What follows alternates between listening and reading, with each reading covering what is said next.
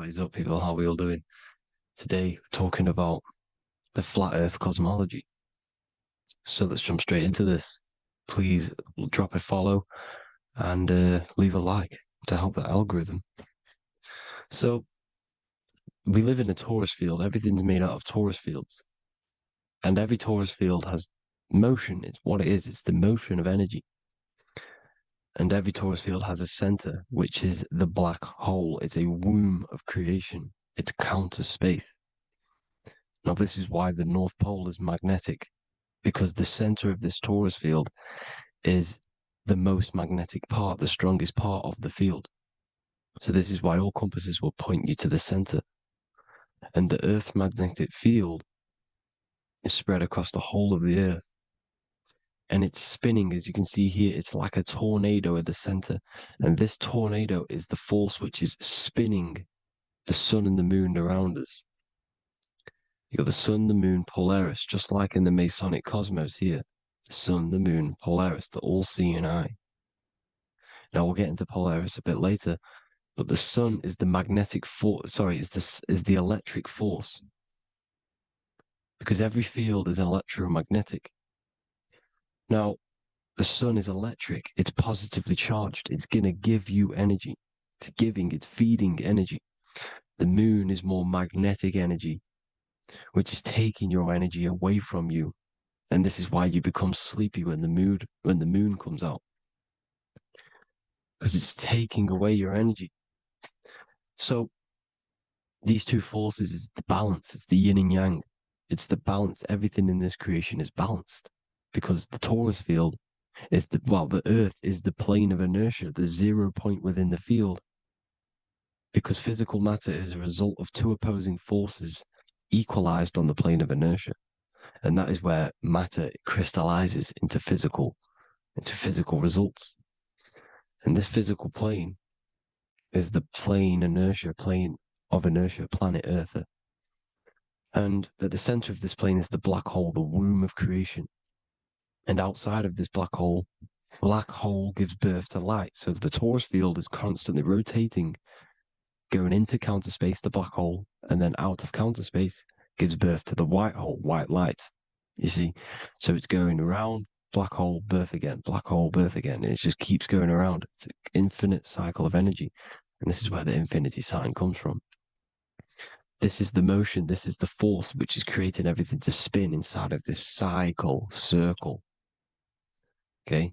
And it's making the stars spin. It's making the sun and moon spin around us, around this center point. Now here you see Horus and Set. Horus and Set putting their feet inside of this dome. This is the royal arch, the arch of the dome above us, which is like you see in the Masonic cosmos, the royal arch of Freemasonry.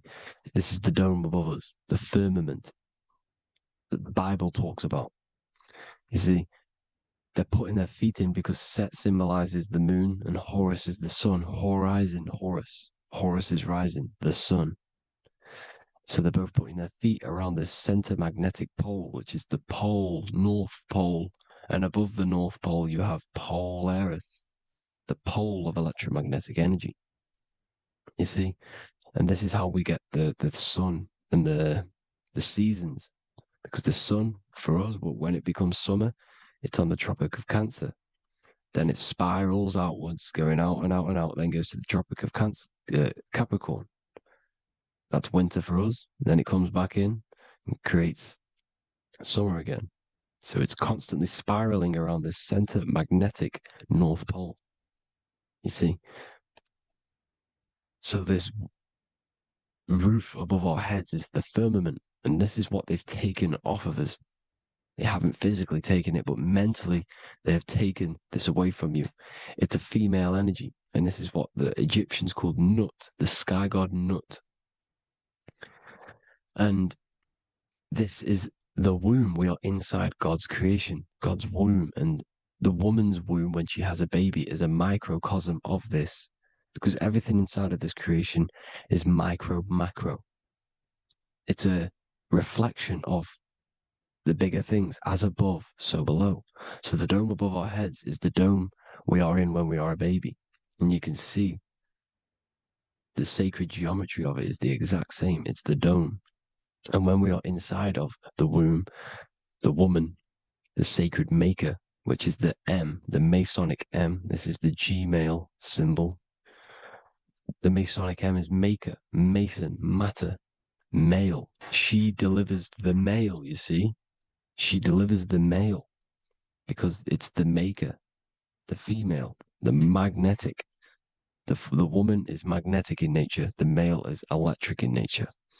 So when we are in this womb, the female, we are being fed by the center umbilical cord, by the center of the mother's stomach. We're connected to the center of the woman's stomach, just like we are when we are in the earth. The center is where the aurora borealis is being emitted from, the electromagnetic aurora borealis, the northern lights. This is our spiritual umbilical cord, connecting us to counter space, connecting us to the realms beyond this world. Because at the center of every Taurus field is counter space. And at the center of the earth is our spiritual umbilical cord. And this is the earth's belly button, as you see. As above, so below. We had a physical umbilical cord. We have a spiritual umbilical cord. And this gets cut when we die, when we're cut away from the physical reality. You see, here's the ancient Egyptian tablet showing this female. You can see the hair, it's a female above us because the female energy is nurturing, helping, looking after. And that's exactly what the dome is. It's protecting us. It's the Ark of the Covenant, the Ark covering us, you see? And this is what they've taken away from us. By you believing in space, it completely destroys the idea of this being a sacred creation. They've taken the roof off your head, whether if you believe in space, you believe that there's chaos, there's planets, there's asteroids that could kill us at any moment. But this isn't true. They've made you fear your own creation that you're inside of. They've made you fear what's above you. You see, and it's to hide the power of astrology, the power of the lights in the firmament, which are constantly flowing through the ether. These powers which are above us are sending rays down to the earth, which are influencing our psychology and how we behave. And this is what astrology is. It affects human consciousness. It interacts with our consciousness. And there's a different energy every day because the planets are in different houses, different alignments. And this is, we'll go into this a bit deeper later on. So the world tree, this magnetic north pole, the pole of electromagnetic energy, was symbolized as a tree, the great tree at the center of the earth. You see? And this tree is symbolized everywhere. You can see here how the center person, this Egyptian person, is holding up the sky. This is the North Pole, the hyperboloid, at the center of every Taurus field. And this tree was in the Mayan cosmology. This is an ancient depiction. This is the Taurus field. There's the plane of inertia. Here's the center tree. Here's the tree in the center, the magnetic North Pole, the woman holding the stars. Here's the Hindu with the two birds symbolizing the sun and the moon revolving around this center tree. The Mayan tree, his Horus and Set around the North Pole. They all knew this flat earth cosmology. They knew these secrets. It's so sacred you understand the creation that you're inside of. Because if you don't, you'll be led astray. You don't know where you are. You're lost. You see? And here's the Masonic art with the rays of the stars coming down with the tree in the center. So it was personified as a tree. And we are in Asgard, Midgard, the middle garden, where there's good and evil. So the 7 layers of heaven, which is talked about in the Quran. Each planet has a different layer of the firmament, and this is the 7 layers of heaven, and these are our 7 layers of the energy centers in our body. So we start in the stars, so we are stars in a physical body. And this is why we say Mr., Sister, Fraudster, Sinister. Stir is star, and we are in the stars, and our star descends into the soul system, not solar system. And as we descend into the soul system, We enter Satan's kingdom, Satan's world. As it says in the Bible, Satan is the god of this world. Well, if you've been into my research for a while, you know Satan is Saturn. Saturn's world, because Saturn's the outermost ring. He's the Lord of the Rings. And you enter his kingdom, the kingdom of time. And this is why Saturn's the time god. As soon as you go past the rings of Saturn, you're now in the solar system. You're now in time. You're now bound by space and time.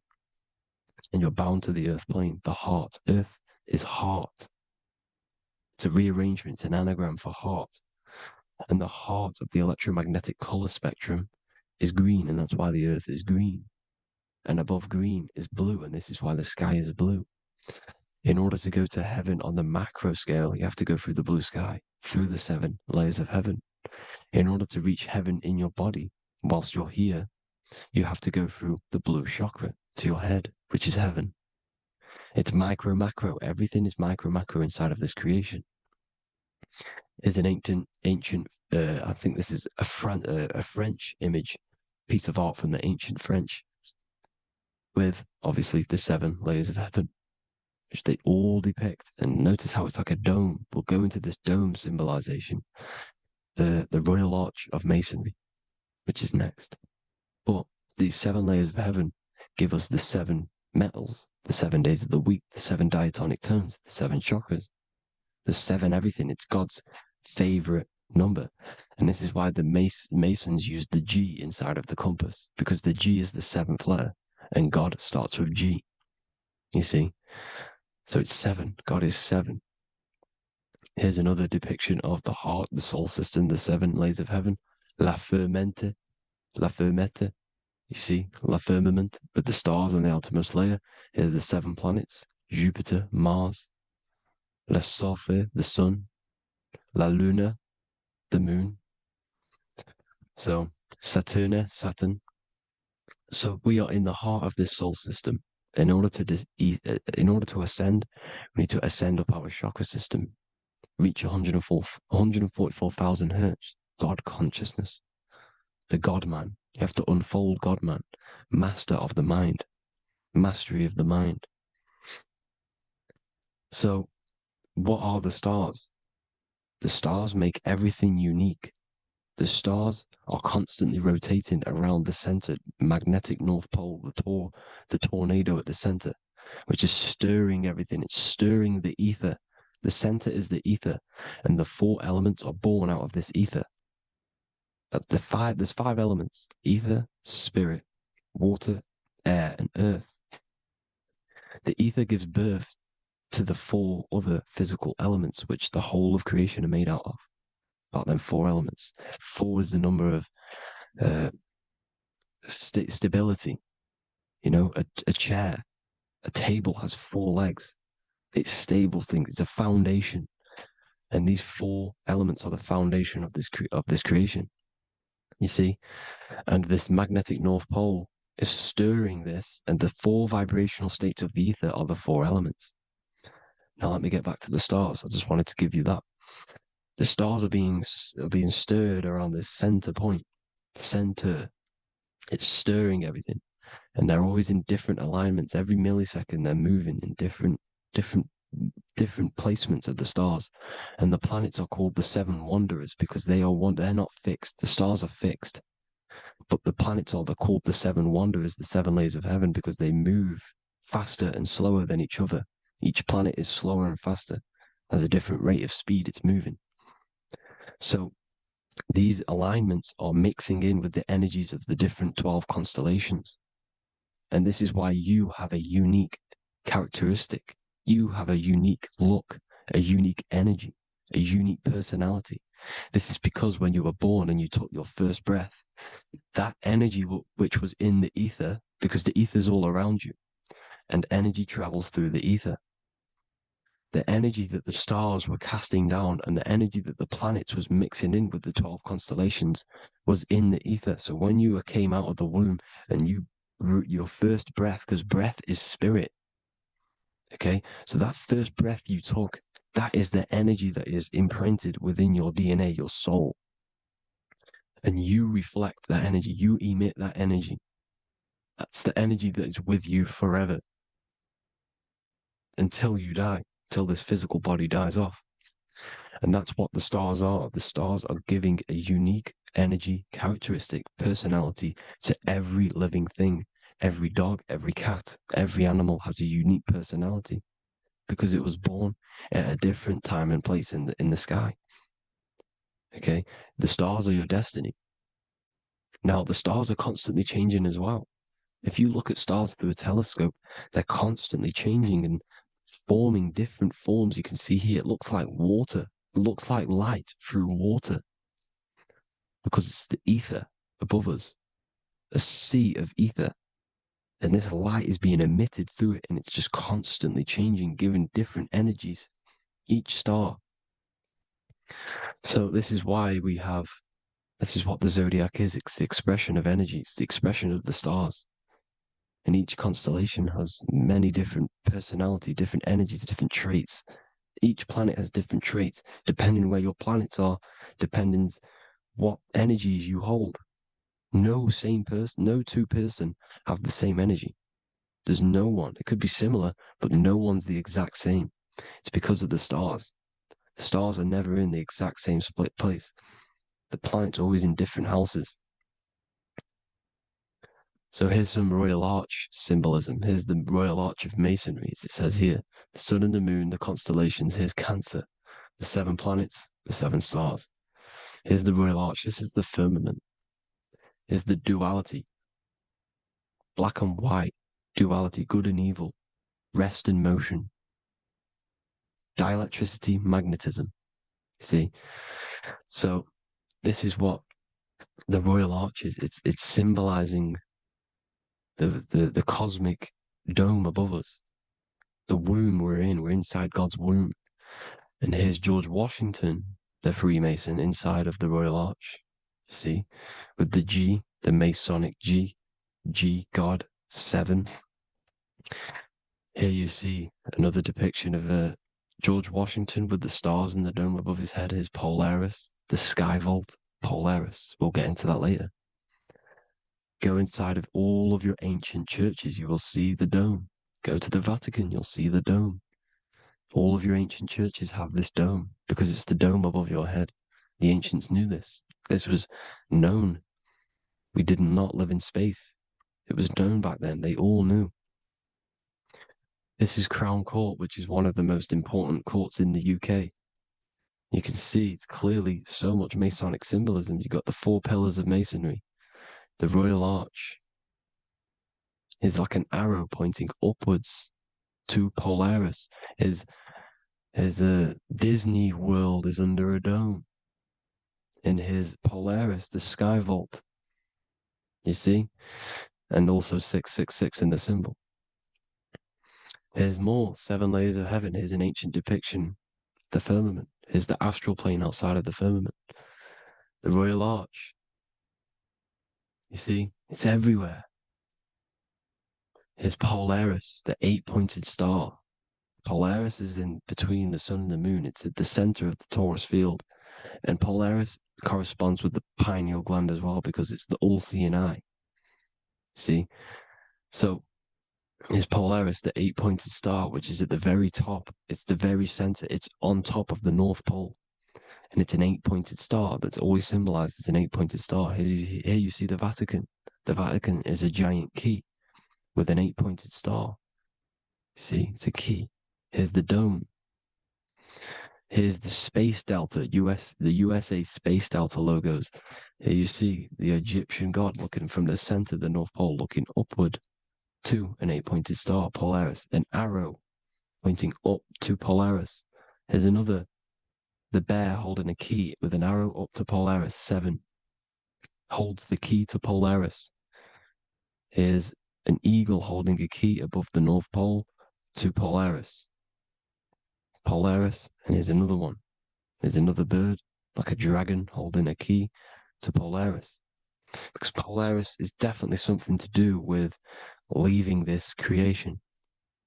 Okay, maybe, I can't say for sure, but maybe it's to do with ascension, and this is why the Vatican hold the key to the 8-pointed star. And this is why the space, well, we all know space is a lie, but they're showing Polaris. and it's sacred symbology. Maybe it's to do with something leaving this creation, going to another. It's some North Pole symbolism. As above, so below. You see the four seasons of the Big Dipper constellation going around Polaris. This is Polaris, this is the Big Dipper constellation, and this is the swastika. This image gives us the swastika because all the symbols we use are created in nature. They're created somehow in nature. This is how we get them. As above, so below. This is the map of the North Pole with the four rivers looking like the Big Dipper constellation. It's the Masonic, here's the ancient cosmology with the four, you see the four islands, Mayan cosmology, four islands. This is the alchemical symbol for Earth, four sections, the windows, because the center of the North Pole is a window to another dimension. The four lucky four-leaf clover, which is supposed to be lucky. It's just it's truth in plain sight. And here's Hitler looking at two flat Earth maps. So this swastika has been used for thousands of years, thousands and thousands of years, and it's symbolic for the most sacred land on this plane, the North Pole. Shambhala. Do some research on Shambhala, people. It's a it's a Hindu mythology about the sacred lands at the center of the earth, and it's known to be full of enlightened beings, and it's all symbolized at the center. You can see their paintings of Shambhala. It's all at the center, the North Pole, and it's known to be the most godly place ever because it takes you to a portal to the higher places, and maybe this is something to do with Polaris, connecting you to this sacred lands at the very center. But anyways, people, thank you all for tapping in. Hope you all learned something. Have an amazing day. Please follow, subscribe, like, all the links in the description for the courses, the PDF. Please have an amazing day. God bless.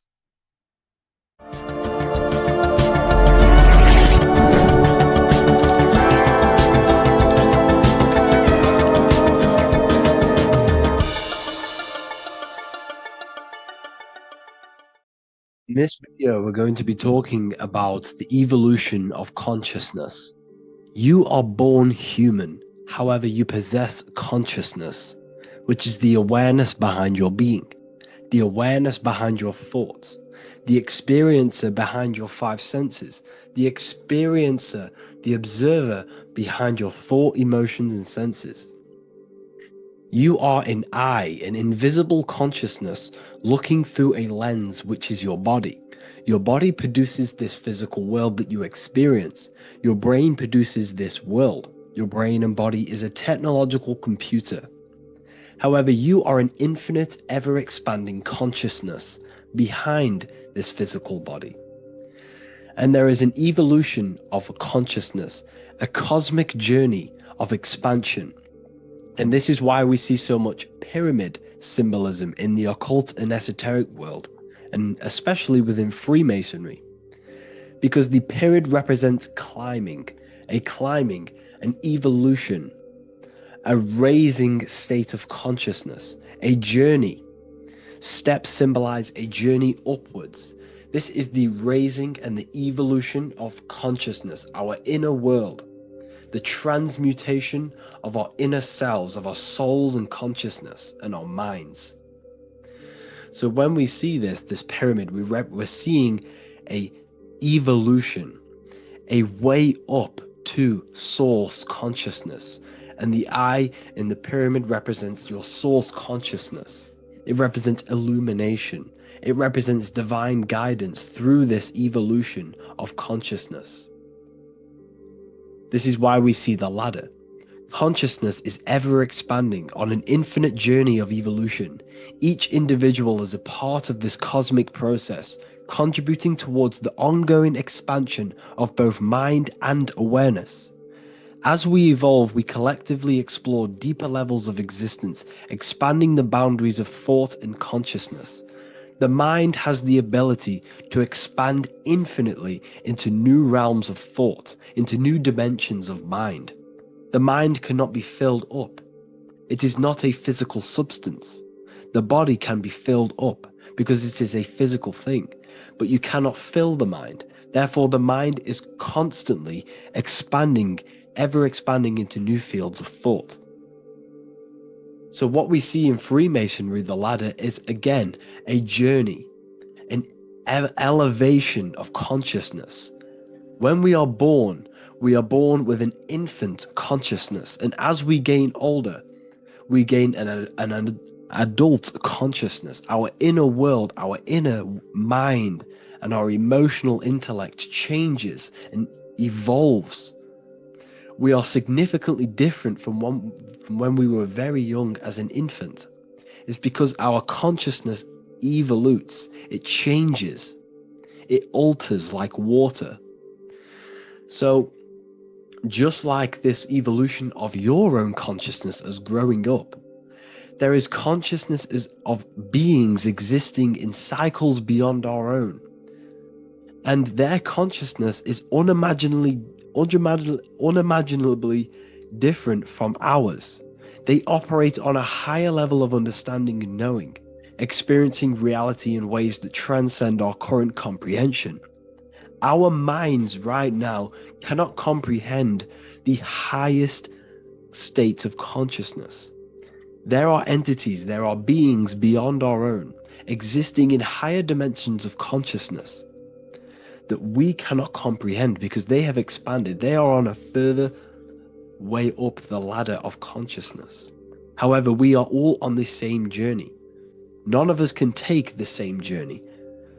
There is one ultimate goal, reaching source consciousness. However, this is always ever expanding. However, we are all on a different journey. There is one truth, one source, one goal. However, there are billions in different ways of reaching it, and we are all on these different paths to source consciousness, to this ladder, this evolution of universal evolution. Okay? Their awareness is attuned to new dimensions of existence, reflecting a more advanced stage in the cosmic journey of consciousness evolution. So when you take DMT, you are shot into these higher realms of consciousness where you meet these beings who look similar to these images. They are not speaking to you physically. They don't speak to you three-dimensionally through vibration and words. They speak to you mentally. If you have done DMT, then you know this. And if you have met these beings, then you know this. You might have even met some of these types of beings on mushrooms or any psychedelic drugs. Because ultimately, when you take these mind-altering substances, it's altering your consciousness. It's merging your consciousness with the spirit of that substance. And you are essentially attuning your mind to higher dimensions of consciousness. That's why we say we're getting high when we take these substances. Therefore, when you meet these beings on DMT, you are essentially meeting beings who are attuned to higher dimensions of consciousness, and they speak to you mentally. They speak to you telepathically through thought, because the universe is mental. Everything exists within the mind. The way you are now, your physical existence, is a state of mind. Mind, thought creates matter. Spirit and matter are two opposing ways of thinking. If we have a very spiritual mind, we have an expanded mind, we are a spiritual person through the mind. However, if we have a very low state of consciousness where we think about food, sex, lust, and all physical things, then we have a physical consciousness. Matter and spirit are two opposing forces, two ways of thinking. The mind attunes itself to different levels of understanding in different dimensions. So, essentially, this is what we're looking at. The body is a vessel for the fluidic, formless consciousness, a temple that houses the essence of our awareness. While the five senses are limited to perceiving only the physical plane, the mind transcends these limitations, capable of perceiving the full scope of reality. It is through the mind that we access deeper truths beyond the material, tapping into boundless nature of existence. Physical existence is a thin band, a thin layer of reality. It's like 0.001% of reality. And your five senses are only tuned into this layer of reality. But the five senses are by design only allowed to perceive physicality. But the mind has the power to expand beyond this physical five sense state. The mind has the power to expand and evolute. It is a conscious decision whether you want to take this path or not. You can stay in a three-dimensional way of thinking, or you can expand your consciousness from within. It's not an external journey. There is no God going to save you. You must save yourself. Therefore, behind every single one of these eyes is the same source consciousness. However, we are all different cells in a different journey. The organs in your body, the cells in your body are all alive. They all possess same consciousness, universal consciousness. However, we are all on a different journey of evolution. As above, so below. As the baby is in the mother's womb, when the baby becomes conscious, there is a world outside of its mother. What does it do? It presses and seeks a way out to be born in the other world outside of its mother. It is the same with your consciousness, your mind. When your mind becomes aware that there is realities beyond the immediate surroundings, it seeks a way out. And this is exactly what I'm doing to you now. I am now expanding your mind and telling you there is other ways of reality. There is other dimensions of consciousness which you can access through inner transmutation, through different ways of thinking, spiritualism, and meditating and connecting with yourself and detaching from external things. We can upgrade our consciousness. Your body is a womb.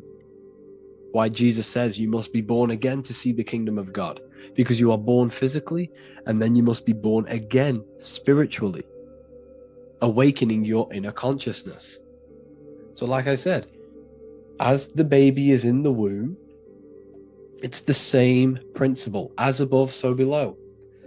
You were a baby, you were in your mother's womb, and you figured out there is a world outside of your mother, so you seek to way out your mother to be born in another world. It's the same now. You must do this now. This is your spiritual evolution. This is the evolution of consciousness. It's ever expanding. When you die, this is a transition. You must learn to not fear death. This is another part of your spiritual journey. You must master death. Therefore, like I said before, the mind has limitless capacity to expand into new realms of thought, continuously exploring uncharted ideas and concepts without boundaries. The mind can ever expand. It can never be filled. It can never ever know everything. There is infinite fields of knowledge, infinite fields of thought. Your current state is just one stage on an infinite pathway. You won't remain human forever. The human experience is a crucial phase where we learn to balance polarities, master the fundamental laws of the cosmos. It is a period of growth and transformation, preparing us for the next stages in our cosmic evolution. The goal is to strive for perfection, yet the true perfection is unattainable. It's like a tunnel, and there is a light at the end of the tunnel. And as you walk through this tunnel, the light is ever moving backwards. You should forever seek to meet that light, but you will never meet that light because consciousness is ever expanding. You should strive for perfection, yet knowing that perfection is forever unattainable. The journey is endless, with each step revealing deeper layers of understanding and experience. The pursuit of growth and expansion is itself the essence of our evolution. You can find all of this knowledge in the amazing book that I have read for years. I have read this book, The Emerald Tablets of Thoth, the Atlantean, by M. Dorial, translated by M. Dorial. I'm telling you now, this book, now that I've told you this, you have some context on the book. The whole book is about evolution of consciousness. He's talking about higher dimensions beings. He's talking about how you can transcend this physical plane. It is truly the most amazing book you will probably read. One of the best spiritual texts you'll see. It's hard to understand, so you must read it over and over again. And the more your mind progresses, like for me, I read this every couple months. And the more I learn about consciousness, the more I expand my own consciousness. And every time I read this book, I pick out something new that just completely blows my mind, because you can only understand this book to your level of consciousness, to your level of understanding. So now that I've told you all this information, go and read this book and it will absolutely blow your mind. And so will the Book of Wisdom Volume 2, which is now available. I released it the other day. I'm just going to read a page out now. This page is called Spirit and Matter. The Earth is not merely a dense, lifeless rock drifting through space. It possesses spirit, a living essence that animates its form. But what do we mean by spirit? Spirit in esoteric terms refers to the energy, the life force, animating the principles infused in matter. So essentially, what this page is talking about is how everything has spirit, consciousness within it. You are the middle, you are spirit and matter. You have the ability to expand your mind to the God self and raise above our animal instinct, our material self, and know the divine and expand. Animals cannot do this. Animals are not self-aware. Humans possess self-awareness. We can observe our consciousness. We can say, why do I exist? We can look in the mirror and know that we need growth. And this is what Anunnaki means. Anu means above. Anu was the supreme god of the sky, which is a metaphor. He represents spirit above, heaven. Anu came down to earth and married Ki, the goddess of the earth, which represents matter. It's a myth, it's an allegory. Anu married Ki and gave birth to the Anunnaki. Spirit came down and infused with matter and gave birth to the human, which is you. You are spirit infused in matter, Anu and Ki, Anunnaki. You are the Anunnaki. And this is just one of the teachings in my book. Honestly, this book is absolutely amazing. If you truly, truly want to expand your consciousness, give this book a read. And obviously, if you're inside the university, I give you this book for free, a paperback version. If you join the university, follow the steps inside of the general chat, you'll be able to download this book. Sorry, not download it. Order a paperback for free. All you have to do is pay for the shipping. You'll also gain amazing knowledge inside of my library, where your mind will just be overblown with the amount of esoteric books. There's over 45 rare occult books, plus you get a PDF of the Volume 1 and Human Health Guide. You get reoccurring updates where I expand on symbolism, occultism, where you will just feel absolutely amazing once you understand esotericism in yourself. You'll also learn how to create the dream reality that you want with the Manifestation Mastery course, where I teach you how your consciousness creates reality. You'll have a real lectures where I post lectures on symbolism, occultism, esotericism. There's a conscious community and live calls and Q&A where you can ask me questions and I'll answer your questions. I just want to say thank you to everyone who has joined the university. Thank you for even liking and watching this video. Any support I just appreciate every single one of you. Please, if you can, leave a comment and a like on this video and let me know any videos you want me to make in the future. And I will start uploading a lot more to the YouTube. So yeah, thank you all for tuning in today. Have an amazing day.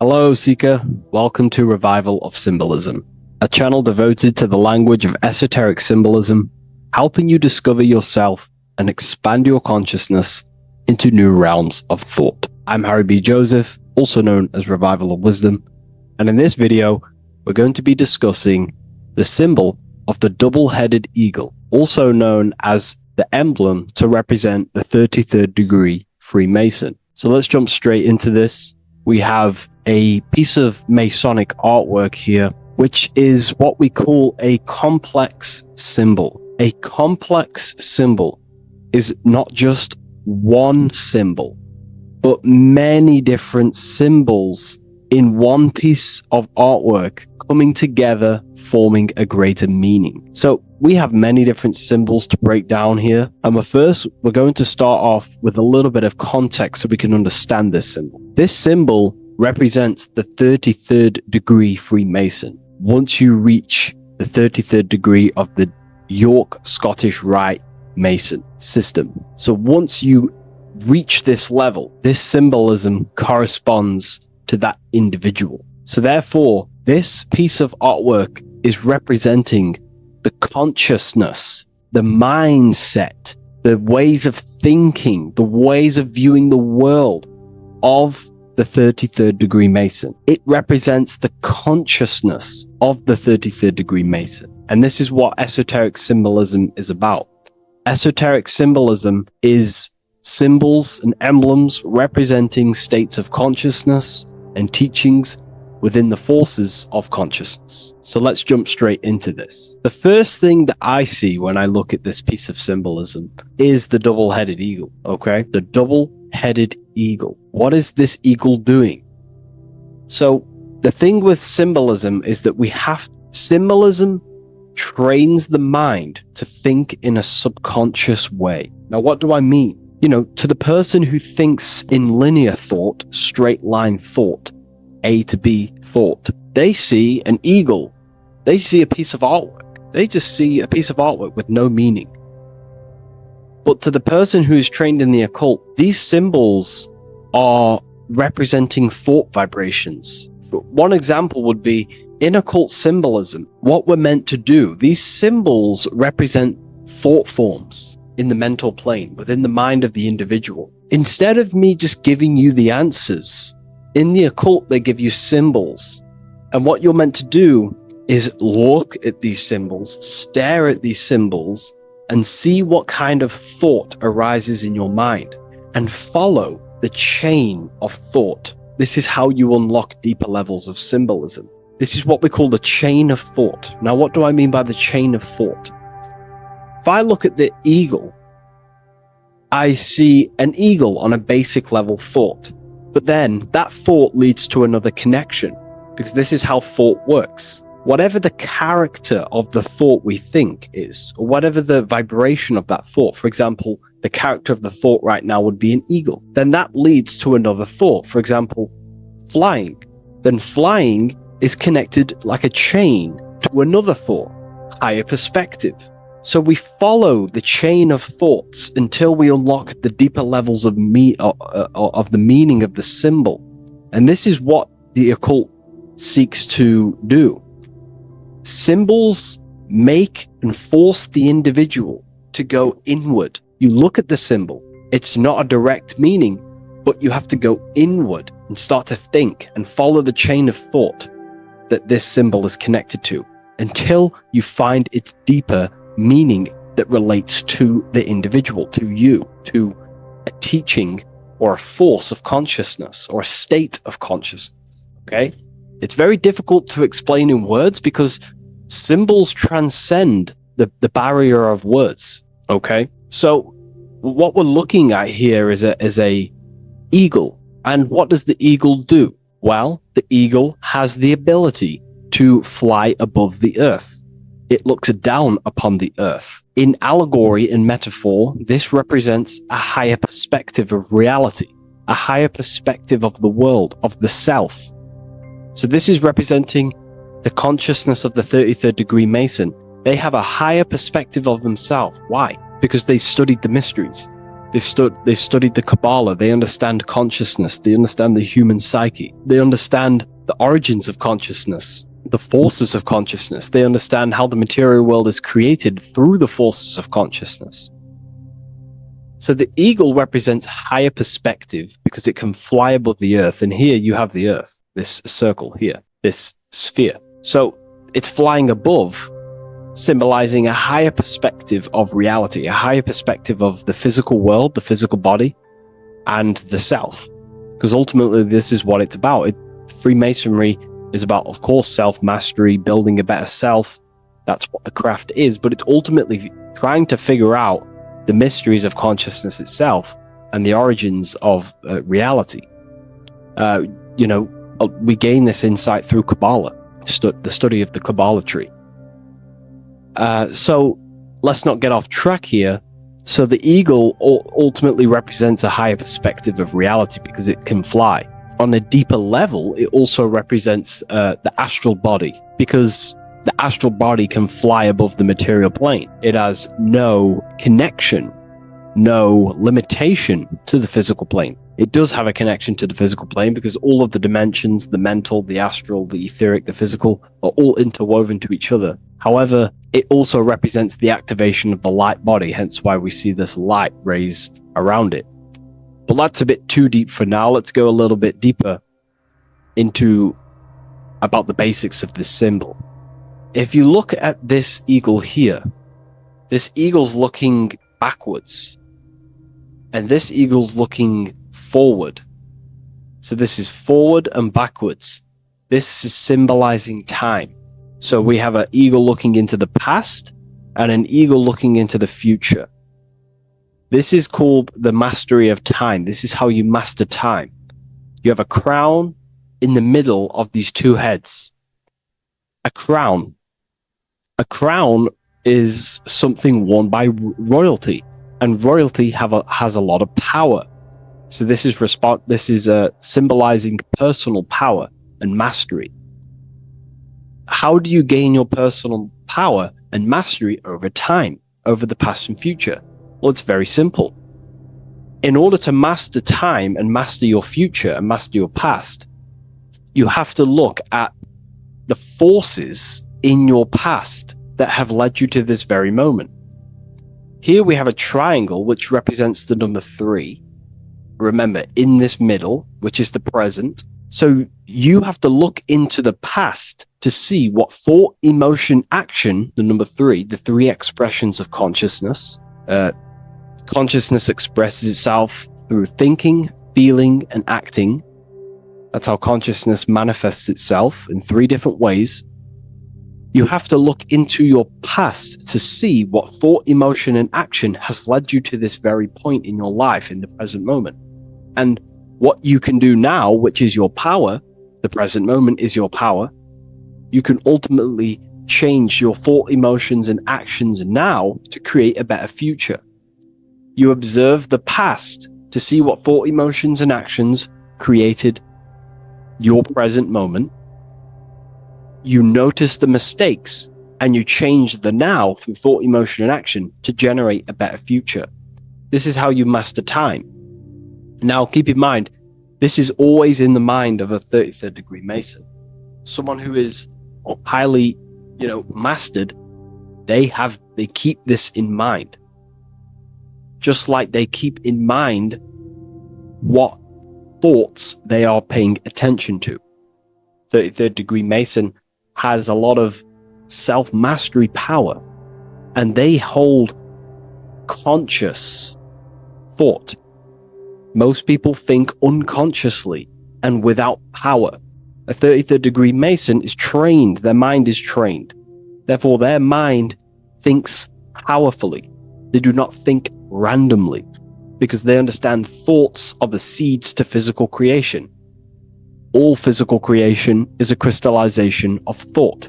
So ultimately, this double-headed eagle representing left and right, and the crown in the middle represents mastery over time. That's how you master time. Again, here we have the eagle standing on top of a sword. The sword is, of course, on a basic level, the sword represents power. Because if I hold a sword to you, I hold the power over you, because you will more likely fear. But if we go even deeper, the sword cuts through the air. When you swing it, it moves through the air. Therefore, it's a symbol of the air. Because you can't really make a symbol of the air, because air is invisible. So the sword is a symbol of the air. And the air is one of the 4 physical elements in alchemy. We have water, symbolizing emotion. We have fire, representing the spirit.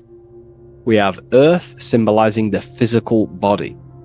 Then we have air, symbolizing the mental body.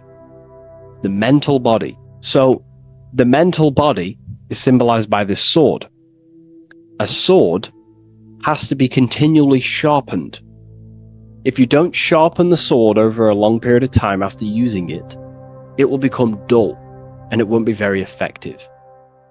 This is an allegory symbolizing the human mind, because the human mind is like a sword. If you do not sharpen your mind, you will lose control of your mind. When you stop doing the meditations, when you stop being conscious, when you stop doing the affirmations, the mind falls back into old, unconscious thinking patterns, and we start to lose control of it.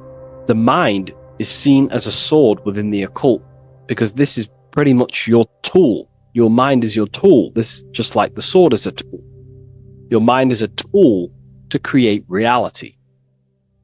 So we need to make sure this tool is always sharpened, that we stay on top of the mind, hence why the eagle is on top of the sword, symbolizing control over the sword, mastery over thought. This also goes into thought forms.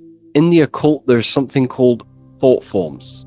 Thought forms are basically taught to the individual and understood by the individual, who understands that the mind is not just in the brain. The mind is a part of a mental field. All around you, there is not just a field of energy. There's also a field of mind surrounding you. It's a mental universe. And this field of mind is what we call the mental plane. The field of mind is where all of the possible thoughts in the universe infinitely express itself. So each area has different thought forms. Each postcode, each place you go has different thought forms. This is why if you walk into a cathedral, for example, an ancient, amazing structure, your mind instantly becomes, you're amazed. You feel different when you walk into these areas, because all around you is a mental field. And there's something called thought forms. Thought forms are basically what religion call spirit guides or angels, helpers. This is what thought forms are. Thought forms are basically, if you dwell on the thought that you are going to lose your girlfriend, for example, let's use a negative example here, because a lot of people can relate to this, or your boyfriend. Let's keep it simple. Everyone can relate to this at some point in their life, hopefully, or if not, it's okay, no worries. It's just an example that most people can relate to. If you constantly dwell on the thought that you are going to lose your partner, what we have to understand is that the mental plane, what we have to understand is that the forces within consciousness, within what we call the universe, is always trying to give you what you want to create. That's your right. The universe or mind or consciousness, whatever you want to call it, is always trying to unfold what you want to create. It doesn't know the difference between something you don't want to create or do want to create. Whatever you think about is ultimately what this power of consciousness or the universe will try and manifest. This is why we have to gain mastery over our thought, because thought are basically the seeds that we impress into the dimensions. So we have a mental dimension, we have a higher, middle, lower subplanes of the mental dimension or the mental plane. Then that's just thought. The mental plane is just thought. Below the mental plane, thought takes the body of imagination, which is what we call the astral plane. And the astral plane also has higher, middle, and lower subplanes. Then we have the etheric plane. The etheric plane is basically an energetic copy of the physical plane. So you have an etheric brain, you have an etheric body. It's just basically an energetic, exact copy of everything that is physical. So if we think something within our mental body and we dwell on that thought, the more attention you give, the more you feel that anxiety about losing your partner, you're literally forcing energy and direction and attention into this thought idea, which manifests itself within your own aura. Your aura is basically, it's not just your electromagnetic field. Your aura has many different levels. It has a physical level, it has an etheric level, an astral level, and a mental level, like layer. So it has a layer for each one of these bodies. If you dwell on this thought and you keep giving attention, power, you start to imagine this because you're worrying about it. You literally create a elemental or energetic substance that clouds your aura. And this is what people have been called demons, people call spirit guides, whatever you want to call it. This is what it is. It's a thought form. But this is not something that's come after you. This is something that the individual has created. And wherever they go, this cloud of thought forms that they've manifested literally clouds their aura. You can see it within the astral plane and the mental plane. You can see how it's affecting them. Wherever you go, you start to randomly think about it. You keep thinking about it. You know, it's infecting you. It's like a demon. It's tormenting you. But it's simply just a force, an astral force, and a mental cloud that they've manifested within their aura. Thought forms. The 33rd degree Mason has very powerful thought forms. And this is, you know, if you're a Mason yourself, and you're not aware of this, this is why it's great to be around a 33rd degree Mason within your lodge, because they have very powerful thought forms, and you being in the present of them, you're also taking on his thought forms, and they can assist you. We're all affecting each other through thought transference through the mental field or the mental plane. Okay. Now, I'm not going to go too deep into that because, you know, people can use that knowledge for really bad. But ultimately, it represents thought forms also, symbolized by these clouds. Clouds are a symbol of thought forms, because they manifest themselves as basically like a cloud form energy within the aura of an individual. So this represents the mastery over the intellectual side of consciousness, of thought, sharpening the mind, gaining mastery. Then we have 33 in a triangle. A triangle in alchemy symbolizes, well, the upwards triangle, the upright facing triangle symbolizes the element of fire. The downright facing triangle represents the element of water. So an upright triangle represents fire. Fire is very transformative. If you place, I don't know, a pencil into fire, the fire will burn it down into its raw material. And this is ultimately what this triangle represents. It represents the consciousness of the 33rd degree Mason, who has basically transformed themselves from ego consciousness, only dwelling within the limits of their ego, their old belief systems of thinking they were the body, only reacting to five sense thinking, linear thinking, low base consciousness, not knowing right from wrong. It's basically transforming themselves. They have burnt themselves down to their raw soul form, and they understand that they are a soul, and they've experienced this, by casting off all the attachments to consciousness. This is why there is the number 33 within this triangle, because 33 is the age that Jesus dies.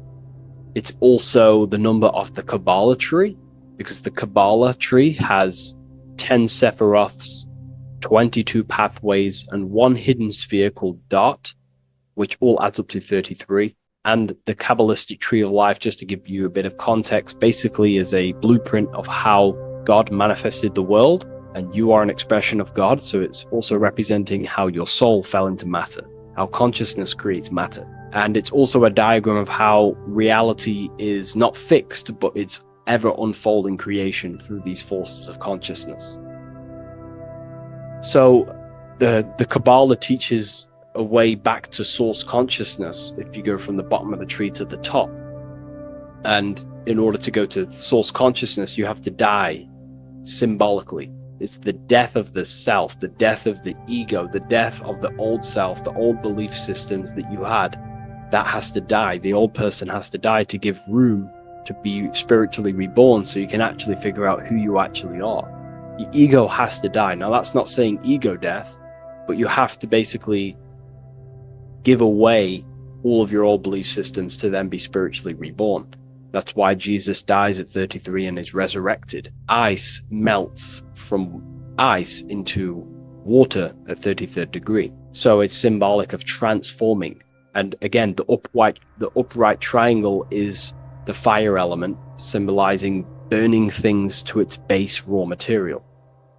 33, which is again death and resurrection. So it's all about burning the old self and being spiritually reborn again. This is the teachings of Hermeticism, Christianity. It's in everything. You'll see this symbolism or this story of death and resurrection absolutely everywhere in the ancient myths, because it's all talking about the same thing. You have to symbolically die. You have to kill off the old self to be spiritually reborn, to be initiated into a mystery school. So the 33rd degree Masons basically saying, well, they have resurrected. They have resurrected the connection to their soul, because as we grow older in this life, we lose connection with our true authentic self as the ego develops as we get older. And if we don't stop developing the ego, we never actually connect with who we truly are, which is a divine, immortal, formless being who has the infinite power of creation. This is what you actually are.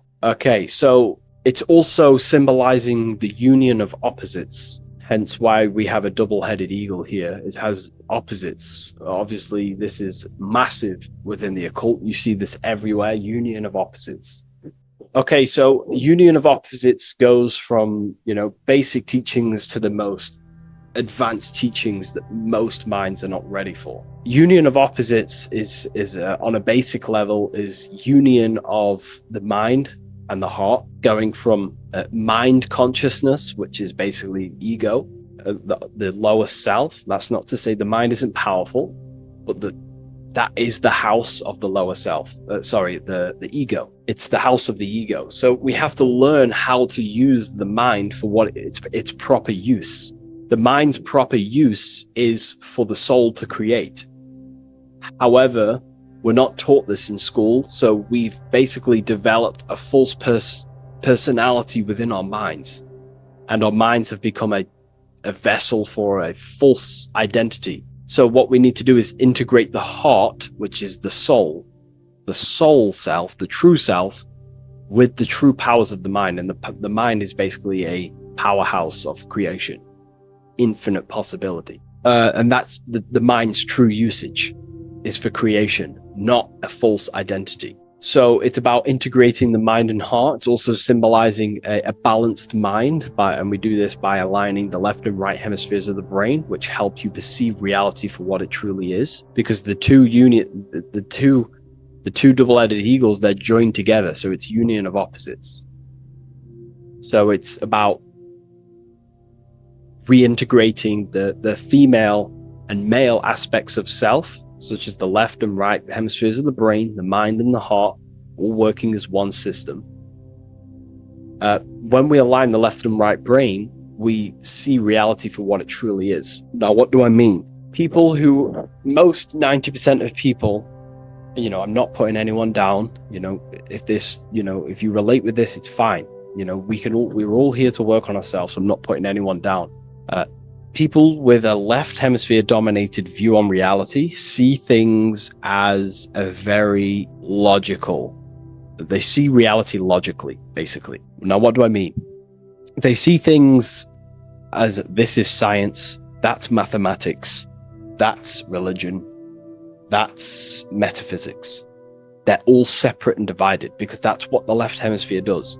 The left hemisphere basically dissects everything down. The way the brain works is truly magical. The right hemisphere of the brain allows us to basically see a bigger perception on reality. It sees the bigger picture. The bigger picture For example, the woods. It sees the woods as a whole unified woods. But then the left hemisphere of the brain takes that view and perception of the woods, dissects it down and analyzes it into individual branches, trees, leaves, animals, insects. But in reality, it's all one, because all is manifested from the one God, the one source, the unmanifested consciousness, the unmanifested force. So it's union of this. We have to view the world as in, yes, everything is one, but I'm also living in my personal consciousness. Yes, there is a collective consciousness. We're all one consciousness, but I also have my personal consciousness. I need to think about both, making sure that my thought, emotion, and action is contributing towards the evolution of myself and the evolution of humanity. A person who is only left hemisphered only thinks about themselves mainly, 90% of the time. They only, they're trapped in ego, and the individual can't see pattern recognition, really. Pattern recognition is more the right hemisphere because it sees the whole. So it's about aligning the brain hemisphere so we can actually see reality for what it is, so we can, without distortion or illusion, and be neutral. Okay, we have light rays. Light rays are very symbolic within the occult, especially Freemasonry. Light rays are symbolic of force and form. These are the two dualities within the occult: force and form. The internal world is force, external world is form. Everything outside of you is a formation of force. No force ever takes place on the physical plane. All force takes place within mental, astral, or etheric. The physical world is formation. Therefore, what is the force that drives you? What is the desire that's a force? Emotion, force, thought, force. What are the forces driving you to take action in the physical world? And we need to gain mastery over these forces. Light is also a symbolic of knowledge, because knowledge is considered light. This is why Freemasons say going from darkness to light. Darkness is ignorance. People who are only aware of their five senses, they don't want to know anything else. Their minds are completely shut off. I have my belief system. That's it. I'm happy. I don't care. That's their ego limiting themselves and building their own prison. Light, on the other hand, is about going from a state of unconsciousness, not being aware, into a state of light. Light makes things reveal itself. If I shine light on you when it's dark, I reveal truth. You're there, you're manifested. If you're in a dark room and I shine a torch on you, you're revealed. The veil is lifted. The darkness is gone. So this is symbolic of light revealing higher truths to yourself as you walk the path of self-realization and gnosis. So light is symbolic of this also. They have high amounts of intelligence, a 33rd degree Mason. They have a lot of light. They have a lot of knowledge. They've researched a lot of things. They're intelligent in many different areas of life, within speech, within grammar, the way they portray thought, their mastery, their level of mastery, their understanding of themselves is very advanced. They also know a lot about physiology, about the brain, about the body, life, consciousness, astrology. They know a lot. They have a lot of light. 33rd degree Mason. Me, myself, I'm not a part of Freemasonry, and if I ever do become a part of Freemasonry or any order, I will openly share it to all of you. This information has come from following the chains of thought through self-study and self-realization, and studying Freemasonry from an external view. You can gain a lot of insight just by studying symbolism itself. Masonry is about being a builder. That's what the word Mason is. Mason is about building. The word Mason means builder, and it's about building the self. We're all building either our prison of our soul, or we're building our freedom of our soul. Every single one of you. Every time you reject something that if you did something wrong and you reject you being wrong, someone tells you were wrong, but you reject that, or they try to give you a piece of information and you reject it, you're building your mind's prison, stone by stone. But the person who has an open mind to all things is freeing their mind, freeing their soul. So we're all builders of our soul, and we're all builders of reality also. And we're all building Earth. This is the building project is Earth. We're all contributing towards it through our thoughts, emotions, and actions. These are our God-gifted powers: thought, emotion, action. These are our rights to operate in the world. These are your buttons to control the character in the game. So I hope this information has given you a lot of insight about this symbol. Please leave a like, comment, and subscribe. And if you wish to go even deeper, because the occult goes deeper than you could ever possibly imagine, I have a whole private community filled with hundreds of hours of esoteric teachings, self-mastery, things. We have a whole library. If you wish to go deeper, the invite is there and the door is open. I'll leave a link in the description. Have an amazing day, everyone. Hello and welcome to another lecture from Harry B. Joseph, also known as Revival of Wisdom, the author of the Book of Wisdom series from revivalofwisdom.com. In this lecture, you will learn how to decode Freemasonic symbolism, gain a deeper understanding of yourself, expand your awareness of consciousness and reality, and receive guidance to navigate life with greater clarity. So today we're going to be breaking down this particular piece of artwork, this Freemasonic artwork, and how this relates to you and reaching a higher consciousness. Because ultimately, this is what it's about, okay? Freemasonry is considered a craft, and this craft is crafting a better brain and heart, crafting a higher consciousness, crafting a better self. Why? So we can operate in the world at a higher degree, operate in the world more efficiently, live a better experience in the world, and getting to know thyself. Okay? So we're going to start from bottom to top because this is important. Every placement of this symbolism is on purpose, has meaning, especially the placements of the symbols. Okay, so we're going to start from the very bottom of the artwork, which represents lower down. When we're looking at symbolism, especially occult symbolism, that's what the word occult means. The word occult means hidden from the eyes. It has its roots in the word oculus. I'm pretty sure that's Latin, which means eye. So the word occult comes from oculus, which means eye. And the word occult means hidden from the eye, the unseen, studying the unseen aspects of self. We're studying the brain. We're studying consciousness. We're studying the body, the heart. We're studying the self, the hidden aspects of the human psyche and the hidden aspects of self. Okay? Because ultimately, this is what gives you power in the world, depending on how you use that power, whether for good or bad, depending on the consciousness wielding that power. This is why we say knowledge is power. But I would actually say knowledge of self is power. Because when you know how you function, you gain power, you gain personal power, you gain mastery.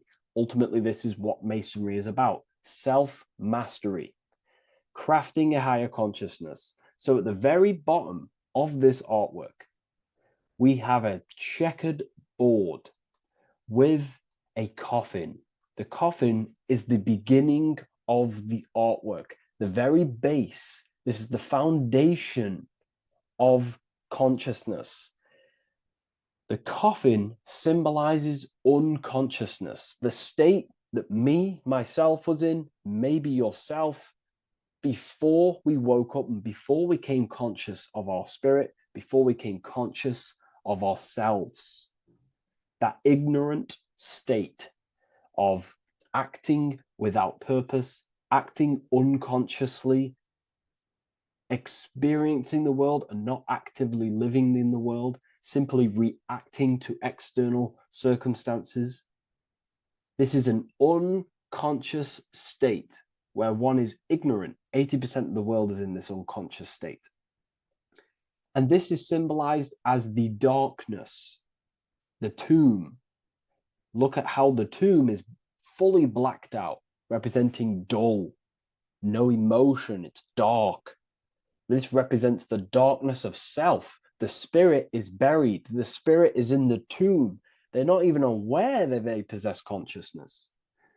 They think they're the material body flying on a ball millions of miles per hour through space, and the sun is, they think they're a monkey evoluted. They've never questioned themselves. They stay in ignorance. They're in the spiritual darkness, okay? And they're furthest away from the light. Look at the top. This is the light sources.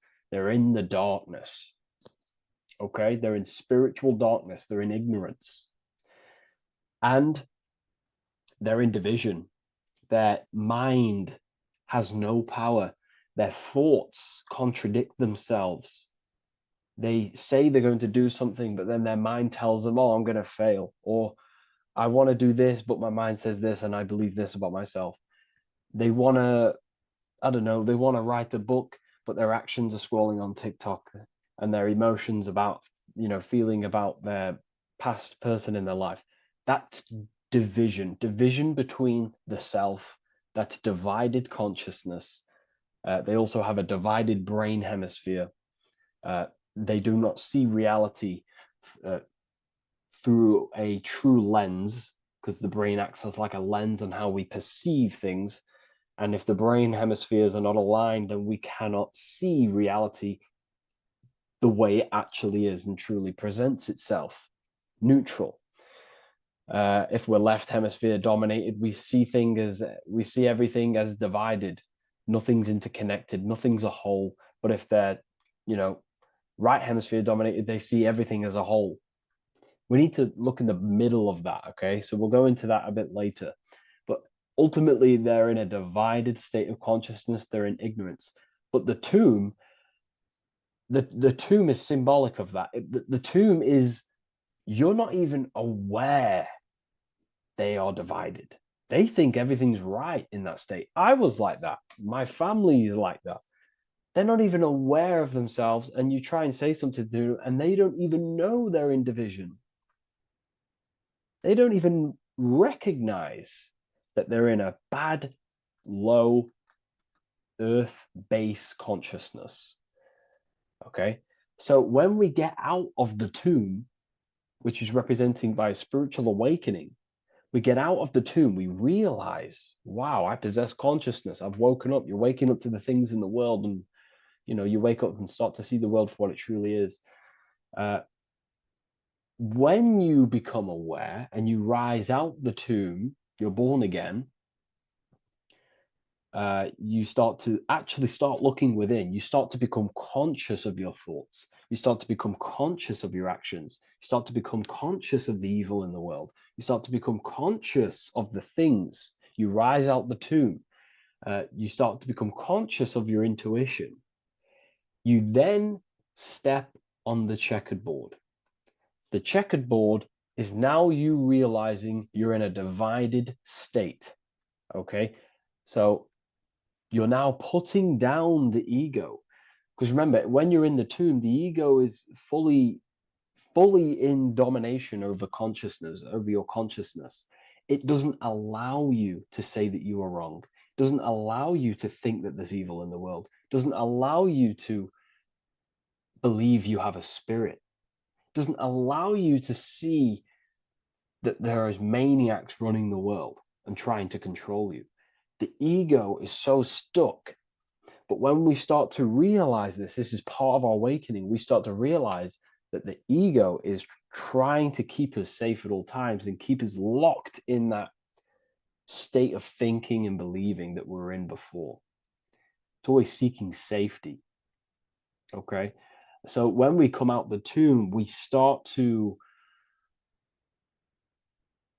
put down the ego and start to, how do I say this? We start to acknowledge that we were wrong about the world. And that is a lot about awakening. you have to acknowledge that you do not know everything. There are people with such higher knowledge. Okay, so when we come out the tomb, we put down the ego. We start to actually say, I was wrong about the world. I was a victim of mind control. I was in ignorance. I was in darkness. Spiritual, I'm divided. My thoughts, emotions, and actions are not aligned. My, my intuition and my action are not aligned. I'm not taking action on I'm not taking action on what I know is good. I'm taking actions against what I know is good. That's a sin. That's a sin against the spirit. Okay. So when you acknowledge this, you acknowledge you're in division, you then take the first 3 steps, which is the Freemasonic Blue Lodge degrees, these 3 steps. Okay. Ultimately, this checkerboard represents illusions as well. You're in an illusion. Okay. This is why we see it heavily used in the music industry. It represents base consciousness, base level awareness, 5 sense thinking. It represents you versus me thinking, walking down the street and thinking everyone's trying to hurt you, and it's always you versus me, judging people in your own mind. That's low thinking, lower thought. And not to notice squares. Squares are an unnatural state. They're an unnatural shape. We do not see squares or 90-degree angles in nature. It's the lower mind. So it represents base consciousness, base level awareness, only aware of the physical body, only aware of the 5 senses, never looked within. That is the base. And this is the foundation we have to rise up to the light from, up to higher consciousness. So this gives us a strong foundation when we realize this about ourselves, that we were in division. Our thoughts, emotions, actions were not aligned. Our brain hemisphere was not aligned. I'm not thinking with love of the heart. Okay. So that is the state we're in. Now, hopefully that's cleared things up about the chessboard. Before we move on, please leave a like, maybe a comment if you wish for me to discuss anything in the further lectures. Please smash the like button, and it would really help me out. And share this with a friend who is interested in the occult. Okay, so the steps are the first steps of the Freemasonic degree, the 3 Blue Lodge degrees. Now, this can be represented as the number 3, a very powerful number, a very symbolic number.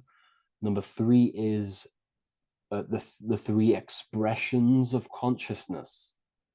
How do we express consciousness? How does consciousness express itself? Well, there are 3 ways. We think, consciousness thinks, consciousness feels, and consciousness acts. They are the 3 expressions that we express our awareness and consciousness. So we're looking at thought, emotion, action. We're also looking at the 3 brains: the reptilian brainstem, the mammal limbic brain, and the neocortex.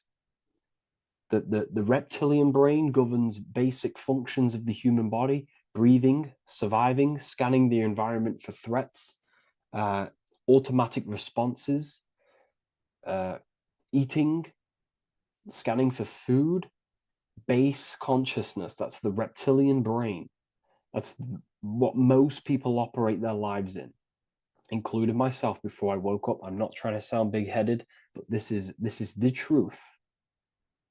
Ignore my tone of voice, ignore my voice, focus on the words I'm saying. If you're judging, that means you have divided thinking. It's always you versus me. So we need to get out of that thinking of you versus me all the time. That's lower consciousness. That's animal thinking. That's earth thinking. We're unified.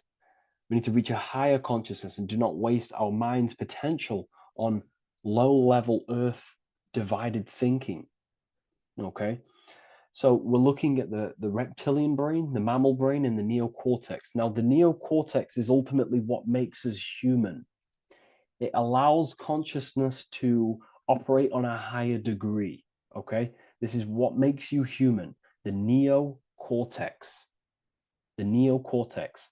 The reptilian brain, like I just said, governs natural survival instincts and the respiratory system, things along them lines of basic awareness, basic functions to operate and survive in the world, in the physical plane. And the neocortex is what allows us to critically think. Okay, it's what allows us to be human, be aware of ourselves. Okay, not. I don't think animals have neocortexes. Don't quote on me on that, but this is the part of the brain that makes us human, and it allows us to think deeply, to create masterpieces like we can. Humans have massive potential in creation. Look at the world we live in. This is because of the neocortex. It allows us to critically think and self-reflect. Now, when we start to operate from higher thought, we start to think with higher thoughts, the higher parts of the mental dimension, we ultimately start using this brain more. We start functioning from the higher brain. Now, this is why Neo from the Matrix is called Neo, because he uses he was in the reptilian brain. If you watch the film The Matrix, if you notice, he gets plugged out of the Matrix and he's plugged in on the back of his neck into the brainstem. And when he's plugged out, his name's Neo, which is neocortex, using the higher brain. It's what awakens the self. It allows consciousness to function on a higher degree compared to animals. Okay, so we're looking at thought, emotion, action. We're becoming conscious of thought, emotion, action. Becoming conscious. What am I thinking? What am I feeling? And what am I acting in the world? And what can I do to master these? To operate more efficiently in the world? How can I use these towards higher consciousness and use these actions, these thoughts, emotions, actions to reach a higher state of awareness of self? So when you go through the first 3 degrees, you enter the doorway. Now, this is symbolic of a doorway. Now, looking at this with a right hemisphere dominated view, you would see a doorway, right? The right hemisphere sees this as a holistic doorway, right? You see a door, you're gonna, you enter the stairs, you go through the door, right? But at the left hemisphere is now going to dissect and analyze each individual little part of this, right? So the right hemisphere sees the trees, the left hemisphere sees the woods. So to dissect this down on a right hemisphere, going back to the right hemisphere, we're entering the door. The door is symbolic of entering the unknown. You're entering a higher consciousness. You're entering the door. You're going beyond. See, this is the earth here in the background. This is the darkness. The darkness represents the abyss, the unknown. You're entering in the self. Okay? This door represents entering in the self, questioning internally. Most of us think externally. We have to, obviously, to operate in the world, but we never give time to think and question and reflect internally. What do I mean? Closing the eyes and questioning the self. Who am I? Where am I from? What's the voice in my head? If the voice in my head stopped using the language that I speak, what is it then? It's about going within, into the darkness, what you cannot see, and finding the light.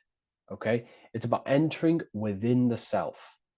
This is a doorway to higher knowledge, higher consciousness, higher self, and really digging deep for what you truly are beyond your human form. Okay? So we have, most importantly, I'm not going to go over every single one of these symbols here. I'm going to go over this on a basic, well, not a basic level, a very detailed level, but it's not going to go over every single symbol. We have a left pillar and a right pillar. The left pillar has the sun next to it.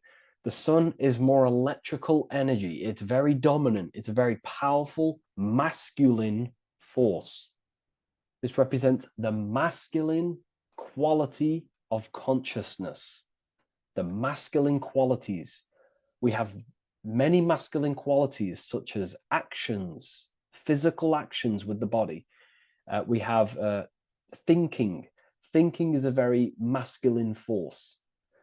We have the left brain, analyzing brain, the brain that's very logical, that's trying to figure things out.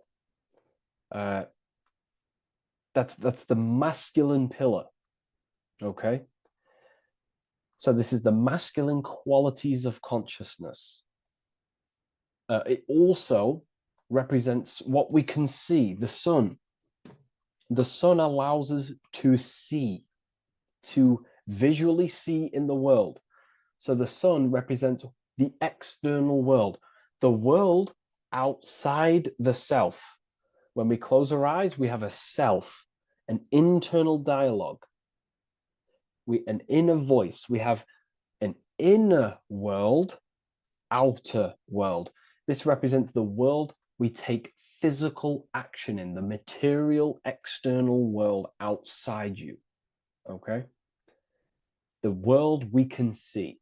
And then on the right pillar, we have the moon, which is associated with feminine qualities of consciousness. Now, the moon is in the night, what we cannot see. The moon is the nighttime. The darkness symbolizes what we can't see. So it's representing the internal world, the world of the self, the immortal world. Okay? The self in the mind is immortal. When you close your mind, you go in the mind, that self inside you is immortal. In the mind, you are immortal. Outside the mind, you are mortal. You will die. This body will die. Okay? So this is representing the internal world on a holistic understanding. It's also representing the right brain, the feminine brain. It's also representing intuition, emotion. They're linked. Intuition and emotion. They're a feminine force. Also, we're looking at the heart, the right pillar. So everything that is feminine falls under this right pillar. Now, don't get confused. I know a lot of people can get confused about what I've just said. So this represents the inner world, the outer world. It also represents everything masculine and feminine. So thought is, although it's an internal quality, it would fall under the left pillar, because thought is a masculine force. It's a penetrating force. So try not to get misunderstood with that.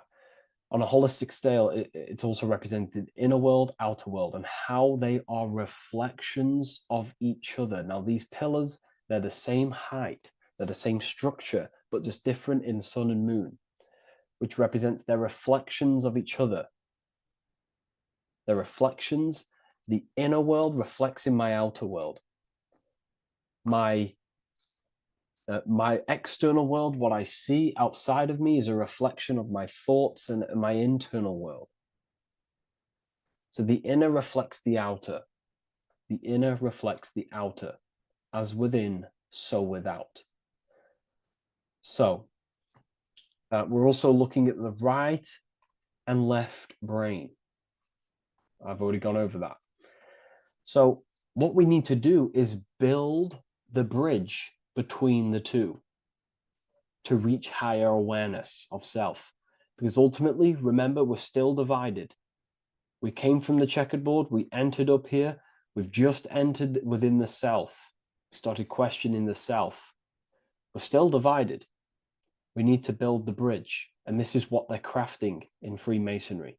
The bridge, the arc, the agreement, the great work. This is the crafting of aligning the left and right brain.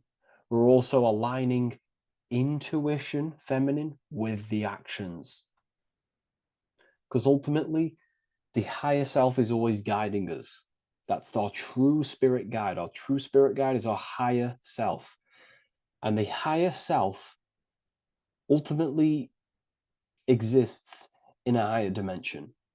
This is going to sound crazy to some people. okay? But who you are is not your human body. And your higher self does not communicate through the language of the human material world. It doesn't communicate through English, doesn't communicate through thoughts. It communicates through uh, intuition and communicates through dreams and symbolism. So it's all associated with the right pillar. This is the things we can't see. The higher self is always guiding us to awakening and to our purpose on the earth.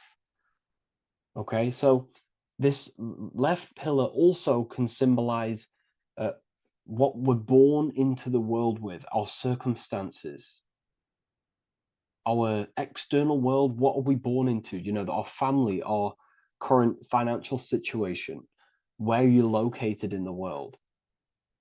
So it's also symbolizing this. It's also symbolizing the qualities you bring here, the natural abilities you have when you're born, and what we need to do with our environment to ultimately reach a higher consciousness and reach our and transmute our environment we're born into to realize who we were and why we came here. Okay, so we need to build the bridge between intuition and action, and always take action on what we know and feeling is right at all times. That's unity consciousness. And when we do this, we gain the light. We gain more light, symbolic of more information of the self. Because the higher self is always guiding. It's always watching over. And it's always trying to give us knowledge of awakening, of why we came here.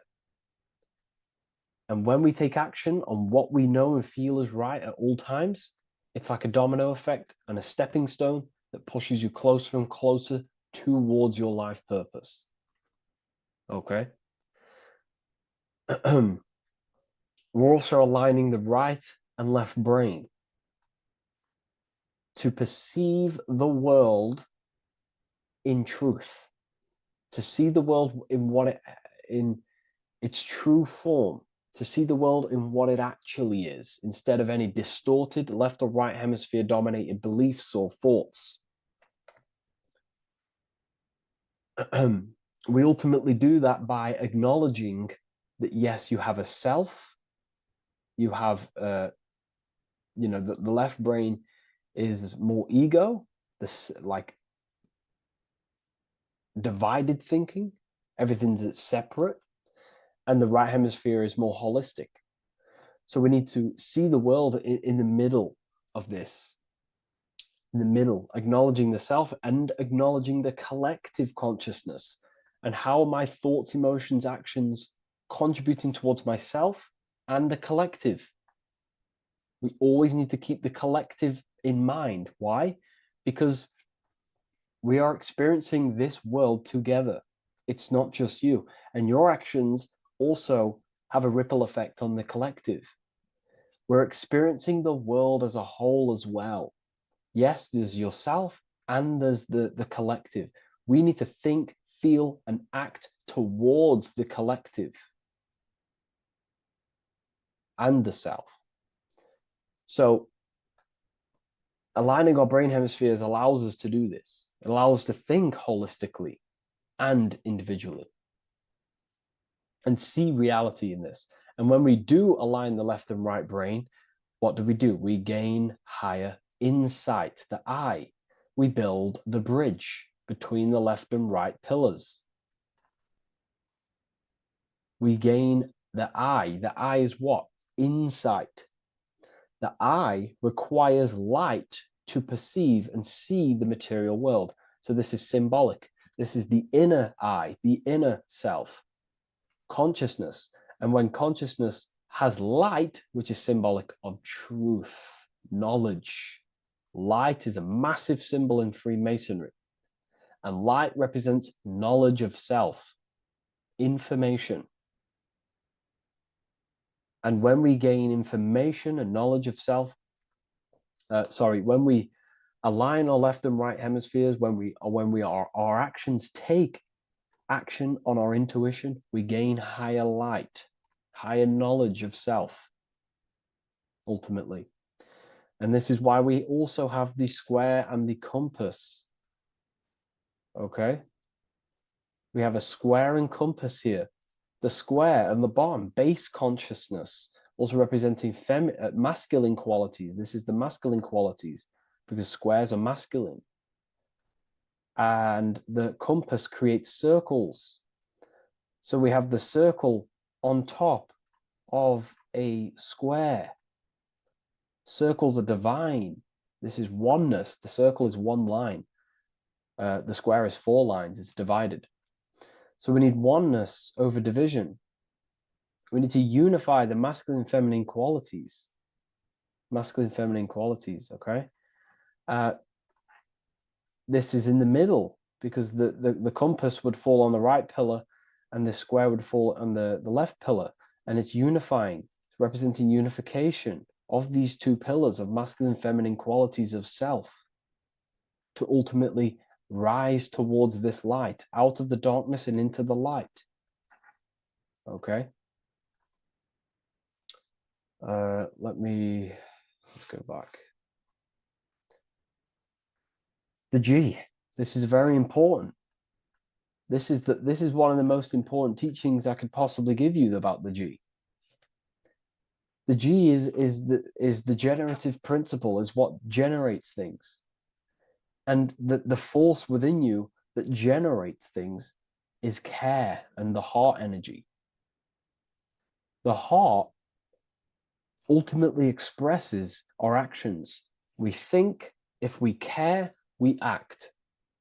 Everything in your external world is in front of you because your heart cares. You care about the video and gaining knowledge. You're now here watching this video. That's the care energy expressing actions. So in order for us to truly get out of this divided consciousness, we have to go through the G. We have to go from base consciousness, the square, divided, we go through the G, because we have to care. And if we care, we'll reach the higher mind and gain higher self-knowledge and master the self. You cannot do this if you do not care.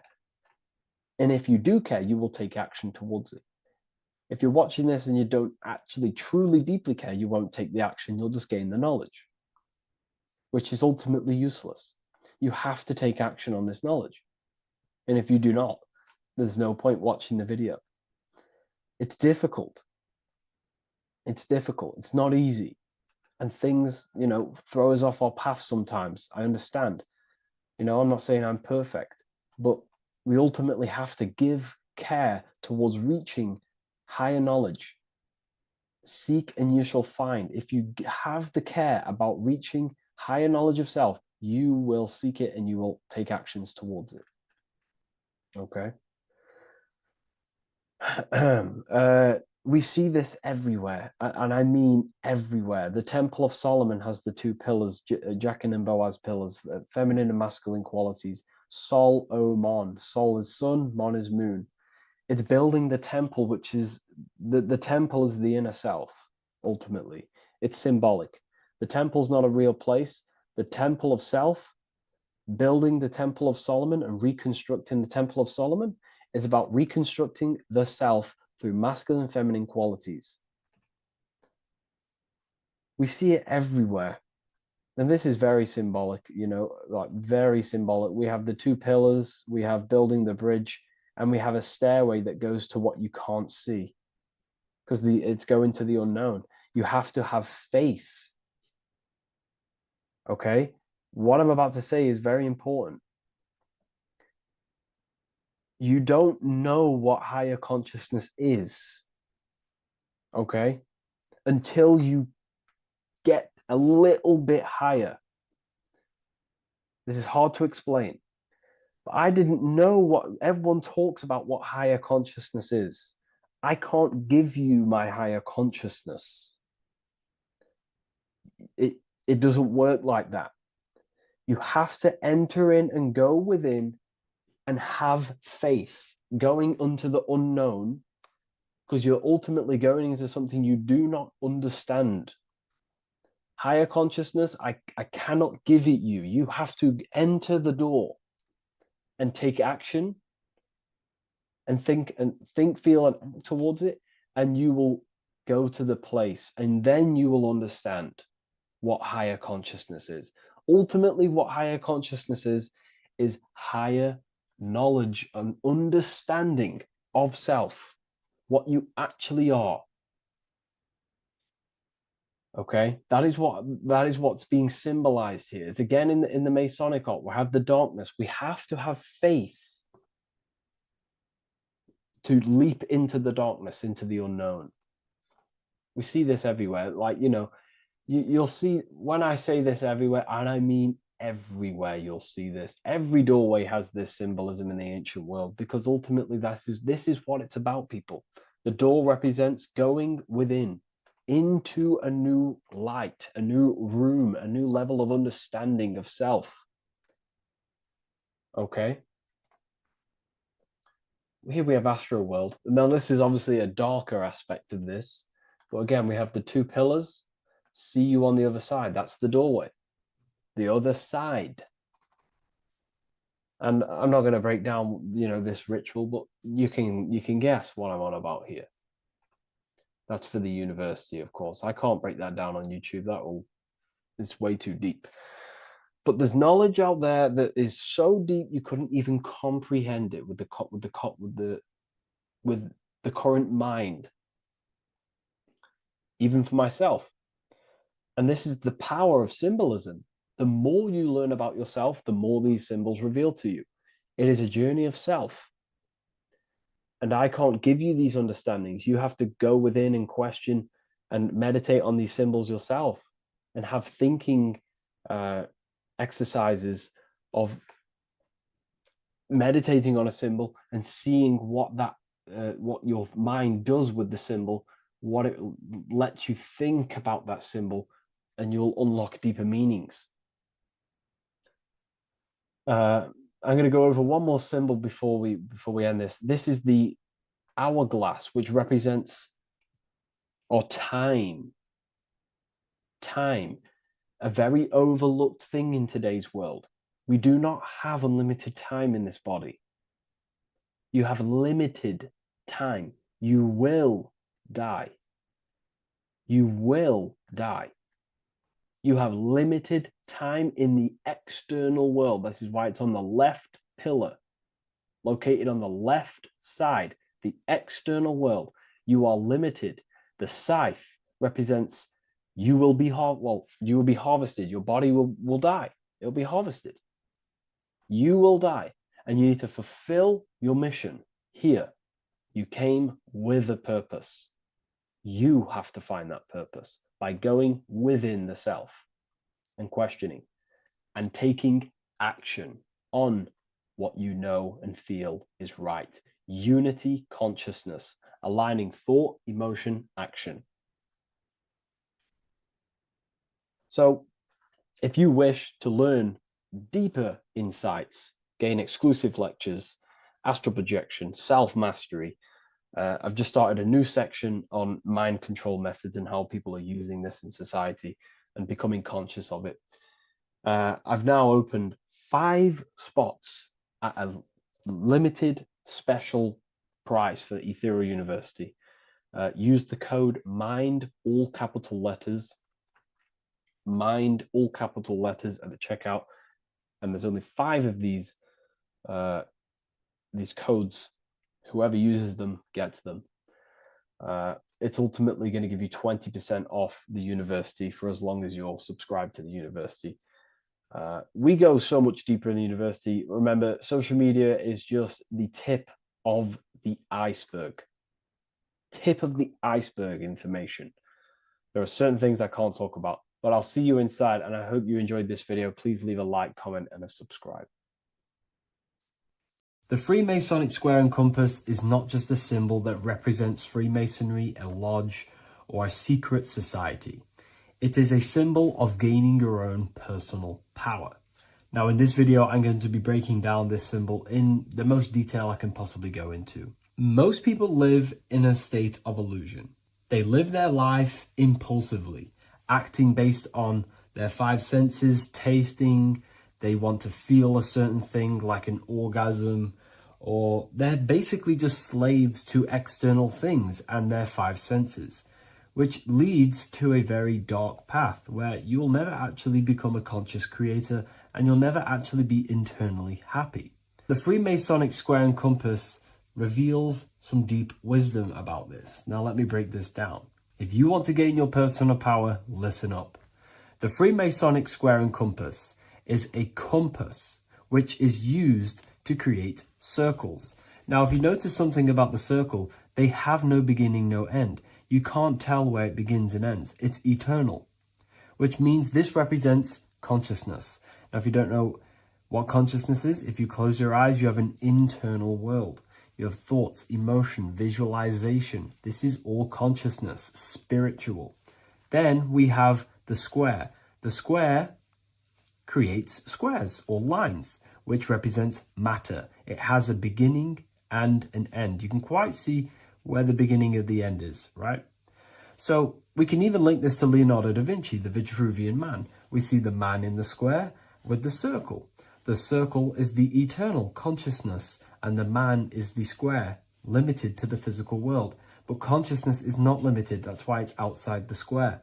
This is eternal. The body is mortal. The body will die. Consciousness will never die. If we look even closer at the symbol, we notice in this particular symbol, we have the compass overlapping the square.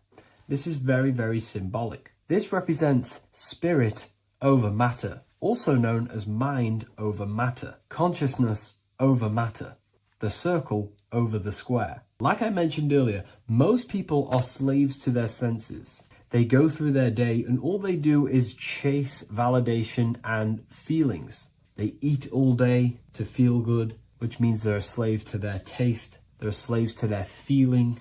They masturbate, which means they're a slave to orgasms and external things. They're literally being governed by the external world controlling their internal world.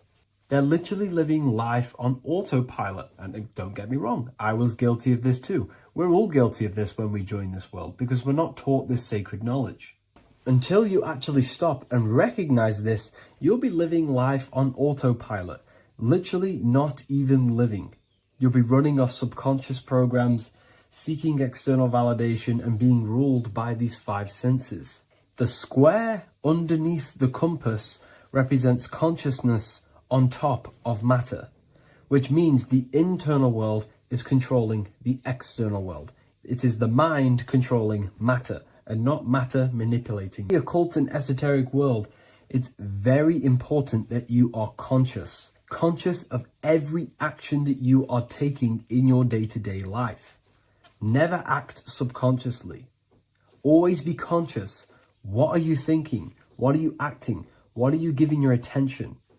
All of this is contributing towards creating because you are a creator. Consciousness is a creative force. You need to make sure that the compass is on top of the square, that your inner world is controlling the outer world and not the outer world controlling the inner. As I've mentioned in many videos before, the internal world of consciousness is what's producing the external world. Your life is just a result of every thought and emotion that you felt in the past. Everything you own, everything you possess, your friends are all reflections of your consciousness. They're all reflections of what you are thinking about. When you change your thinking, your external world starts to rearrange itself. On a basic level, this symbol represents the combination of spirit and matter. You are a spiritual being and a material being. You are heaven, the sky, and earth, the ground. You are heaven and earth, spirit and matter infused into one. You are a bridge between the divine and the earthly worlds. And you can bring down these higher realms of consciousness, thought, imagination, and emotions into a physical, tangible reality. To do this consciously, we need to make sure the external world is not manipulating the inner world. Because if your internal world is being controlled by external circumstances, for example, you have a circumstance happen in your reality, an emotion triggers inside of you, and that emotion is a command to create more of that. And the thoughts that you think are creating more of that negativity. So it's a constant cycle of negative manifestation if you let the external world control your internal world of consciousness. So we need to make sure the compass is on top of the square, that the internal world are commands and not reactions to create your external reality. And not only just to create, but to actually enjoy life. If we let the external world bother our internal world, this means that we have some sort of mental or emotional attachment to the external world. We need to detach from the external world. Why do I say that?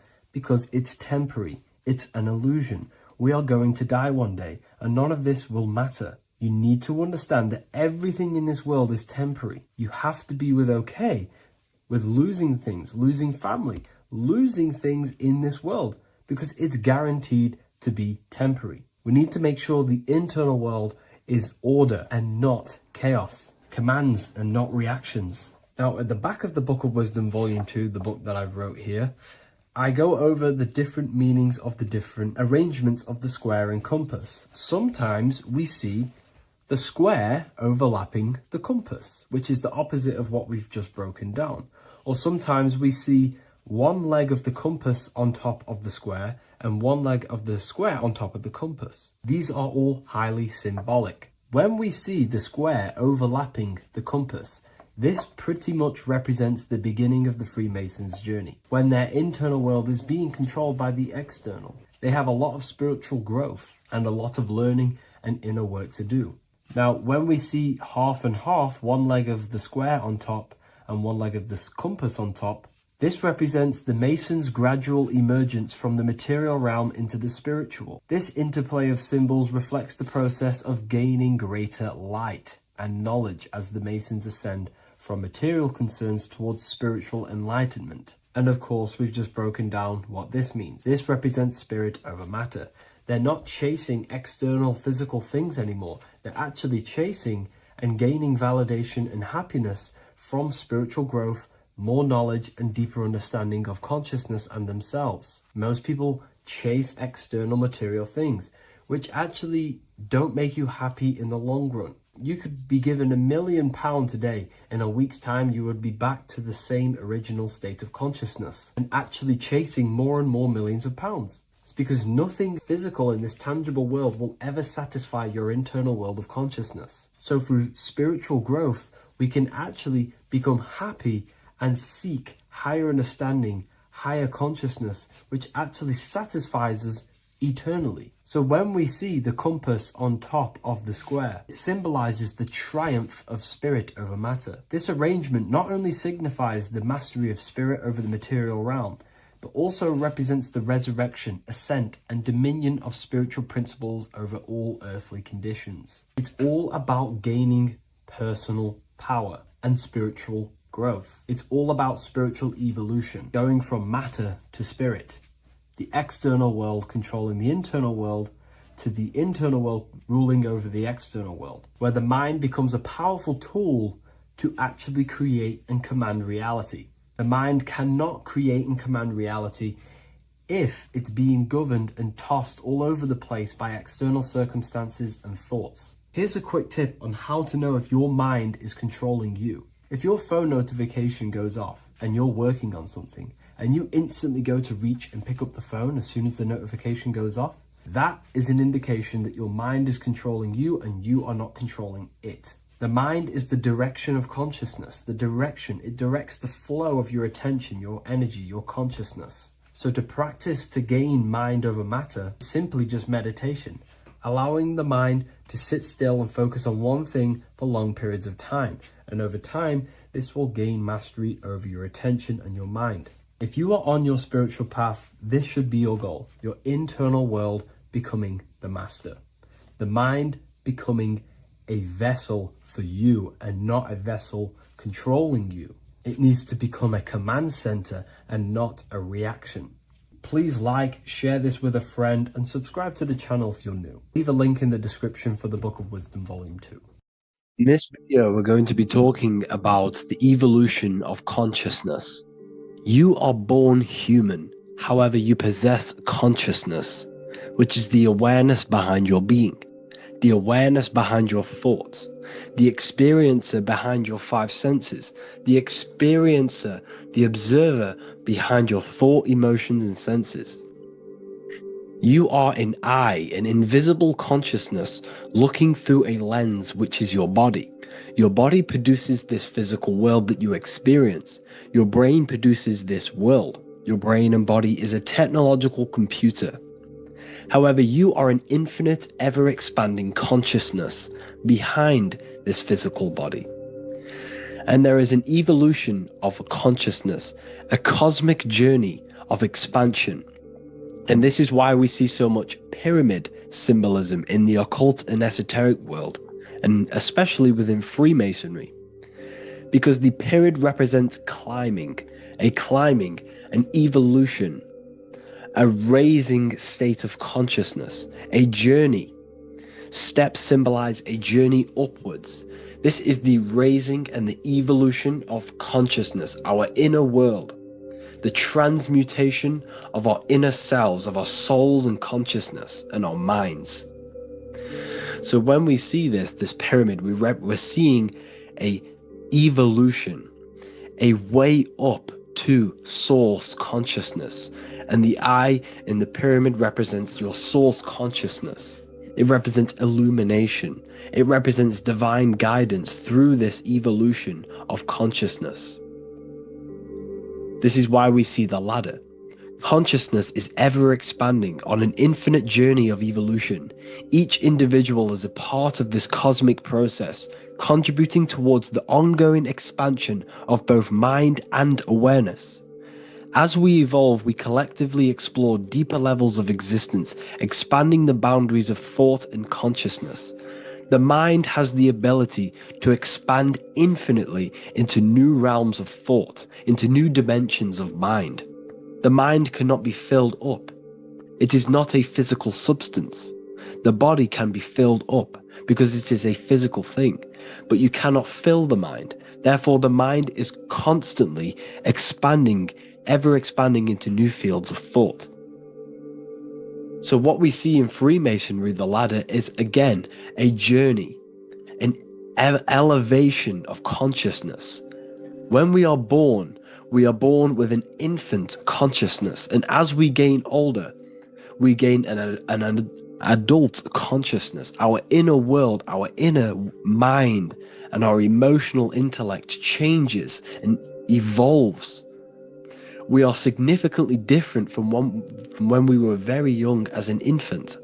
It's because our consciousness evolutes, it changes, it alters like water. So just like this evolution of your own consciousness as growing up, there is consciousness of beings existing in cycles beyond our own. And their consciousness is unimaginably different from ours.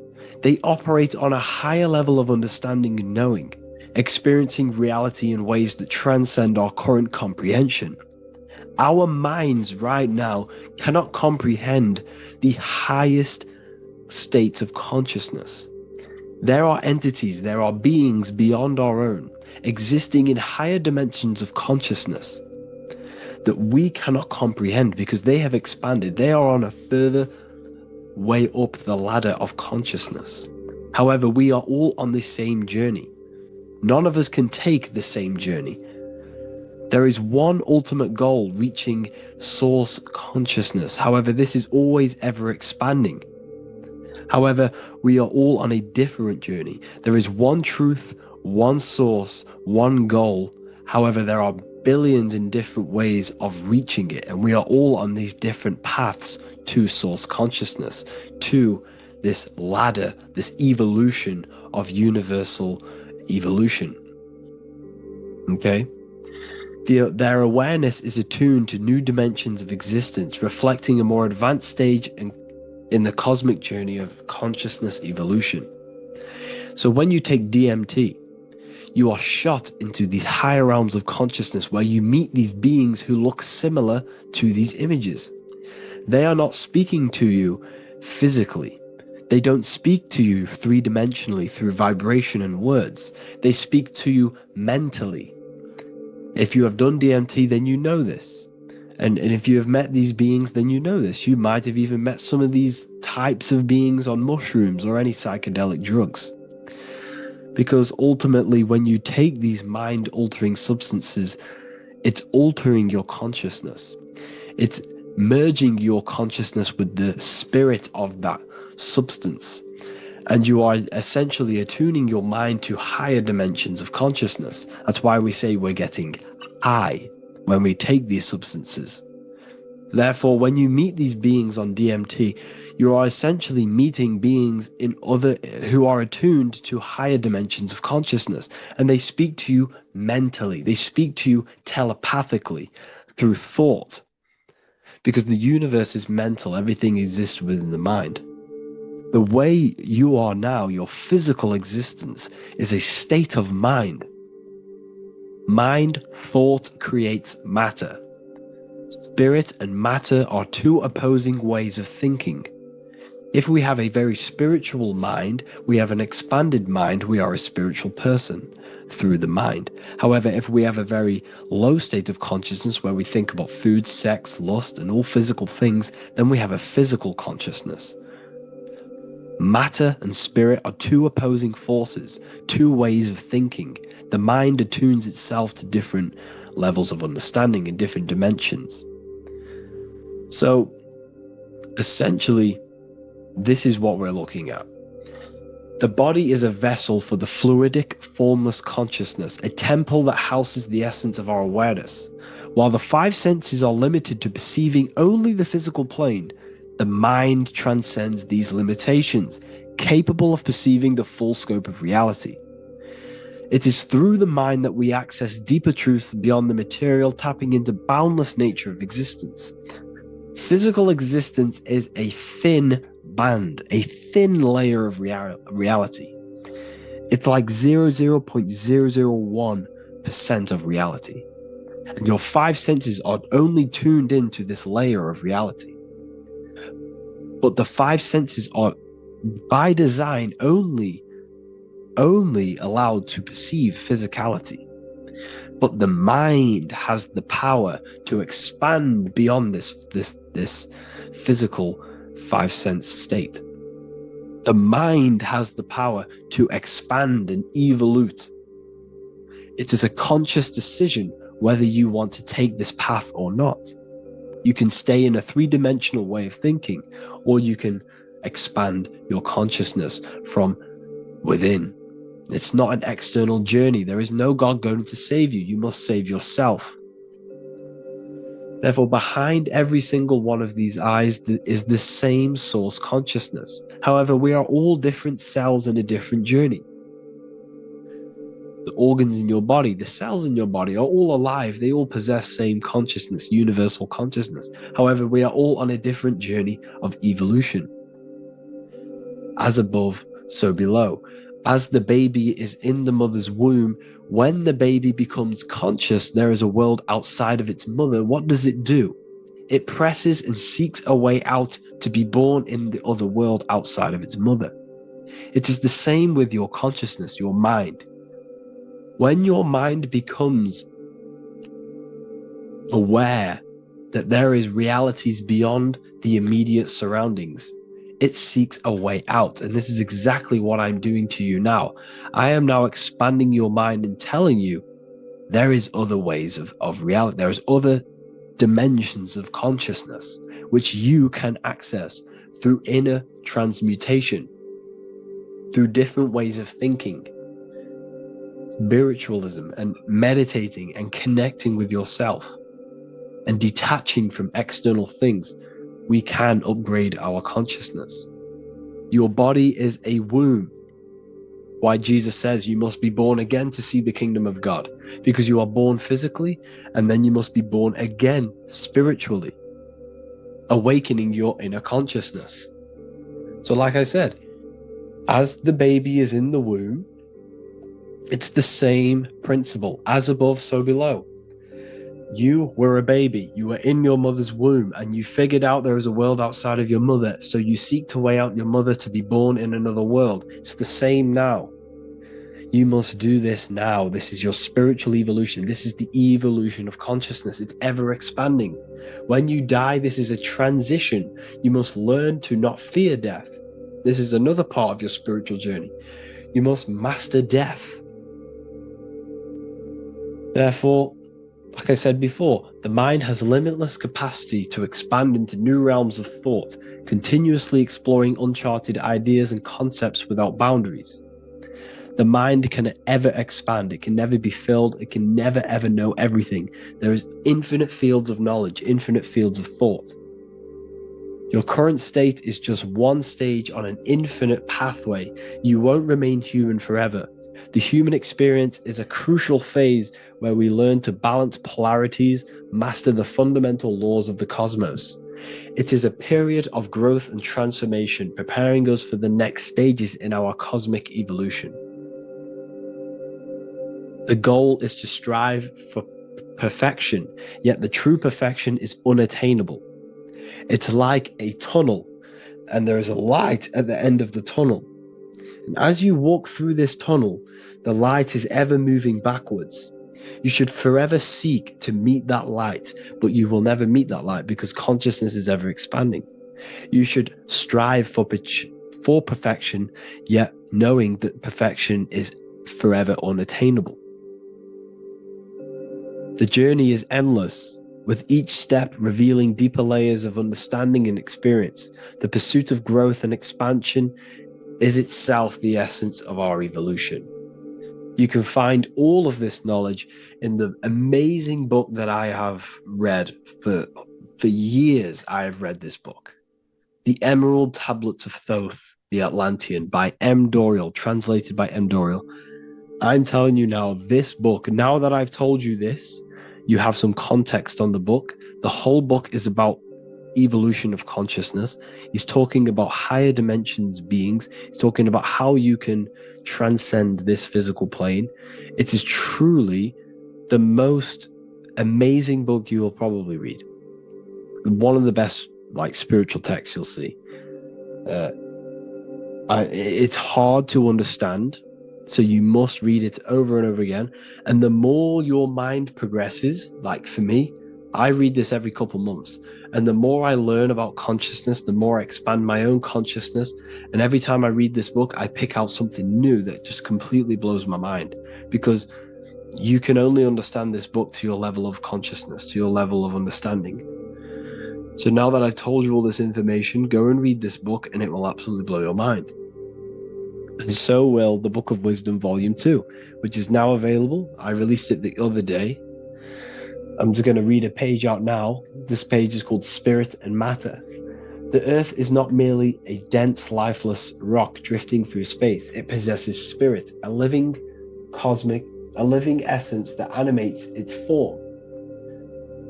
But what do we mean by spirit? Spirit in esoteric terms refers to the energy, the life force, animating the principles infused in matter. So essentially, what this page is talking about is how everything has spirit, consciousness within it. You are the middle, you are spirit and matter. You have the ability to expand your mind to the God self and raise above our animal instinct, our material self, and know the divine and expand. Animals cannot do this.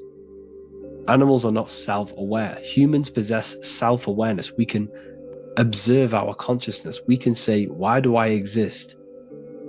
We can look in the mirror and know that we need growth. And this is what Anunnaki means. Anu means above. Anu was the supreme god of the sky, which is a metaphor. He represents spirit above, heaven. Anu came down to earth and married Ki, the goddess of the earth, which represents matter. It's a myth, it's an allegory. Anu married Ki and gave birth to the Anunnaki. Spirit came down and infused with matter and gave birth to the human, which is you. You are spirit infused in matter, Anu and Ki, Anunnaki. You are the Anunnaki. And this is just one of the teachings in my book.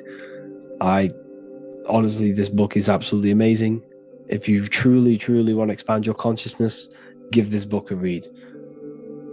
And obviously, if you're inside the university, I give you this book for free, a paperback version. If you join the university, follow the steps inside of the general chat, you'll be able to download this book, or sorry, not download it, order a paperback for free. All you have to do is pay for the shipping. You'll also gain amazing knowledge inside of my library where your mind will just be overblown with the amount of esoteric books. There's over 45 rare occult books, plus you get a PDF of the Volume 1 and Human Health Guide. You get reoccurring updates where I expand on symbolism, occultism, where you will just feel absolutely amazing once you understand esotericism in yourself. You'll also learn how to create the dream reality that you want with the Manifestation Mastery course, where I teach you how your consciousness creates reality. You'll have a real lectures where I post lectures on symbolism, occultism, esotericism. There's a conscious community and live calls and Q&A where you can ask me questions and I'll answer your questions. I just want to say thank you to everyone who has joined the university. Thank you for even liking and watching this video. Any support I just appreciate every single one of you. Please, if you can, leave a comment and a like on this video and let me know any videos you want me to make in the future.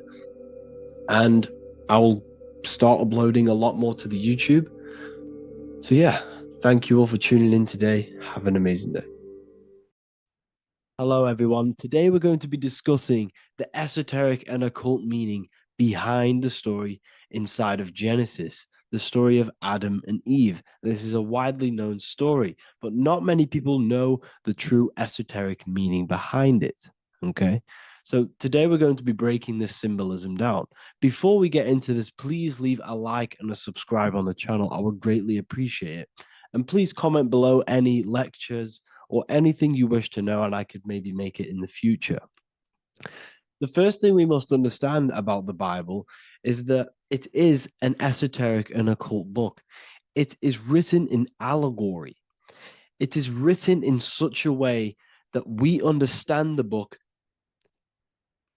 compared to our level of perception. Now, what do I mean? If a child read the Bible, they would gain a standard meaning and story behind it. They would gain a normal interpretation of the book, of being good, praise God, and be a good person. However, me, who have studied the occult and esoteric and symbolism for a very long time, when I read the Bible, I see a deeper meaning. I can read between the lines of the allegories, which means the Bible is written in such a genius way that it speaks to your level of intelligence. Depending on how advanced you are mentally and with knowledge, will depend on how you decipher this book and how the parables inside the book can speak to you in your personal life. Okay. So the Bible is the greatest psychological book ever written in history. This is why it's known as the greatest story ever told. It's a story. What we must understand with the Bible is that the Bible creates on the surface a logical way of thinking, which is what we call religion. We read the Bible and if we think logically and we take that book literally, then we gain a religion. But if we look beyond the surface, this is what we call esoteric, metaphorical, symbolic. You can read between the lines using our right hemisphere of the brain in deciphering this book and what it truly means to us and the evolution of our mind, body, and soul. What this book actually reveals between the lines is instructions and stories which teach you how to level up your consciousness, how you can sync the mind, body, and spirit and the soul all together so you can live like a god. This is what the esoteric is. It's the purification of consciousness. Now, when it comes to Adam and Eve, okay, what we must understand is that this is the beginning of creation. This represents the beginning of your life in an esoteric way. This is symbolic for the beginning of your incarnation into this physical world. Okay. And we have Adam, masculine, Eve representing feminine. These are the two masculine and feminine energies which create the whole material universe. Okay. And as we are born with a pure consciousness. We are born with pure consciousness. Well, now, what do I mean? As a baby, we have no knowledge. We are pure essence of the soul. You know, we don't gain the knowledge of good and evil. We are pure. Yes, we're not happy all the time as a baby, and we're not sad all the time, but we have no ego. This is what I mean. Our consciousness is not split. As a baby, you are whole. You have a whole consciousness. You are yourself. You have no false identifications, no limiting belief systems, nothing. You are pure awareness and the pure soul and the pure mind. Now, this is what Genesis is representing. As we grow older, the more experiences we gain, the more thoughts we start to think, the more knowledge we gain of this world, the more impure our mind, our heart, our soul, our spirit becomes, the more impure our body becomes. As we grow older, we're infected with negative beliefs, negative thoughts, and society norms. This is a big one. As we grow older, we are molded by society. We shut off areas of ourself and we push them away so that we fit in with society. We all know this. We all did this in school. We pushed away parts of ourselves to act cool or to fit in, whatever it may be. Whatever type of person you were in school, we all went through this because society and culture is programmed. So as we grow older, our consciousness splits. We gain a persona, an ego, and we gain a shadow self, the subconscious, and we gain an ego. Now, the ego is what you show to people. It's that character that you show, that you put on to your culture, to your family, to your friends. This is a false identification. And we also gain a shadow self. The shadow self is gained through experience. This is the subconscious. Our ego is created through experience. And so is the subconscious and the shadow self. Okay. So as we gain age in this material body, we fall from the Garden of Eden. We gain the knowledge of good and evil. This is what the symbolism represents of us leaving the garden, us eating from the fruit. Now, the fruit represents the knowledge, it represents the insight, the experience, which splits our pure consciousness. Our soul splits. Okay. We lose connection with the divine. We lose connection with our pure self through material experiences. We may lose ourselves in material experiences. We may lose ourselves in lust and material gain, wealth, and all of these lovely things that the material world offers. We lose ourselves in this. Okay. And not only that, there's another symbolic thing that we're missing with being a child. There's another symbolic meaning behind this tree in this story of Adam and Eve. And this is sexual energy. Okay. As we are a baby, we have no ability to create another human life. We have no sexual urges. We have no desire for the material things as a baby. Nothing. As we grow older, our sexual energy cultivates around the age of, it's like 10, maybe earlier for some people or later for some people. This is what we call puberty, when our sexual energy activates. This is when the masculine and feminine energies are present within the body. And we are now given the ability to create human life. We're now given the ability to bring in a soul into the material world. Now, this is what we believe and know in the esoteric world. That is what sex is. You're bringing a soul from the astral into the physical. Okay. So as you grow older, you gain this ability to use the power of creation. You gain this force within you that allows you to open a portal in the astral and bring in a soul to the material. Now, this power can be misused. This power is very powerful and it should not be misused. In occult and esoteric teachings, we teach and learn sexual transmutation, how we transmute sexual energy into different areas of our life so we can grow and create. Because sexual energy is creative energy. It creates a whole new human being. So if we retain it, we can transmute it into creativity. So this energy is kind of corrupting us as well. And now I'm not saying growing up is evil, all this thing is evil. This is a natural cycle that we must go through.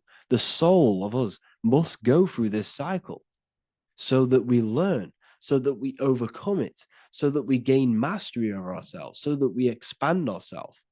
I recommend you watch the Evolution of Consciousness lecture that I did on my YouTube. An amazing lecture. Talks about the evolution of consciousness and how we're on a never-ending cycle of life and death and expansion. So leaving the Garden of Eden is symbolic. You see, Eve represents emotion. She's feminine. Adam represents action. That's why he bit the apple. You see, Eve takes the apple and tempts Adam because she's the emotion. She's the sexual desire. And Adam eats it. He releases, he misuses the power of his creation. He misuses his consciousness because of material illusions and material desires. This is natural. Okay. As we grow older in this life, our soul has to experience sin. We have to experience negativity. We have to experience evil. Okay. And we have to misuse this power within us to learn about it so we can overcome it and gain control over it. Now, this is why the Bible says in Genesis 3:6, for God doth know that in the day ye eat thereof, then your eyes shall be opened. Ye shall be as gods, knowing good and evil. This is very, very, very symbolic. We come into this world to experience a dualistic way of reality. We come into this world to challenge ourselves so the soul can grow, because the soul comes from pure love from God. But we come into this world so the soul may know what it's like to be evil. You see, we are like a seed. Our soul's like a seed. And when that seed grows, okay, and it's planted, them roots must grow to hell in order for the top of the tree and the roots to grow to heaven. In order for the soul to reach the highest states, it must descend down into the lowest states. Good and evil. This is the story of good and evil, okay? And this is the story, a psychological story of how the human mind has functioned in this life. This is what this story is representing of how our soul and mind is functioning, how our consciousness is splitting and growing up and evoluting. Okay. Like I said, snakes represent sexual energy. They represent, snake, when you've been snaked. This is why we say you've been snaked, because it represents a temptation of sexual energy. This is why the Kundalini is symbolized as a snake. This is the serpent within us that we can rise to activate dormant brain cells in our brain. Now that's called the Kundalini awakening. I'm not going to get into that into this video, but this is what it symbolizes, the tree and the knowledge of good and evil, because our body is the tree. Our central nervous system is the tree. The snake is our sexual urges and this false temptation that tempts us to interact with sin, the material world, okay, and go against our higher divine self. This is what it represents. Now, it's very, very symbolic. Not everyone is going to agree with this, but this is my interpretation of Genesis based on my research of occultism, symbolism, metaphors, and me studying the Bible.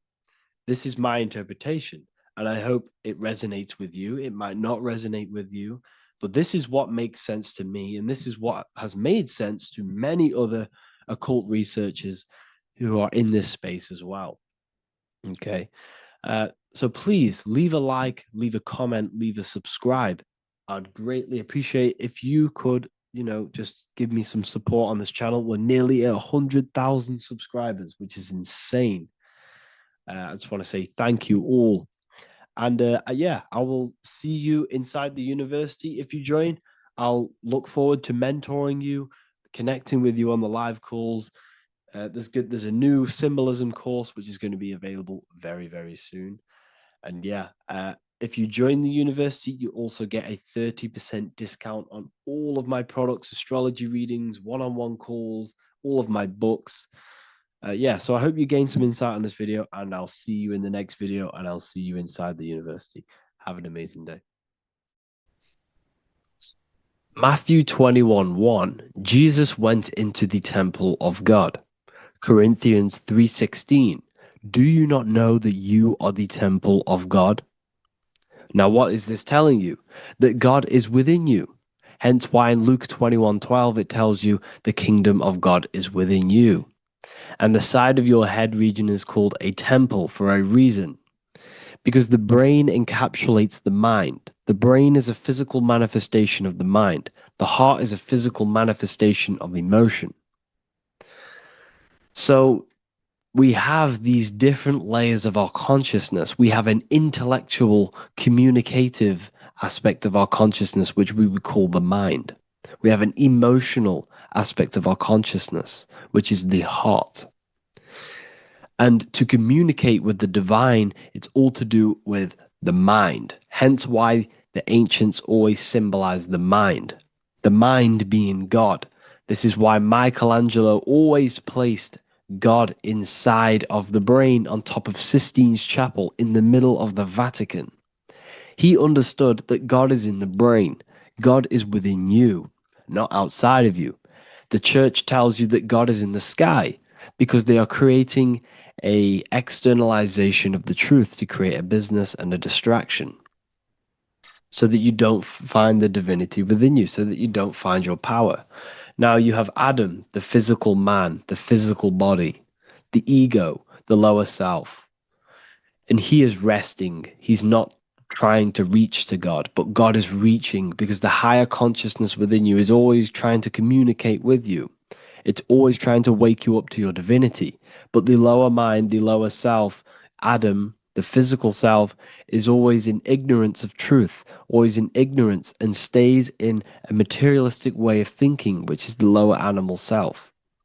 And this is what we call a sleep or an NPC. This is the lower mind of man. But all you have to do is to move your finger to touch God. You have to look within yourself, within the brain, meditate, and you can find God. This is why in the Bible we see many references to the human body and anatomy to truly connect with God. Kings 6:8, the door to the middle chamber was in the right side of the house, which is the right hemisphere of the brain. The middle chamber is the pineal gland, where the seat of your consciousness is, where the seat of your higher consciousness is, the mind. And they went up the winding stairs, which is your spinal column, into the middle chamber, and out of the middle chamber into the third. So they went up the winding stairs. This represents raising your consciousness up the winding stairs. Your spinal column acts as a stairway of consciousness, Depending on what sort of consciousness you are operating in, depends on what part of the spinal column you are using. Because the spinal column ascends and descends consciousness. What do I mean? If you are in a reproductive way of thinking and you're always thinking about sex, you're jerking off all the time and you're always eating, all of your brain's power and your mind's power is being descended into the lower aspects of the spinal column, which represents hell, the physical state of man, Adam, the ignorant state. We're basically living off low-level pleasures like an animal. And the stairway to heaven is your spinal column. They went up the winding stairs into the middle chamber, which is your mind, your pineal gland, and out of the middle into the third stage of consciousness, physical, etheric, astral. When you meditate and you start to raise your consciousness during meditation, you enter the astral plane when you turn off thought. But this is the middle chamber inside of the brain.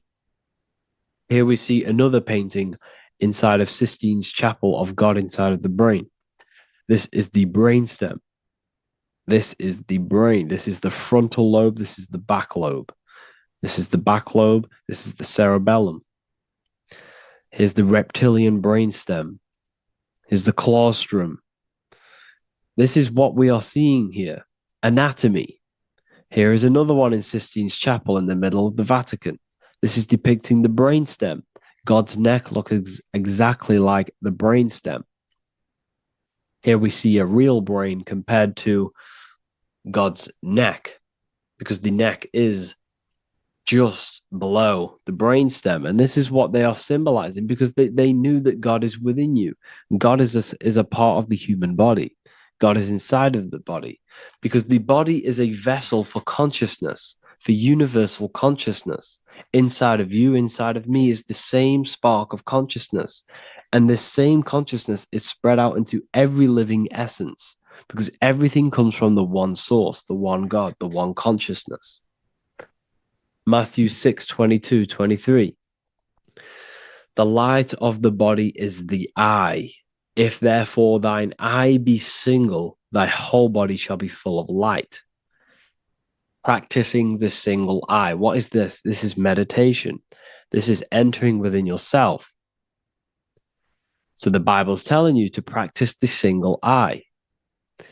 But if thine eye be evil, thy whole body shall be full of darkness. What does this mean? If your consciousness is in an evil way of thinking, if your mind is filled with an evil, negative mind space, then your body shall be filled with darkness, with evil, with negativity. Because negative thoughts destruct the body. Positive thoughts heal and regenerate the body. So he tells you to be, the light of the body is the eye, your consciousness, the inner eye of consciousness, the eye that lets you see. And what do I mean? You look with your two physical eyes, but you see with the inner eye. What you see is perception. You look with the two eyes, and what you see is perception. You are seeing, you are understanding, and that's what consciousness, the mind, gives you. Consciousness, or the mind, is the force that allows you to be a human being, that allows you to understand things and interact with things and make decisions. It's an infinite intelligence. See, the mind is not the brain. This is a big confusion with people. Hence why the eye on top of the pyramid is separate from the bottom half of the pyramid, because the consciousness is separate from the body, the eye, the all-seeing eye. It represents the observer, the eye that sees into this body, into this world, into this. You are the perceiver. You are the invisible spirit within the body. Theologians 4:17. After that, we are still alive, and our left will be caught up together with them in the clouds to meet the Lord in the air. You don't meet the Lord in the physical air. Okay? This symbolism of the ancient Christian artwork is showing you, this is symbolic, These things never happened. There's no man in the sky. Moses didn't go on a mountain to meet with God. The air represents the mind. This is why you say you're an airhead when someone's very stupid. Earth is your body. Water is your emotions. Fire is your spirit. Air is your mind, the invisible mind. So Anton Mengs, an ancient Christian art worker, is showing you anatomy of God in the clouds. But this is anatomy of the human body, raising yourself to the mind and turning the mind inwards on itself during meditation. And that's how you meet the Lord in the air. You meet the Lord in an elevated state of consciousness. The air represents an elevated state of consciousness because the air is up. You have to raise your consciousness to meet the Lord in the air. This is why Moses went on a mountain to meet with God. The mountain represents elevation of consciousness, raising the mind up the spinal column, taking all of the mind's attention away from the reproduction and the physical aspects of self and raising it to the brain and turning off the brain and going inward into the air. It's talking about raising consciousness. It's allegorical. It's a spiritual, metaphorical text. The side of your head's called a temple because inside that where that temple is, right in the middle of where you call the temple, is the inner chamber, the open room, the holies of holies in the Bible, or the land flowing with milk and honey, or Mount Zion. There's so many different names for the brain, or the upper room where Jesus meets his 12 disciples, the 12 cranial nerves in your brain. This is the temple of God. Your body is a temple of consciousness. It encapsulates the consciousness. It encapsulates the mind and soul. John 10:30, Jesus states, I and the Father are one. Psalms 46:10, be still and know that I am God. He's talking about the I am within you, not within Jesus. Everyone refers to ourselves as I. I am God. When you say I, you're referring to the highest aspect of yourself, the aspect that is above all thought, above all emotion, and above all things. When you say I, you're referring to your pure awareness, your pure consciousness, the highest aspect of yourself. And anything after I is egotistical.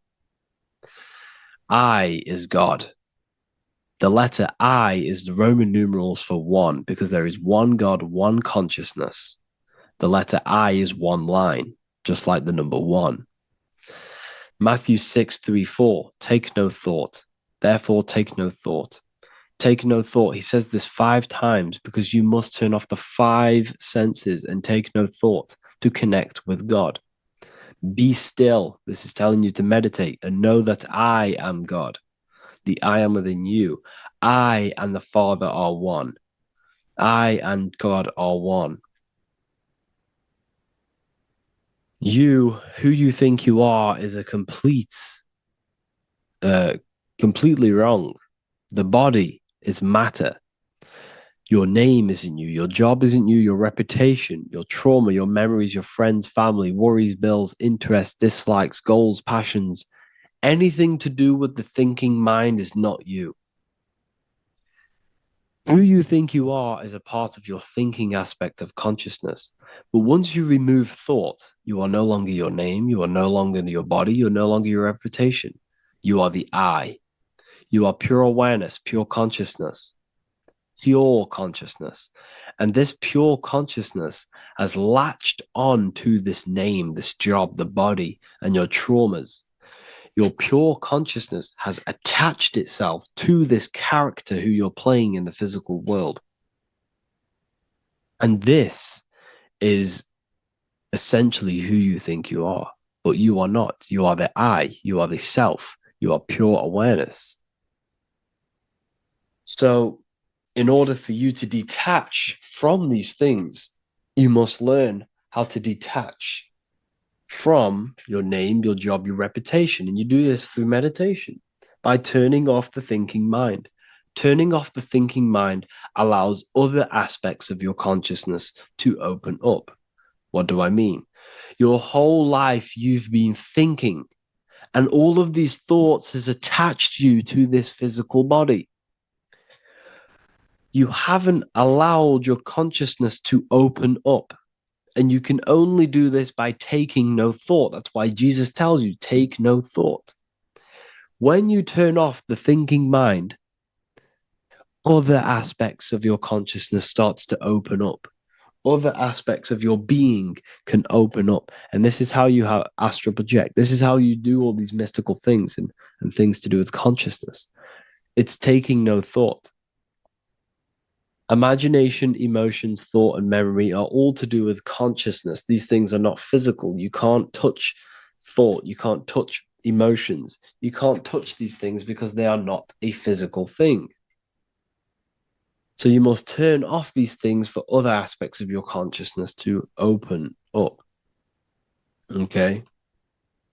So essentially, the Bible is a metaphorical, astrological, numerological, metaphysical, spiritual, encoded text that talks about human anatomy, spirituality, and the true nature of the human experience.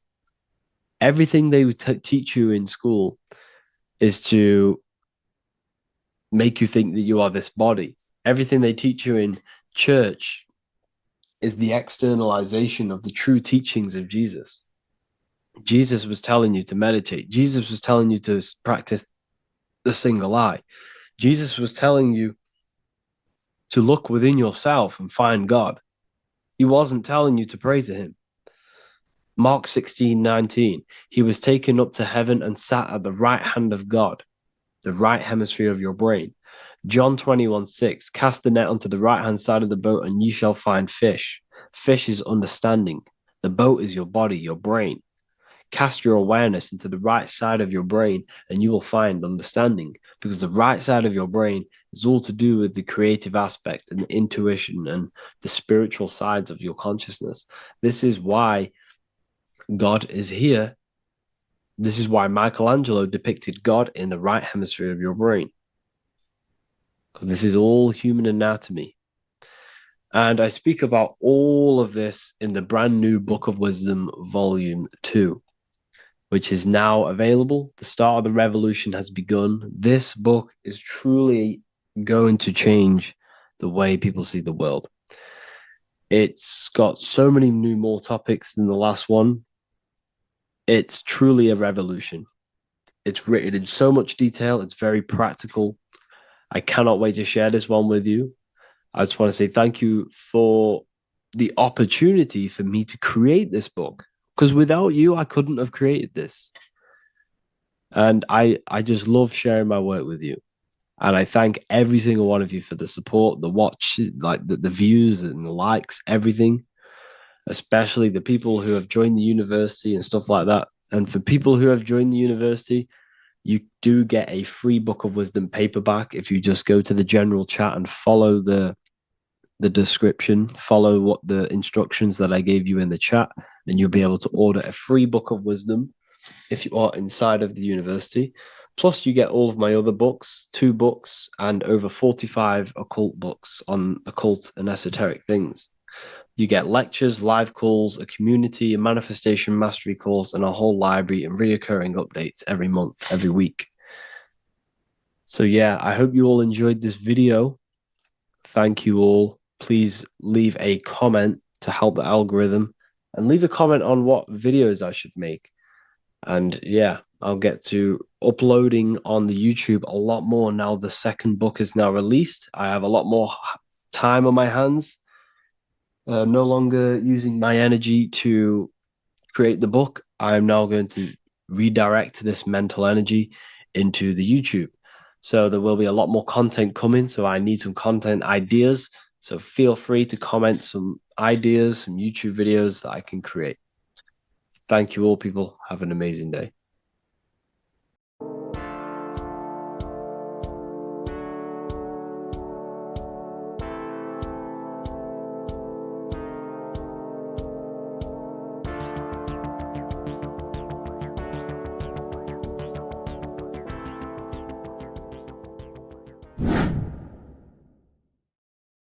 How are we all doing, people? Survival wisdom. Today we're going to be breaking down the Bible and its real, true metaphysical meaning. All of these slides within this video is taken from my book, The Book of Wisdom, so you can get all of these slides. So the Temple of Solomon, you are body, mind, and soul, which is the Holy Trinity, the moon, sun, and earth. The sun is your soul because the sun is its infinite source of energy. It is its own source of energy. And that is what your soul is. It's its own source of energy. The moon is mind. This is why you call people a lunatic. You're a lunatic. Luna means the moon. And inside of your mind, you have a specific mood.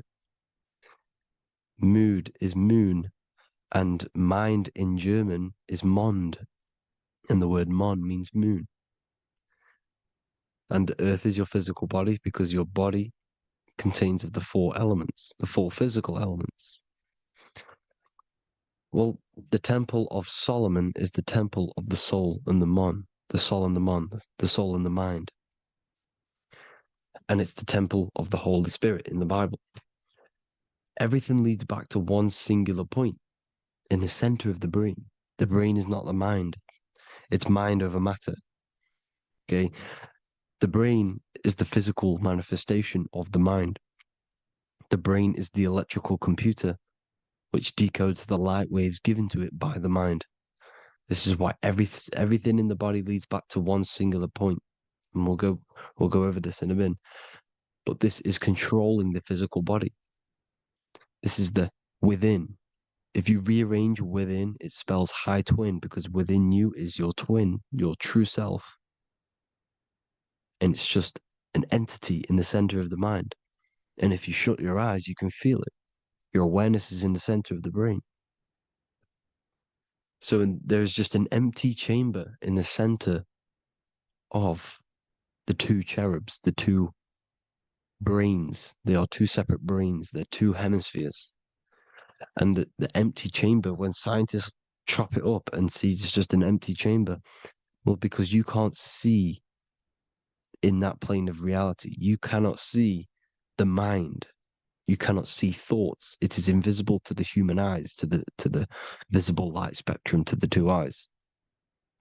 The reason why we call it the third eye in the center of the brain, it's not the third eye, it's your true self. It's the mind and soul. It's an eye because it does see. It's the all-seeing eye that you always see here. There's some Masonic artwork showing the two pillars, the two cherubs, the two hemispheres of the brain, and the inner eye. This is the eye that sees all things. What do I mean by seeing all things? Not physically. It sees the mind. It's what, because your soul is watching the mind. You can observe the mind. You are not the mind. And if you meditate deeply enough, you can go beyond the mind. It's the all-seeing eye. It sees the mind. It sees what emotions you're feeling. It sees what you're thinking. It sees what you're seeing with the two eyes. It's the all-seeing eye. It sees all things. It's omnipresent.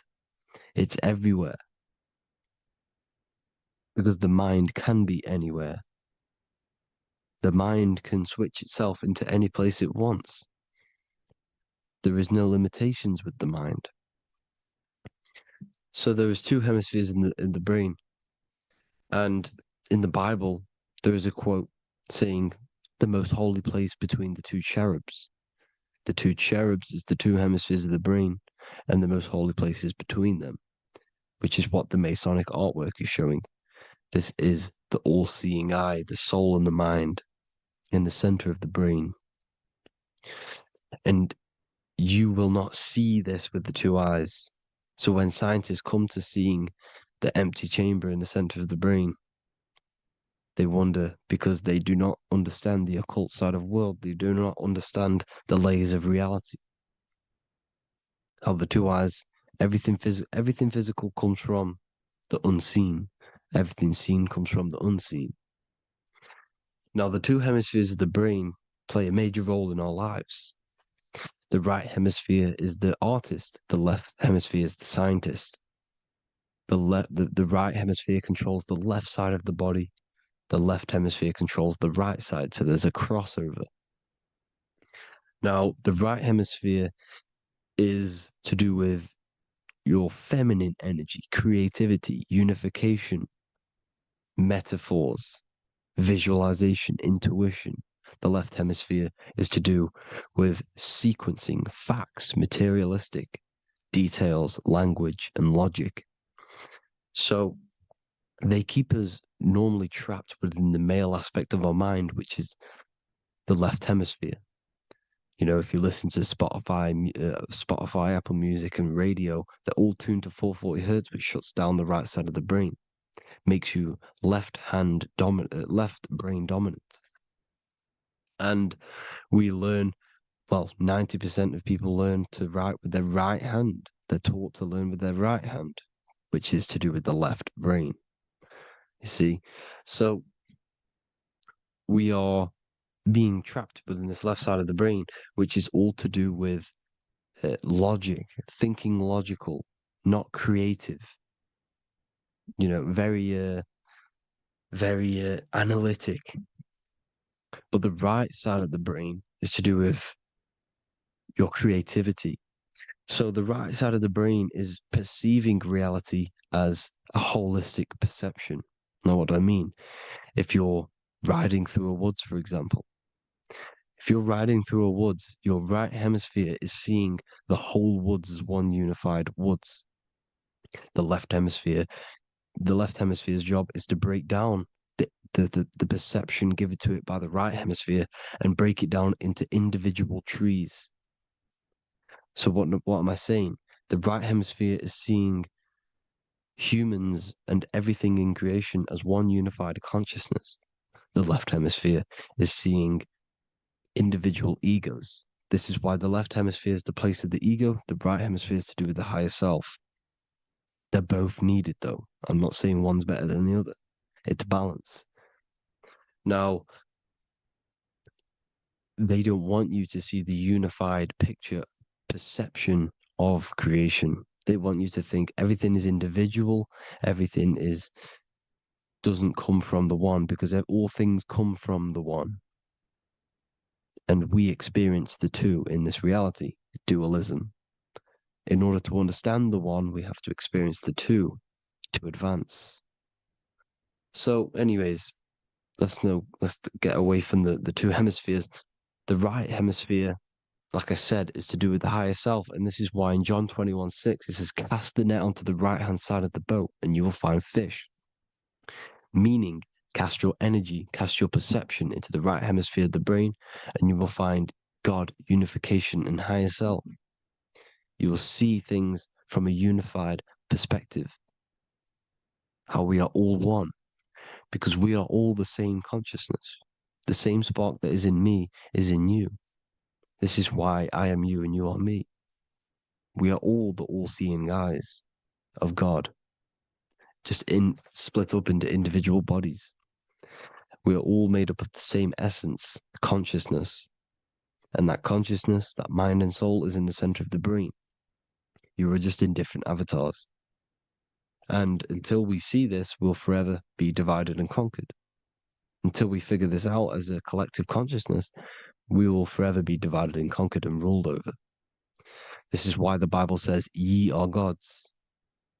You are the sons of the Most High, because we are. We are the Word made flesh. We are God made flesh. Mark 16:19. So then after the Lord had spoken unto them, he was received up into heaven, head is heaven, H-E-A, and sat on the right hand of God. God is the consciousness in the center of the brain.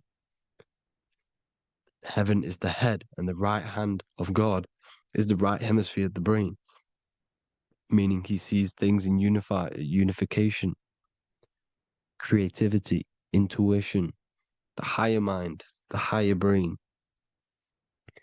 When Moses crosses the Red Sea is the corpus callosum, moving from the left to the right hemisphere of the brain to see unified perception of reality. Head, H-E-A, heaven, same root word. This is why the ancients always depict God in the center of the brain.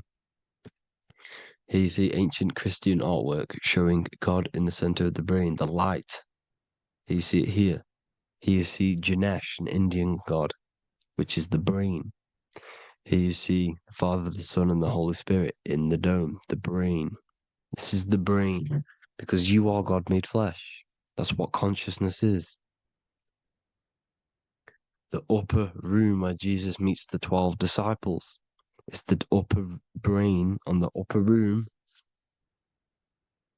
The upper room is the chamber, the empty chamber in the center of the brain. That's the room. And the 12 disciples are the 12 cranial nerves in the brain,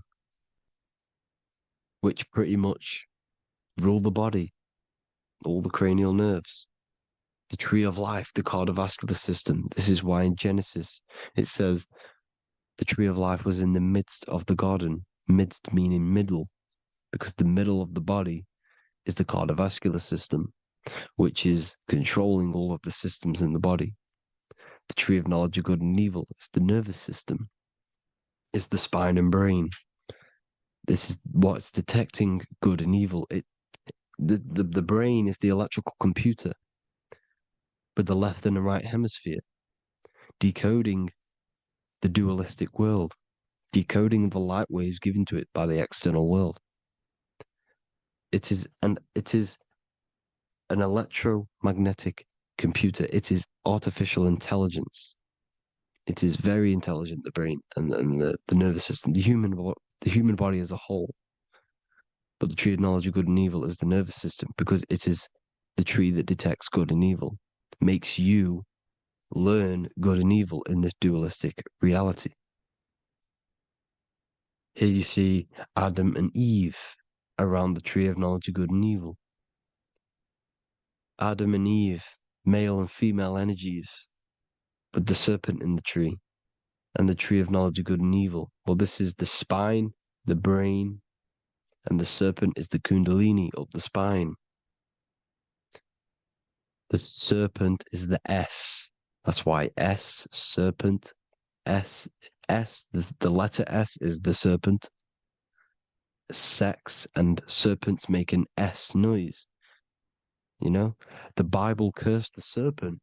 So we don't figure out the true religion. The true religion is raising the Kundalini and becoming God-man and reaching our higher states, our true God self. Because once the Kundalini is saved and hits the pineal gland, it activates 100% of the brain when we're only using around 20 to 10% as of right now without the Kundalini awakening. So when you use it, you're activating 100% of the brain. You're activating all the dormant brain cells. You're regenerating the body. And this is the serpent in the tree of knowledge of good and evil. This is the spine, brain. This is Adam, Eve, the male and female energies. The light of the body is the eye. Therefore, if thine eye be single, thy whole body should be full of light. Matthew 6:22. This is the single eye in the center of the brain. It is not the pineal gland. It is what's inside the pineal gland. You have to go beyond the physical world, and there are no words to describe things that are not physical, metaphysics. And the whole body should be full of light. Well, this light is the same pyramid that you see. You are the pyramid with the all-seeing eye on top. This is why the ancients built the pyramids with the stairs in the middle symbolizing the spine, because once you open all the chakras and balance them and raise the kundalini, you activate all of the brain, which gives enlightenment. The word enlight in ment. Ment means mind, light in the mind. Enlighten the mind. And this is enlightenment. We are the temple. And Jacob called the name of the place Peniel, for I have seen God face to face. Within spells high twin. Within you is the God self, which you need to manifest into the external world. And he's seen God in Peniel, the consciousness. He's seen his true self, consciousness in the pineal gland. Genesis 28:10, Jacob's ladder. Jacob, he took a rock there and laid his head on it to sleep. Jacob had a dream. He dreamed there was a ladder that was on the ground and reached up into heaven. Head is heaven. The rock he fell asleep on is the sacrum bone, because he's symbolizing the oil that comes down the spine, hits the sacrum bone and rests there, falls asleep, and it looks up and it sees the ladder to heaven. Because when you raise this oil, you become God man. You become God in heaven.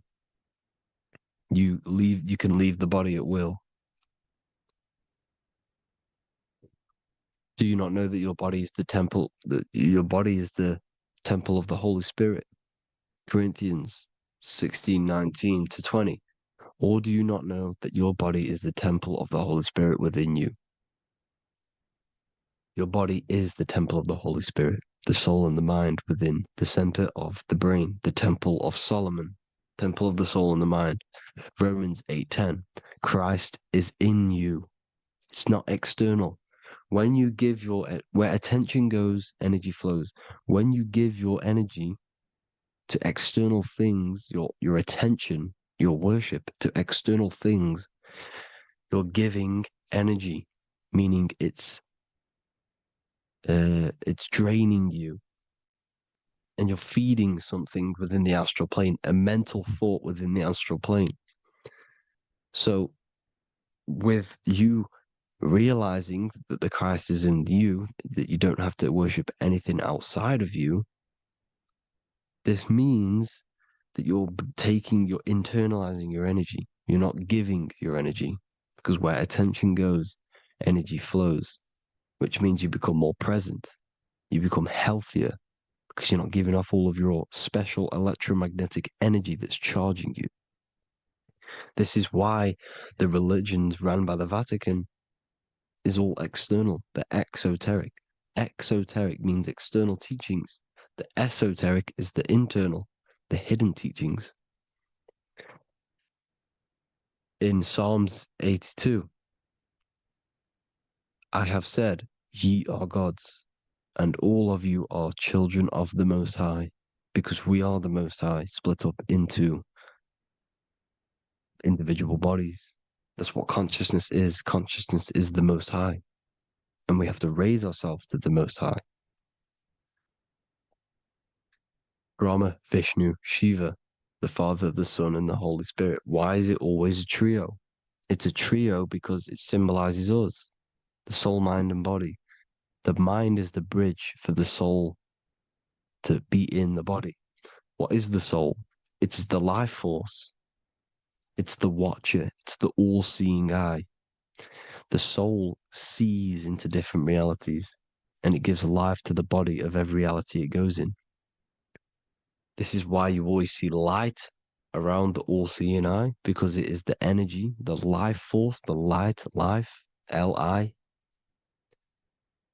Life is light, and it's the eye because it sees into the different realities. It sees into the dream world. When you're going to sleep at night and you dream, it's not a dream. It's another reality. You're a multi-dimensional creature. We live in a multiverse. There's infinite amount of views. And there is a version of you which is the highest self in a reality somewhere. And this eye has the ability to switch realities, which is exactly what astral travel is. Astral travel is the ability to switch reality beyond the 3D construct of this world. The Father, the Son, and the Holy Spirit, Brahma, Vishnu, Shiva. The Brahma, the soul, inhabits different bodies. This is why they have different heads. Vishnu, the mind, symbolizing gnosis, meaning knowledge. This is the serpent. The serpent symbolized knowledge. Shiva, the body. Father, the Son, and the Holy Spirit. The bird, the soul, because the bird symbolizes the soul. This is why you have here the Egyptians showing you the soul leaving the body. Here you see here with the twin head, the same head. and it's a bird. This is the soul self. This is the ego self. The Egyptians knew this. They knew all of this. Of course they did. Now, the whole story of Jesus is all metaphorical for the process which goes on within your body. Your neck and head is the holy grail which the sun and the moon creates. Sorry, the sun and the moon creates the fluid within the holy grail, the brain, the skull. And the moon creates the milk. Sorry, the moon makes the milk. The sun makes the honey, the land flowing with milk and honey in the Bible. The land flowing with milk and honey is the center of the brain in the Holy Grail. Here you see the Masonic artwork showing you the sun and the moon creating the fluid in the spine. Here's the serpent. Serpent symbolizing the two Kundalini channels, the Ida Pingala up the spine. Here's the furnace raising the Kundalini, raising the oil, heating it up and rising it to the crown. You see? So here you see more Masonic art, seeing the sun and the moon creating the holy fluid in the brain, in the cup, filling the cup. This is why it's a cup, because it's the Holy Grail. This is the holy oil in the center of the brain that gets released down the spine, which is Jesus coming down from heaven. It comes down the spine, down the River Jordan in the Bible. This is when Jesus goes from Nazareth to Jerusalem. He comes down the River Jordan, and Joseph and Mary are in Nazareth waiting for Jesus' return. Joseph and Mary symbolize the pineal and pituitary gland, which produce the two oils created by the sun and the moon. And he returns. When he returns, he gets crucified at 33 because the 33 vertebrae at the back of the spine, and it crosses the vagus nerve. The crucifixion of the oil past 33 vertebrae creates God-man, and it creates your higher self, and it activates 100% of the brain. And you turn into spirit, you turn to your spirit self. This is why Jesus dies. He didn't physically die, it metaphorically dies and becomes his higher self. The ego self is left behind. It's the same with the whole story of Jesus. Jesus comes down from heaven, which is the oil. He dies in a cave for 3 days, which is the oil hitting the cave. Here's the cave. And resurrects after 3 days. If you resurrect the oil, comes up and gets crucified at 33 in Golgotha. Golgotha translates to a place in the skull. The three wise men from the east. Well, if you look at the Masonic artwork, they'll always show you a ladder up to the east. Okay? Here you see north, south, west. This would be east. Here you see east here. East here. The ladder up to the east. The east is the top, up. Three wise men from the east, the thalamus, pituitary, and pineal gland in the center of the brain. The most important glands in the body. Here you see the Egyptians with the spine, the sun, and the two hemispheres of the brain. What did I say at the beginning? The sun is the soul. The sun is its own source of energy. It's the life force, which gives life to anything it inhabits. The soul is the same thing. That's why sun and soul mean the same thing. So, what I'm saying is consciousness is God. And this is why when it refers to as God in the Bible, it means your higher self, pretty much. And returning back to this higher self, because God is something that you need to manifest. Consciousness is God, and your body is a reflection of the creation by God. This is why everything in the body corresponds with the stars. The stars rule the body. We are an image of the stars. This body is an image of the whole of creation. Aries rules the head. This is the cerebrum, the ram in the brain. Here's the ram, Aries. And we have something called the cerebrum, Aries, the ram. This is the Lamb of God moving to the higher mind. Taurus, which is the lower brain and neck, the cerebellum, the bull Taurus, the lower mind. And the cerebrum and the cerebellum, the ram and the bull, is what makes you ramble on. Ramble meaning walking. The higher mind and the lower mind working together makes the body ramble. Ramble is what makes you walk along. Thank you to Santos Bonacci.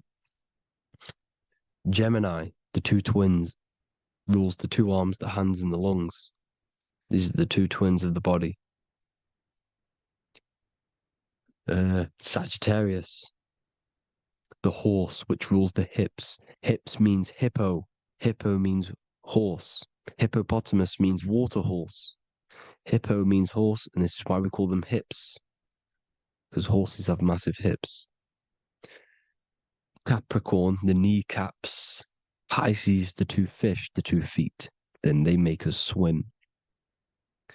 We are an image of the stars, people. Well, the body is anyway. Consciousness is God, and the body is the image of the whole of creation. It's a reflection of the whole creation, as above, so below. 12 systems in the body, 12 cranial nerves for the 12 constellations, 12 cell salts. The body's made out of 12 cell salts. So, this is where it gets kind of deep. This is where we get deep. And he said Jesus was known as the fisher of man. And fisher of man, meaning man does not mean man as in the male. Man means mind. He's the fisher of minds. So the Bible is not patriarchal. It's not patriarchal. Man just means mind, pretty much. So the fisher of mind, man, because he was fishing minds out of this reality into the higher realities. He was teaching people how to leave the body when he walks on water. Walking on water is the physical, etheric, astral, and mental. These are the different planes of reality.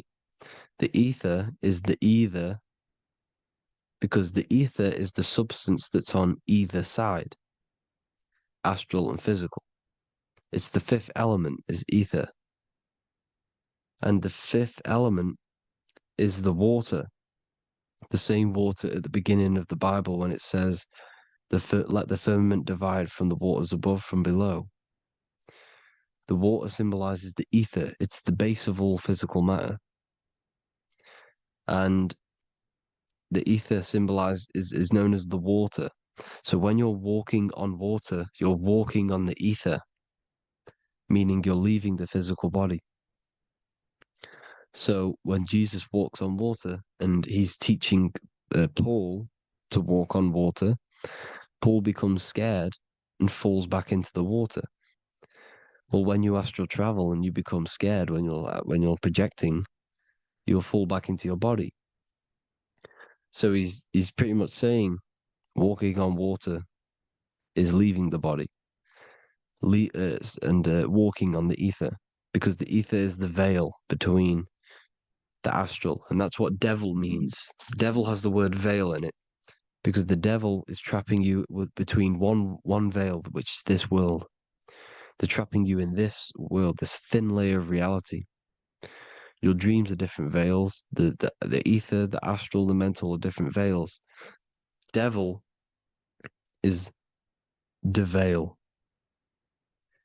The veil.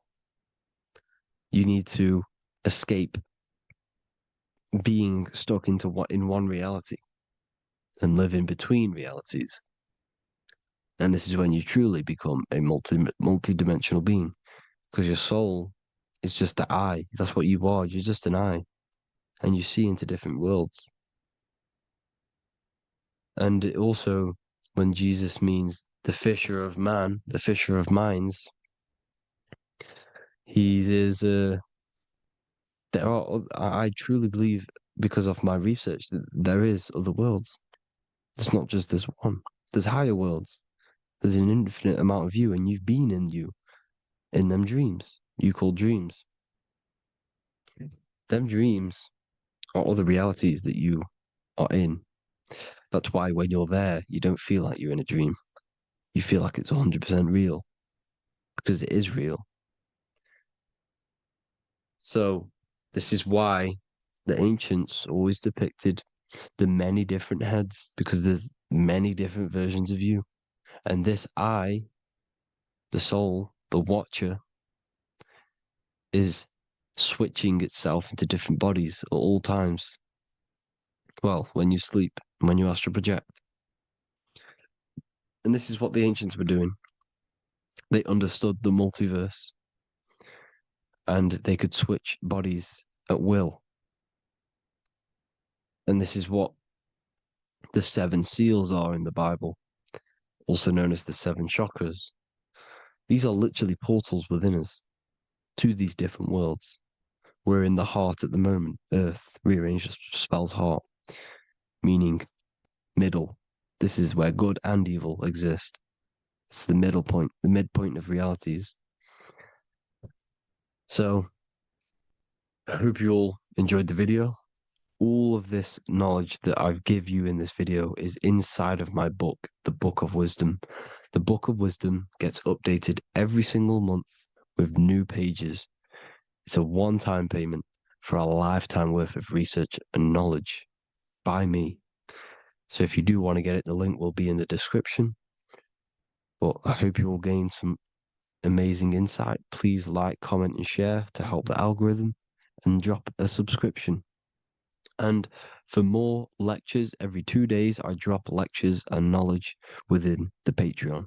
If you want to support the channel, join the Patreon. Everything's in the description because we are not monetized on YouTube. Thank you all. Have an amazing day.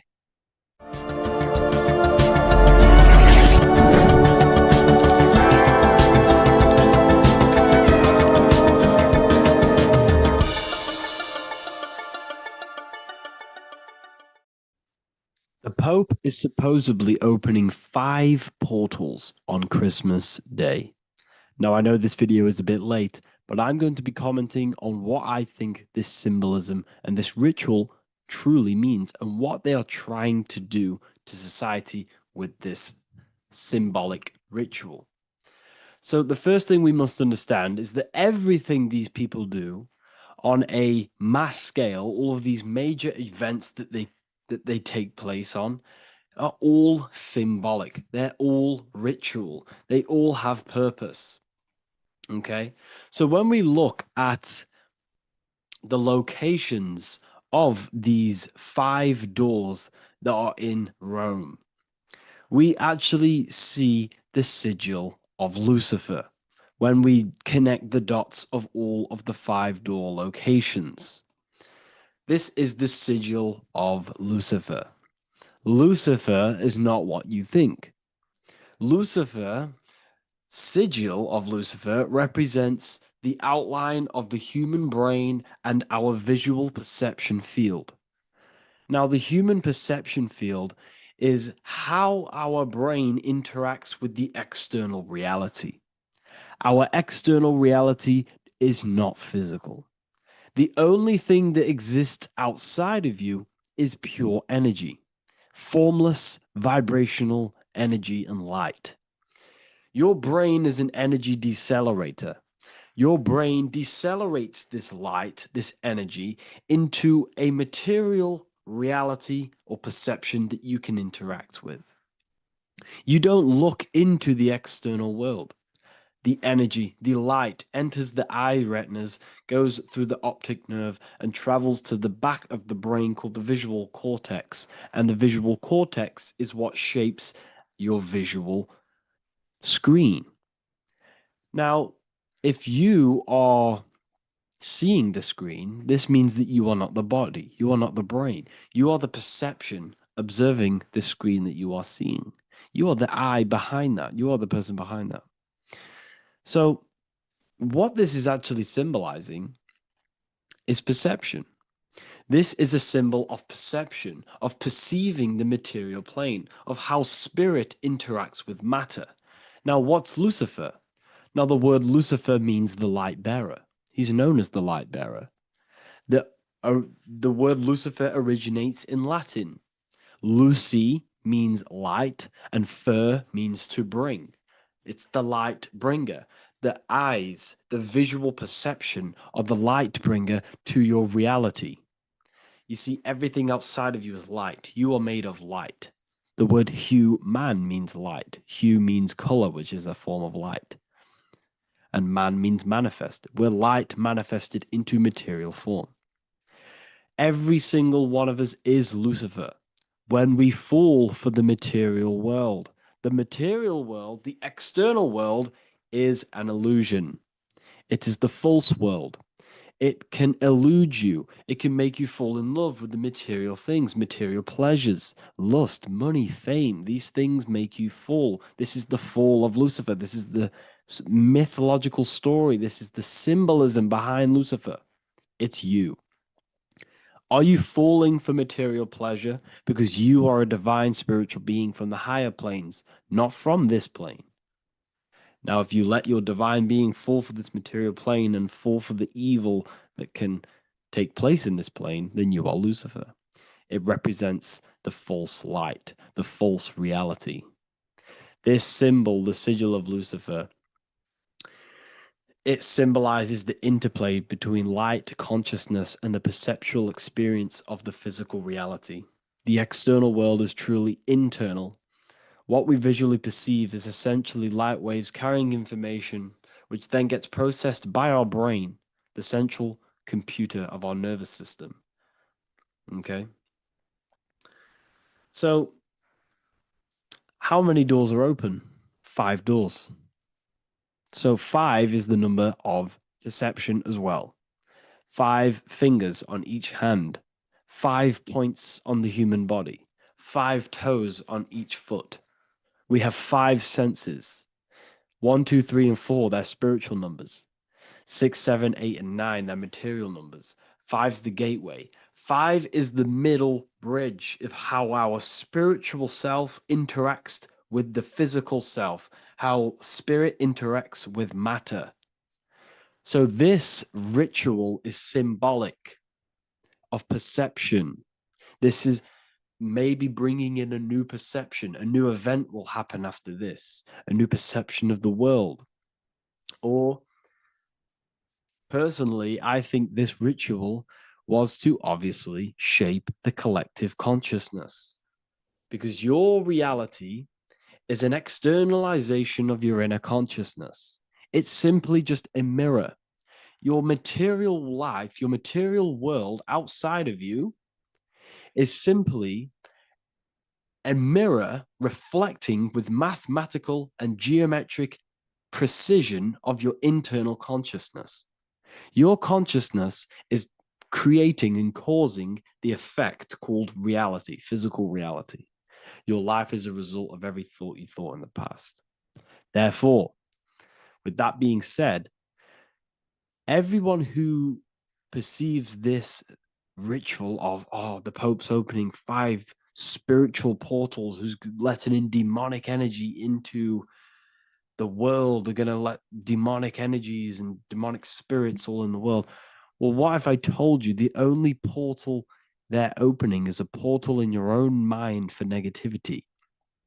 By you believing in negative forces coming into the world and going to possess everyone, that's opening up your own mind. The collective spiritual community has been brainwashed in thinking there's going to be demonic energy. Therefore, what will happen? There will be demonic energy. Not because the Pope opened up a portal to the demonic energy, it's because everyone opened up their own minds to the demonic energy. Therefore, we as a collective consciousness shape the external world on a macrocosm scale. For example, the microcosm is your personal life. Your personal life. You have created it through consciousness. Your belief system is just externalized in your world. But on a collective scale, we all believe in money, for example. And because we all believe in money and we believe that this piece of paper holds value in our minds, okay, in the mental plane, this has an effect on the physical plane by shaping the physical plane by being ruled by this belief as on a macrocosm scale. Yes, I know that money doesn't exist. It's just a belief in my mind. But that doesn't have an effect because the collective consciousness believes that money has effect, has power. When it doesn't, it's just a piece of paper with a belief behind it. If the collective consciousness stopped stopped believing in money, then the collective consciousness would have broke the spell and we would have no longer had a material plane ruled by money. You see, our beliefs is ruling and shaping our physical plane. This physical world outside of you is truly just an effect of the mind, an effect of our consciousness, our inner world.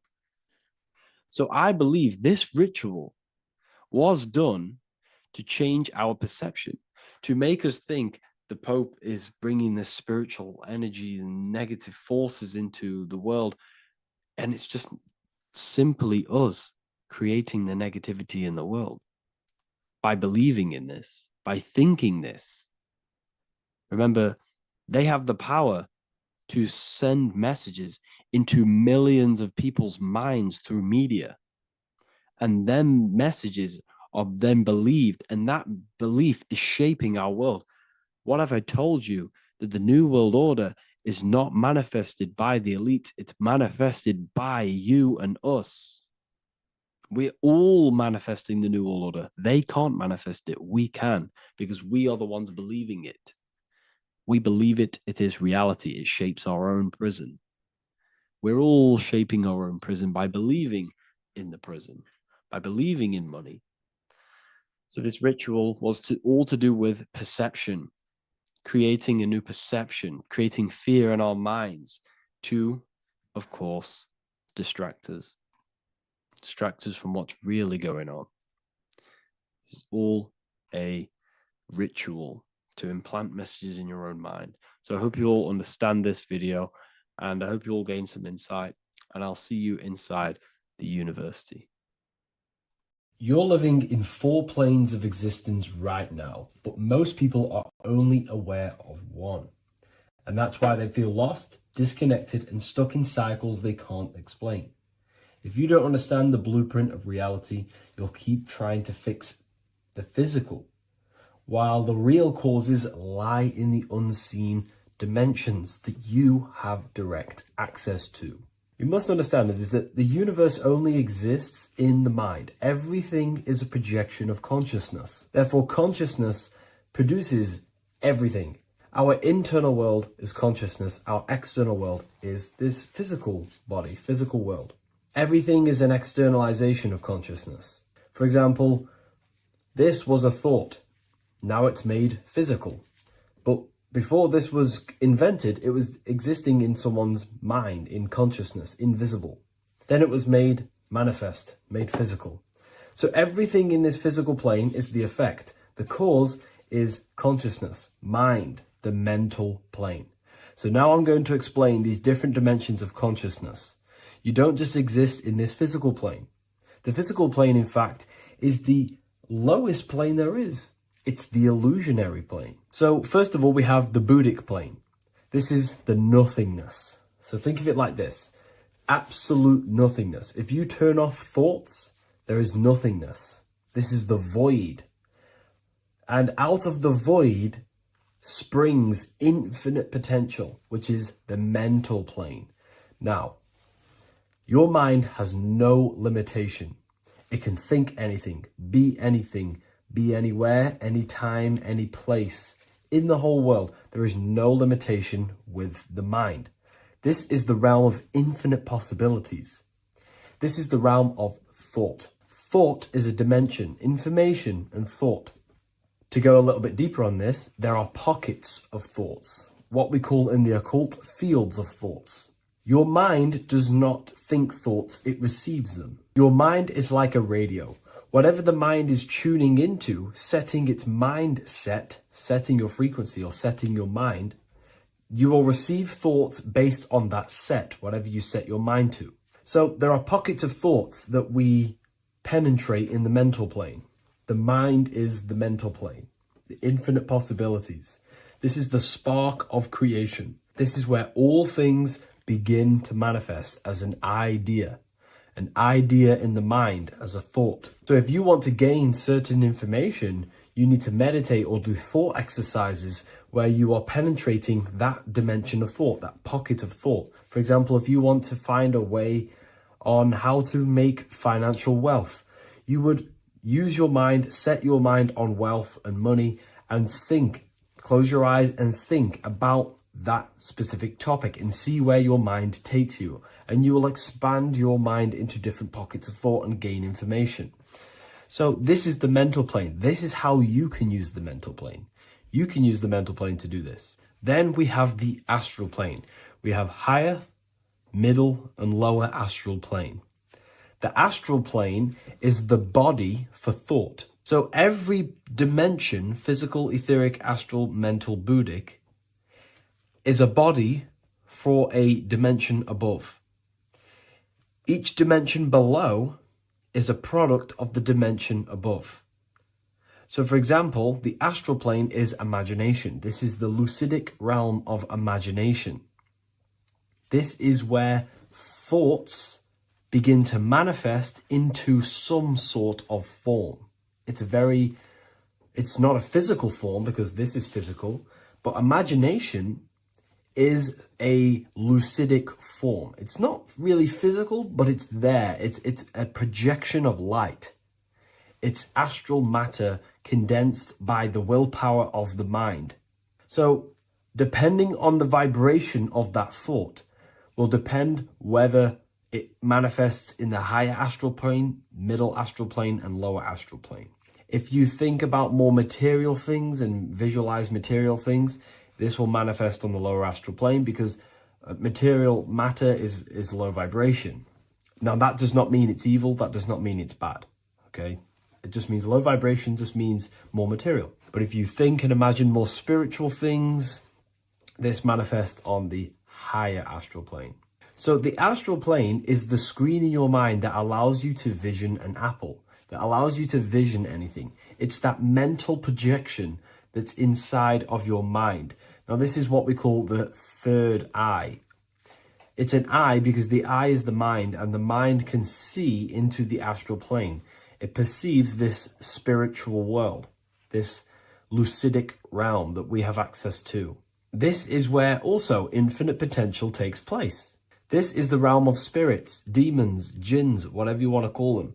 Spiritual entities exist in this because this is where thought forms manifest into form. This is where thoughts create bodies. Think of it like this. The mental plane is a thought of a chair. The astral plane is the imagination of that chair and all of the different possible chairs that could possibly be. The etheric plane is the energy double of that chair. And the physical plane is the physical chair. So as you can see, the higher we go up, the more formless and lucidic it is. The lower we go down planes, the more dense it becomes. This is formless and this is form. Everything manifests through this process. This highlighter is down here in the physical plane, but the idea began in the mental plane. Everything begins in consciousness before it creates a physical body. It goes through this process. Therefore, if you want to start to mold and create your own reality and create things in your world, you can use these planes to your advantage. You can use your mind to do mental thinking exercises by closing your eyes and expanding your mind into a different pocket of thought to gain wisdom, gain information, gain downloads. The way you do that is simply get into a meditative state, close your eyes, pick a topic that you want to think about, and see where your mind takes you, but always remain centered on that topic. And you can do this for maybe an hour or two or half an hour, and your mind will take you places where you will unlock information. You can even use this to make decisions in your life. Think of the topic and see where your mind takes you. You'll gain information. This is how you use the mental plane for ideas. The astral plane is imagination. You have to reconnect with your imagination very vividly. Your imagination, your consciousness is infinite. It's not a three-dimensional plane. It's an infinite plane. You can think and make form anything in your consciousness, in your imagination. You can think anything and you can imagine anything in the most vast details. You just have to reconnect with your imagination. I have a free book on my website. I'll leave the link in the description. It's an ebook. It's called Activating the Inner Eye. This is going to help you reconnect with your imagination. It's a practical guide on how to imagine. So once you know how to use the mental plane and astral plane, thought and imagination, you pretty much need to use the physical plane to take physical action with this physical body that you have and start to manifest these desires you have in the higher planes.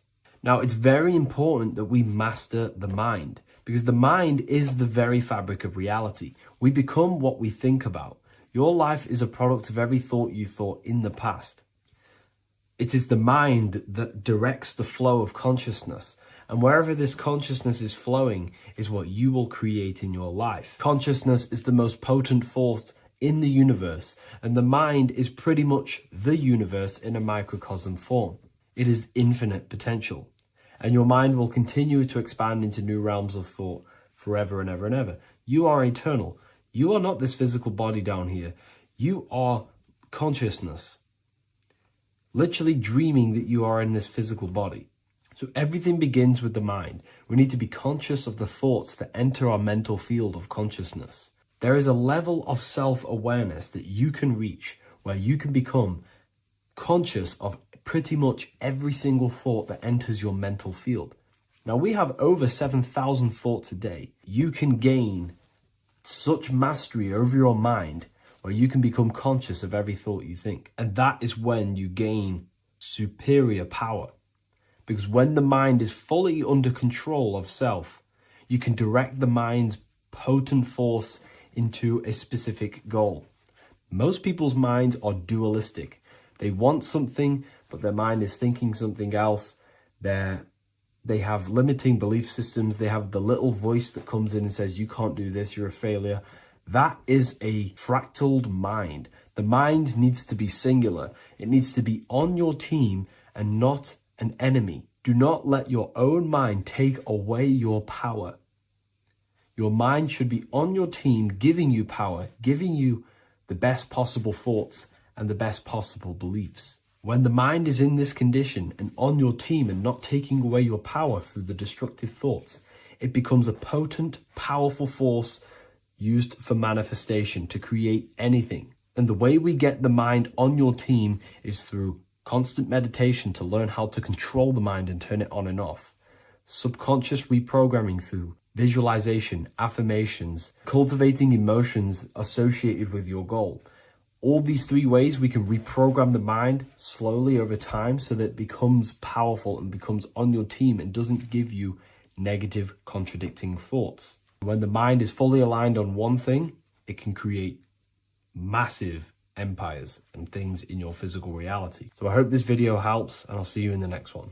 Neo is plugged into the matrix on the back of his neck. And if we look at the human brain, the back of the neck is the reptilian brain stem. And when one operates their life out of the reptilian brain stem, they are unaware, unconscious. They are consciously dead because the reptilian brain does not really critically think. It acts on instinct, fight or flight mode. This is considered in the occult spiritually dead. When one is taking actions without intention, simply very reactive to life. They're not living, they're simply experiencing. When you're walking down the street and you see someone, and in your mind you think me versus them versus me. That is an animalistic way of thinking. I used to be trapped in this way of thinking, always thinking of fight or flight, always judging people, always reacting to the world, never consciously creating and commanding with intention in the world. This could be considered the matrix. When one lives lives unconsciously, simply surviving in the world. Another symptom of living in the reptilian brain could be obsession, a constant need to assert your power over others to feel safe or superior. Views relationships as power hierarchies, not as mutual connections. It could be a conquest for sex, lust, seeking validation through sexual activity. Sex becomes a tool for dominance, escape, and self-worth. Intimacy is avoided. Pleasure is pursued without emotional depth. Seeking pleasure all the time. This is all to do with the reptilian brain. Seeking safety. It could be hoarding, driven by craving and not actual hunger. Eats to soothe fear or emotional discomfort, often unconsciously. This is the unconscious. Fear-based decision-making. Every choice is shaped by perceived threat or insecurity or fear within the subconscious mind. Long-term vision is sacrificed for immediate safety and gratification. All the reptilian brain. Territorial behavior overacts when personal space, possessions, or status is threatened. Acts as though survival depends on ownership or status. Addiction repeats patterns to feel safe, even if they are harmful. Avoids anything unfamiliar or unpredictable. Low empathy. No empathy or emotional care for one another and for fellow beings in the world. Sees people as threats, tools, or competitors. This is all to do with the reptilian brain. Intense jealousy or possessiveness. Sees others as rivals or objects to control. Cannot tolerate perceived threats to loyalty or status. Quick to be angry. Slow to reflect. Reacts with rage, withdrawal when challenged. Lacks emotional regulation or deep self-awareness. So this is considered, this brain could be considered the matrix, hence why Neo is plugged into this brain. He's operating the life out of this brain, unconscious, simply navigating life like an animal. I was in this state, and you can only really realize this when you come out of this brain and you start to function from the higher regions of the brain, which we will discuss very soon. And my life was chaos because there was chaos operating internally. I was never thinking about the future. I was always operating life out of fear, out of lack. Never had care for another person. When you operate life out of this brain, the matrix, things outside you, can easily control you. This is why they keep us in a constant state of fear. So we operate life out of this. So we never gain full control over our reality, over our actions, over our thoughts. So Neo is called Neo, and he works at a place called meta cortex, very symbolic of the neocortex, the higher region of the brain. Now, this brain makes you human. It ultimately allows you to hold control over the animal urges, okay? The neocortex is the brain that allows you to have self-mastery, that allows you to control your urges, your instinctual survival urges. So humans can overcome their reptilian animalistic state and start to operate their life in a conscious mastery state. And Neo is plugged out of the reptilian brain, and he starts to use his neocortex, the human brain. This allows one to learn to have self-control, allows one to create, allows one to think about others. It allows one to critically think deeply. It allows one to be self-aware. Who am I? Where did I come from? And where am I going? This is ultimately the brain that has shaped the world. We look at humans. We built technology. We built all of these amazing things. They all come from the neocortex. This is the higher region of the brain that allows consciousness to function on a higher degree. It allows you to truly become a creator and have self-control instead of living in a reactive animal state. You see, animals are only aware of their five senses. They're only aware of surviving. If you notice, look at animals, they're always looking around. Even in their home, they're always looking around, sniffing around. That's because they operate in an animalistic brain. Humans have the neocortex. This is a higher region of the brain, which if you wish to master yourself, this is the brain that you will be using. This allows you to operate life on a higher degree. We see this reptilian brain symbolized everywhere. See it as reptiles. Reptiles are symbols of this brain. We see the Egyptian god god Osiris with the green skin representing a reptile, a crocodile. Sometimes we see Osiris depicted in Egyptian artwork with crocodiles or reptiles, if you do a little bit of research on that. And also, if we look at the overall symbolism of Osiris and his story, we notice that he is the god of the dead or the underworld. This is not literal, but the dead or the god of the death, the god of the death of self, the dead of consciousness, because you are a divine being with limitless potential to create. And ultimately, to create, we have to master our reptilian brain. But when we function from this reptilian brain, we are dead to our higher powers of creation, of imagination, of actually gaining control and operating life from the higher mind, operating life as the divine being as you are. But if you operate life in Osiris, he is the god of dead. You are spiritually and consciously dead. You act unconsciously. You are dead, not physically, but mentally and spiritually. So what we're looking at here in the Egyptian artwork is the reptilian brainstem. We have the left hemisphere and the right hemisphere of the brain. Notice a curve. The feminine body is very curvy. This represents feminine. The masculine body is very liney. So if we study geometry, we know that lines are masculine, hence why the word masculine, line, and the feminine body is,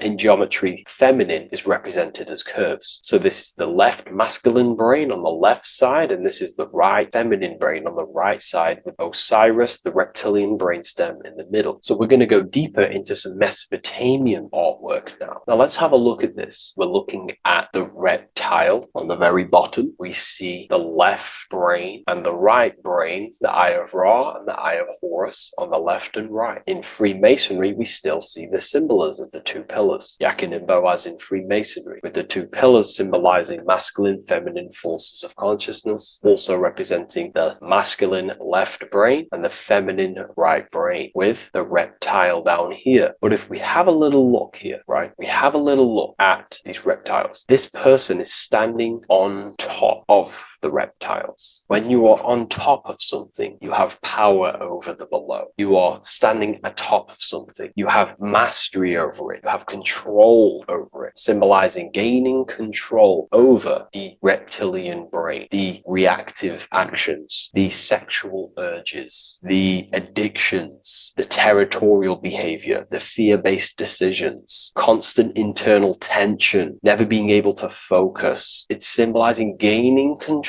over these internal qualities that happen within us, in our mind, because the universe is mental. And if we do not gain control over this brain, it will dominate our mind, which will ultimately dominate our actions and destroy our life and live in an unconscious state. So this is basically instructions in this ancient Mesopotamian artwork of becoming self-mastery, to operate on a God consciousness level. So we have a person symbolizing your awareness, the internal you, having mastery over the reptilian urges, the reptilian brain, the reptile thinking. We have a person, a face in between, and it's standing in between these pillars, symbolizing balance of the brain hemispheres. Because the face, we see the eyes in the middle, we see the person is you, your consciousness, standing in the middle pillar. So representing seeing reality as neutral. Everything in the world is neutral. It's the mind's perception that gives it a positive or negative charge. When we adapt this mindset, this view of reality, this knowingness of reality, we see the world for what it truly is. And if you see things as neutral, it allows one to transform the situations in your life accordingly, instead of simply choosing a side.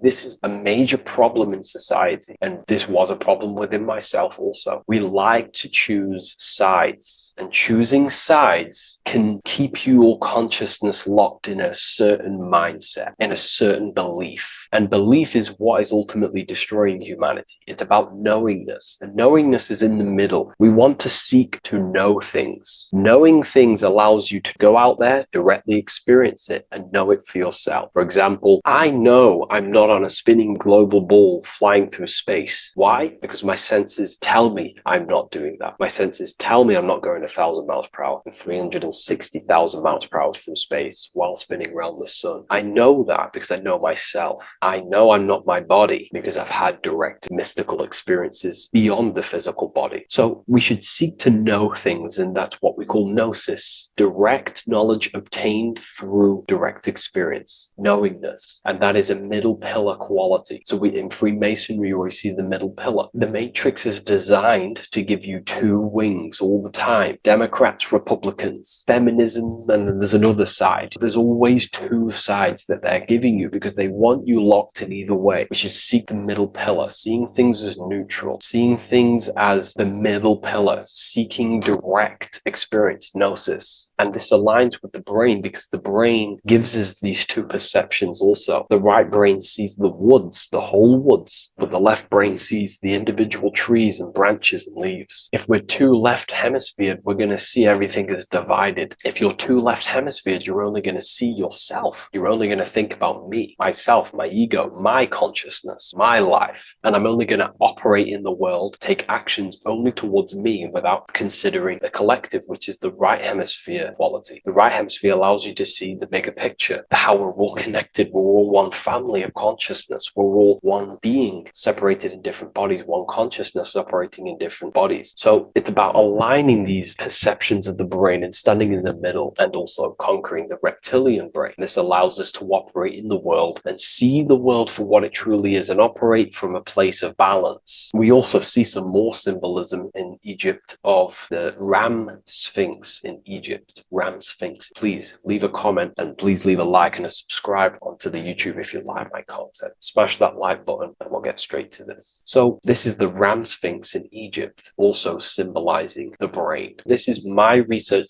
These are my conclusions. You can take this with a pinch of salt and go out and do your own research. This is what makes sense to me based off my information I've gained, my symbolism that I can read. So take what you can from it. I'm not here to obstruct anything. I'm not here to place anything in your mind. I'm simply here expressing my research. Never take anything off anyone as solid truth. I've never have said everything I say is solid truth. This is my research. If the research aligns with you, that's great. Maybe it doesn't with some people, that's fine. Simply take things with a pinch of salt, go out and collect as much research and information from many different sources and place together your own understanding of symbolism and your own perspective on reality. But like I say, seek to know and not believe. So this is the Ram Sphinx in Egypt. This is a more powerful symbolism of the brain. We have Osiris here, the god of the dead, which is the reptilian brain, and an Aries symbol here symbolizing the hippocampus in the brain. So this is the reptilian brain stem, heavily aligned with the reptilian brain stem here. We can see the connections if we look closely. So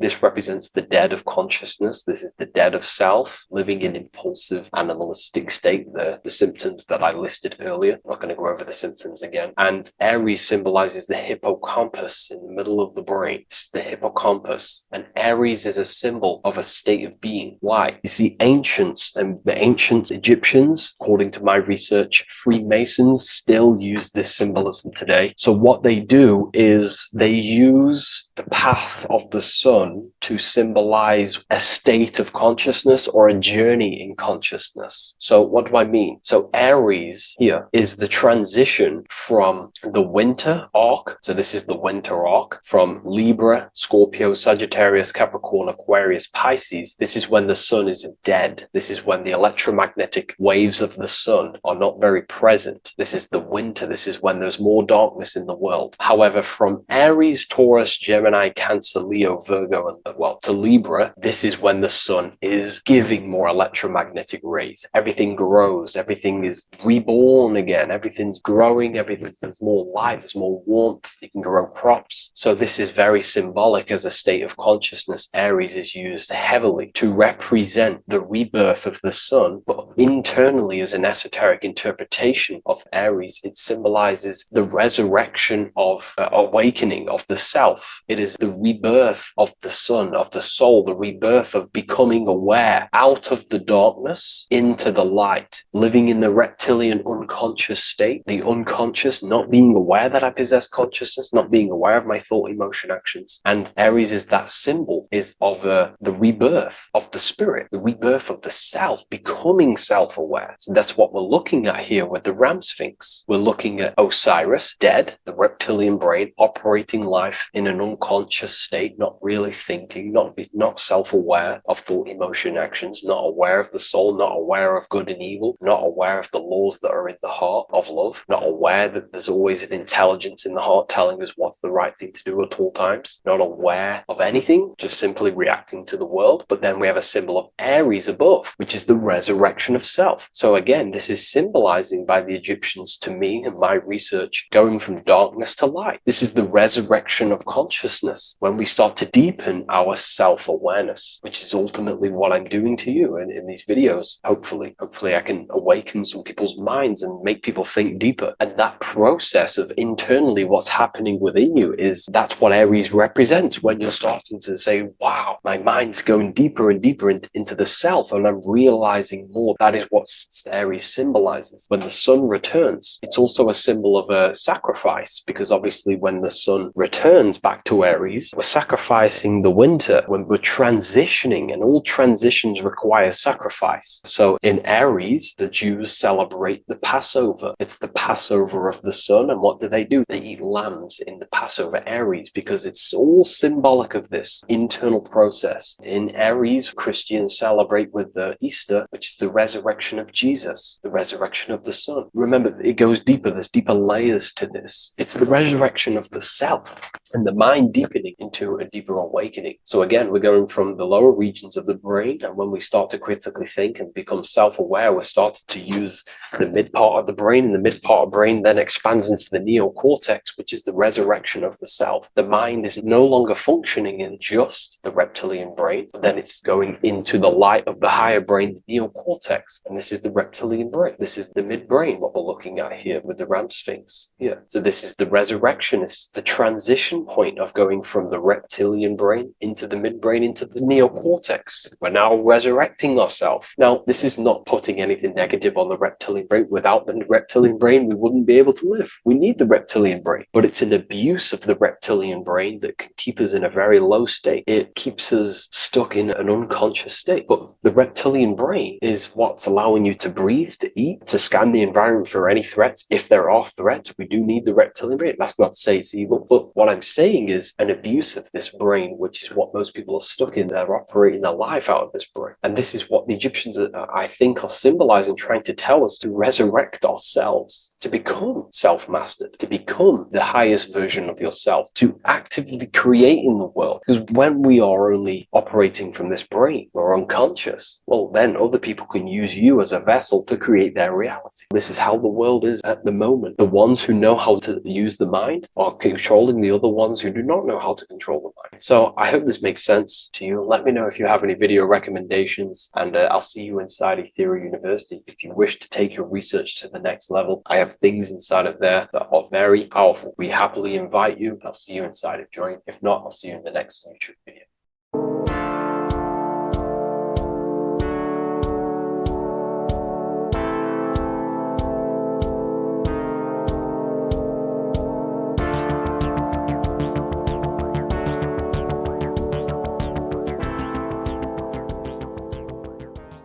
Welcome back everyone to another video. Today we're going to cover everything that you need to know about the mind, starting with the two aspects of the mind, the conscious and the subconscious. The male aspect of your mind is the conscious. This is the 10% of your mind. The conscious part of your mind is only aware of everything around you, your vision, your sight, your smell, your taste, your hearing, and your current state of emotion and thought. Every thought that you consciously think about has an emotion directly attached to it. That emotion is then impressed onto the subconscious part of the mind. The subconscious part of the mind is the female aspect of your mind. It is also a whopping 90% of your mind. Subconscious mind is controlling all of the subconscious processes which happen within your body. For example, your subconscious mind is controlling your heartbeat, your digestion of food, and all of the things that you do not have to tell the body to do. It is the hidden part of our mind which is controlling all of the hidden things. The subconscious mind is like a recording supercomputer. Everything that you have experienced in your life is all recorded and stored within the subconscious mind. One of the most important things about your subconscious mind is that it stores your mental programs. Everything in the subconscious mind manifests into behavior and actions within the body. Your daily basis routine and habits are all mental programs within your subconscious mind. These mental programs are created by mainly two ways. 1, repetition, and 2, emotional impact. The repetition is fairly simple to understand. The more you do something, the more it impresses onto your subconscious mind and becomes a program. That program will then manifest into your behavior. However, with the emotional programs, they work a bit different. The stronger that you feel an emotion, the stronger it is impressed onto the subconscious mind. And then that emotion becomes a program. For example, you had a very traumatic moment happen when you were a young child. The emotion that you felt was so strong in that moment that it impressed into your subconscious mind so hard that you can recall that moment like it was yesterday. That traumatic event that happened to you when you were young will still manifest into your daily basis behavior even to this day. However, it manifests subconsciously. For example, if you were in a car crash, you will be wary to enter cars with certain people. All because of that traumatic emotion that you felt and impressed onto your subconscious mind. Another example of the subconscious manifesting into our behavior is posting on Instagram. Most of the time, the reason why you post is because your subconscious mind is seeking gratification. So before you actually do something, question yourself and find out the root cause of why you are doing this. Another thing that you need to understand about the subconscious mind is that it takes everything you say in here literally. So for example, if you go and say, "You are an idiot" to someone, your subconscious mind will only pick up the word idiot. It only knows yourself. It doesn't know anyone else. You are casting a spell on yourself just by saying that to someone else. This is why the golden rule is to treat others like you'd like to be treated. Now, you can rewrite these programs which are already in your subconscious mind. However, it does take consistency. You have to change these programs which have been running for years. And by changing these programs, you change your behavior, because these programs manifest into your behavior. The best way to do this, personally, is to listen to affirmations first thing when you wake up in the morning, and do this for 10 minutes every single morning. Then at night time, you want to think and feel that you are becoming the reality that you desire. The more that you feel this reality, the more it will become a program and impress your subconscious mind. For example, you're trying to gain financial freedom. If you trick your subconscious mind into creating a program saying that you are financially free, this will manifest into your behavior. You will start doing more work. You will start looking for ways to make money. Your mind will be set on the frequency of money and financial freedom. Therefore, you will receive thoughts based around this program. If you take enough action, your life will dramatically change because of this program that you created in the mind. This is why we call it a mindset, because your mind is a frequency tuner which sets its frequency onto different thoughts, because thoughts are frequency. If you fill your mind with a specific frequency, you will gain thoughts and ideas based around that frequency.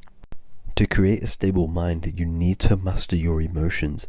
You need to change your mindset. Everything that you experience is neutral. Based upon the mindset that you see it, you either give it a positive or negative charge. By understanding this deeply, you will then control your emotions. I hope you gained some wisdom and enjoyed this video. Please, if you can, leave a comment and a like, and subscribe to the channel if you like this content. Love and light to you all.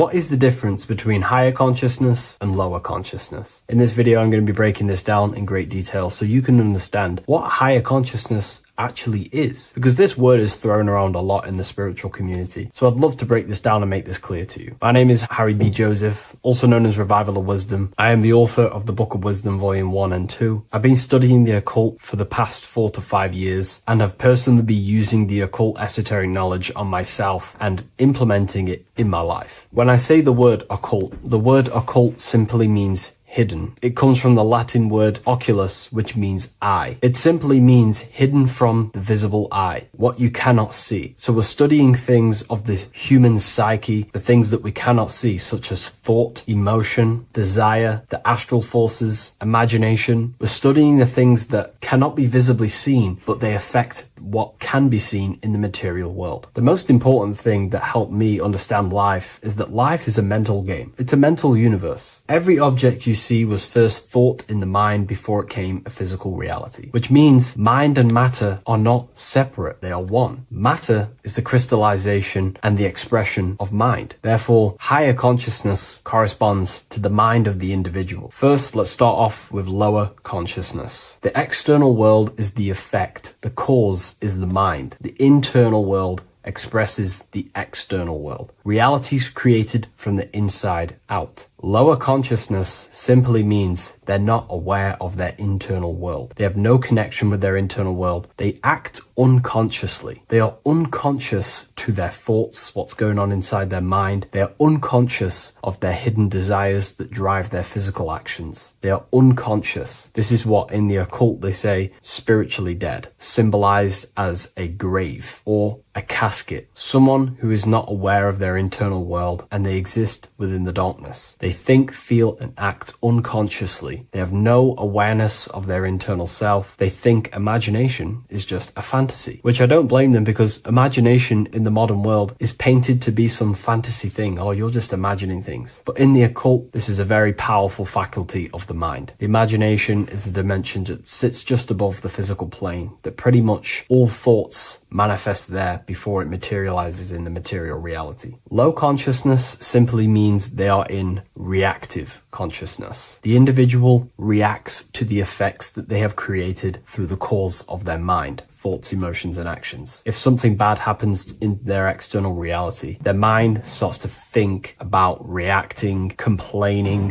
which ultimately creates a negative cycle of manifestation. They're simply blaming the effects outside of them that are the causes of the individual's mind. They are in reactive consciousness, which pretty much has no personal power. A low consciousness also means you are emotional, reactive. You are easily triggered by situations or people. Anger, fear, defensiveness arises quickly, often before conscious thought. This is associated with the reptilian brain. The reptilian brain does not think, and it is the modality of consciousness that keeps the individual not critically thinking, simply just reacting to the world. They make decisions based on instinct. They make decisions based on fear. This is a low consciousness. Another symptom of low consciousness is that the individual only thinks in reaction to their 5 senses. They only think in the terms of their 5 senses. They sense something in their 5 senses and they simply just react and they think around the 5 senses. They do not use their spiritual faculties such as imagination, willpower. Low consciousness people are mainly stuck in their ego. The ego inside of the occult and esoteric teachings needs to be overcome. We have to face our ego because the ego tells us we already know everything. I don't need to know anything else. I have my belief system. I'm happy with believing whatever. Everything else is just a fantasy. I believe everything that's already told me within school. And the ego stops them from expanding their mind into the esoteric teachings or more things about life. They're ignorant to gaining more knowledge because they think they already know everything that has been given to them within institutions such as schools. In the occult, we have to face our ego and submit to it and say, we do not know everything. There is so much more that we need to learn about ourselves to expand as an individual. A low consciousness person or individual is reactive. Their thinking dwells in the past or worries about the future. The now is rarely accepted as it is. They're never in the now, they're either thinking about the past or the future. A low consciousness is also attachments to self-image, beliefs, opinions, roles, history, and is mentally rigid. Their mind doesn't want to expand. They're stuck on a certain belief, a certain thing, and they're not open to accept anything else inside their mind. And a challenge to them feels like a personal threat. And instead of being self-aware and responsible, they see others as the cause of their unhappiness and the negative things that they are manifesting in their reality. A low consciousness also seeks for validation outside of themselves. They try to cover things up with materialism or whatever it is. But now let's move on to a higher consciousness. This is what we call causal consciousness. Causal consciousness is a state where the mind of the individual is mastered. Their mind does not dwell on the effects of the external world because the individual who has a higher consciousness understands that the world outside of them is the effect. It is the world of form. Force and form are two dualities within the occult that are very important. Everything outside of you is form, everything inside of you is force. The forces inside of you create the form outside of you. The person with a low consciousness simply just reacts to the external world, creating a constant cycle of negativity. But the person with the higher consciousness understands that whatever happens outside of them cannot be changed. It is already manifested. Therefore, there is no point in complaining. If the person with the higher consciousness understands if they don't like something, they can change it internally. If they can't change it, then they change their mental attitude towards it. This is the law of polarity. Light and darkness are the same thing, but just different degrees of light, which means we have the ability to shift our mindset and perception towards things to make sure it's positive. The person with the higher consciousness, even though something bad may happen to them in the world of effect, they can change their mindset towards it and ultimately change their actions to change that reality. There's no point reacting. It's simply what we do to create the change. A higher consciousness means their mind is ordered and disciplined. They do not think random thoughts. The person with a higher consciousness and a trained mind in the occult has a mind of a powerhouse of control. They understand that the mind is the cause of all things, therefore we have to gain mastery and control over the mind, or else it will produce constant chaos. Their mind is ordered and disciplined. The person with a higher consciousness is always self-aware. This is very important. The person with a lower consciousness never is self-aware. They give attention to random thoughts, they give attention to negative thoughts, they give attention to negative imaginations, they start daydreaming about worrying about the future or the things that happened to them in the past. This is all useless. You're using the creative powers of consciousness for the negative. The person who is trained in the occult and has a trained mind with a higher consciousness understands that their mind is the cause, and they are always aware of the thoughts that they are entertaining inside their mind. There is a level of mastery where one can achieve the conscious awareness of every single thought in their mind every single day. Now, this is very difficult to achieve, but this is one of my goals personally. It is the thought that it is the seed of creation. And if we give random thoughts attention, these seeds can be planted in our subconscious and ultimately drive that effect into our reality. The trained mind, thought and intention manifest more effectively because they arise from unity, not fragmentation. You become the conscious creator rather than the unconscious reactor. Higher consciousness also means that you know what to do to produce a change in your reality. If there's something bad happening in my reality, I know that there's some sort of change that needs to happen within me. For example, if I start a cycle of negative thoughts, I know that there needs to be some mental work constructed on my mind. This will happen. On your path of self-mastery, you will fall back into old thinking patterns or something that happened to you in the past. These little patterns will show up again. But when you have a higher consciousness, you know exactly what to do to execute on changing that part of yourself. For example, if I catch myself thinking negatively for the past 2 days, I know I need to do affirmations and to reprogram my mind to counteract them negative thoughts. Or if I start overthinking and I start to lose control over my mind, then I know I need to do a meditation of stillness where I think about nothingness and develop my willpower. A higher consciousness knows where these things are coming from because they understand themselves. Higher consciousness also means they have unity consciousness. This is what the triangle is. Unity consciousness. The I within the triangle. The I in the triangle is the number 1. The triangle is the number 3. These are the 3 expressions of consciousness: thinking, feeling, and acting.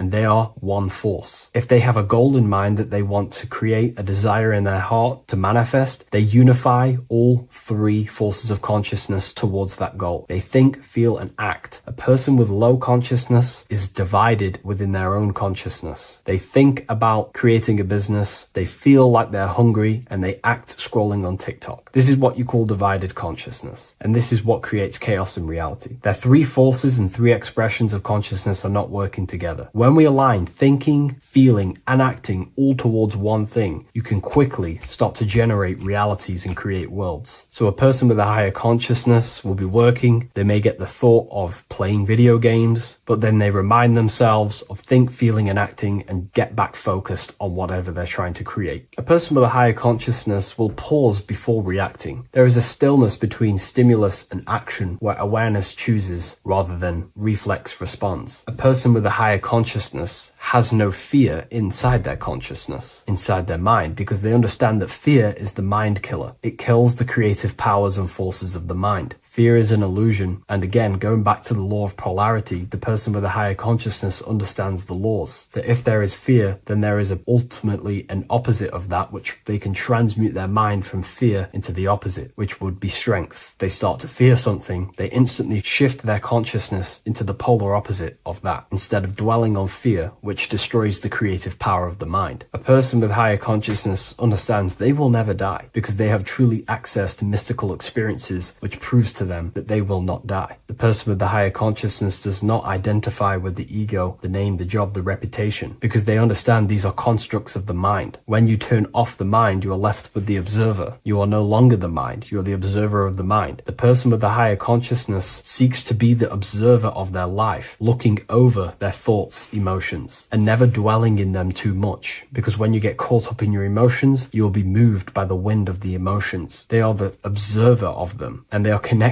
with their soul. They are connected with the observer. The person who has low consciousness is constantly in battle with their thoughts, emotions, and the things that are happening outside of them. Their emotions blow them away like the wind or the seas of the ocean. But the person with the higher consciousness understands they are the observer. They can watch over them. They're like a bird looking over the earth. Now, I'm not saying this is easy to gain this level of mastery, but now you can start to understand the mind of a person who has a higher consciousness and aim to become this person to ultimately live a better life. Higher consciousness is not this mystical, magical thing with, most spiritual teachers will paint in your mind. It's simply just self-control. And when you have control of yourself, life becomes a lot better. Instead of being caught up within the battlefield within your own mind and emotions, living in reaction, complaining in a negative state of mind, the person with the higher consciousness also understands that their dreams are showing them messages from their subconscious mind. Every person, every event, everything that was said, everything that happens in your dream is a materialization of something that's going on inside your subconscious mind. If there is a person chasing you in your dream and you are in fear running away, this means that the subconscious is showing you something through the allegory or symbol of that person chasing you. There's something inside of you that you are maybe running away from, and you need to identify that and change it. So I hope this video gives you some great insight and a bit of an idea what higher consciousness is. Again, higher consciousness is about having faith, because when you were in the lower consciousness like myself before all of this, I didn't know what higher consciousness is. Therefore, you have to have faith that it's going to lead you somewhere, that the work that you are doing to try achieve self-mastery is going to take you to another level. You have to have faith in yourself that higher consciousness is going to be better for you. If you do not have faith or the desire in your heart to generate that higher consciousness, it's not going to happen. Keep your eyes on the light, keep your desire on the light, and keep faith in your heart to generate this higher version of yourself. Thank you, everyone. I'll see you in the next video.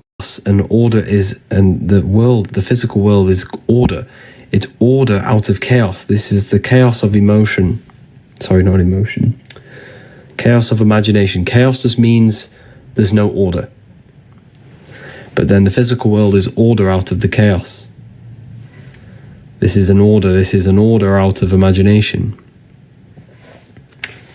Okay. Does that make sense? I say it's death in our breath.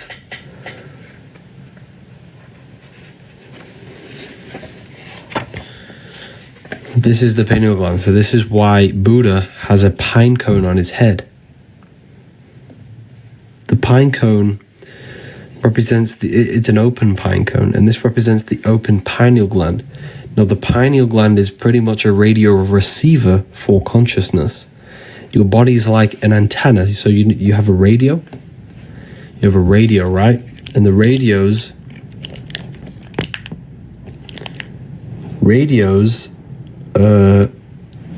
pick up frequency and then play the song with that, play the frequency. It's the same with your body. It's pretty much an antenna picking up the stream of consciousness that you are. You are a stream. You are a verse. Universe. You're a verse. Your life is a verse. It's a song. It's a song of consciousness that you're playing. Uni means unite, meaning one. It's one big giant verse. It's one big giant song. The universe is a song that we're playing, and we tune the songs with our hearts. Our hearts are energy, emotion, and emotion, energy and motion. Like I said, here. The heart is the philosopher's stone. Energy, emotion is energy in motion. The expression of emotions resonates through the heart, exerting a significant influence on the individual's overall magnetic field. The emotional state of an individual emanates outwards from the heart, influencing and interconnecting with the surrounding magnetic fields. Thoughts manifest as energy in motion, constituting emotions, which each thought inherently linked to an emotional state. Every thought produces an emotion in the heart. That's why the Bible says, whatever happens in heaven happens on earth. Because whatever happens in your head happens in your heart. Whatever you think in your head produces emotions in your heart. The head and the heart are the pretty much the creators of reality. The mind and the soul, the mind and emotion, thought and emotion. Okay. It's very powerful when we learn about this stuff. You are literally a holographic being. You are a holographic being. Okay. Scalar energy, a subtle force, flows through and interacts with matter and divides and creates electromagnetic torus field. This field organizes astral light into the essential components like photons within the holographic reality. This world is holographic. The electromagnetic fields turns astral light into matter. Because, like I said, everything is a plane, is a product of the higher planes. God. Generator. Let's move this so you can see it properly. Generator, operator, destroyer. God.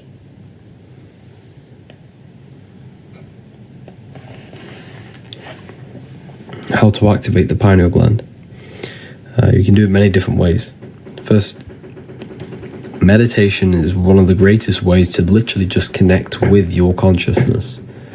By turning off and removing thoughts and emotions and the activity of the body, we connect with consciousness, which is stimulating the pineal gland. If you also want to activate it properly, you do this by Kundalini meditations. Kundalini meditations. So when you breathe in through the nose, you breathe in to the stomach and you think about raising the breath and imagine energy rising up your spine as you breathe in. And then when you breathe out through your nose, you release it, and then just keep repeating this over and over. And you will feel energy rise along your spine.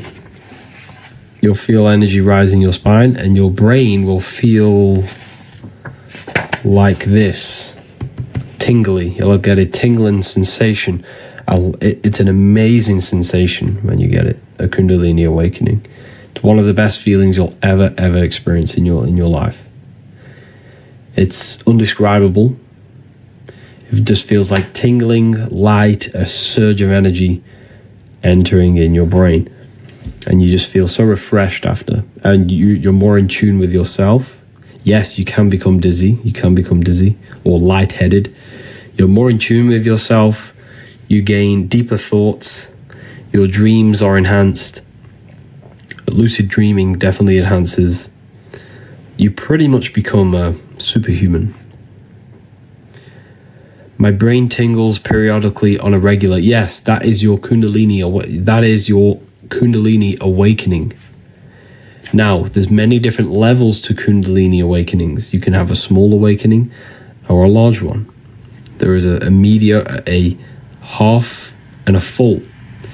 So if you gain then surges of energy that rises your spine, I get it now and then. I'll just be working and I'll just feel energy rise my spine and into my brain. This is your Kundalini energy that's awakened inside your body.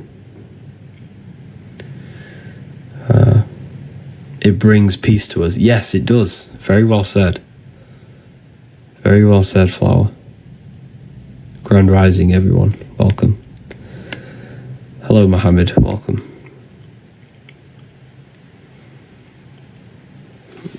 So, generator, operator, destroyer. This is the secrets of number 3.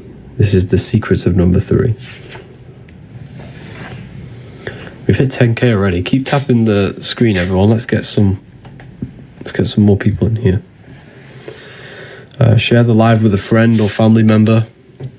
Let's keep tapping the screen, keep commenting. It's going to help the algorithm. So feel free to ask questions as well. God is generator, operator, destroyer. Brahma, Vishnu, Shiva, the Father, the Holy Spirit, and the Son. What the 7 snakes? Good question. I'll go over that in a minute for you. Brahma, the creator, the preserver, and the destroyer, Shiva. Brahma, Vishnu, Shiva. All creation goes through threefold process. Everything is a threefold process. Everything in this world, okay, is a threefold. And the reason why it's threefold is the number 3 is very, very sacred. So we have the eye in the triangle with the eye in it and the light. Well, that's 1, 2, 3. Okay, so that's the number 3 the Illuminati use.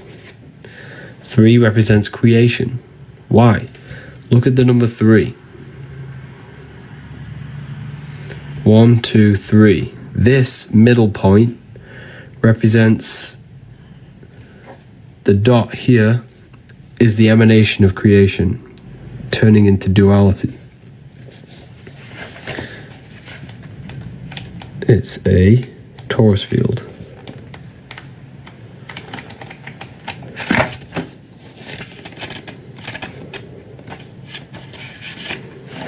It's a torus field. Okay, it's here. There's the number 3. Represents creation because the torus field is threefold. Consists of dielectricity, which is rest, the midpoint, magnetism, motion, and electricity, polarization. This is the physical world is simulated by these atoms. So the threefold is dielectricity or ether, magnetism, and electricity. That creates the physical world. Them 3 forces. And everything in this world follows by them 3 principles. Everything is generated. Everything's generated, operated, and destroyed.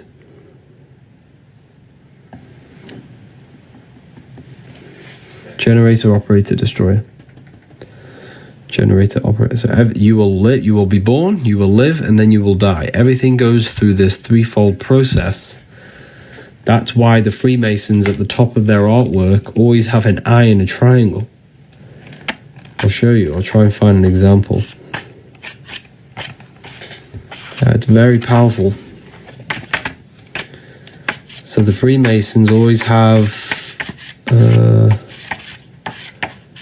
where is this page?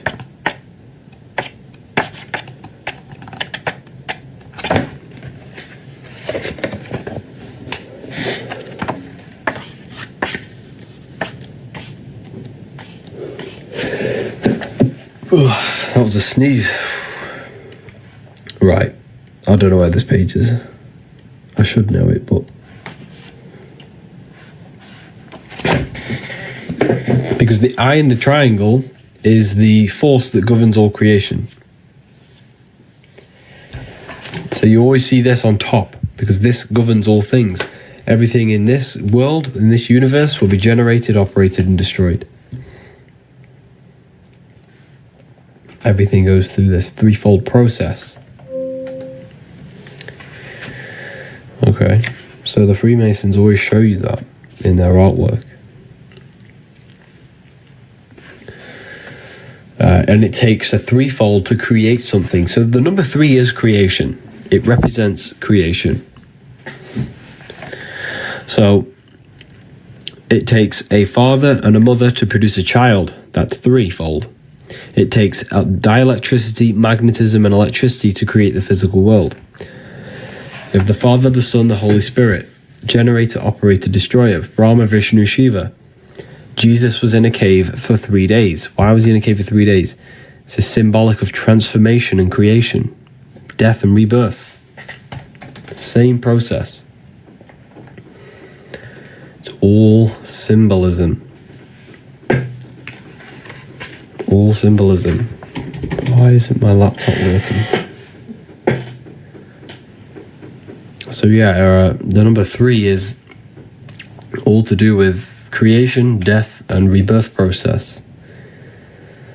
The book, I wrote this book myself. You can find it in my bio. You can get this in a PDF form. The only place I sell it is on my website, the Book of Wisdom. Click the link.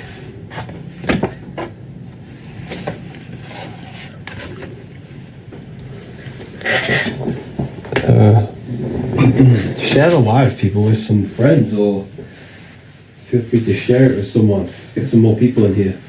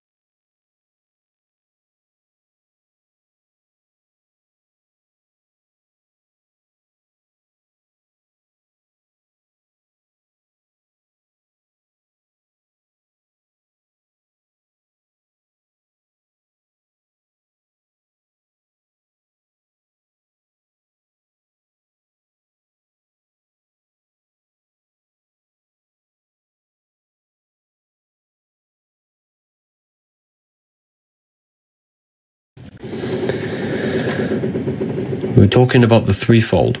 Is there anything else you want me to go over about that? I love your book. Thank you, Chosen 144. Appreciate that.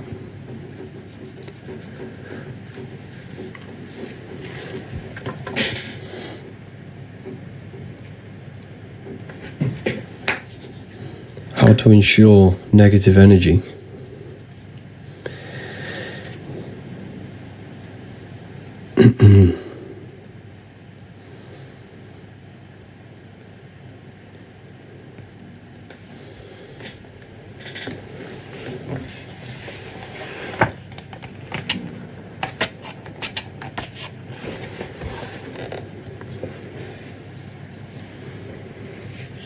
So yeah, this is Saturn. This is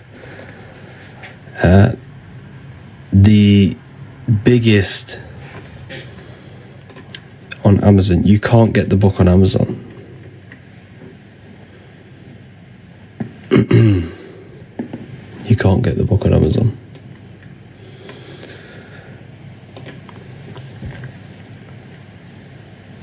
Is this volume 1? You can get it in my bio.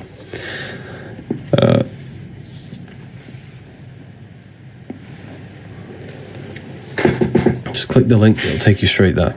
So anyways, let's go over this. We're talking about Saturn. Saturn is a very interesting topic when it goes over this. Okay? A very, very interesting topic.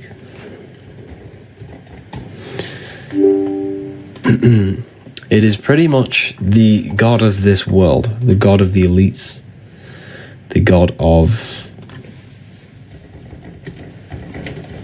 this physical plane, this matrix. This is why you see it absolutely everywhere. It is literally everywhere. Okay? Everywhere. And the reason why it's so powerful is because... Is this volume 1? Yeah, this is volume 1. The reason why it's so powerful, and the reason why you see it literally everywhere, like the Nike symbol is Saturn, Capital One, Nissan, Vivienne Westwood, Toyota, Walkers, NASA, all symbolic of Saturn. All symbolic. This is very, very important. The moon is our problem, not Saturn. Now, the moon is not the problem. I'm going to go over this for you. So there's something going around called the Saturn moon matrix, right? I don't entirely agree with it because there is nothing outside of you that can trap you, that can control you, that can... There's nothing outside of you that can trap your soul. So people believe that the sun and the moon are trapping us, right? And I'm going to explain how that is working. So, people say Saturn and the moon are trapping our souls. The moon's an artificial thing, and the Saturn's a simulation thing. No, but Saturn is pretty much it's the ruler of this material world. It's the god of this world. It pretty much creates this world. It's the force that creates this universe. Okay? Because it creates time. And everything in this world is created by time. So the planets are not physical place. They're not physical. They're not physical. They're symbolic. And they're energies that create this physical world. So if we supposedly look on the North Pole of Saturn, supposedly there is a cube. You add up all sides, you get the Star of David. Star of David. 6 points, 6 triangles, 6 sides. 666. You're made out of carbon. All life forms are based on the bonding properties of the element carbon. Your body's made out of carbon, 6 protons, 6 electrons, 6 neutrons, 666. So if we look very closely, here, this is the true order of cosmology. This is the true cosmology. You have the Earth, which is known as purgatory. Then you have the moon, and at the end you have Saturn here and the moon at the bottom. So this explains the Saturn-Moon matrix, right? This explains the Saturn-Moon matrix. You have moon is at the very bottom, Saturn is at the top. Now these are layers of dimensions, pretty much. The stars represent the astral plane.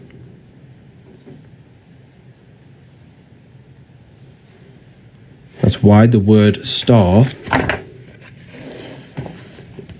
is, you rearrange the word astral, you get star. Because this is where we come from. We come from the astral plane. That is our original light body. That's our light body. And the astral plane is your imagination. The astral plane is your imagination. That is a whole dimension. This sounds a bit crazy to people, right? This will sound crazy to new people. But you must understand that your physical reality, your imagination is not physical. You can't touch that screen you have in your mind. You can't touch thoughts. You can't touch imagination. So they are higher dimensions. The imagination is a higher dimension. Okay, so when you use that screen in your mind is using a astral plane, the astral light, the light of the astral. So when you imagine something, you're creating form out of astral matter. So Saturn is the first one that governs this material plane. So what you fall from the astral plane into the material plane. You fall from the astral into the material, and Saturn's the first celestial body that will incarnate you into this plane. That's why you have 7 days of creation. Saturn day for Saturn, Sunday for the sun, Monday for the moon, Thursday for Thor's day, Jupiter. So it's all symbolic of these 7 gods. These 7 gods that incarnate your soul into this reality.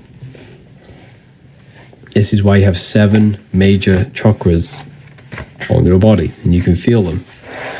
You can simply just feel them.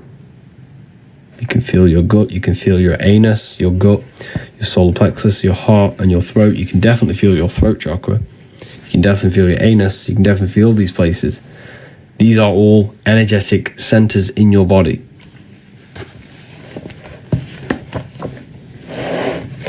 These are energetic centers in your body. So,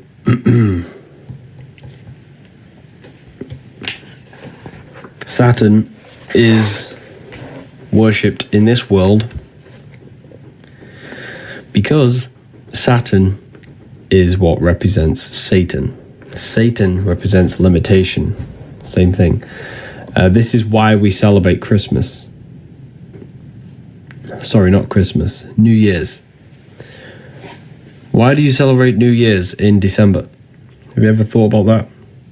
The New Year's is not in December. The New Year's is spring. Spring is the New Year's. So what does that represent? Why are we worshipping New Year's in December? Or January, in the winter? When? Who rules the winter time? Does anyone know? Who rules the winter time? It's definitely not the sun. What is always opposite the sun? So wherever the sun is, if you look directly opposite, you have Saturn. Saturn is always opposite the sun. So Saturn rules the winter.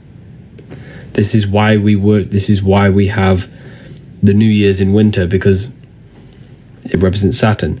And did you know Christmas was a Roman? You can research this yourself, right? Christmas used to be called Saturnalia in the Roman times. Yes, it was a festival worshipped to Saturn. And what they used to do was sacrifice people in the Roman times to the god Saturn. This is no lies, you can research this.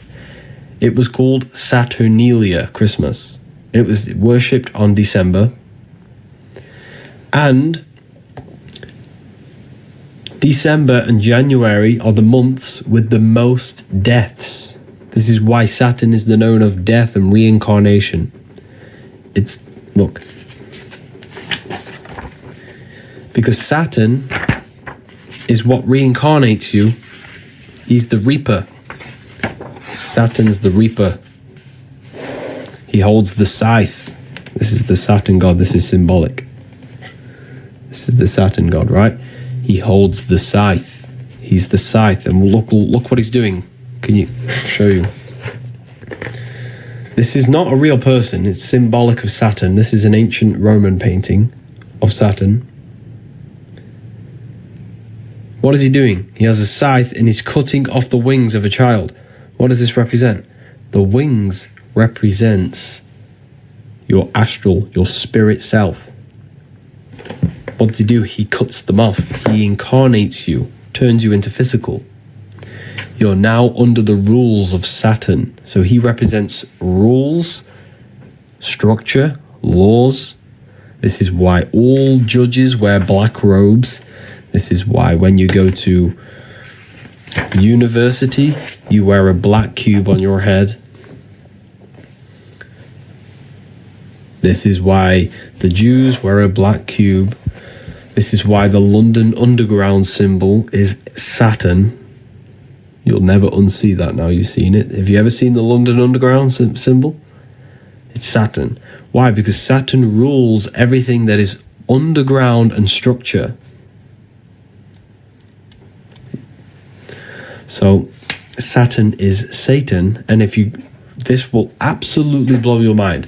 After this live, in fact, I'm going to try and get it up now for you. Type in Roman god Saturn. And guess what he rides? He rides a sleigh in the sky. And he looks exactly like Santa. I'll show you. Check this out. You think this is all a coincidence? Here it is. That's the Roman god Saturn on his sleigh. This is why you worship Christmas. Well, we all worship Christmas. Well, not worship, but we all celebrate Christmas on December. So that's Saturn. Same thing. All the worship of Saturn. This is why we say think outside the box. You're in the box. This is the box we're in. Because your mind has access to beyond physical reality. This is the box. The box of Saturn. The physical world you're in. You're trapped in. Your consciousness is limited to the physical plane. This is the box we're in. We can only go up, down, left, right, upwards. You know, we're in a six-sided cube. Jack in the box. How do we get out? We have to learn astral projection. We have to learn how to expand our consciousness. We have to learn how to expand our mind.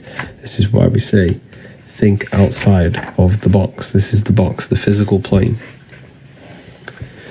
And we have to enter our astral bodies.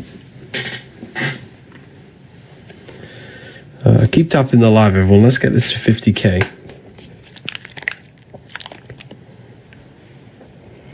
Your free astral projection guide is incredible. Wow, thank you, Ivy. Did it help you?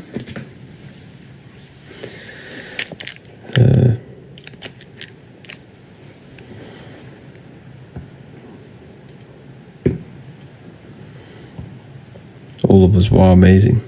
Conspiracy theories. This isn't conspiracy. This is simple knowledge that you can figure out yourself.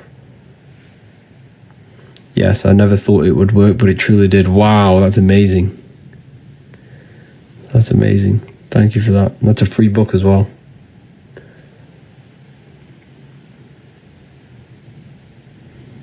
Space is fate. Yeah, you had a free astral guide. Yeah, it's still on my website.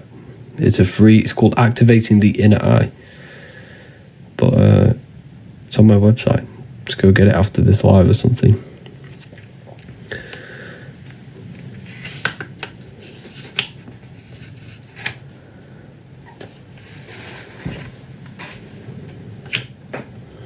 So we're basically trapped in a box with an all. Yes, so the mind is pretty much trapped in a box. The mind has no limitations, remember. The mind is a dimension filled with infinite possibilities. You can think anything, be anywhere. So the mind has infinite possibilities.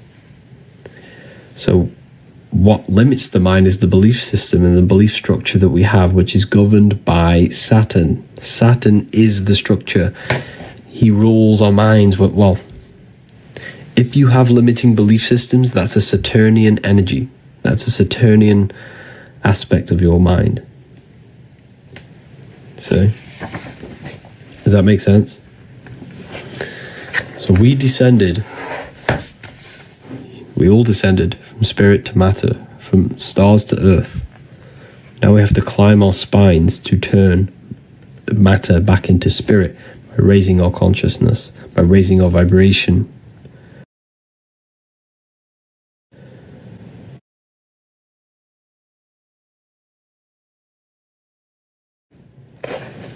And the way we do that is by raising your consciousness,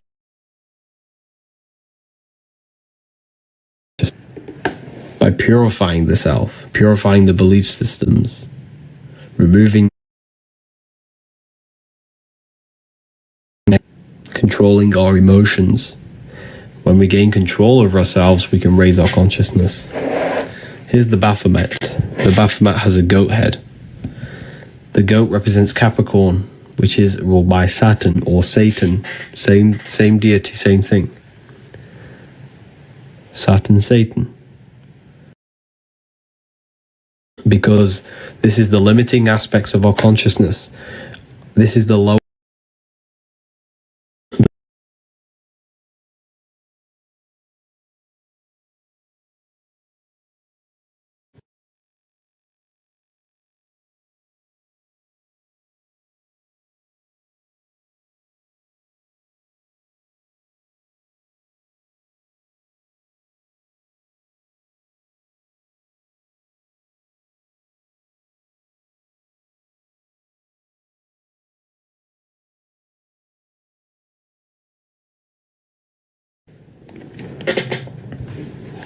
So, this is Saturn, Satan. Represents the lower mind, the lower self, because it's a ground animal, and it represents a lower aspects of lower aspects of the mind, limiting belief systems. Low frequency. Why these all red, orange, and yellow? McDonald's, KFC, Pizza Hut, Burger King, Wendy's. They're red, orange, and yellow because they represent the low frequency chakras, red, orange, and yellow. They keep you trapped in this low state of consciousness. Why? Because these foods attack your nervous system. They attack your immune system. They attack everything in your body, keeping your body in a fight or flight state, keeping you in low stages of awareness. They're addictive. Okay? So they keep you down. They keep you in low energy. They keep you in low frequency. Is this Satanism? We'd be very surprised, right? That everything in our reality is satanic. They have trained us to become satanic. A lot of people are satanic without even realizing. The whole system is based on Satanism. Okay, it's based on Satanism, the whole system. The whole system has you worshipping material things, worshipping false icons like celebrities. That's Satanism. Worshipping money, worshipping clothes. Like, all we care about is Satanism. Like, taking substances to alter our minds, like chemical, like toxic chemical. That's all Satanism. Obviously natural substances are not bad, but I'm talking about synthetic ones. You teaching this is Satan. This is far from Satanism. What I'm teaching you right now is to master your own mind, master your emotions, and master yourself, so you can become the best version of yourself, so you can align your mind and heart with the God consciousness. There's no, like,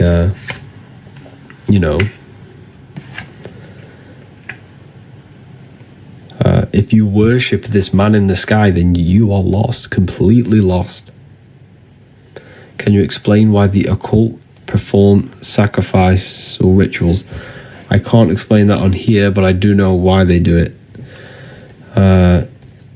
I can't tell you that because there's probably people in here who will probably go and try and do it to change their life, because it's very powerful.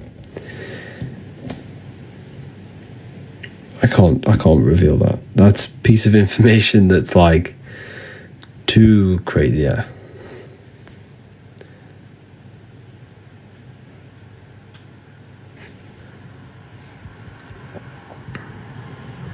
It goes deeper than you can imagine. God is real. It is real. Yes, God is real. Of course.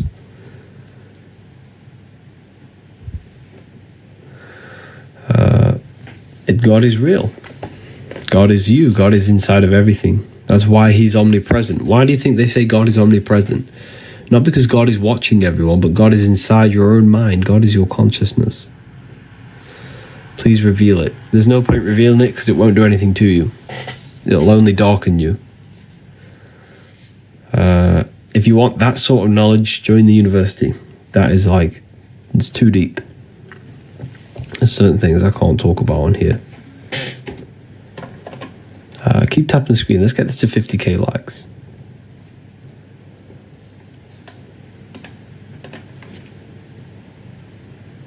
Let's get this to 50k likes. How to open your third eye. Your third eye is opened by imagination. University's lit. Wow, thank you. The university is an amazing place. But your imagination is your connection to the fourth dimension, to the astral plane. You just have to learn how to use your imagination. Your imagination will open your third eye. Your third eye is your vision in the spirit realm, which is imagination.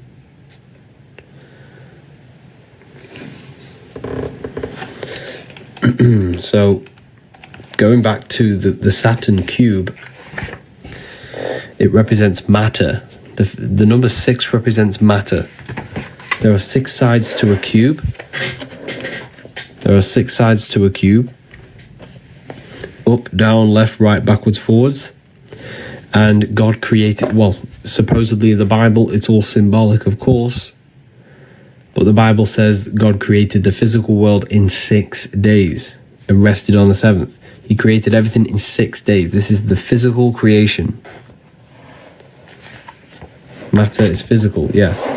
So this represents matter, the worship of physical reality, the worship of physical pleasure. Have you ever wondered when you were younger, you got a toy, you really wanted this toy, but then when you got the toy, you didn't even play with it?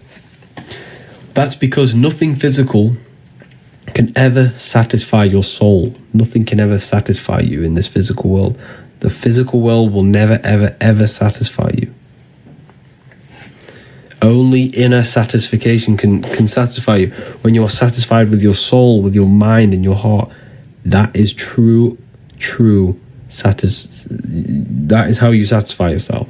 Spiritual advancement, not physical things. But the elites, this whole system is based on constant physical low-level pleasures. They give you Netflix, they give you porn, they give you food on every corner, they give you entertainment, music, they give you all of these distractions to keep you constantly distracted, and it literally just corrupts your soul in the long term. It darkens your soul, it corrupts you, makes you feel lost. The system is a satanic, satanic system. Okay? It's a satanic, satanic system. Let's get this to 50k likes. If we get this to 50k likes, I will release a nice code for everyone to get themselves the book. When is the Book of Symbolism coming out? Hopefully in the next few months. Next 1 or 2 months. Hopefully. I'm not too sure. Let's get this to 50k and I'll help you save some money on this book. I've gotten the book amazing. Thoughts on the Book of Enoch, amazing book. It's encoded though. Is Jesus Lucifer? A lot of people ask him about Lucifer. Lucifer is another symbolic thing. Lucifer's not a real identity, not a real person. A lot of people think he's a real person. Not a real person. Lucifer in the esoteric world represents something that is, it represents good. Let's start that again. It represents evil dressed in good. It represents something beautiful that brings corruption and darkness. So it's an aspect of your own life. So if we look very closely at your brain, you do not see into reality. Light enters your eyes and the image is produced in the visual cortex of your brain. And this sigil, this process, is actually the sigil of Lucifer. This process, so reality is produced by your brain. It's a computer to experience this 3D world. Consciousness experiences the brain. So everything you see is in your visual cortex, and this is the sigil of Lucifer, representing the body. The eyes can be Luciferic. Why? Because the eyes deceive the soul. When you close your eyes, there is an inner self, there's an inner being, there's an inner consciousness, an inner word, inner voice. That's the spirit, that's internal, that's invisible. That's the invisible experiencing the visible. These eyes can trick you into worshipping the physical world and elude you. If you become obsessed with beautiful things, money, fame, temptation, lust, cars, I'm not saying these things are bad, but I'm saying if you worship them, that's Luciferic, because money is Luciferic. It lures you in slowly, and then it slowly corrupts you. Before you know it, you've traded your soul for something that doesn't really actually exist. That's Lucifericism. That's Lucifer. Think of it like this. A rapper is Luciferic. You think they're a rapper, you think they're cool, you think they're amazing, you worship them, you love their music because it sounds so good, but little do you know that music is corrupting your subconscious mind and programming your mind to be degenerate, to think about drugs, sex, and alcohol. So rappers, like music, is Luciferic.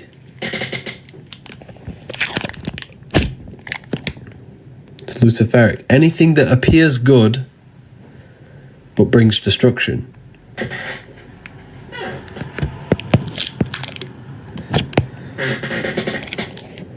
Okay. Music is hypnosis. Yeah, music is hypnosis. It puts your brain in a hypnotic trance. That's why you can't not move your body to music. It's a hypnotic trance.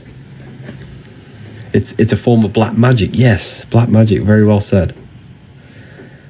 Very well said. So everything in this matrix is to lure you in slowly. Katy Perry in space. There is no space. So the whole system is Luciferic. I probably shouldn't be telling you this, but it's the truth. This is deep stuff. The system works on Luciferic energy, luring you in, making you fit. The brain chip, for example, that brain chip they want to put in your brain, they're going to say, oh, it's so good. You know, put this brain chip in your brain. You can download information into you. You won't have to go to school because you'll download everything when you're born. You'll download language. You'll download anything you wish into your brain. But there's a catch. It's Lucifericism. This phone you have is Luciferic. They made it sound like it's so good, but it lures you in. It's actually mind control. And now people spend 9 hours of their life every day looking into a mind control machine. Programming your mind. Same, everything's Luciferic. The whole system is based on this. It's illusion. That's why it's symbolized with this. The eyes. It's the false light. That's why the word Lucy means light. Fer means to bring. It means to bring light. It's me saying, oh, I've got all this light. Can I help you? but then there's a catch. That's Luciferic energy. Okay, so we have hit 50k. I did hit 50k a while ago, but does anyone want me to produce a code, a coupon? I can carry on if not, but I know a lot of people want the coupons.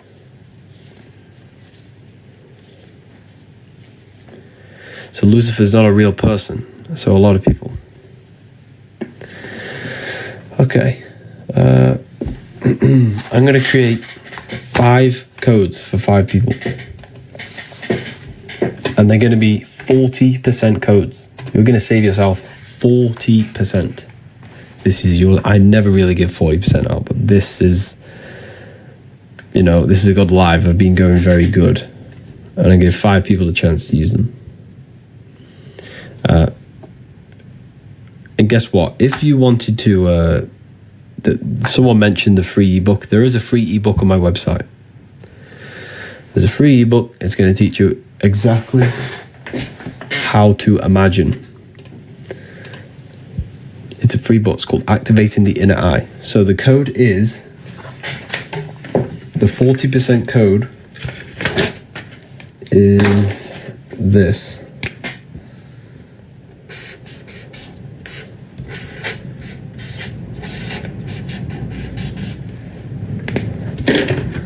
Add this at checkout, wisdom, all capital letters.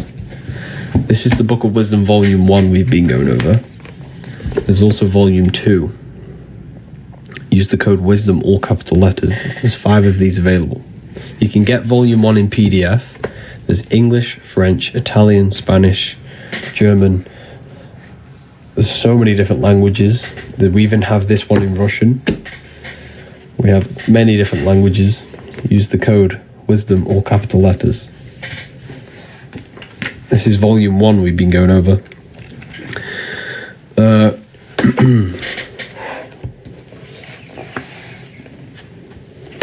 Wisdom, yeah. This is Luciferianism. That's what we've been going over. Already, thanks for helping me. It's a pleasure, Banana.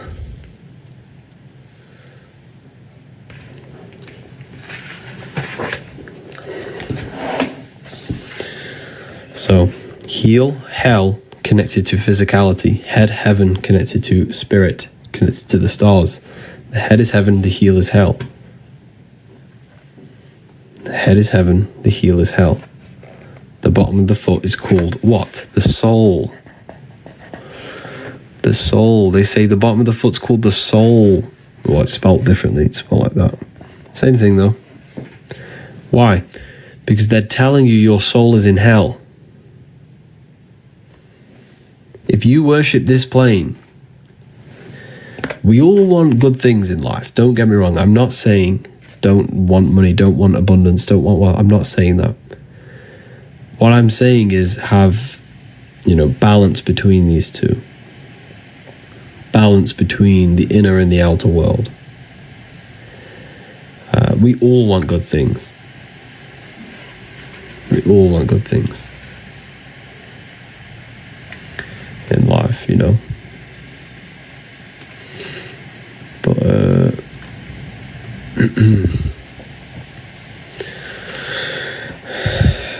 yin yang, yeah, it's having balance between them.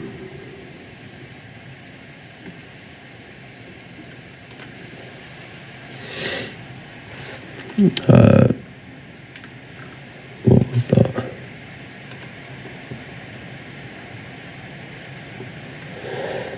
Well done to Veronica Sims, Angela Preto for purchasing the Book of Wisdom.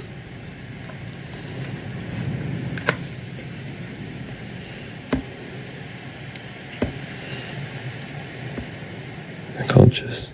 What you do a regular day.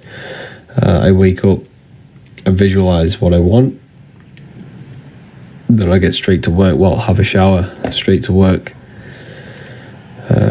Make content, work on my book, work on the university, speak to clients, speak to students, then go to the gym, come home,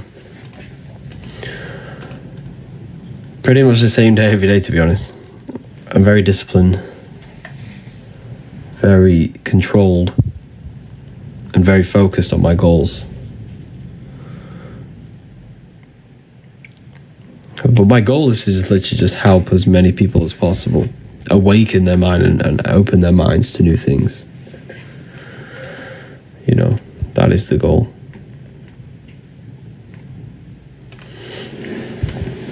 But yeah.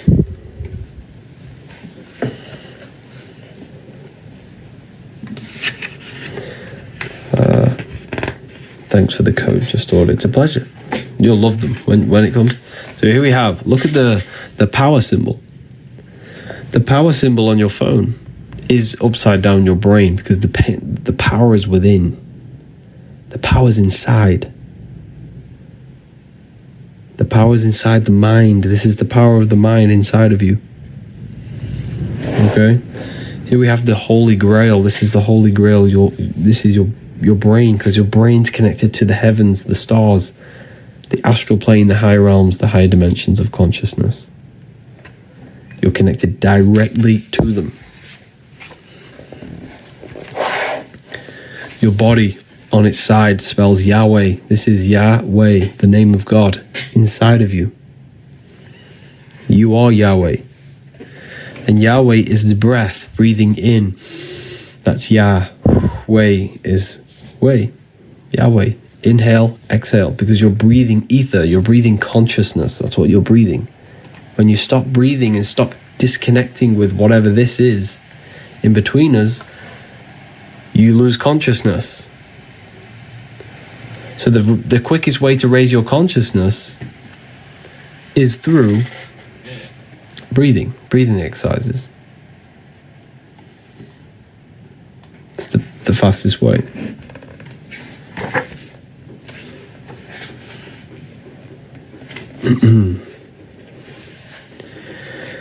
The symbol for spirit is a circle. That's why your head is a circle, because your head's where spirit is. Circle. What about breathing? Breathing is connection to consciousness. It's the fastest way to raise your consciousness. 5 points on the body for the 5 elements. 5 fingers for the 5 elements. They demonized your middle finger because it represents ether.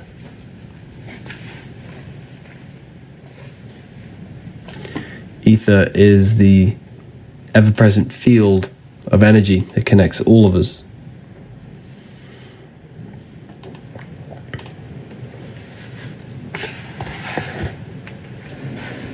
The ever-present field that connects all things.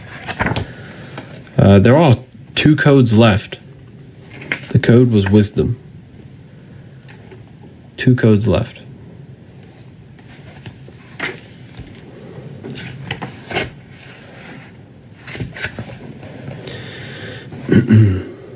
Feel free to ask questions, people.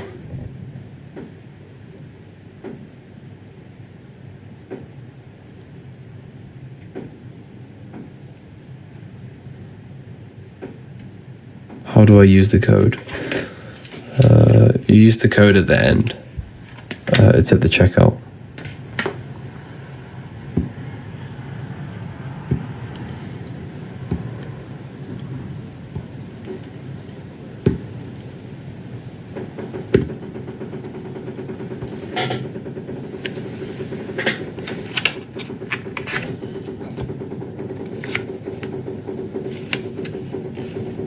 God doesn't exist. God does exist. God is in you. You can connect with it yourself. You just have to connect with the source within you. And the way you connect with the source is by turning off the thoughts. Because when you turn off the thinking mind, you turn off the human. You turn off who you think you are. If you don't think, then you're no longer your name, your job, your reputation. You're pure awareness. That's who you truly are. You are not this being. You're not this matrix man or woman. You are not this name. It's made up. If you turn off your thoughts, what's left? That's who you actually are. Pure awareness.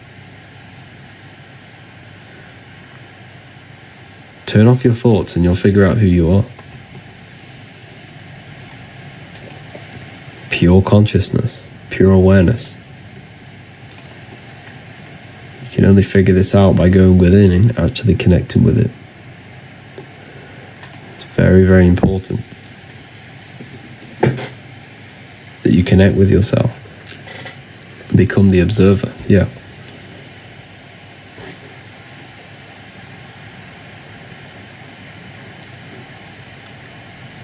When you are nothing, you are everything. Yes, very well said. Very, very well said.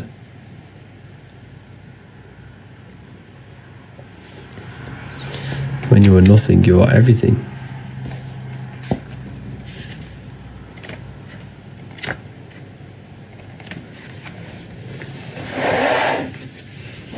The life and death cycle. We're in a constant cycle of life and death. Daytime is life, nighttime is death. Everything goes through this cycle. Life and death, winter and summer.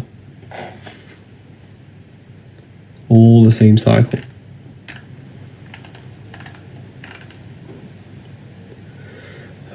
When you go to sleep, you enter spirit. When you're in your day, you enter matter. Spirit and matter. Spirit and matter. You're in this constant cycle. And we need to prepare for life after death.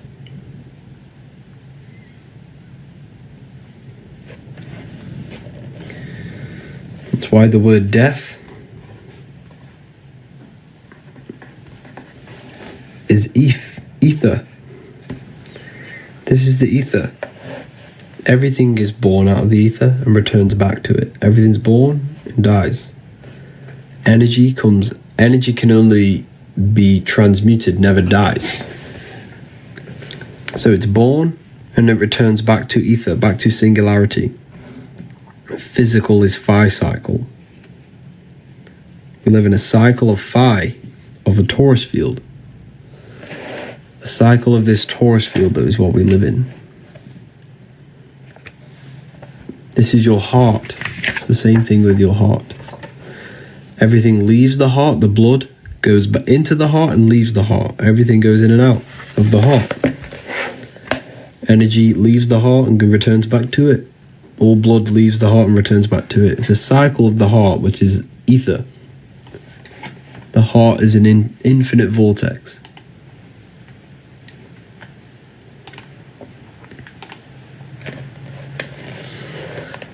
You know, very, very powerful.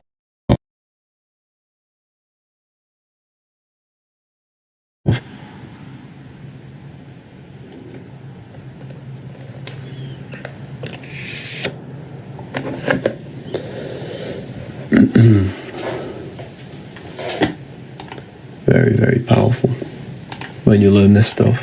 I'll be back in 2 seconds.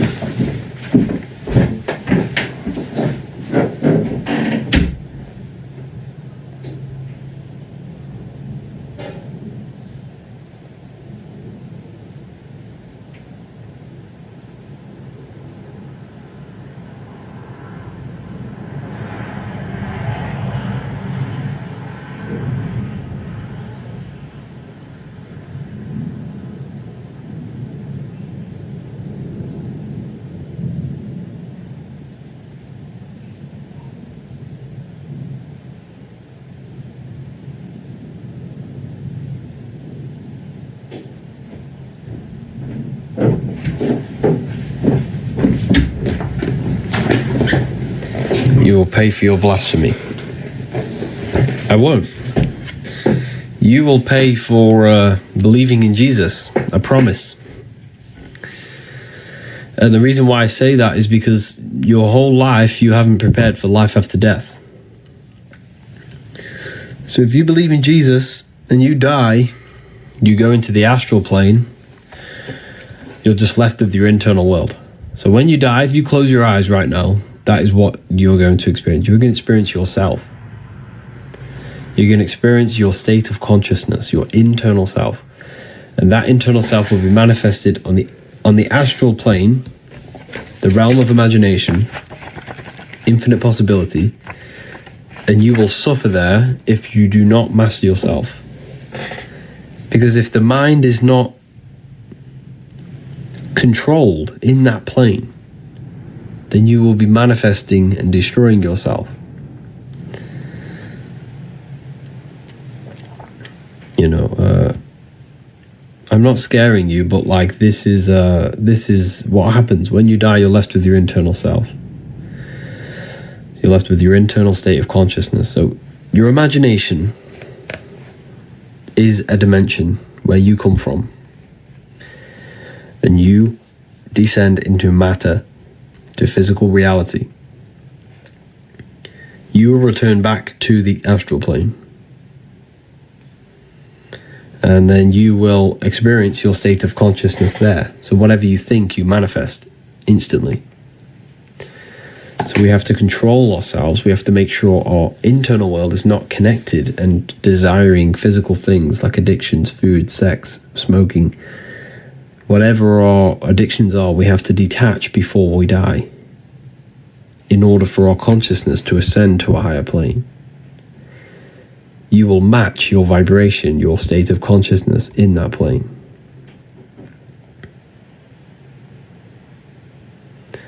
So you will match. If you're thinking sex, food, money, drinking, smoking, you will match the beings, consciousnesses, and souls that think the same things.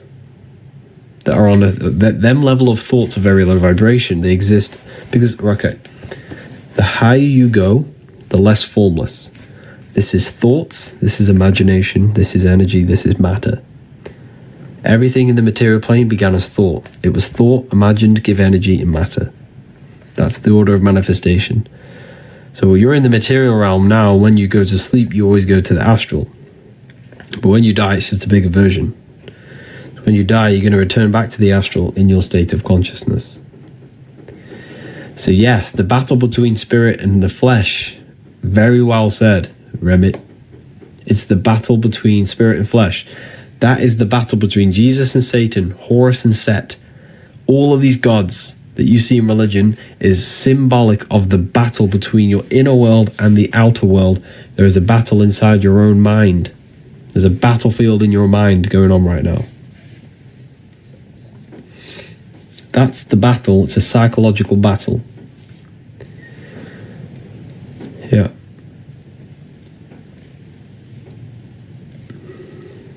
A psychological battle.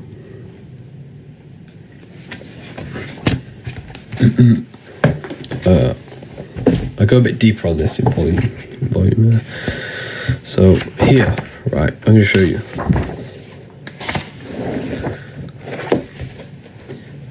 I'm not being a monk. Like, I'm not saying, don't engage in anything of the physical world. Never will say that. Me personally, I just balance it. Like, this is what I do. I'm not telling you to do anything. This is pretty much off my research of esoteric occult wisdom and life after death research. But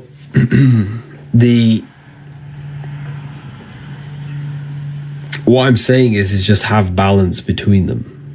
Like, you can want riches. You should want to be wealthy. You should want to have the best possible life with abundance in your life. However, the Bible says don't put your heart on it. When you gain wealth, don't put your soul on it. It means don't be attached to it, because you're going to die and you're going to leave everything behind. So there must be, the Bible tells you, be in the world and not out. Be in the world but not of the world. Be in the world but not of it. Okay. So anyways, these were gods. These were the Sumerian gods. Can you see this very clearly? These were the Sumerian gods, right? And they had two faces, all symbolism. This is two faces.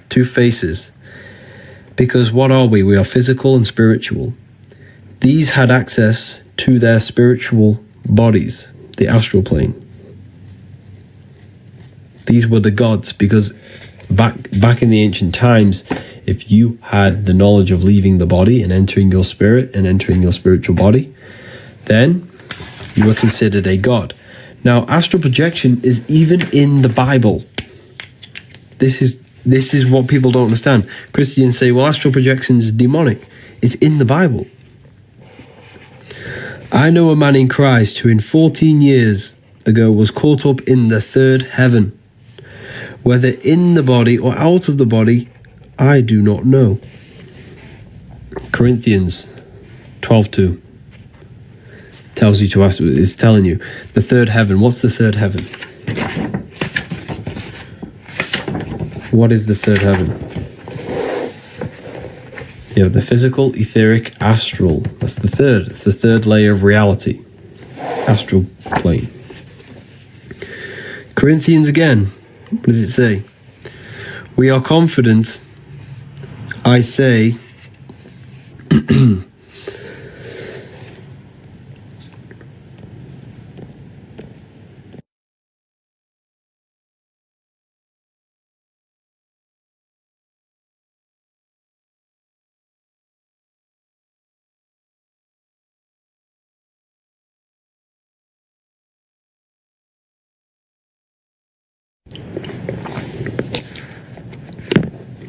sorry about that.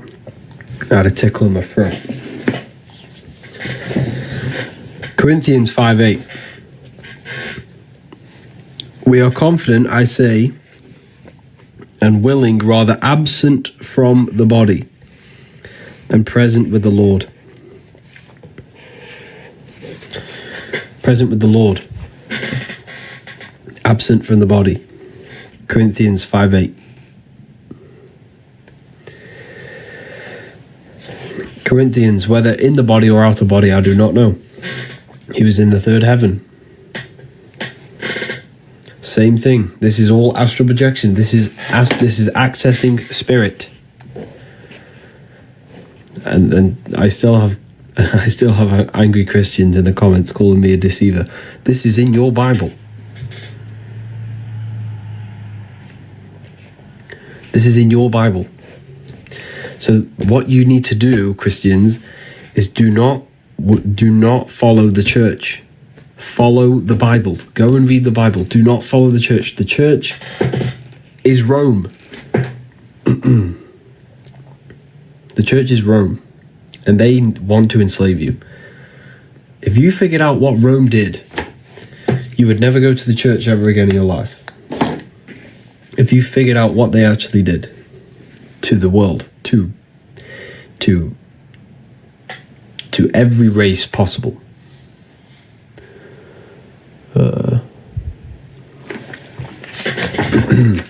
Same thing. Here's the Freemasons, you showing the same thing. Here's the Egyptians showing you the same thing. All symbolism of astral projection.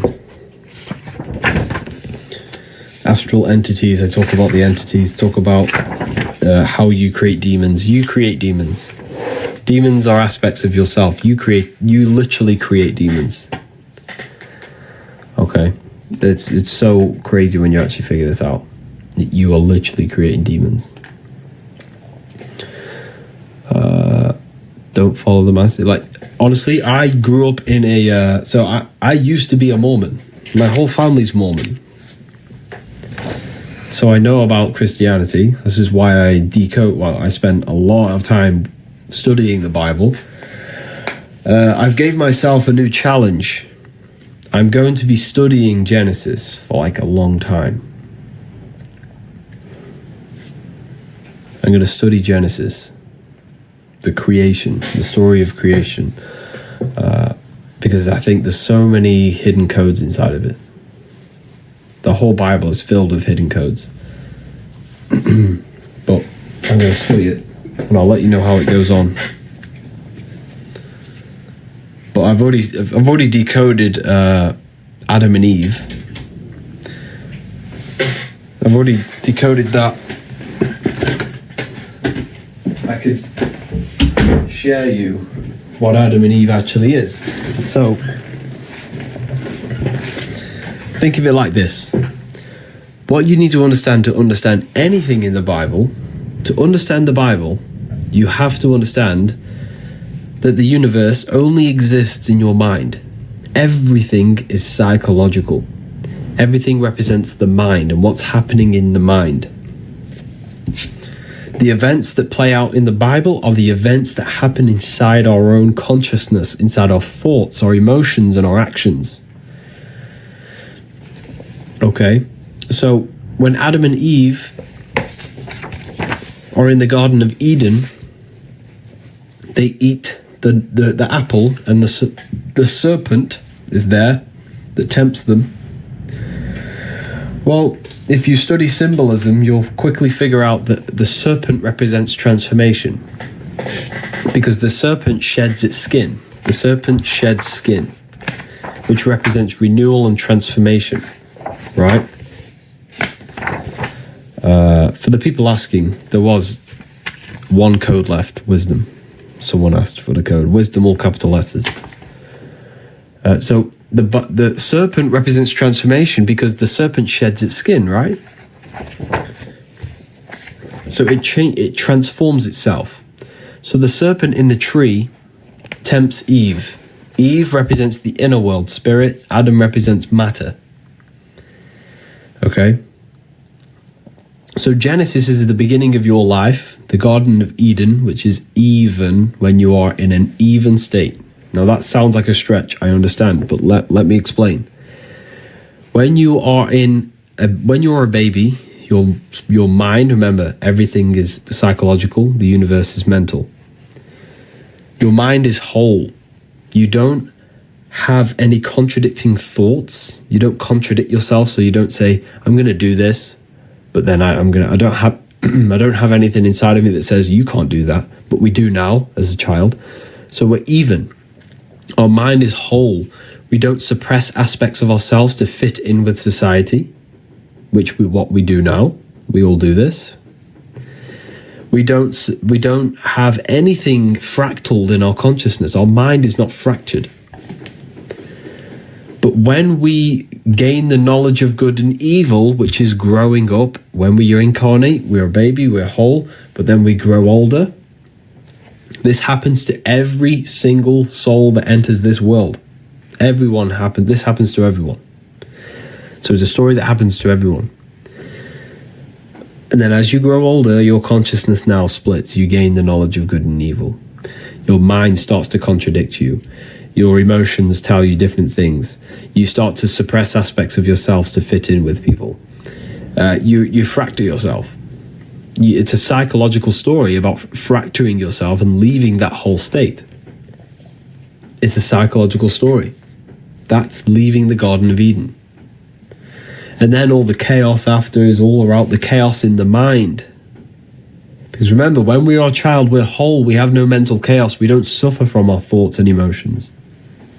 We don't suffer from depression as a child. But when we gain older, we suffer from this mind, these thoughts, our body, our temptations. It's all about you. The whole Bible's about you. The chaos with Cain and Abel, and the chaos and all this, the flooding, it's all symbolic of what's going on inside your mind. It's a symbolic story about you. But yeah, I hope that makes sense, everyone. And that's what we have to reach. We have to reach back to our whole state. That is the light. And we return back. We have to this is what I teach, purification inside the university to my students. I teach purification. Purifying your beliefs, purifying your mind, purifying your thoughts, purifying your body, purifying every aspect of yourself so you can return to that whole state where you are in control. Because most people, the body's telling you to smoke, eat sugar. The mind's telling you to watch Netflix and entertain itself because you want to escape the thoughts. Emotions are sad, worthless because they don't know who we are. I get it. I've been there. That's how I'm describing myself. literally describing myself. But that is the chaos that the Bible's talking about. But that is the chaos. It's talking about the chaos within. And we transform ourselves. And that is the serpent. Now, I'm writing a whole book on this, so you can do your research on it if you want. But I'm making a whole book on the symbolism of the serpent, symbolisms of all different things, all different symbols you could possibly imagine. But I'm pretty much going to provide information that the whole world was under one religion at one point. And it wasn't a religion, it was a worldwide knowledge of self, and it was the serpent religion or wisdom. Yeah, the serpent wisdom. It was the knowledge of self-transformation of the mind, of the emotions, of the body. It was the knowledge of Kundalini, of self-transformation and spiritual enlightenment. This was the true religion, and I'm going to prove it in that book. It's going to prove it, but yeah. Are you going to write volume 3? I'm not writing volume 3, I'm writing the book of symbolism. That is the next book.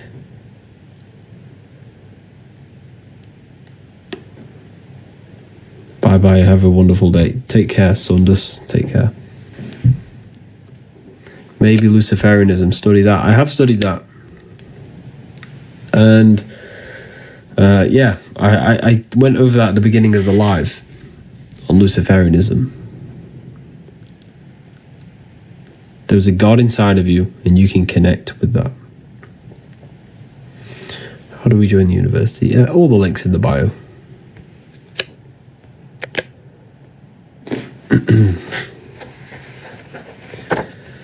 All the links in the bio. So this is symbolic of cutting your connection between the mind and heart, the mind and soul, the intellect and emotion.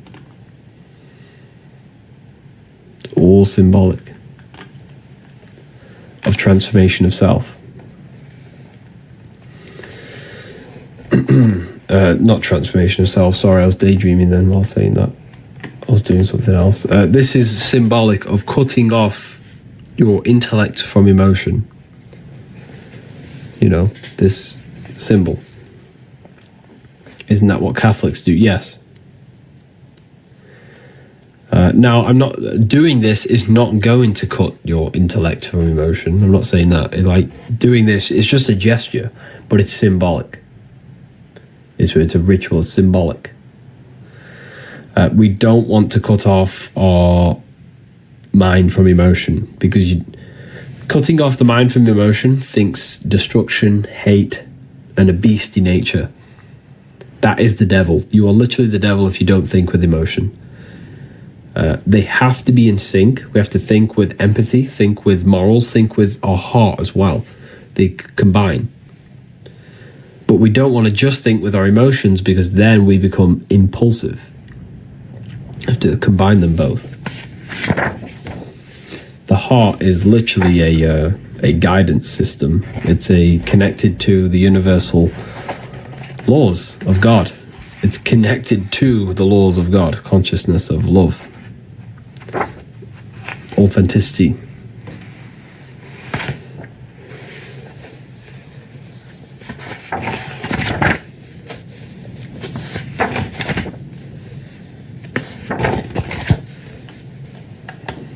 But yeah,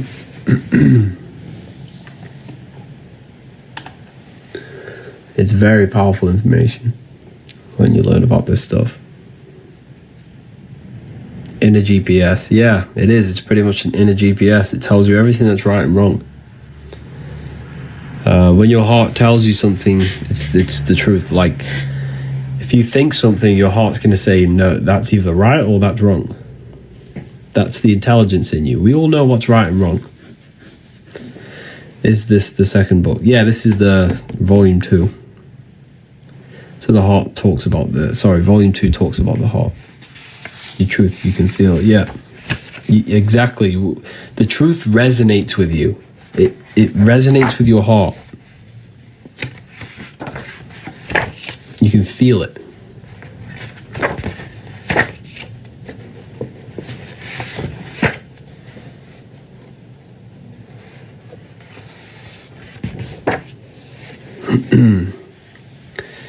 When did you finish the second book? Oh, a while ago. It's October now, I think. October, yeah. October last year. So is going to church bad? It's... I don't want to say it's bad, because obviously you're probably going to church, but, you know, if you go to church, don't get me wrong, they're good people.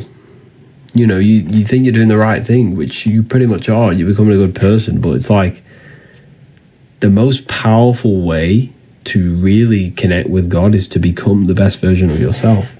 Become control in the mind. Become control in your heart. Gain control over the self. Meditate. Connect with your consciousness. Connect with higher. You know, learn visualization so you can connect with your true power.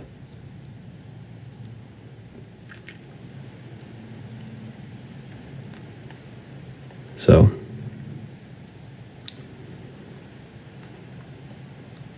Jesus is telling you to meditate. Jesus tells you to meditate many times in the Bible.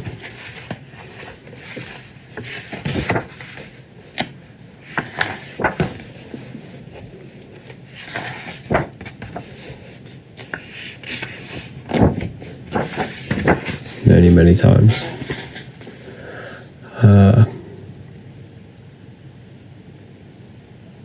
He says to pray, not meditate. He doesn't. I'll prove it to you.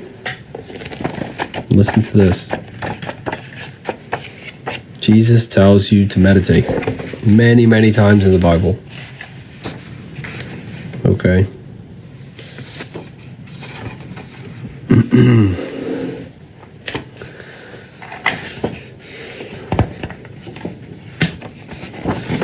Here it is.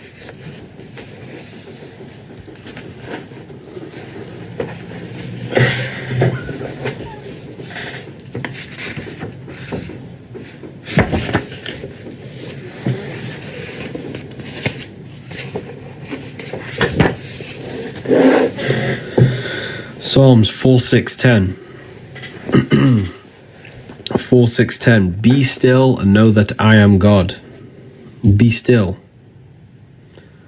Be still is meditation. Be still. Keep the mind still. Keep the body still. That is all meditation. Then he says in Matthew 6:3-4, take no thought. 5 times he says this. 5 times he says, take no thought. 5 times, 5 senses. Turn off the 5 senses and take no thought. This is all meditation. Take no thought is connecting with the pure self. And we also have another powerful verse inside the Bible, which is a very powerful verse. Here. Matthew 21:12, Jesus went into the temple of God. Corinthians 3:16, do you not know that you are the temple of God? Jesus went in the temple of God, but then he tells you, do you not know that you are the temple? So you got to go within yourself to go inside to God. Then he says, Luke 11:52, for you have taken away the key of knowledge. You did not enter in yourself. You didn't enter in yourself. Luke 11:52. You've taken away the key. You didn't enter yourself. You have to go within.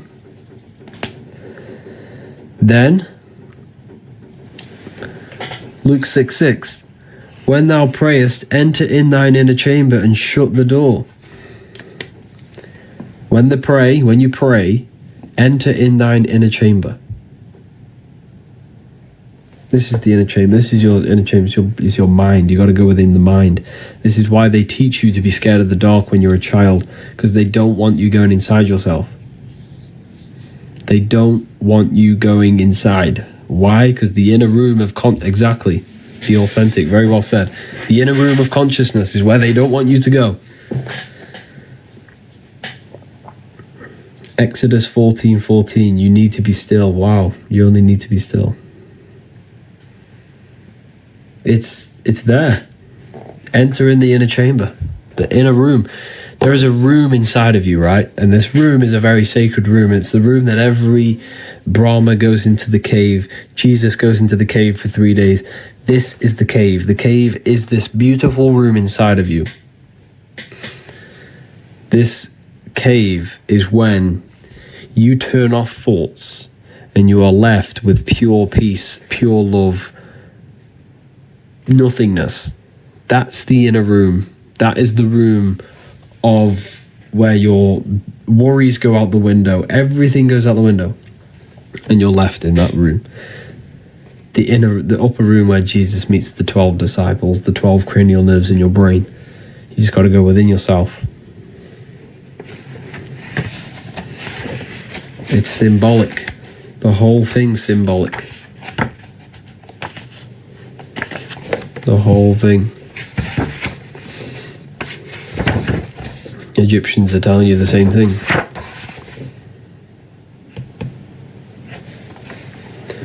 What do you think about the Emerald Tablets? It's one of my most favourite books. That book really woke me up. It's very powerful. Okay, right. A lot of people asking about the book. It's called The Book of Wisdom Volume 2. I wrote this myself. You can get it straight in my bio.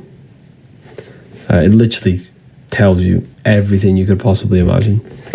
Now, I'm going to give 5 more people the chance to save 40%. Okay, so 5 more people can use this code, Wisdom. You got 2 streams. Yes, I have 2 lives on at the moment. So 5 people, use this. Click the link in the bio. Use this. You're going to save yourself 40%. Well, that's useless. You're going to save yourself 40%.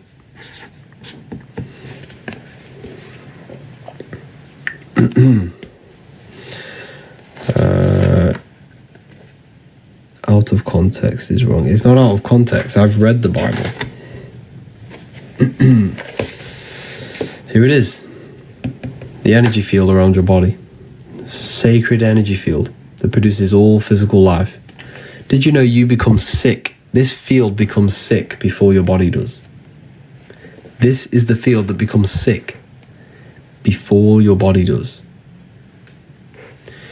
This is what we call, I forgot the name for it. There's a name for these machines, right? And what these machines, if I join the university, what do I gain? What don't you gain? You gain, there's a live lecture tonight talking about the secrets of number 3, where we do a live discussion. You get all it teaches you everything you could possibly imagine and to transform your life, to go from darkness to light. But yes, tonight there's a live lecture. There's a live lecture. We are all discussing certain things. The secrets of number 3. There'll be many people there. There'll be a great discussion at the end. So if you, like, when you're an intelligent person, you're pushed away from society. And that's the kind of people that I'm aiming for inside. The people that are intelligent, they want to take their research to the next level. They're serious about the esoteric. They're serious about their research. That's what it's pretty much for.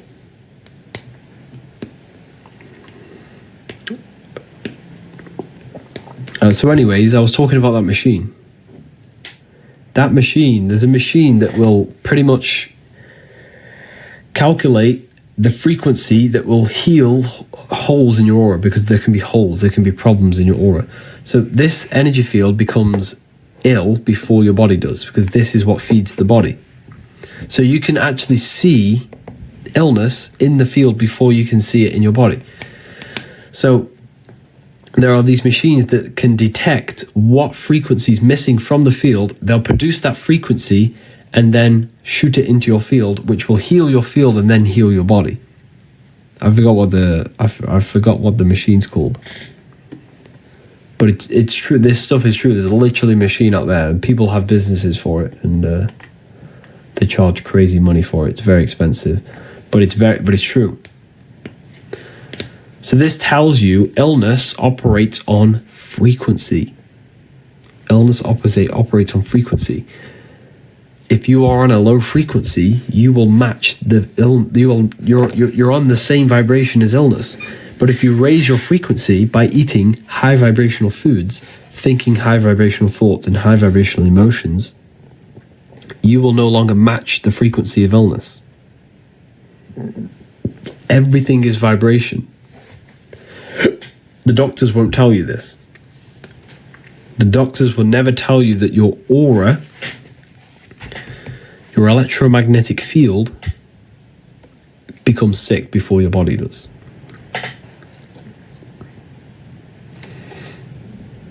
Yeah, it's very true.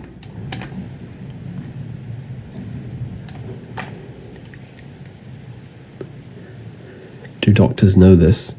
Probably not. They're not taught this.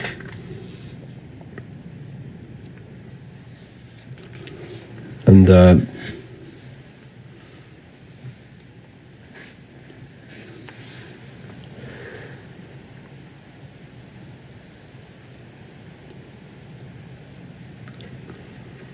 is vibration connected to electricity in the body? Yes, in a way. Yeah.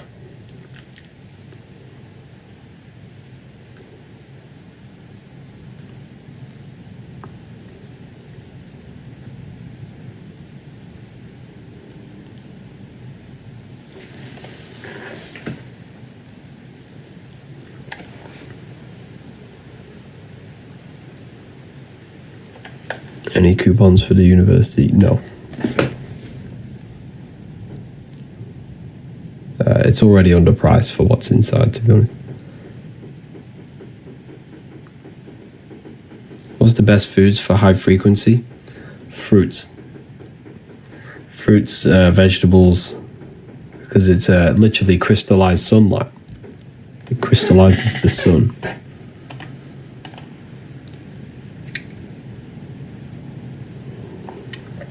Literally crystallizes the sun.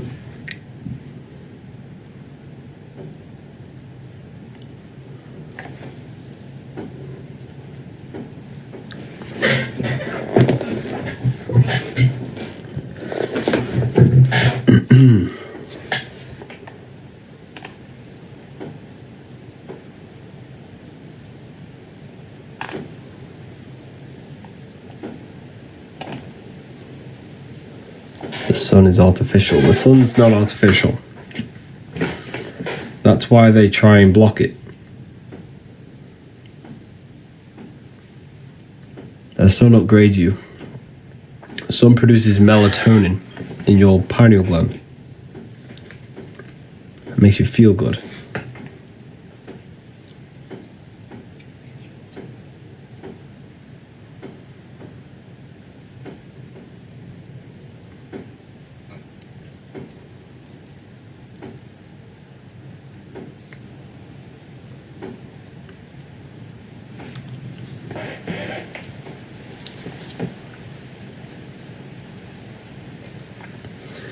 You have no clue Jesus exists. He only exists because of your belief system.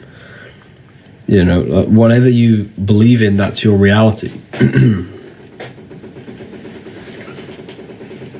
This is why believing is failing. It's a failing system. Belief is a lie. You have to know. And the only way you can know is by going inside yourself. And when you go inside yourself and meditate for long periods of time, you will have an experience that will completely blow your mind off. And that will prove to you that you are literally God in human form. You are connected to the infinite. We're all this one consciousness. We're all drops of the ocean. And belief doesn't get you anywhere. That's why this is why Islams think they're right and Christians think they're right. But what we need to do is know. And the only way you can know is by going in yourself and actually having direct access, direct experience. but Jesus is kind. But who is Jesus? A character in a book. If that book didn't exist, you wouldn't think Jesus ever existed. So it's a belief. You just have to go inside yourself. You can connect with God.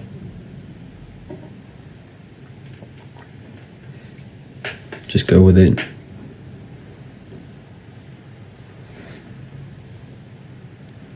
Just go within, you'll see Jesus there. You'll realize you are Jesus, just a human with a powerful consciousness inside of you.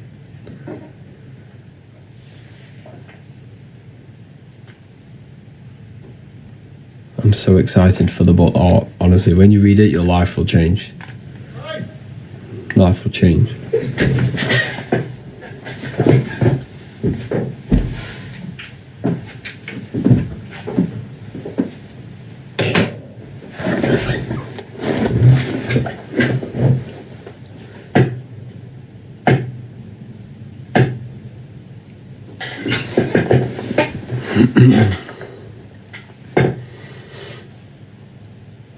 But yeah.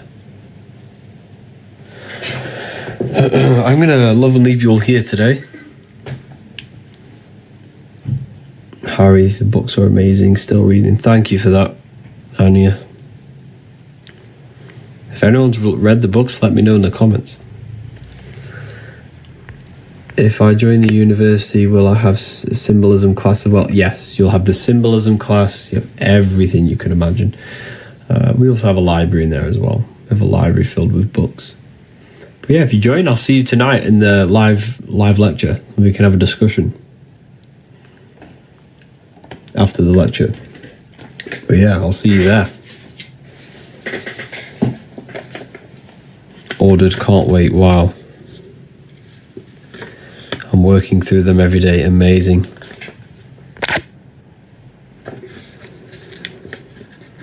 I love your book. I'm learning so much. Thank you so much for this, people. This is amazing. You should start doing podcasts. Yeah, I really want to. I think that's my next thing. I think that is the next thing. Thank you, everyone. Have an amazing day.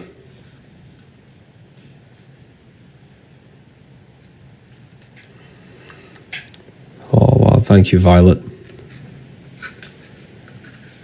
Both books are amazing. Thank you so much. Wow, this is amazing to see, like, the change, to see how it's actually helped people. Yeah, thank you, everyone. Have an amazing day. Take care. I think there were a few codes left, I'm pretty sure. Wisdom, all caps. There's a free ebook on the website as well.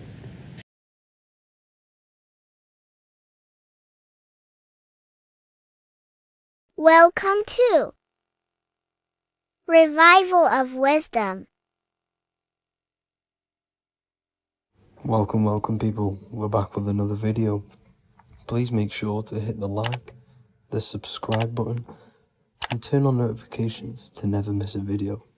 The Vatican is a giant key from a bird's eye view, and it also contains an 8-pointed star.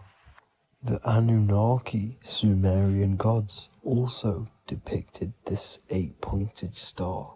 The sky god Anu from the Anunnaki also uses the 8-pointed star for his symbol. And even Freemasons depict an 8-pointed luminary with a ladder and a key. This is symbolizing the key to ascension up to the 8-pointed star, which is Polaris. Polaris is always depicted as an 8-pointed star. Polaris is the standstill star at the very center of our realm, which is perfectly aligned with the North Pole. The Earth is a giant torus field, and at the center is where the most electromagnetic energy is stored. This is why all compasses point to the north. Hence why a compass is an 8-pointed star, because it points you to Polaris. which is the North Pole, the center of this realm. The 8 points of the 8-pointed star symbolize the 8 points in space and time. So yes, Polaris is the portal which you ascend through if you outgrow this consciousness by aligning your chakras. Our earthly realm is a macrocosmic reflection of us, and we as humans are the micro reflection, with the earth containing its 7 chakras as well as us. The North Pole is the 7th chakra, which is the crown chakra. So the key to ascension is held by the Vatican, hence why it's a giant key, because they mislead the masses through their religions, which teaches the masses to look outside of themselves. As stated in the 20,000-year-old emerald tablets, written by the Egyptian god Thoth. On earth, man is in bondage, bound by space and time to the earth plane. Encircling each planet, a wave of vibration binds him to his plane of unfoldment. Yet within man is the key to releasement. Within man may freedom be found. So the 7 planets are associated with each 7 chakras. The lowest chakra being the root chakra, which is associated with Saturn. This is why the elites love Saturn and reflect it in all of their symbols. Because the chakras are an ascension of spiritual principles, starting from the material and ascending up to the spiritual, the crown chakra. However, evil love bondage, and they are trapping souls in the physical realm by stopping and provoking the ascension process. They do this by abusing the energy of Saturn, and Saturn is associated with the lowest chakra. The lower 3 chakras are associated with survival mode, which keeps the consciousness in a constant state of fear and only aware of its surroundings. Once you start to ascend up your chakras, you become more consciously aware of spiritual deeds. And this is the process of returning back to your true spiritual form. Going back to Polaris and its connection to ascension, Kanye West symbolizes this on his music video 24. As you see him rise up into the sky, you see an 8-pointed shape around him, which symbolizes the 8-pointed star, as you see the beam of light. And even NASA symbolize this in their Space Delta logos, a bear holding a key with an arrow up to Polaris, the 8-pointed star. Here's another NASA logo of an arrow from the Earth to Polaris.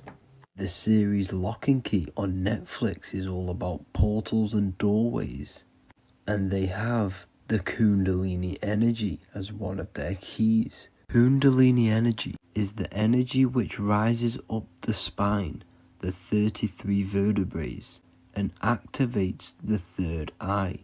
The third eye is the spiritual gland, which connects humans to other spiritual realms. We are not the body. Our spirit, our soul inhabits the body.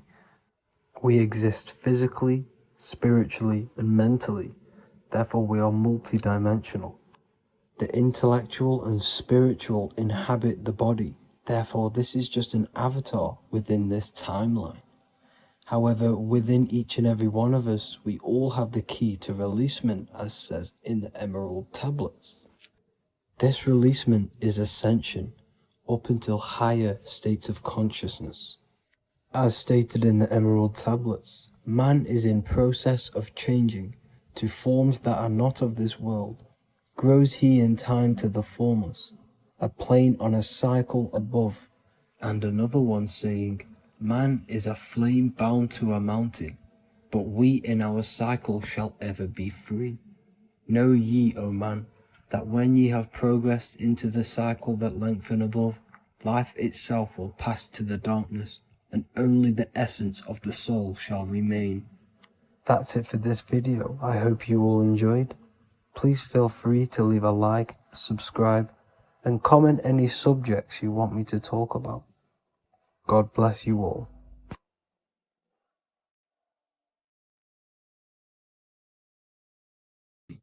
This one secret that is hidden and guarded within secret societies grants you profound power, which can fully transform your life and perspective on reality. Today, I'm going to reveal this one secret, which you probably already know, but never realized how deep it truly is.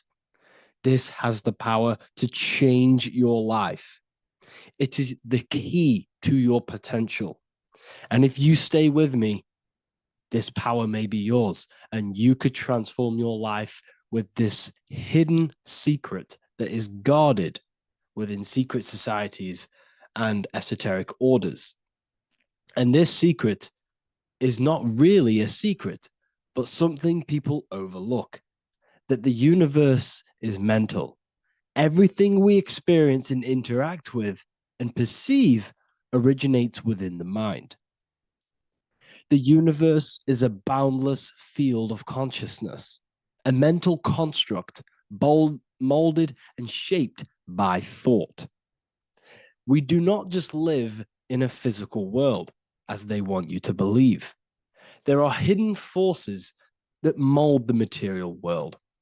They want you to believe that you are only a physical being inside of a physical universe. But this is completely wrong.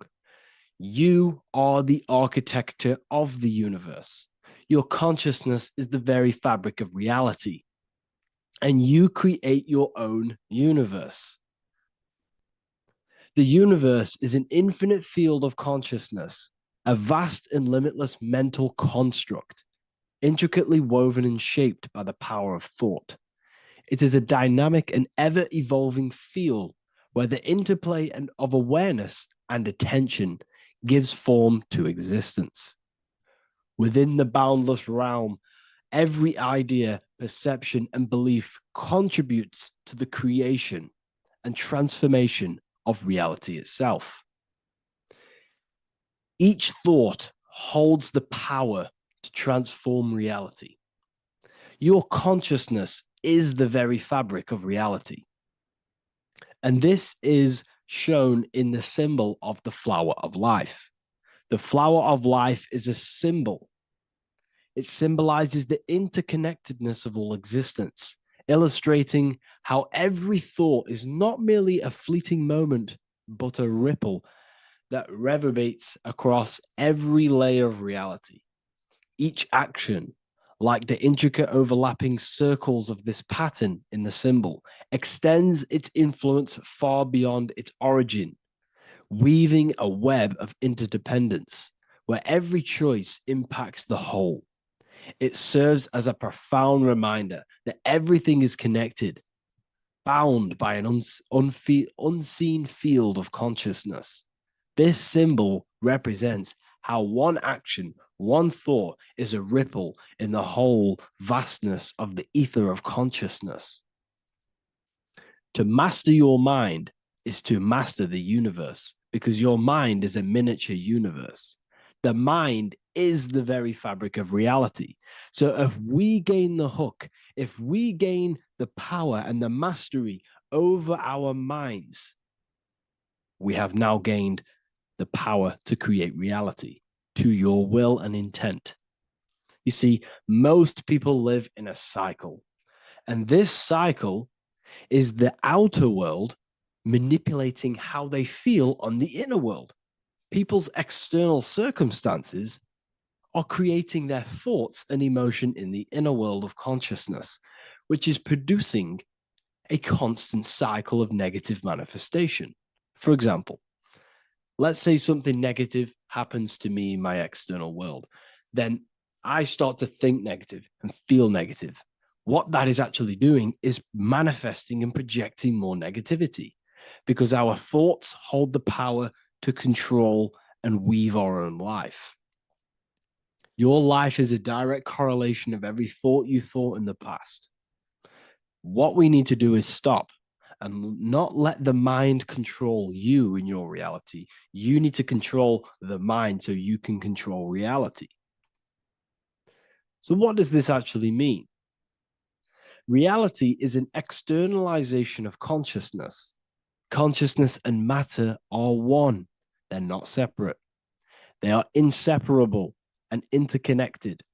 Everything we see, experience, and observe is a manifestation of thought, beliefs, and consciousness, shaping the world around us. Now, this ties in with the secret fifth element that they have hid from you. They've hid from you this sacred and very important symbol and pillar to reality. And this pillar, this sacred thing they've missed, is called the ether. And they've held this from you for a reason, a specific reason. This is the true fifth element. Why do they hide the ether? Because the ether has the power to shape and manifest whatever we imprint upon it. Every thought is a vibration interacting with the ether and actively shaping our reality. The ether, you could see it as the codes to physical reality. It's like an energetic blueprint which surrounds all physical objects. It is the life force that gives life to all things. All energy comes out of the ether and returns back to the ether. Energy, it's 0 point energy, and it is an infinite source of energy. So this is why they hide the ether, because whatever our mind can imprint onto the ether, we can create into a reality. And we imprint the ether through thought and imagination. The mind holds the power. The mind is the very source of reality. The material realm is not separate from the mental realm. Rather, it is intricately shaped and influenced by it through the ether. This subtle, all-pervasive medium bridges thought and matter, allowing consciousness to mold and manifest the physical reality. To transform our lives, we must first transform our minds. True change begins within, as our thoughts, beliefs, and perceptions shape the reality we experience. By shifting our mindset, we unlock the power to reshape our world and recreate the life we desire. This is the power of the mind, and this is the power that's been hidden from you. We're not taught these things in schools for a reason, because they don't want us all to be conscious creators. Instead, they feed you your beliefs. They feed you your thoughts through the music, through the entertainment, through the movies, through the news. They're controlling your thoughts with this information. They're installing beliefs and information into your mind. So you are producing their reality. But this is what we need to stop. We need to take control. We need to stop consuming their music, their movies, their information, their news, because all of this is contributing towards your reality. They have the collective consciousness at the tip of their fingers. They do not create the world. We create the world by believing their beliefs and their thoughts and installing their information into our minds. You see, it's mind over matter, and most people live in matter over their mind. Most people let matter, the external circumstances, dictate their mind, when it should be the other way around. It should be mind over matter. This is the mental plane. This is the astral. This is the etheric. This is the physical. The mind holds power over the emotions, over the imagination, over the physical, and over our spirit. It holds power over everything. It's mind over matter. It's the mental body that we must transmute and change. Most of us live in a chaotic state of mind, and this is what we must change. Turn chaos into order. So we need to be mind over matter. We need to install this belief into our subconscious. I, Harry B. Joseph, have created the ultimate esoteric school on the earth. As a member, you'll gain access to live mentoring calls twice a week, along with new lectures, books, and exclusive content released every week. Additionally, you'll have a full access to all my life-changing programs. If you're ready to transform your life and start your journey today with me, join Ethereal University. These are the campuses. We have the real lecture sections filled with lectures that you can watch. Manifestation Mastery, which teaches you exactly how to reprogram your subconscious mind so you can live that reality. Sexual Alchemy, the path to empowerment of how you can transmute your sexual energy. The Real Library, where you gain access to powerful esoteric books, PDFs. Symbols of Secrets, an amazing course. The course that allows you to see beyond the veil that has been pulled over your eyes, the language of symbolism that secretly rules the world. I teach you how to read symbolism. Esoteric Exchange, live calls. You get to rewatch all of the old live calls. Mindwave Hub, this is a place of binaural beats where you can listen to infinite amounts of binaural beats. So you can meditate to them. Meditation section, numerology, health section, and electromagnetism. This is a life-changing place. And if you are serious, we only accept serious about changing your life and studying the occult and esoteric, this is the place for you. I've been there. I've been on YouTube looking around for valuable information, trying to find good accounts, good channels. It's very hard. I had to go through years of trying to find good information on YouTube. But what I've done is instead of you searching around everywhere for bits of information and connecting the dots, I've put it all into one big place. You get your binaural beats, you get all the programs you need to walk the path of enlightenment to transform your life. I will connect with you on the inside, and I hope this lesson, this lecture, you gained some information, you gained some power from it. Please like and comment, or don't. It's up to you. If you have any reviews, if you have any ideas of lectures that you know, if you don't understand certain things, make sure to leave a comment and I can make a lecture about it. I can make a video about it for sure. I don't mind taking recommendations for videos. So I thank you all, people. Have an amazing day.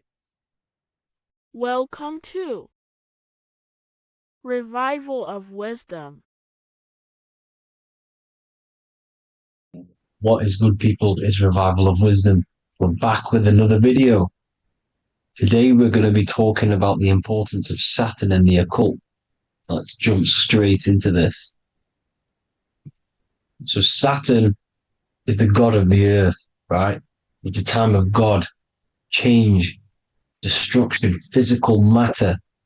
He creates and destroys because the energy of Saturn is the key to crystallization. It wraps things in physical matter, right? He creates everything, all life forms, and he takes things back because the day that you're born, that's the day that your expiry date is coming. The time is ticking until Saturn takes your life. This is why he's known as the Reaper, okay? As he's personified as eating his child here in this ancient Roman painting. As you can see, he's eating the child. We are all children of Saturn, right? He creates physical matter, our physical bodies, right? He's the god of time because he's the slowest moving celestial body. He's the Lord of the Rings, as you can see here. He's the last one on the ring. He's the slowest one moving, okay? So he is the Lord of time, of destruction and creation, okay? This is why his name is Saturn, Satan. He's the devil, okay? But I'm not saying Saturn's evil, guys. It's a part of life. Everything lives and dies, right? He's the key to crystallization. Now, as we have the clock here, our god Saturn, or Chronos in Greek, just means time. He's also the god of time, as I've already said. 60 seconds in a minute, 60 minutes in an hour, 24 hours in a day. Add 2 plus 4 equals 6. 60 seconds, 60 minutes, 2 plus 4 equals 6. That's 666. Okay. And as you see on the clock, 6 take away 12 equals 6. 7 take away 1 equals 6. 9 take away 3 equals 6. 6 is the number of Saturn. It's associated with Saturn, right? He's the god of time, of justice. Everything goes back to the Reaper in the end. Everything lives and dies. Now, the artwork of him, he's always got the Reaper staff. You see, it's personifying death. Now, when you see this, the Romans were not saying Saturn was a real person, a real god in human form. No, this is personification. This is what the ancients always did. They personified, just like the Bible. It's all personification.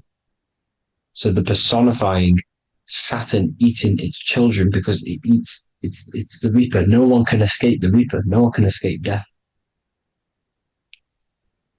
Now, Saturn is 666, which is in the Bible, the number of the beast, right? The number of the beast, Satan, 666, right? So on the North Pole of Saturn, you have a hexagon, which makes a cube, right? Now this hexagon, when you join up all the corners, creates the 6-pointed star known as the Star of David, right? In the Jewish religion. Now, as you can see, the 6-pointed star has 6 points, 6 mini triangles, and a 6-sided hexagon. That makes 666. And also, your Saturday is named after Saturn, the 6th planet, the 6th day of the week, and has a 6-sided polygon in its north pole. That's also 666. Now, this Star of David, this symbol goes back thousands of years, and it originates from Saturn. It's not the Star of David, right? It originates from Saturn. It symbolizes the physical and spiritual aspect combined into one, which makes us humans, right? Also symbolizes the male and female combined into one. These two sacred energies create the human. We consist of both male and female energy, also known as the Seal of Solomon. And we all know if Solomon was a real person, he talks about communicating with 72 demons. He could apparently in the text, he could communicate with 72 demons, and this is sorcery. This is black magic.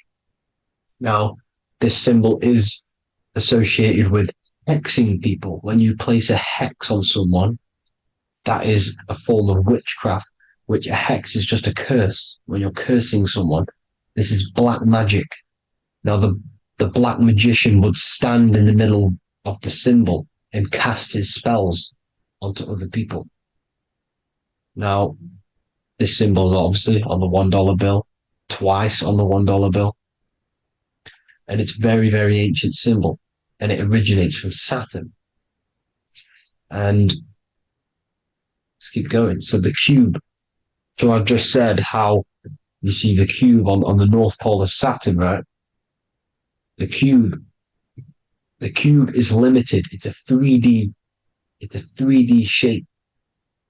It symbolizes limitations to the physical 3D dimension, the third dimension, the physical realm which we are in. Now, as you can see, the color associated with Saturn is black, right? Black is infinite potential. Black is the creation of all things before there was light. Light is born out of blackness, darkness, okay? Now, black is physical matter. And as you can see, the black cube,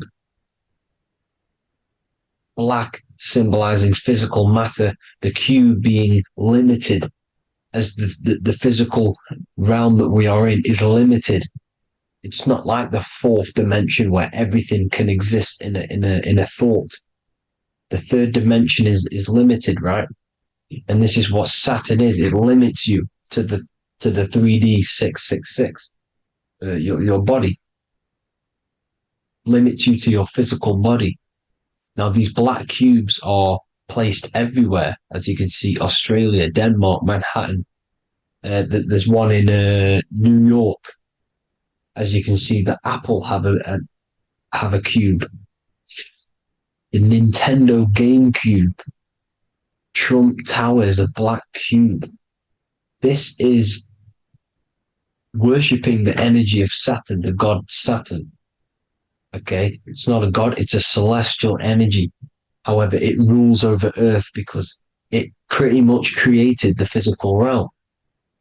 Now, as you see, when you go to a funeral, you wear black, a black suit symbolizing Saturn, which is the color associated, black.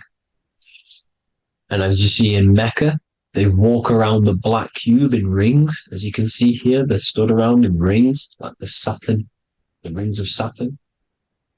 The Mercedes symbol. You probably wouldn't notice that, but yes, it's Saturn. And when you graduate from university, you wear a black cube on your head. This is all symbolizing Saturn. Okay.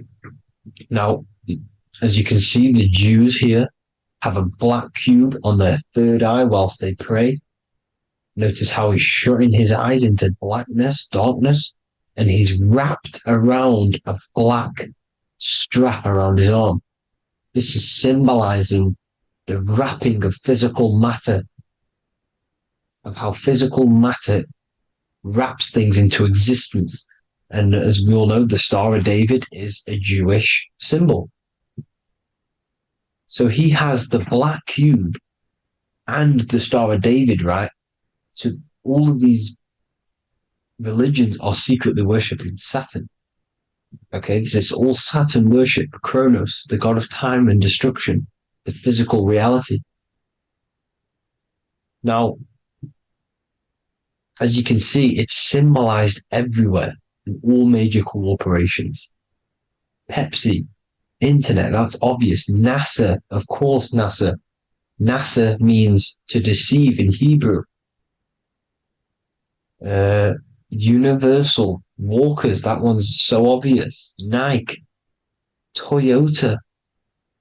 So many different ways they symbolize it. You either see the rings of Saturn or the black cube, as I just showed you here, the Nintendo and the Mercedes, right? It's absolutely everywhere. Now, they also use 666 to symbolize it, as I've just broken it down to you. 666, the World Economic Forum. We all know how they're trying to enslave us into this new world agenda. Google Chrome, CERN, Disney, Coca-Cola, Cadbury's, all of these have 666. Now, every UPS barcode has 666. And even www. Is Hebrew for 666, as you can see here. Monster. It's the same Hebrew letter that means 666. Drake, 6 God. That's his God, Saturn. Why? Because they love physical realm. They love the physical dimension, the third dimension. Because they can rule here through riches. They can build an empire here. It's not like the fourth dimension. They don't want to ascend. They want to stay down here in the physical realm. Okay? Now, this is why they're cloning. They can move their consciousness into other clones to live forever. This technology exists. This is why they love the third dimension. As you can see, all of these sellouts here, Drake, Leonardo DiCaprio, you know, all of these people doing 666 because this is their God. This is their God. They love the physical realm. They sold their souls for wealth and fame in this physical realm. So why would they leave? You see? Now, this isn't all just evil, okay? So you have 7 chakras, right? You have 7 days of the week, 7 solfeggio scale notes. These are frequencies, the solfeggio scale. Now, it's called the Saturn moon matrix because the moon symbolizes your mind, because you're created out of the Holy Trinity, which is body, mind, and spirit, right? That's the triangle, the equal triangle, body, mind, and spirit. Now, the 3 main celestial bodies are Earth, Moon, and Sun. The Earth being your physical body, the Moon being your mind, and the Sun is your soul, hence why it's called solar. It's a solar soul. Now, these symbols are alchemical symbols. So when you're doing alchemy, you use these symbols to obviously symbolize what we're talking about. Now, as you can see, these are all the symbols of the planets. Of Saturn is created out of the moon on top, the moon on the bottom and the earth on top, as you can see here. You see? And this creates the number 5. Now, with the moon being your mind and the earth being your physical body, this is mind over matter, because the earth is your body's matter. This is matter over mind. You don't want to be matter over mind. This is low states of consciousness. You won't be mind over matter. You see, to manipulate matter, to create your own reality. Now, obviously, we all know Saturn is associated with the lowest chakra, which is the root chakra. This is to deal with your animal instincts. When you're down here, you identify as the physical body. You don't know anything spiritual. You're you have a pure physical mind. You don't believe in anything spiritual. This is survival mode, consumption. They want you trapped down here, which is matter over mind. They don't want you to create your own reality, which is mind over matter. You see? Now, that's what Jupiter is. Saturn is the moon on the bottom and the earth on top. But Jupiter is the moon on top with the earth on the bottom. That's mind over matter, you see? So, these chakras are an ascension process from matter, physical matter to spiritual. This is the ascension. This is the stairway to heaven. This is Jacob's ladder. You see? Now, the number 5, which is obviously associated with Saturn as well, which create the symbol for Saturn, created the number 5. You have 5 senses, 5 elements, 5 physical elements. As we all know, Saturn crystallizes everything into physical matter out of the 4 elements. 5 fingers and toes, 5 points of man. Okay, the number 5 is the number of justice. Saturn holds things back. He restrains things from you, makes you learn the lesson. Now, 666 is not all evil. 666 is the atomic structure of the carbon atom. 6 protons, 6 electrons, 6 neutrons, right? We are carbon-based life forms. All life forms are based on the bonding properties of the element carbon. Because Saturn crystallizes everything into physical matter. Now, the Masons symbolize this with the checkered boards. They have the black square, which is obviously matter. As I just said, the black cube. And spirit is the white square. Because white is eternal light. White and light. You see? Black is physical matter. Now, this is what we are. The point of our soul is to transmute from matter to spirit. But these are interchangeable. This is the constant cycle between spirit and matter, spirit and matter. High vibrational matter turns into spirit. Low vibrational spirit turns into physical matter. You see? Now, we are carbon-based life forms. This is what 666 is, the number of the beast. Well, when I say we, the physical body is the beast. It's the animal. It's the carbon suit to operate in this physical dimension, in this physical realm. See, it's the vehicle used to operate in this physical realm, but your mind isn't from this physical realm. You see, the brain is the physical manifestation of the soul. Okay, so as you can see here, the spine is an extension of the brain. Everything goes back to the brain. This is literally what your physical body is. You see, this is the nervous system, and everything reports back to the brain, and everything's controlled from this control center. And this spinal column, at the top of the spinal column, is your third eye, which is known as the pineal gland. And this is the seat of consciousness. It's the center of consciousness. That is your true self, pure consciousness. This body is just a physical body. This body is mortal. This body runs out, but your consciousness lives forever. They don't want you knowing this. This is why they keep you down here in your lower chakra. They want you to believe everything is just physical. They don't want you to believe in the spiritual side of reality. Because this way they can manipulate you, right? They want you matter over mind because they know your mind creates reality. They know your mind is the root cause of reality. You manifest your own reality from the inside out. So this is why they control your perception of reality. They control your information in order to manifest their new world order.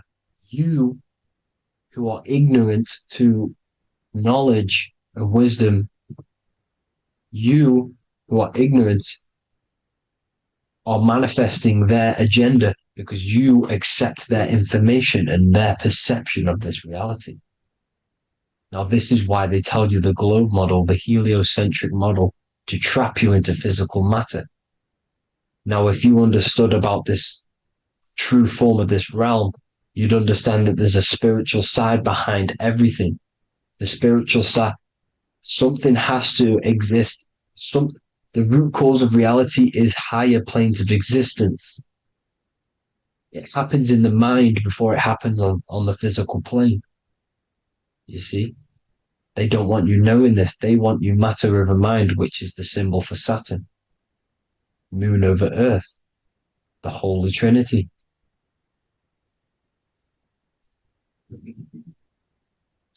Now, as you can see, the cube also makes IXXI. This is Roman numerals. This is Roman numerals. And when it's translated from 9/11.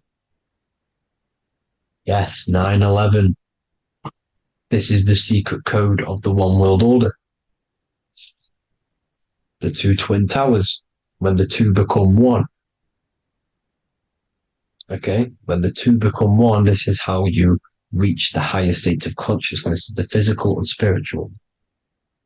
Now, as you can see, the 9/11 memorial are two black cubes. It's two black cubes. This is all Saturn worship. Now, I'm not saying that Saturn is an evil celestial body, right? No, everything has a good side and a bad side, right? It's duality. The spirits of Saturn on the dark side are the most evil demonic spirits. Now, these are the spirits that these are invoking through these rituals, right? Yes, 9/11 was a massive ritual. It's a satanic ritual, okay? Now, we all know Elon Musk. Elon Musk is coming with the mark of the beast. And English gematria, this equals 666, right? 666, as I said, is the number of the beast. You are the beast, your physical body. You see how the Bible twisted things up to make things more confusing, right? But it's there. You just have to have the knowledge to be able to read the Bible properly.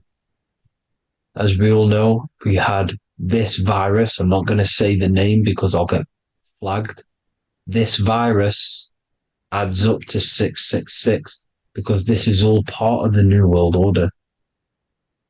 It's all part of keeping you in this physical dimension. Okay, now as you can see here, Novus Ordo Seclorum on the back of his shirt, on Elon Musk's shirt. This is also on the $1 bill, Novus Ordo Seclorum. This means New World Order. Yes, New World Order. This is on the back of Elon Musk's shirt. And as you can see here, he owns Neuralink, which is the brain chip, which they're going to be putting into implanting this onto your brain. This is the New World Order to connect you and merge your consciousness with AI. Neuralink and Meta, he owns Meta as well, which is the metaverse. These are going to be linked in, hence why they have the same symbol, but just in a different format. It's the infinity symbol. And the infinity symbol comes from the torus field, as you can see here, your electromagnetic field from around your body. Now, the end goal is for this New World Order is to trap your consciousness inside of an alternative reality being projected from the metaverse. Because the metaverse will be the reality, Neuralink will be the brain chip inside of your brain, projecting your consciousness into an alternative reality while they harness your energy of your physical 666 body. Now, this stuff gets real deep, people. Now, this is the end goal of the New World Order, is to connect you with AI. This is why they're trapping you and keeping you in these lower states of consciousness in the Saturn-associated root chakra, so you don't find out about the spiritual side of reality. Because if you knew the truth of this reality, you wouldn't connect to AI. You see, you have the power within you to travel to other worlds, the astral plane, for example. You travel to different worlds when you are sleeping. Okay? They want you to know it's just a dream. However, their end goal is to trap your consciousness and feed off your energy, spiritually and physically. Okay? I don't know why these people are just pure evil. As I said, evil love bondage. They love the physical dimension. They don't want to ascend to other realms. These evil love the third dimension. This is why evil spirits will inhabit bodies, exorcisms, because they miss being in the physical realm. They miss it. Evil love bondage. So this is why they're cloning and putting their consciousness in clones to stay in this third dimension, to stay as further away from the source as possible. Okay? This is why they're doing it. And this is how it's all linked in. So I hope you all enjoyed this video. Hope you gained some wisdom. Please feel free to join the Telegram. And please leave a like and a subscribe. Thank you all, people. God bless.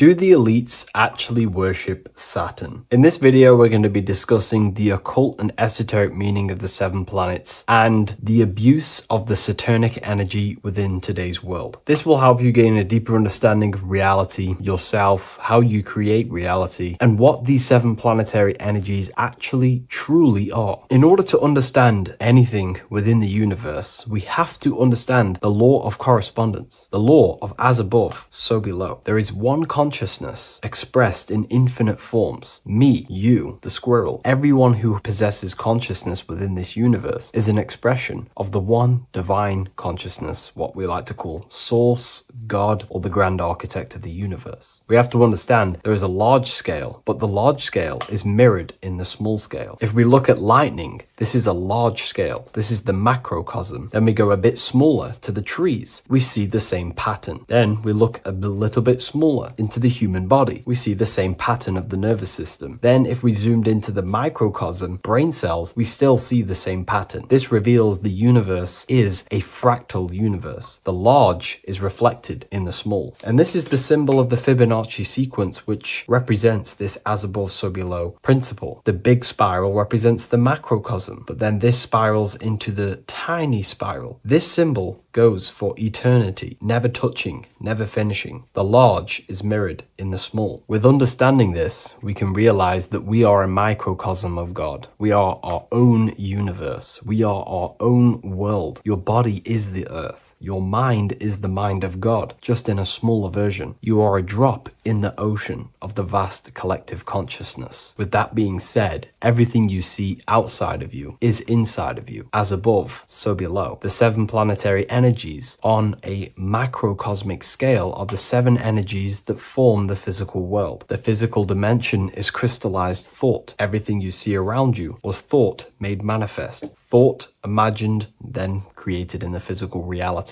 Therefore, these 7 planetary energies are 7 astral forces that create and weave the material existence. For example, if we look at a tree has 7 categories of consciousness, 7 creational forces that create the tree. This is the reason why we have 7 days of creation in the Bible. This is the reason why we have 7 days of the week for the 7 planetary energies. Monday is for the moon, Mars is for Tuesday, Mercury for Wednesday, Jupiter for Thursday, which is Thor. Thor is Jupiter. Venus for Friday, Saturn day for Saturn, Sunday for the sun. This is also the reason why we have 7 major energy centers within the body. The 7 life forces that flow through the body to give physical existence to the physical form. Man is a microcosm of the universe. With that being said, if we look at a tree is nature, and nature is the macrocosm, the creation of God's mind. And if we look at the tree, we can see 7 creational categories that go into create the tree. For example, the stem of the tree, the trunk, represents the sun. The root system, the base of the tree, where the tree grows out of, is Saturn. If we look at the fruit of the tree, that represents Jupiter. The smell, the look, the colors of the tree, that's Venus. How the tree communicates with other trees through the root system is Mercury, the intellect, the intelligence, the communication. The leaves of the tree is the moon. The defense mechanism of the tree, how it defends itself from infections and other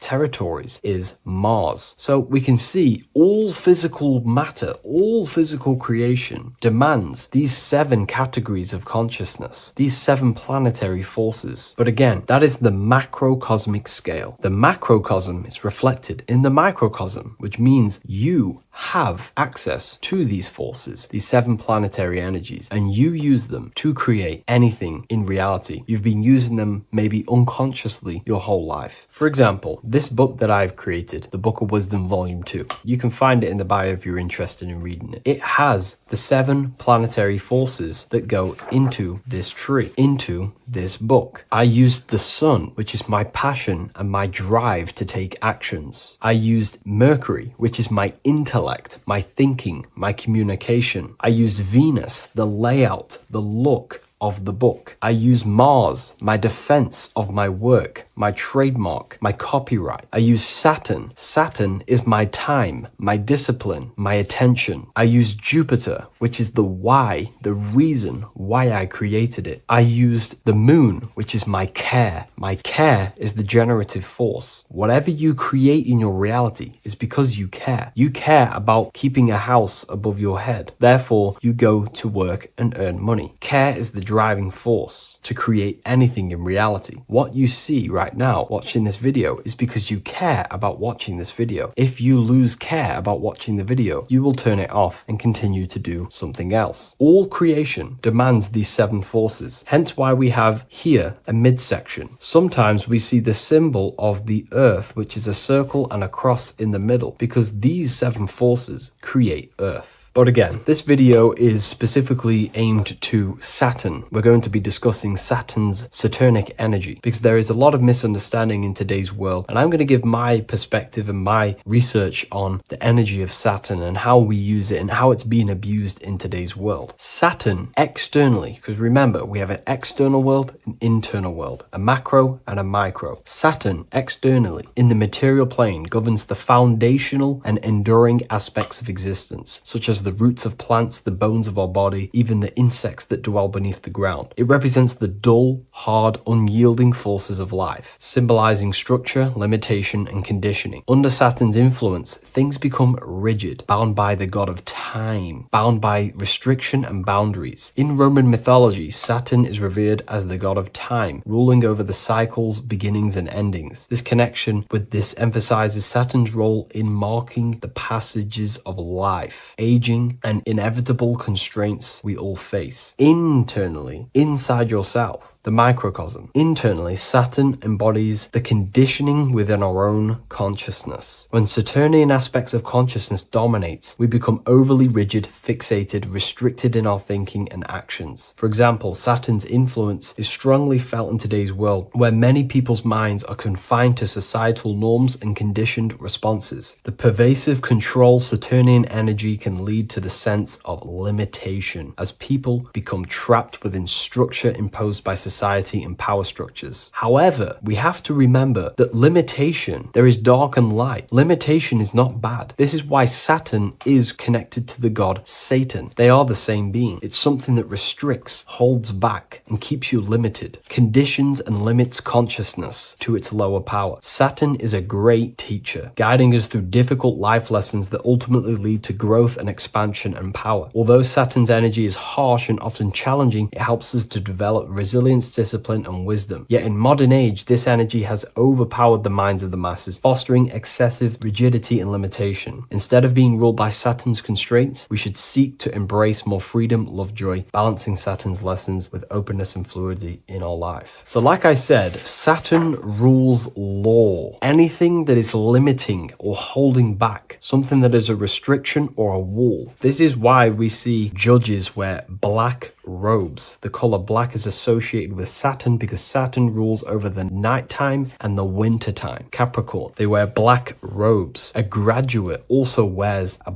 black robe with a black square cap on its head because black is associated with Saturn, restriction, limitation. University graduates wear this. Personally, not to offend anyone, these educational systems that we have in today's world are not here to give you power, to find you the power of consciousness or yourself. They are simply to restrict you, to keep the mind limited in a certain belief system. That's not to say the things in university are completely useless, but what I'm saying is it is a conditioning by the educational system. And if we actually look at the top of the hat, it's a square over a circle. And in Freemasonry, we see the compass on top of the square. In Freemasonry, we see the square underneath the compass on top of the square. The square creates squares and the compass creates circles. So this is symbolizing the square, which is matter, the circle, which is spirit, matter over spirit when it needs to be spirit over matter. This is a symbol of conditioning, limiting the mind into being locked in the 5 senses and base consciousness. Saturn's energy is keeping people restricted. This is why there is so much Saturn symbolism in today's world, because Saturn is anything to do with limitation, restriction, and time. All of the systems in place are to limit our minds, to keep us on base consciousness, only thinking in a limited box, only thinking and aware of the five senses. In base consciousness, in animal nature, one only thinks according to their senses. When they have a sense, their mind thinks. This is an affect state of consciousness. They're living in the affect. We need to understand that in base consciousness, we have no true power to create. We're simply living in cycles of affect. Now, what do I mean? The physical world is the effect. It's already manifested and cannot be changed. Our consciousness needs to rise to become a cause instead of playing around and being lost in the effect, to become a co-creator. And this is what the system does not want you to do. It does not want you to become a conscious creator. So they keep you in base consciousness, not giving you the awareness that you are literally a god creating a world right now. You are a world and you are shaping the world. Our consciousness needs to be mastered, controlled, and then we can become a conscious creator instead of running around in the world of illusion and effect. As above, so below. What happens in the mind happens in reality. We do not want to be matter over spirit, which means the external world over the internal world. We need the internal world to rule over the external. Saturn symbolism can be symbolized as a black cube. The cube symbolizes this physical world because everything has 6 sides. We can move forward, backward, left, right, up, and down. We are in this cube. This is why we say think outside the box. Thinking outside the box means to become a cause and not an effect. The mind needs to be a cause, an instruction center, and not just thoughts that are reinforcing the effect and lost in the effects of the material world. Instead of reacting, we need to become a commander. This is a symbol of conditioning and the physical plane. Black is dull, lifeless. The physical world is lifeless. It has no power to create. It has no power to do anything. It is simply a projection and an effect. You, the mind, consciousness, are the cause. You can create the effect. In today's system, Saturn's energy is heavily relied on, which is just simply man-made laws, restrictions, time wasting, and keeping people in base consciousness, only aware of the physical 5 senses. Let's get something straight about the elites. They do not worship Saturn. There is nothing to worship. They simply use the energy of Saturn to keep people limited. They're not using the planet Saturn, but they're limiting people in their belief systems and physically where they can go, restricting boundaries, countries, restricting people's minds through mass media, which is all symbolism of limitation and restriction of Saturn. They're not worshipping it, they're using it and abusing it. Saturn could be anything in your mind that keeps you limited. If you have a limited thought that does not allow you to take action on something, that is a Saturnic energy within your own mind. Anything that is indoctrination, anything that is boundaries on you, that is a Saturnic energy. Some people say that the Saturn and the moon are working together to trap our soul. This is highly symbolic. Saturn and the moon are not forming a matrix to trap your soul and keep you reincarnated. Again, this is symbolic, and in the esoteric version and understanding of this, we can see that they do have a relationship. The moon is our subconscious mind, and Saturn is restriction. If we have restrictions and belief systems in our subconscious mind that keep the soul locked and trapped only in these 5 bases, these 5 senses, then we will think and condition ourselves that we are only the physical body and never actually free ourselves from the material world and ascend. Saturn and the moon are not working together, but these are highly linked. By limiting the subconscious, we keep people stuck in base awareness, keeping them locked in the world of effect, never becoming a conscious creator. We have 2 spiritual currencies, time and attention. These are the 2 currencies that we spend. We spend time or pay attention. These are the 2 spiritual currencies that pretty much create our reality. And the system aims to hijack these 2 currencies from you, to limit you, to dominate you, so you do not become a conscious creator. So again, no one worships Saturn. It's simply just a symbol of limitation and restriction. Limitation has good and bad. Limitation can make us learn, overcome, become strong, disciplined, but when it's abused, it can keep people locked in base consciousness and stuck in their lower nature, never figuring out how powerful they are. You hold the power to shape a world. That's how powerful you are, to turn thoughts into physical existence. I'll see you in the next video. Please leave a like, comment, and a subscribe. There's an ancient symbol hidden in plain sight, one that holds the key to transformation, power, and unlocking your true potential. It's been used for centuries by mystics, rulers, and even modern science, but almost no one understands its true meaning. Once you do, it will change the way you see yourself and the world forever. Stay with me, because this could be the key to your own awakening. The symbol of the snake, or the serpent, is a very powerful symbol that refers to something within you, that we all are on this journey. So first of all, we see this symbol in ancient Egypt on the top of the pharaoh's head. We also see this with Buddha, with the snake on top of the Buddha's head and below. We also see this in Rome, with the Roman god Mercury holding the staff with the snake. We see this in Adam and Eve's story with the snake tempting Eve. We even see this today on the medical facility. What does this mean? Why is this symbol being used for thousands and thousands and thousands of years? It has a very deep esoteric meaning. We see this in the caduceus staff, and we even see the snake representing the kundalini. What does the snake actually mean? A lot of people think it represents the kundalini, which it does. However, there's a deeper interpretation of this symbol, and it goes very far beneath the surface of what the snake actually represents. Okay? So first of all, when looking at symbols, we need to observe what the snake does in nature. The serpent sheds its skin. The serpent shedding its skin is a sacred symbol of an inner transformation. It transforms from its old self to a new self. It sheds layers of itself. As the snake discards its old exterior, it mirrors our own journey of realizing outdated beliefs and patterns, paving the way for a renewed, authentic self on the esoteric path of awakening. Essentially, it represents transformation, but not transformation of our physical bodies. Transformation of our inner world. Now, this is where things get a little bit tricky and you may become a little bit confused, but I'm going to make this very clear for you. The snake symbol, or any symbol, can be used for different contexts. For example, the kundalini. We see the snake representing the kundalini. We all know that energy can't be destroyed, only transferred. Like I said, this is a transferring of energy. It's a changing, a transforming, shedding its skin. It represents transformation. Sexual energy is energy, and we can transform the sexual energy into a kundalini awakening to activate dormant brain cells in our brain, and to activate the human light body, which is the spirit. We can cultivate, save, and retain our sexual energy, transmute it up the spine, to activate the brain. This is a symbol of transformation, of energy in this context.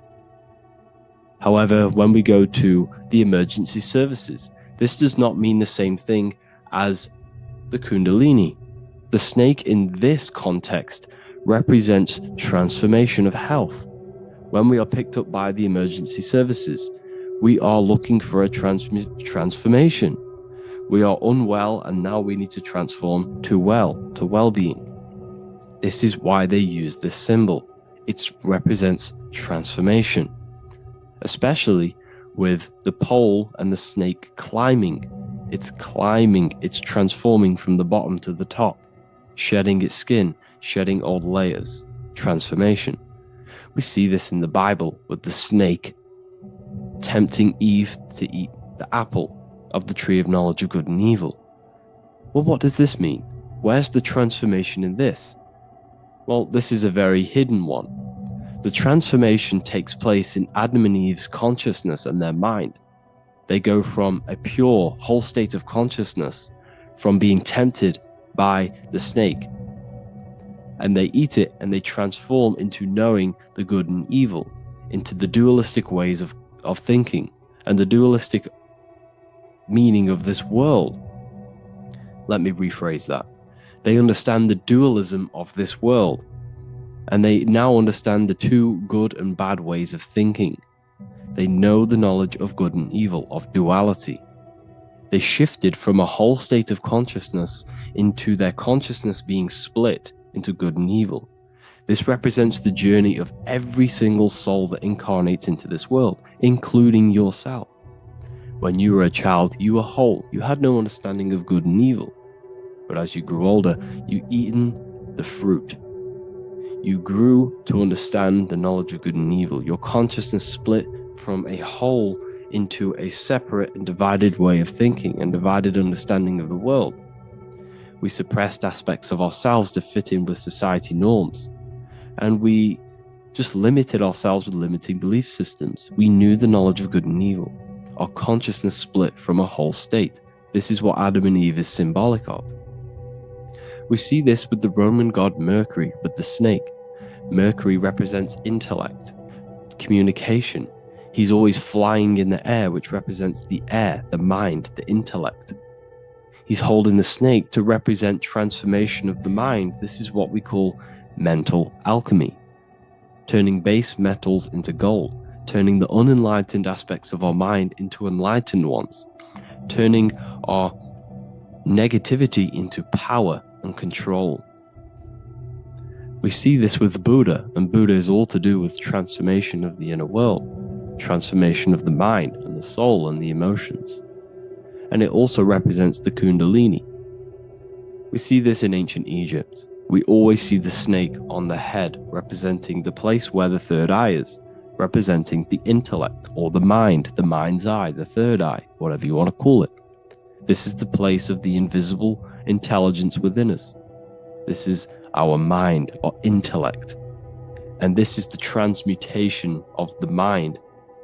This is why the snake is on the head, representing the transformation of the mind, going from the unenlightened into the enlightened, going from the uncontrolled to the controlled mind, so that we can control the very fabric of reality.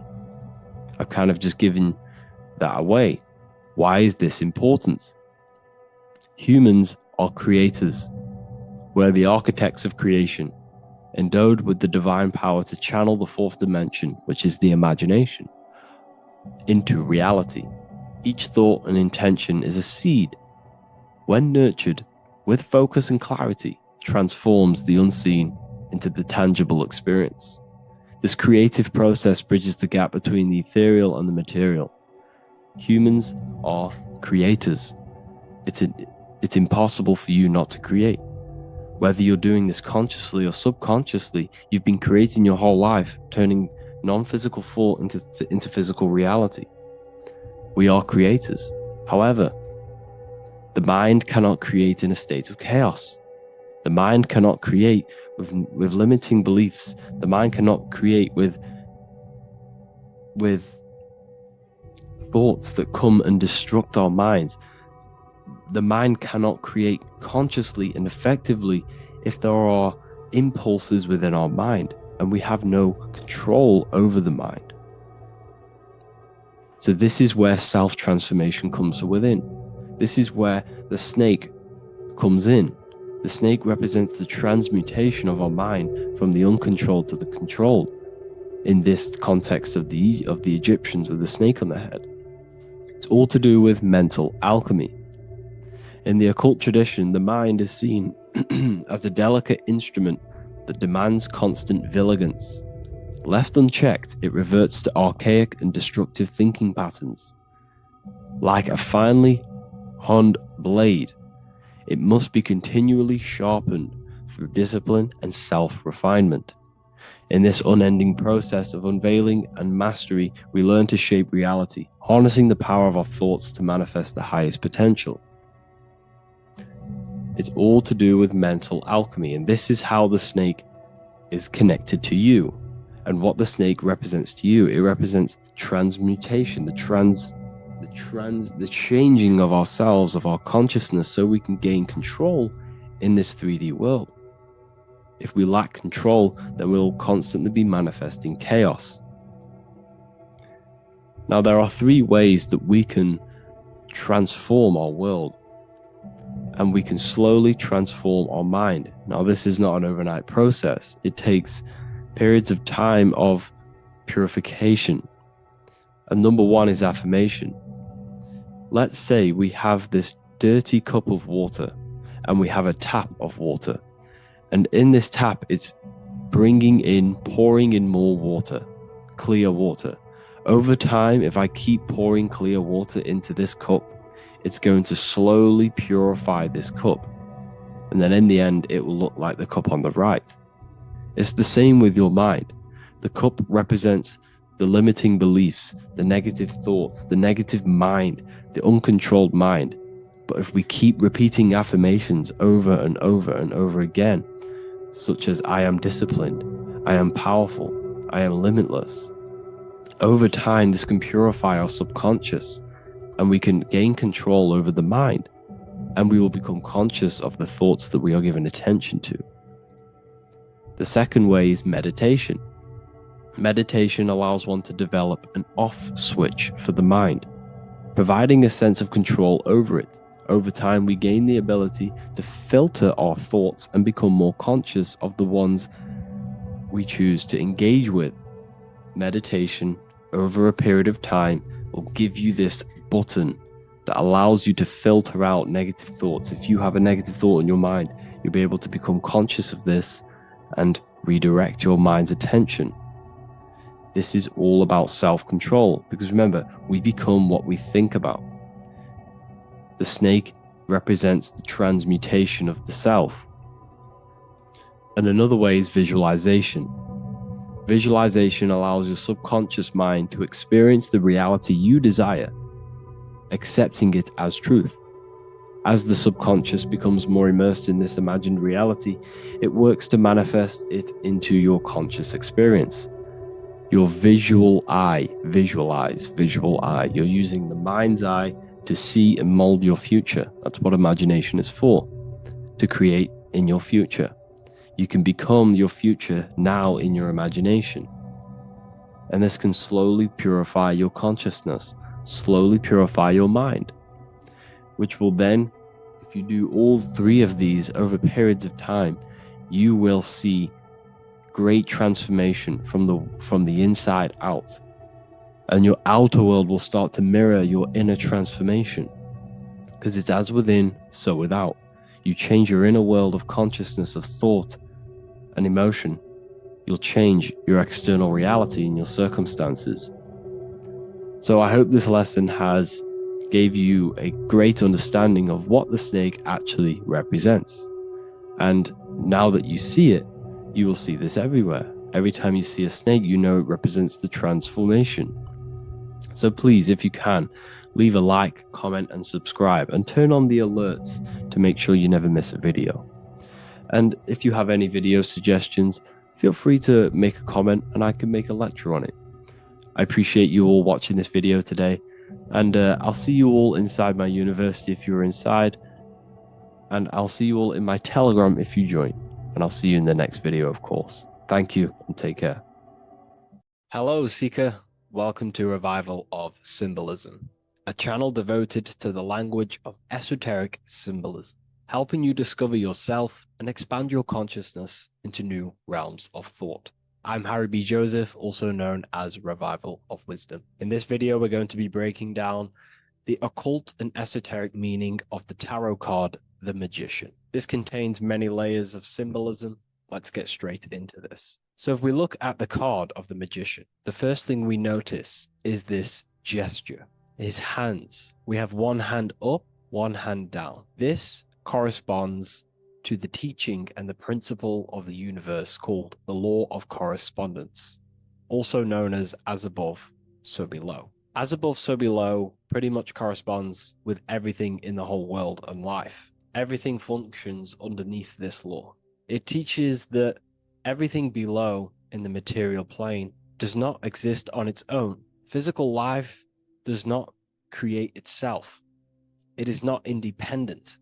It cannot sustain itself. Everything below in the material plane has its spiritual counterpart within the heavenly realms of higher consciousness dimensions. Everything above manifests that which is below. It's simply representing how reality is dual and you are dual. You have a self outside the mind, which is the physical body, and a self inside the mind, the spiritual self. While most people are fixated on the external self, the physical body, they never give attention to their internal self, the self inside the mind. The self inside the mind is limitless, has infinite potential, and is not bound to any true form or identity.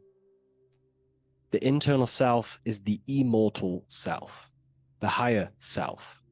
It is the self that can turn anything, any thought, into a form within the realm of imagination. This is what we call the astral plane.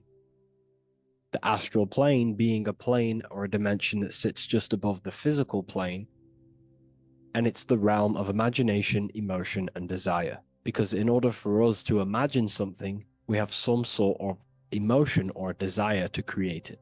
Therefore, it is the astral energy, the desire and the imagination of something above in the higher realms and dimensions of consciousness that make it possible and physically created within the material realm. It is the astral forces of desire manifesting the actions of the physical body, because the physical body only moves to what we care about or we have a passion or desire.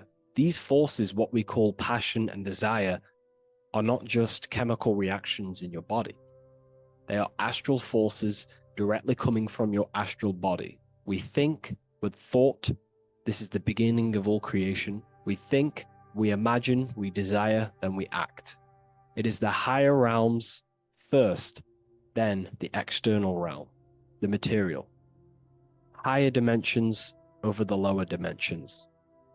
This fits in perfect with the magician, because a magician is not someone, like Harry Potter shows you with wands casting spells. This is fantasy. The real magic is about changing consciousness at will, because consciousness above creates that which is below, the material, as within, so without. Reality is created from the inside out. So the magician understands that by changing consciousness, we change our external circumstances. You see this reflected in your life, and I've seen this reflected in my life. When you change your consciousness, for example, you start to spiritually awaken. You start to think differently, see the world differently.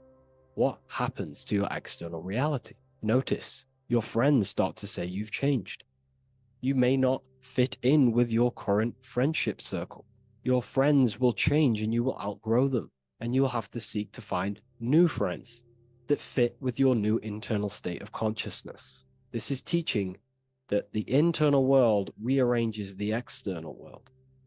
While most people stay in a cycle of trying to change the external world, not realizing that they must first change the internal. This is what magic is about.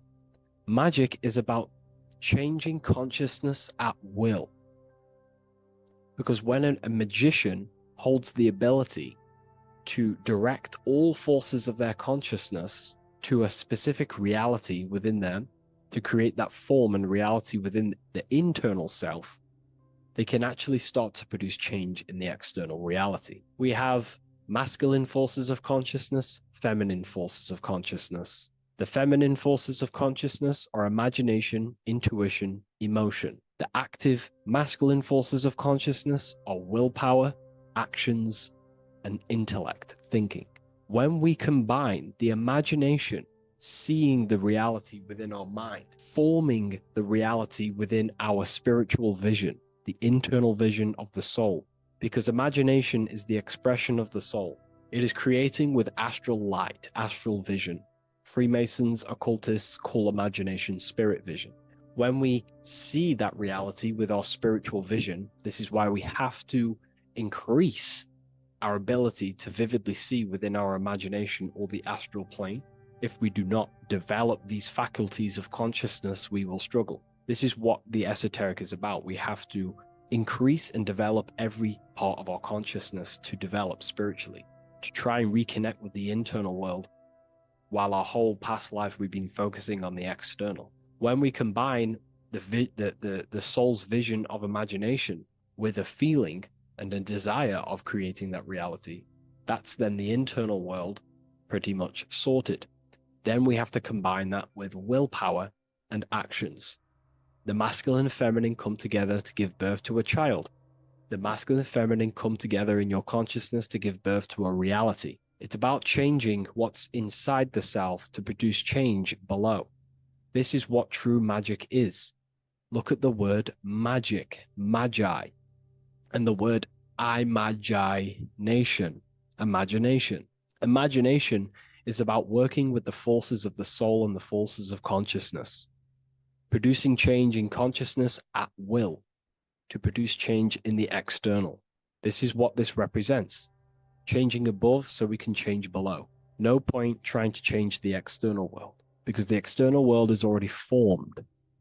It is a form, it is an effect. So to produce true change in the external world that lasts long term, we must first gain control over ourselves and produce change internally.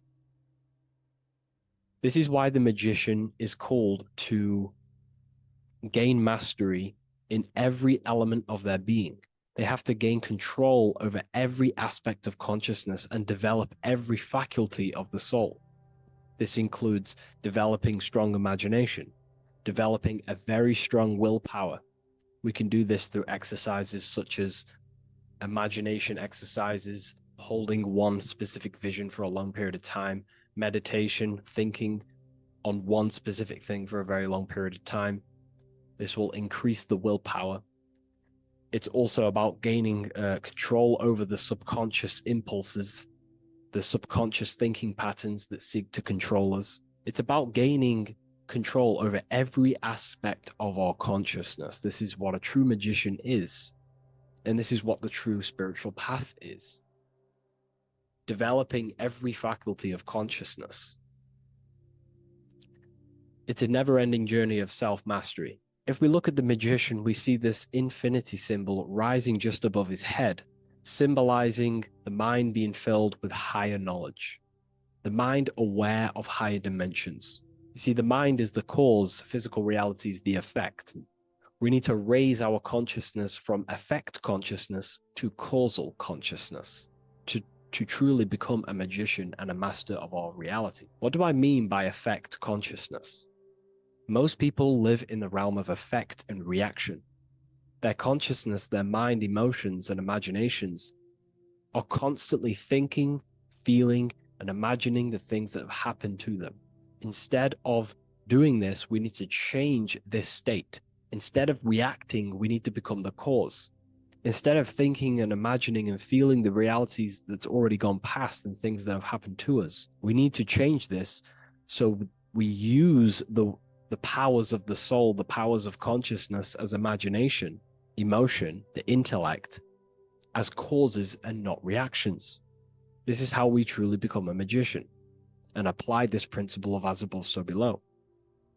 We need to think, feel, act, imagine, and use all the faculties of consciousness and the creative powers of the soul to cause things, to create a better future, to imagine a better outcome, instead of dwelling in reactivity, because reactivity will create a constant cycle of negative manifestations.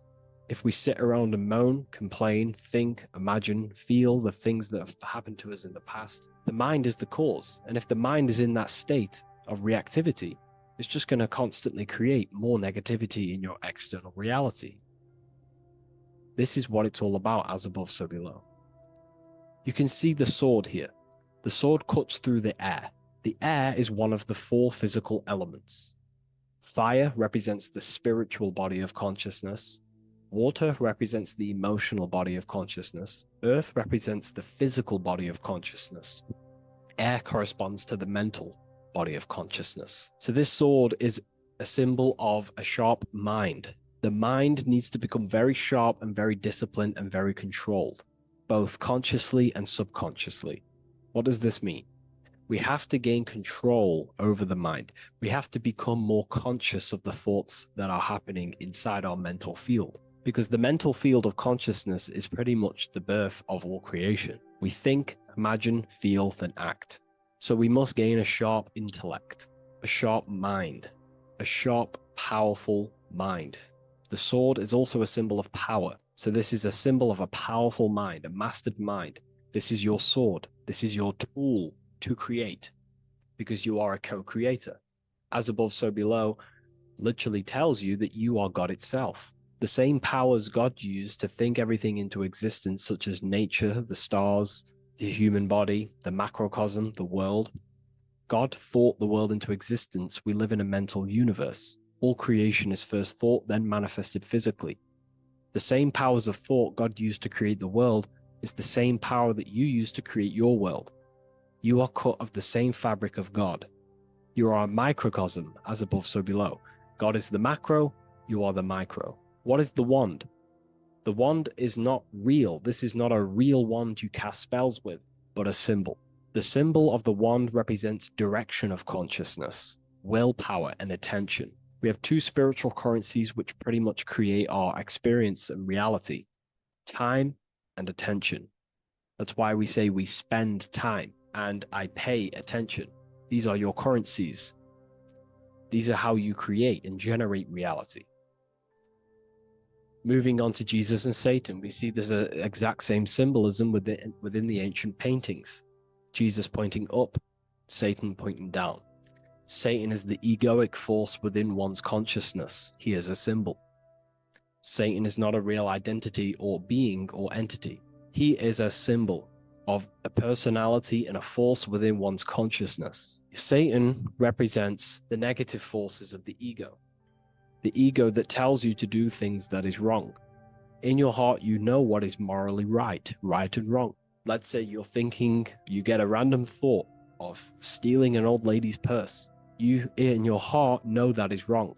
But Satan is the force inside of you that says, do it anyway. Don't listen to the heart. Get the personal gain. I want the money.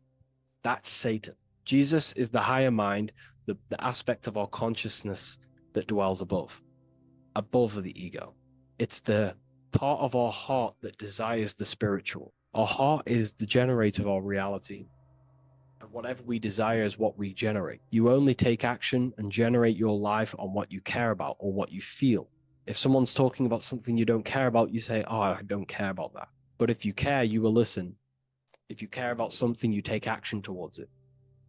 If your heart desires the material, you have been taken over by the egoic force of Satan. Not a real entity, a part of your consciousness, a part of your nature, the dark side of yourself. Jesus represents a heart that desires the spiritual wisdom, the things that cannot be seen. The heart must desire the things that can't be seen, because this is what gives true satisfaction to ourselves. We feel void when we chase material things, because nothing material can satisfy our hearts. So this is as above, so below. Jesus is the higher mind. Satan is the lower mind. We must place our hearts on the higher things and give our hearts and desires to knowledge, the things that we cannot see, because this is what gives us true fulfillment. We also see this symbolism in the Baphomet. As above, so below. The material realm below and the fire up here. The fire symbolizes spirit. The spiritual made manifest in the physical. This is all the same symbolism. It corresponds to everything. You can use as above, so below to determine truth. If someone tells you something, tries to make you believe it, and it does not correspond with the law of correspondence, then you know it's a lie. You can use as above, so below to manifest things. You can use as above, so below to see the world as a reflection of God. We are in God's kingdom. This is God's world, and you are creating in the world through the same powers of God, thought. You are a small version of God, co-creating a world and reality in earth. You yourself are an earth. Your body's the earth. Your consciousness is God and heaven. So I hope this video helps. The occult goes deeper than you could possibly imagine. If you wish to go even deeper, join our community, Ethereum University. Please leave a like, share, comment on this video for more. This isn't just spiritual fluff. Your words are vibrational commands that teach your subconscious what to believe and what to create in your reality. Now, I'm not going to sit here and tell you how words are these vibrational things that create reality. In fact, they are. However, the power of words does not hold in the vibration of the word. Yes, it has a little effect on plants. Yes, every word is a vibration that speaks to every cell in your body. However, this is not the main power of words. The main power of words is restructuring your consciousness and invoking energy inside of your own consciousness. I'm going to go over these two in detail for you. Your life is an externalization of your consciousness. Your belief system, your internal world, are building blocks to create your external world. What you believe in is how you see reality. It is the filter that you see to see reality. If you want to change reality, you have to change your consciousness first. There's no point trying to create a change, a manipulation in the external world, because it won't last very long. You have to restructure your inner temple, your inside world of thought and emotion. For example, your external reality is an externalization of every thought you thought in the past. Your life circumstances are just a result of every thought you thought in the past. You become what you think about. So if we can control what we think about, we will control who we become. Words are a powerful way to restructure your subconscious mind, which will then restructure what you think about. For example, if I said the word chicken all day long, I'm going to be thinking about chicken all day long. The words we repeat enter our subconscious mind, and our subconscious mind molds our conscious mind of what we are consciously giving attention to and thinking about. And that becomes our emotion. Our emotion becomes the energy, the charge behind our action. And all of this creates who you are and your reality. If you want to create a change in your external world, you need to repeat the end result as in an affirmation. I am abundant. I am disciplined. For example, if you're trying to stop a certain addiction, don't say, I am going to stop smoking. Say, I am disciplined. By saying discipline, the subconscious mind accepts the word discipline and not the word smoking. If you repeat smoking, I am not smoking, your subconscious mind will just pick up smoking and then do more smoking. So if you are trying to create discipline in your life and trying to stop something, say, I am disciplined. The reason for this is powerful because you're conditioning your consciousness. You're conditioning your subconscious mind and filling it with the word discipline. And I'm not going to say do this a certain amount of times a day or do this in the mornings.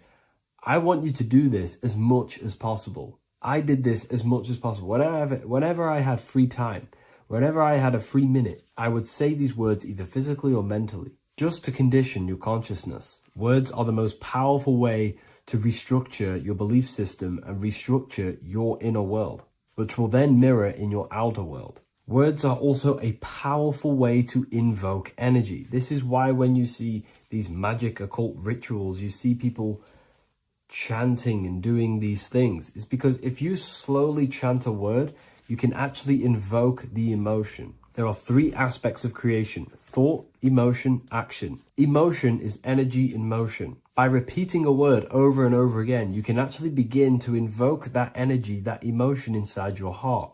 And you can start to feel the reality as if you are already living it. And this is just another powerful way to condition your consciousness to become a certain thing before you have it. This is what magic is. Magic is all to do with reprogramming the subconscious mind, aligning the subconscious with a certain belief or reality, which will then produce an effect in our thoughts, our emotions, and our actions, which will then create that reality. So if you want to create something in your life, literally just repeat, I am something. I am is referring to your consciousness. I am is the highest aspect of you. It is the true self. Whatever you condition your consciousness will be mirrored in your external reality. I am abundant will condition your consciousness to feel and believe you are abundant, which will then seep into your thinking. And then you will start to act more on this because you are thinking about it, which will then change your external reality. Words are vibration, and vibration is powerful. However, if you truly want to change your reality, you have to change your inner world of consciousness. And words are the best way to invoke feelings to become the reality you want. And words are the best way to condition your consciousness to a certain belief or a thought. And by doing this, you're actually creating a root cause. The cause is your consciousness, your mind, and you have to restructure the mind to create that reality. Words are a great way to restructure your consciousness and create reality.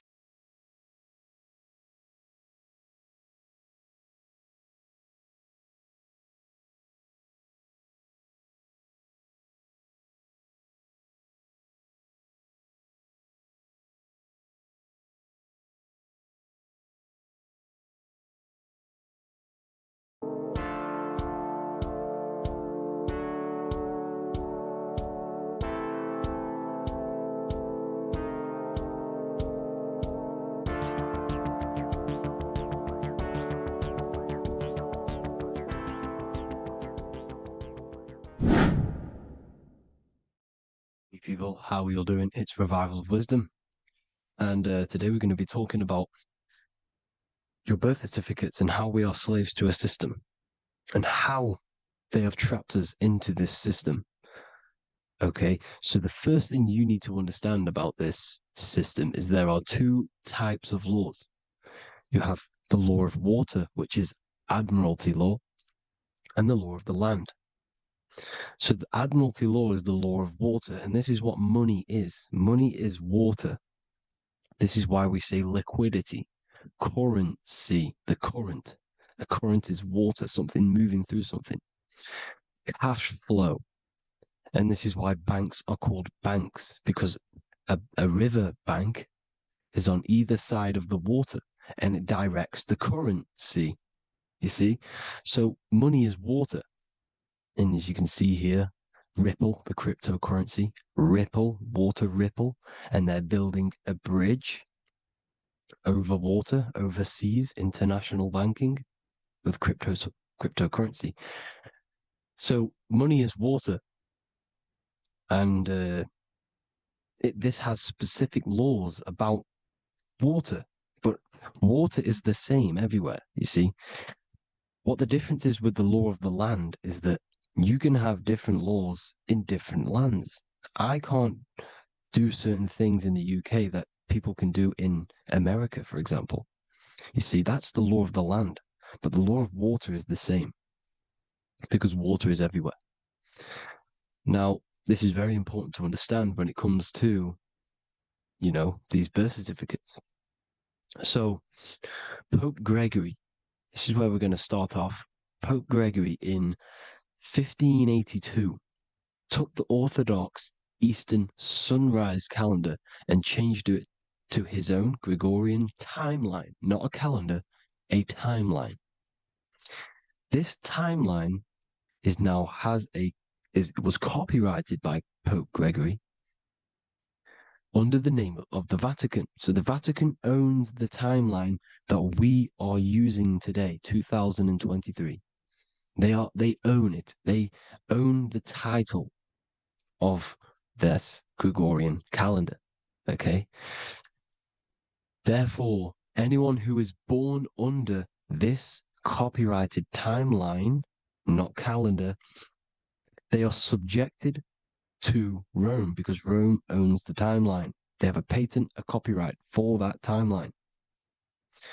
What is on our birth certificates? That timeline. We are born underneath, we are subjected to the Vatican. This is why all birth certificates go to the Vatican. They own every single birth certificate. Okay? So when we use this timeline, we are subjecting ourselves to this timeline. Okay? Which the Vatican has a claim over. This calendar or timeline is set to sunset, not the sunrise, which is associated with death, darkness, and the moon, lunatics. You see, so this is a sunset calendar timeline. Okay, this is now, they've changed a couple things, right? They say that the new year is January the 1st. Okay, when we know this is in winter. January is winter, which is associated with darkness, death, the death of nature. So this is a death cult, people. These people are evil. They're so evil. The Vatican. And this is why we use April Fool's Day, because April is in Aries, and Aries is always the start of the zodiac. This is why Aries rules the head region. 12 zodiacs, 12 systems of the body. Each zodiac is associated with each part of the body, and this is why Aries is the head, cerebrum. But we're not going to talk about it in this video. But yes, that is what April Fool's Day is. They're putting it in your face. April Fool's Day is the real start of the year, when the sun starts to rise again, when the risen Savior is resurrected, when it's born again. This is when the Jews celebrate the Passover. This is when the Christians celebrate the resurrection of Jesus, and they eat lamb. The Jews eat lamb because we're in Aries, the new year. The sun is now born again, our risen Savior, the light of the world.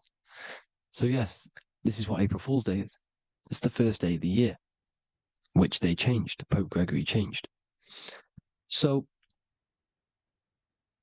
you need to understand is that you are in the womb. You are inside of a ship, because every ship, literally a ship, every ship is female. This is why they say she delivers the product, because she does deliver the product. You, the baby. Same thing with a ship. They deliver products. They are a she.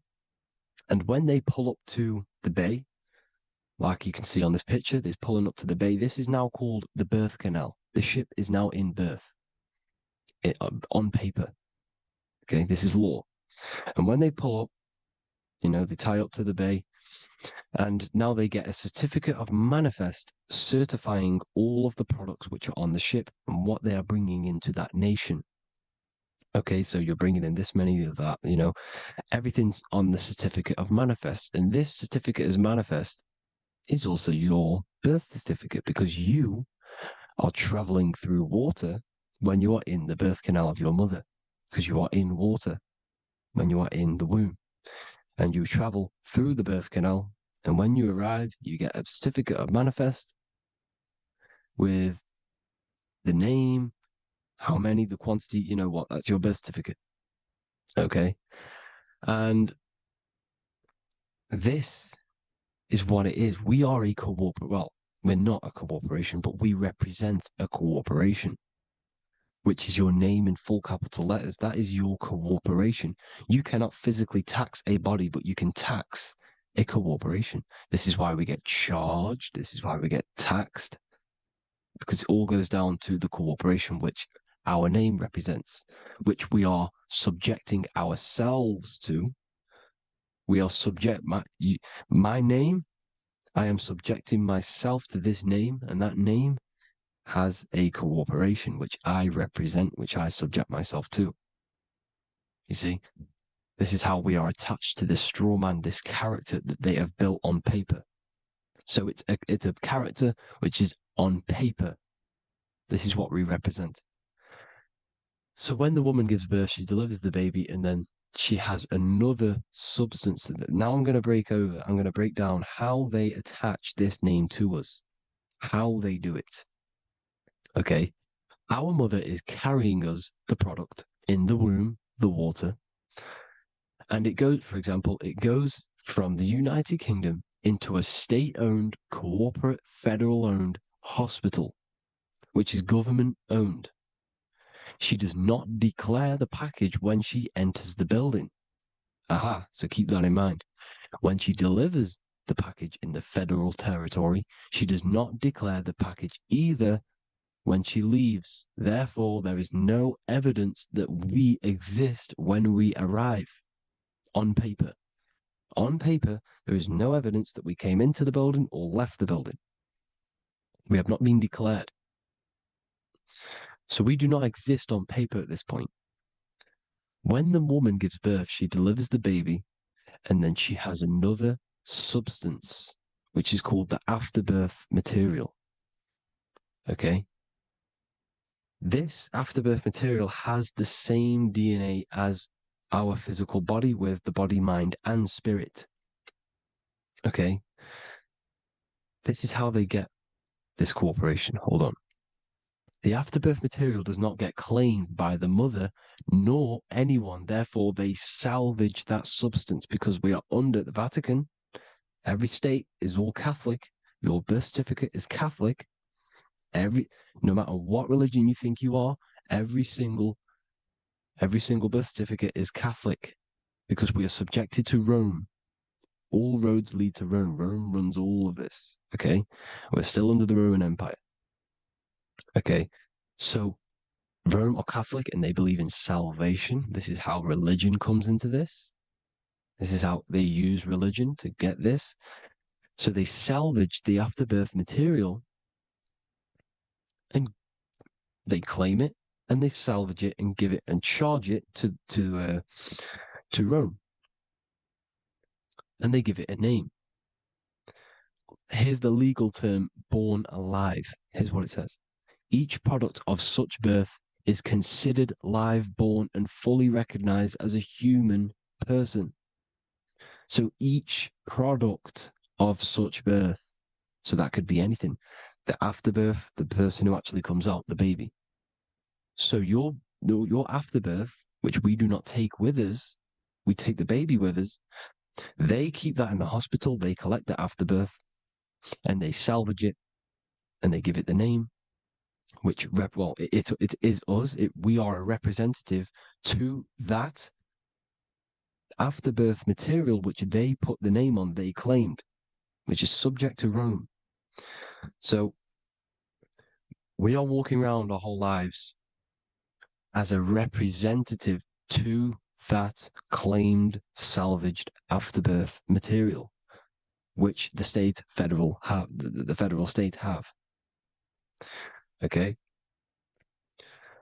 We are under the Catholic Church, Vatican. Therefore, the afterbirth material is a child of God. See, on paper, therefore, they believe in salvation and salvage the afterbirth material. This material has no mother or father. The state pick it up. It becomes a war to the courts and gets charged to the state. So we are a representative to that character they salvaged because it is the exact same DNA as you. Subject is the name or the title, and the matter is the physical aspect left behind in the hospital, which represents us. You see? So now we're moving on to Unum Sanctum. Unum Sanctum was in 1302, a very, very important year. Very important year. Unum Sanctum says this is basically how they claim everyone in the world. So the Vatican had all this power, all this gold, all these people under them. They need to get a claim for them so then they can rule over them and make them slaves. So what they did, they created Unum Sanctum. Pope Boniface VIII did this. And it says, the spiritual man judges of all things and he himself is judged by no man. The spiritual man, keep that in mind, unless he invent like Manichaeus, two beginnings which is false and judged by heretical, since according to the testimony of Moses, it is not in the beginnings, but in the beginning that God created heaven and earth. Furthermore, we declare, we proclaim, we define that it is absolutely necessary for salvation that every human creature to be subjected to the Roman pontiff. So they are claiming us in Unum Sanctum, and it's in the vaults in the Vatican. They will put a spell on it because they are sorcerers, they are magicians. They put a spell on it, they lock it up, and whatever goes on that piece of paper goes. And this Unum Sanctum is claiming all of us. So what does it say in the beginning? The spiritual man judges of all things, and he himself is judged by no man. The spiritual man, the man with the body, mind, and soul, the first baby that comes out the birth canal. That's you, your body, body, mind, and soul. You have the Christ, which is I am, which is grace. Grace means here, now, in the present. You have the Christ, which means I am. Therefore, you have a soul. If you can say I am, you have the Christ. You have a soul. But a creature can be anything with no soul. You see? So no man can judge the man with the soul. However, as it says in the second part, we proclaim, we define that it's absolutely necessary for salvation that every human creature to be subject to the Roman pontiff. So they are subjecting the afterbirth, not the man with the body, mind, and soul, but the afterbirth to the Roman pontiff, to the Roman Catholic Church. We are the ones who are claiming to be the afterbirth material, which is our birth certificate, which is our representative. We represent that because it is our DNA. This is how we are stuck. We are stuck because we represent this DNA, which is on paper, recorded. You see? So we, being untaught, uneducated in these subjects, we are subjecting ourselves to this system, to this slavery, because we just want to live. We just want to live happily, just peaceful.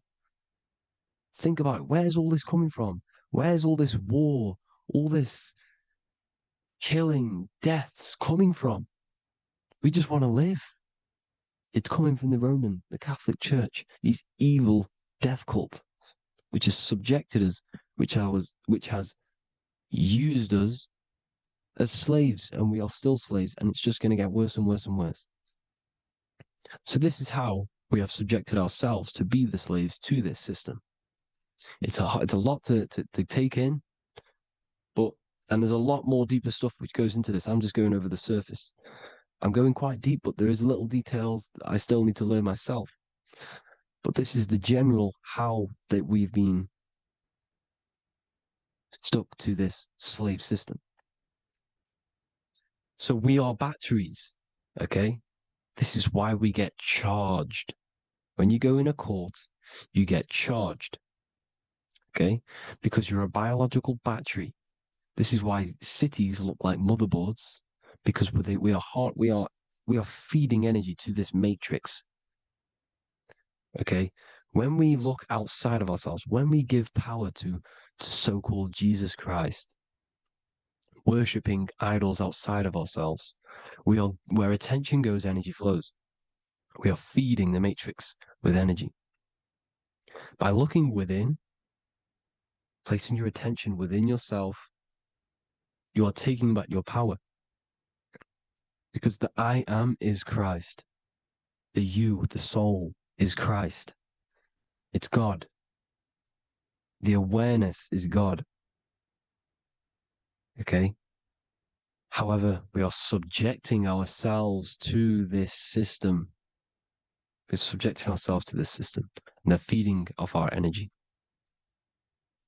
So what we need to look for the future is that, think about it, with the end goal is to change our DNA, is to literally make us robots, transhumanism, slaves.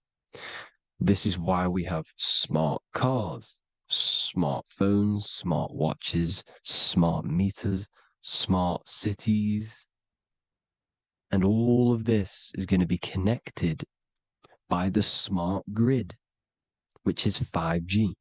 This is why 5G is rolling out. 5G is going to connect all of these technologies to one. It's like a big net system. And you know why they're doing this? It's because all of this is going to be connected through this 5G, and that 5G is going to be controlled by the elites. So you say anything wrong, you do something wrong, you say the wrong thing online, they'll turn off your car, they'll turn off your phone, they'll turn off your smartwatch, they'll turn off your TV, because it's all going to be connected and controlled by the smart grid. And this is what the Great Reset is, people. But they're going to trap us inside of these 15-minute smart cities so we can't leave the area, because they're going to use climate change as a tool to enslave us to not travel because of so-called climate change and the fumes that we are putting into the air, which is all BS. They're doing this to push these new cities, to push all of it. But listen, they're trying to get inside of your body. The only way they can do that is to get you addicted and using this technology. First, they got on the body with the smartphone. Well, first of all, we use the technology. We get used to it with it in our hand. The next step for them was to get on the body, which is the Apple Watch, as you see down here. They have now successfully got onto the body. The next thing is to get inside of the body. This is the brain chip.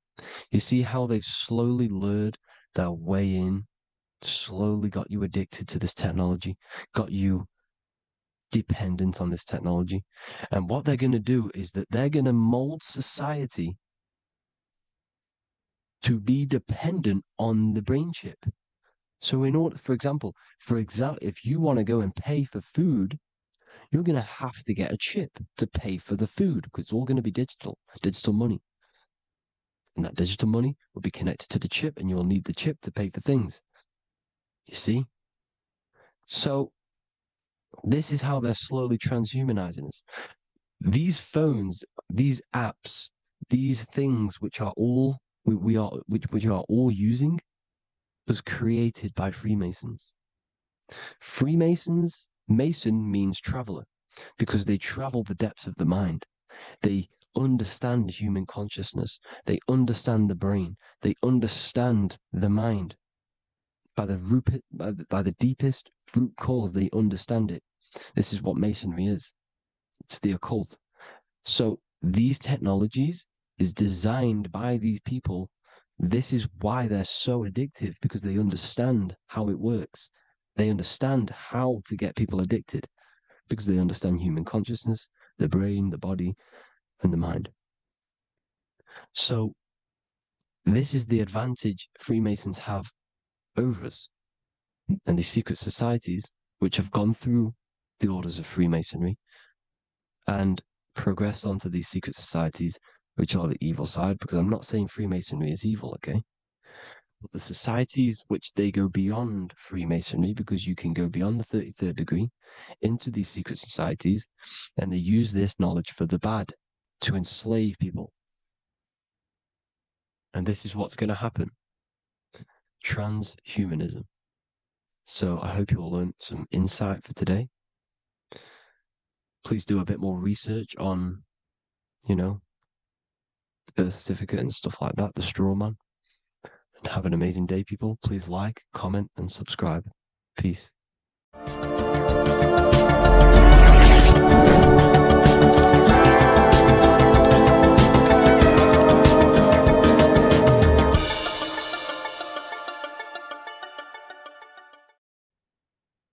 You don't just have a physical body.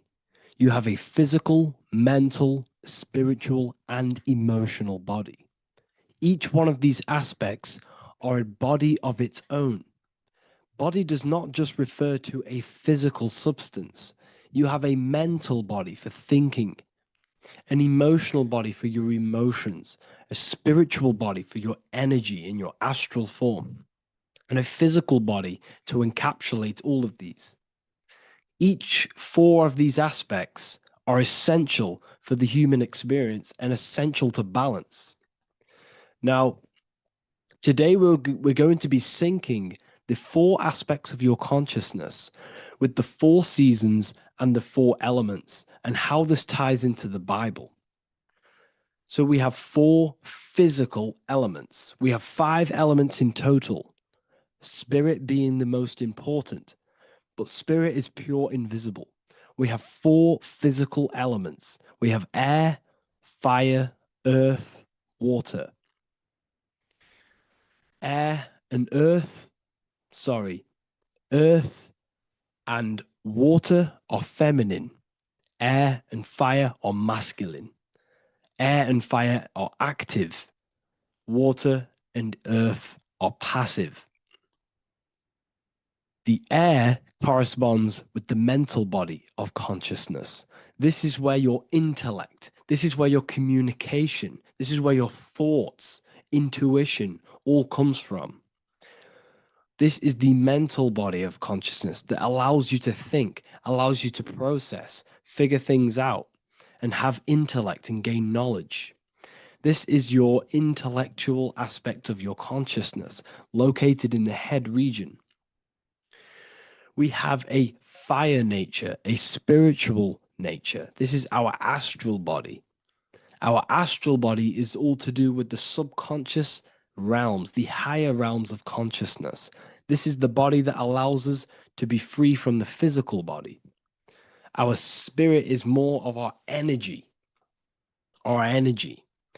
Water is our emotional body. This is what allows us to feel things, that allows us to gain intuitive feelings of conscience. So emotion allows us to understand what is right and what is wrong. When we feel something bad, we know that this is wrong. When we feel something good, we know that we are doing good. Emotions are a creational force that allows us to feel certain things to bring them into existence. Our emotional body is a creational force and should not be reactive, and it should be controlled. Most actions are stemmed from emotions. Actions bring thought into physical existence. Emotions are the driving power. They are what drives your actions. The thought, then the emotion, then the action. Earth is your physical body. This is your physical state that allows you to take mind and emotion into action, into fruition, into physical matter. This is what your physical body allows your consciousness, your soul, to interact with the physical world and bring things into physical existence. The physical body, the physical world, is an outcome and an effect of the thinking mind. All physical substance comes from the thinking mind. The pen, the phone you're holding, the microphone I'm speaking into, all began as a thought in the thinking mind, then it was brought into physical reality. Earth is the most dense. So it goes in this order: body, emotions, spirit, mind. The higher you go up, the more lucid and fluidic it becomes. The lower you go down, the more dense and dull it becomes. Air is the mind, fire is the spirit, water is the emotion, earth is the physical body. So this is why you are a microcosm. You have these four things within you. You contain of these four elements, which correspond to the four bodies of your consciousness, the four bodies of the soul. You are the soul. You are the spirit. So this is why in Theologians 4:17 it says, "Caught up together with them in the clouds to meet the Lord in the air." You don't meet God or the Lord in the physical air, in the clouds. This is clearly a parable. A human being cannot go up to the clouds and meet a mystical man in the clouds. This is obviously a parable, a metaphor. The air is your mind. You must raise your consciousness beyond the body, beyond the emotions, beyond the spirit, and enter in the mind during meditation, turning the mind inward to connect with the Lord. The Lord is the highest aspect of your consciousness, the one that exists beyond the physical body, beyond your emotions, beyond the thought. So you meet the Lord in the air, in the mind. The mind represents the air. This is why in America there's a saying called an airhead. You're an airhead. This means that you are stupid, or you don't think, or you have nothing in your mind. You have nothing in your head. When someone's very stupid, you call them an airhead, because air represents the mind.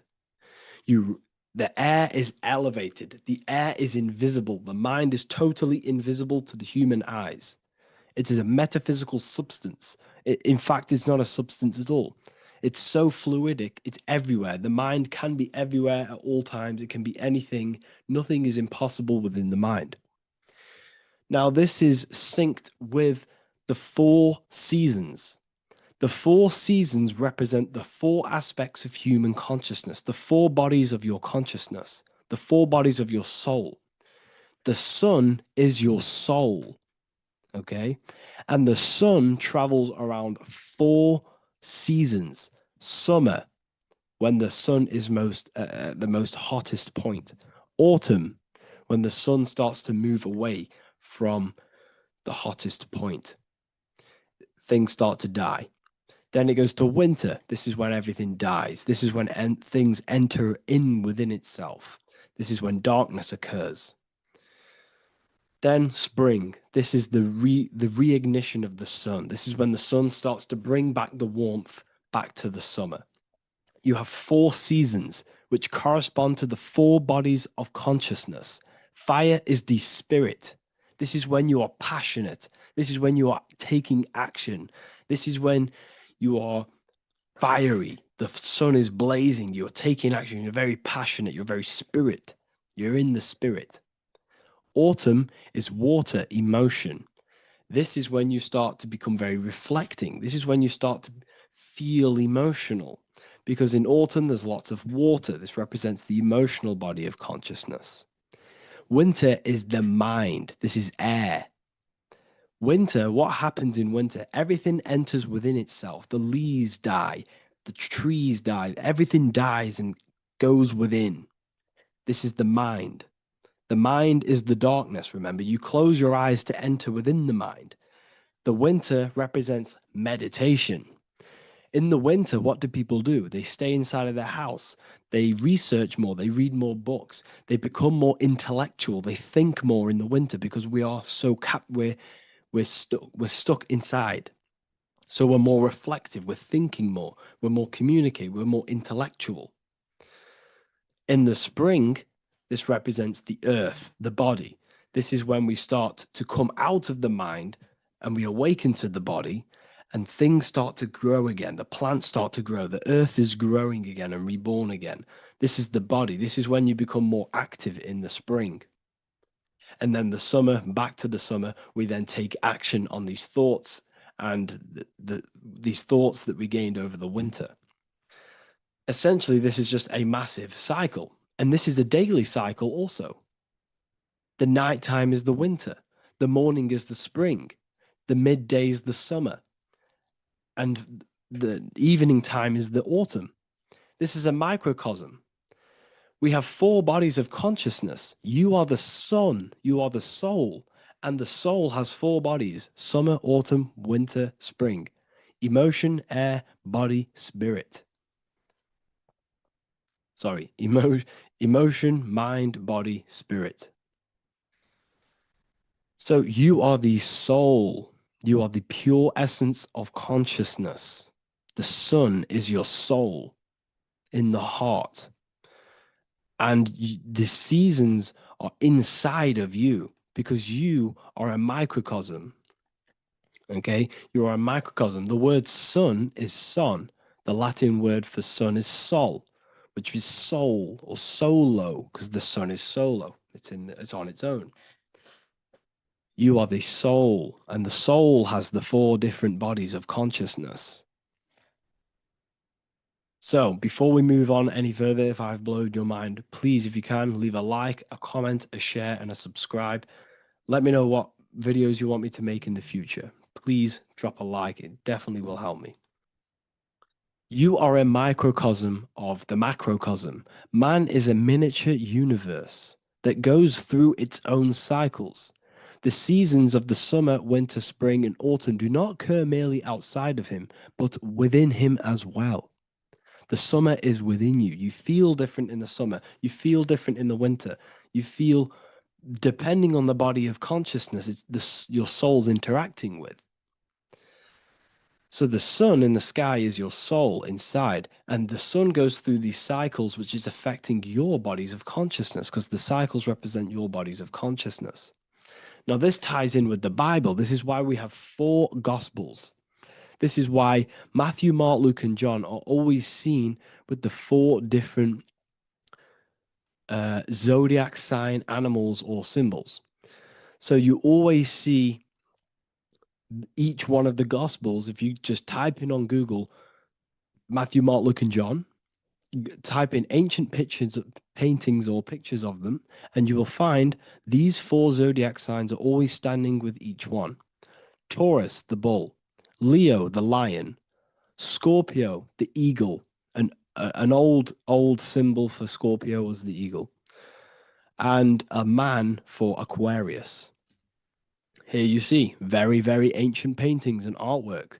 Here we see Matthew, the man, Aquarius. Here we see John, the Scorpio. Same here. We also see it on the tarot cards, on the world card. We see the 4 fixed zodiac signs. Here we see it as well. These are called the 4 fixed zodiac signs. Now, when we look at the zodiac, we're no longer looking at the sky, because what you must understand is as above, so below. What is above you is inside of you. What is above is what is below. What is outside of you is within you. The zodiac is inside of you. The zodiac revolves around the sun. The sun is your soul. These are different energies of your soul. Like I said earlier, the 4 seasons are the 4 bodies of your consciousness. And in each body of consciousness, you have these different energetic energies that you can work with. Okay, so this is the true astrology. This is the true astrology, the internal esoteric astrology. You can't find much information on this at all. Very hard to find. So what we're looking at are the 4 bodies of consciousness.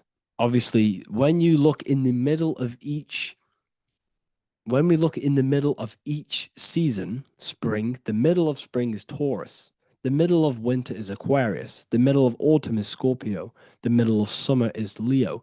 These 4 signs are known as the 4 fixed signs. Okay, Scorpio is fixed. It's the middle of autumn. Scorpio is a water sign, emotion. Aquarius is the air sign, the mind. Taurus is an earth sign, the body. Leo is a fire sign, the spirit. This is why we see Matthew, Mark, Luke, and John with the 4 fixed signs of the zodiac, which represent the 4 bodies of consciousness. Leo, the spirit, fire. Luke, Taurus, earth, body. Matthew, Aquarius, air, mind. John, Scorpio, water, emotion. Each gospel is depicting Jesus and showing Jesus in each gospel. Each one of these gospels is showing and depicting Jesus according to the different body of consciousness. In John, this is when Jesus starts to turn water into wine. Water is emotion. Wine is transmuted emotion. This is when he does miracles with his emotions, water into wine. Aquarius, which is Matthew, air, the mind. Inside of the Gospel of Matthew, this depicts Jesus as an intellectual person, a person who's communicating and using his mind, his mental body a lot inside of the Gospel of Matthew. Go and read it, and you will see this. Luke, Taurus, earth, the body. Luke shows and depicts Jesus according to the body of consciousness, the physical body. He shows Jesus as a human, being a human being, helping people physically and helping people's physical needs, like giving away food and doing all sorts of good things for other people. Leo, Mark, inside of the Gospel of Mark, this shows Jesus as a spiritual teacher, a passionate person who is taking action. Each gospel is showing Jesus according to the different body of consciousness. And Jesus represents you, the sun. That's why it's called the Son of God, the light of the world. Jesus represents your soul, and your soul has these 4 gospels, the 4 bodies of consciousness, the 4 fixed signs, the 4 elements and the 4 seasons. These things all correspond to your consciousness. So this is Leonardo da Vinci showing you the exact same thing. Jesus is the I am, the sun, the soul, in the middle, on his own. Luke, spring, earth, body. There are 3 people in each group. There are 4 groups and there are 3 people in each group. 1, 2, 3. 1, 2, 3, 1, 2, 3, 1, 2, 3. Fall, winter, summer, spring. These are according to the 4 bodies of consciousness. Here we see Aries, which rules the head region. He's on the head of the table. Gemini, he's holding up the 2 hands because Gemini rules the 2 hands, the 2 arms. Gemini is the 2 twins, which is the 2 arms and 2 hands, and the 2 lungs. Here we see the beginning of summer, which is Cancer. You see the big knife here? Cancer, him here, this grey-haired guy, holding a knife for the crab. Cancer, they pinch. You have a knife, symbolizing the crab. Leo, the middle of summer, showing dominance. The sun is very dominant. He's got his elbow on the table, showing dominance. Virgo has no Adam's apple. Cancer here is pointing at this woman's neck, saying there's no Adam's apple. This is Virgo, the virgin, the only woman. Jesus, the sun. This is Libra, the balancing. He's holding his arms out, balanced, showing the balancing of the sun. Because when the sun enters Libra, the sun is balanced between winter and summer. So it's balanced. This is all astrology, but this is internal. Okay. This is Ezekiel's vision. Ezekiel had a vision in the Bible, and he saw the face of a man, the face of a lion, the face of an ox, and the face of an eagle. The eagle, Scorpio, the ox is Taurus, the lion is Leo, and the man is Aquarius. He saw the throne of God, and he saw the different bodies of consciousness. This is all symbolic for the different bodies of your soul. So when we look at the zodiac, we are actually looking at a map and the energies of our soul, and the energies of our bodies, and the energies of our consciousness. This is what we are looking at. Each zodiac is an aspect of our consciousness and an energy that we can work with and that we must purify. Balance and purification is essential. Imagine playing a brand new video game. Let's say a brand new video game came out and you had to play it. What happens when you play that game? You don't know the controls. You cause chaos in that game. You can't really run properly. You can't do anything properly. You're getting destroyed by other people who are playing that game. It's the same with your physical body. When you are born, you must learn how to play the game. You must learn how to balance the mind, learn how to balance the spirit, the emotions, and the physical body. We must balance and purify each body of our consciousness, which we must look after our physical body with our physical health by eating physical, electrical food like fruits and veg. We must look after our minds by being conscious of what enters our eyes, enters our ears, enters everything. Whatever enters our 5 senses is affecting our mind, our mental health, our environment, mental. We need to look after our thoughts. Control our thoughts by purifying our thoughts, only positive thoughts. Then we must purify our emotions, feeling only gratitude and love and not feeling these negative, dull emotions. Then we must look after our spiritual body through meditation and looking after our spirit. But remember, when we look after our mind, it all begins in the mind. Each body of consciousness is interlocked with the other. If you have an unhealthy body, you have an unhealthy mind, spirit, and emotions. If you have an unhealthy mind, you have an unhealthy body, spirit, and emotions. If you have an unhealthy emotions, you have an unhealthy spirit, mind, and physical body. They're all interlocked. You must balance each one of them. Look after your physical body, look after your thoughts, look after your emotions, look after your spirit. But remember, the mind is the most powerful one. It's mind over matter.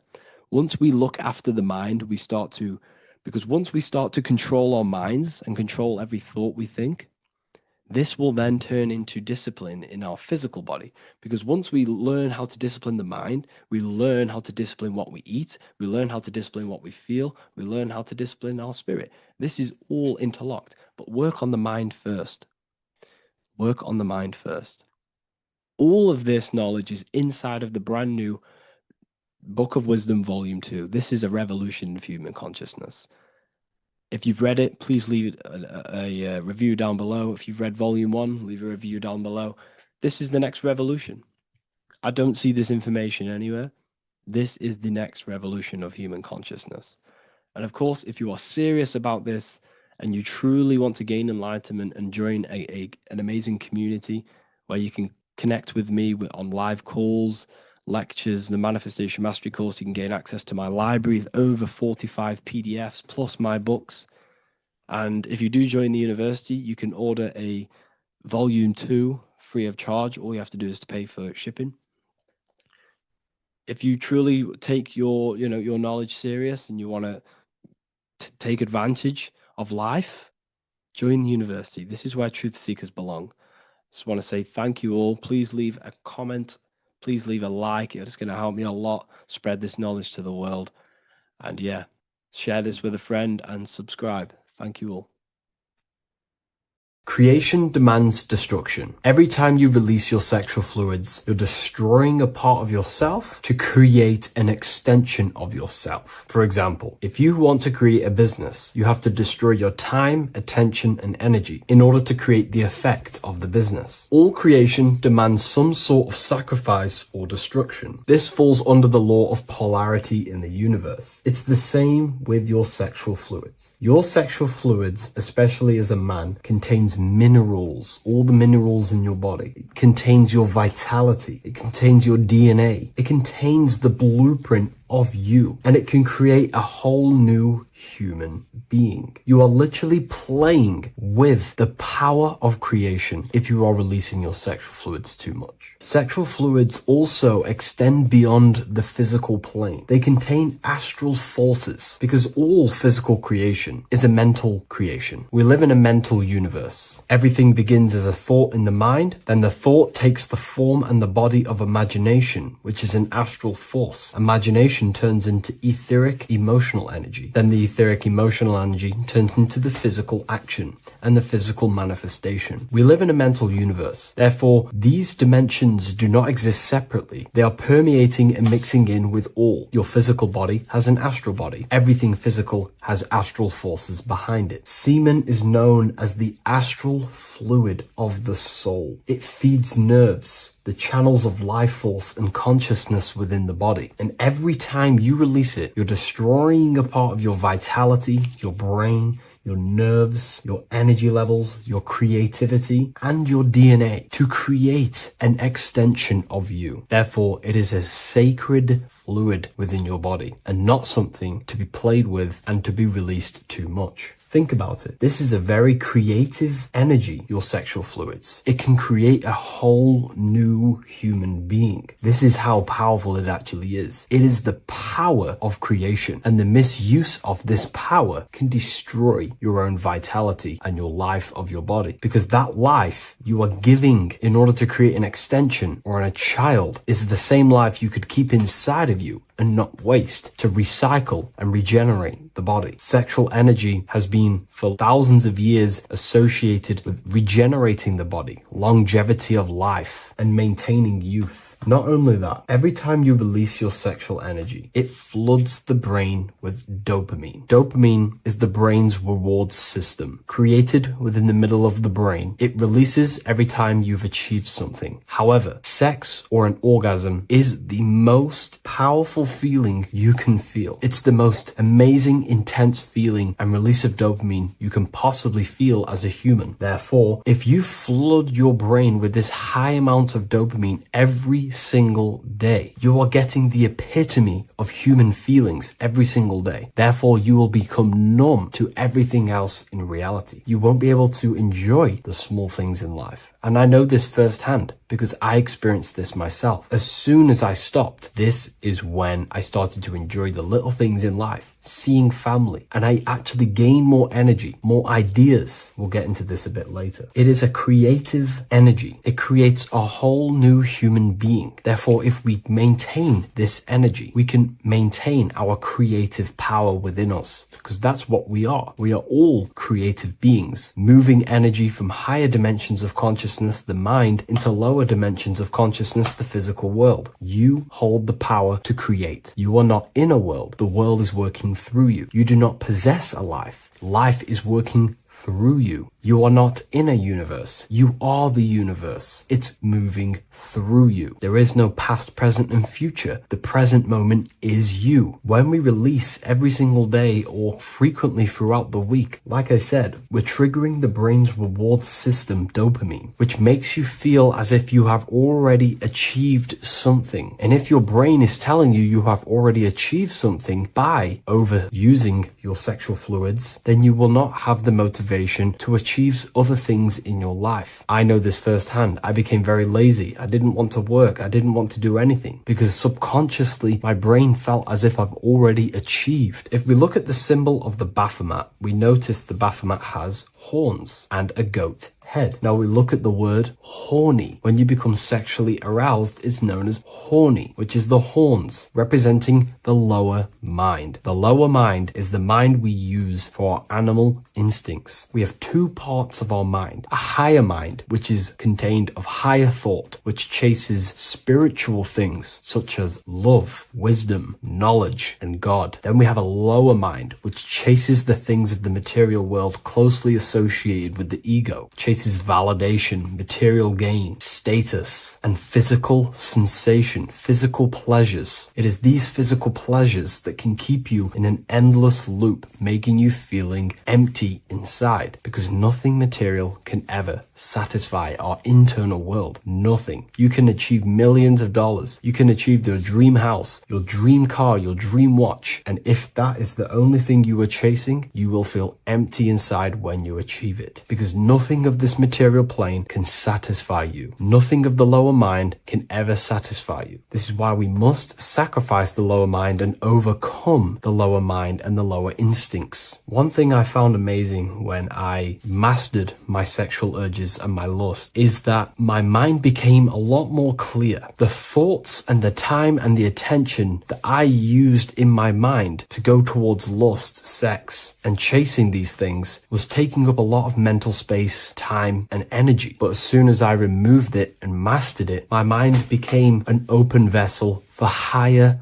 thoughts to be received from the higher mind. The mind is like a radio antenna. Whatever we attune it with, that's what we receive. If we're constantly thinking about lust and low-level pleasures, we're going to just receive low-level thoughts. But once we remove all of the lower mind and we conquer our physical body and physical urges, our mind becomes an open channel for divine thoughts and spiritual thoughts. This is what most people call today as downloads. You receive wisdom from your higher self. Not only do you receive more wisdom, you just receive more power to create. The male and the female come together to create a child. That's how you were created. Now, the law of correspondence teaches as above, so below. It refers to everything in the universe. Therefore, in order for you to create a reality, to give birth to something, you have to bring together the masculine and the feminine. Your masculine forces are willpower and actions. Your feminine forces are emotions and imagination.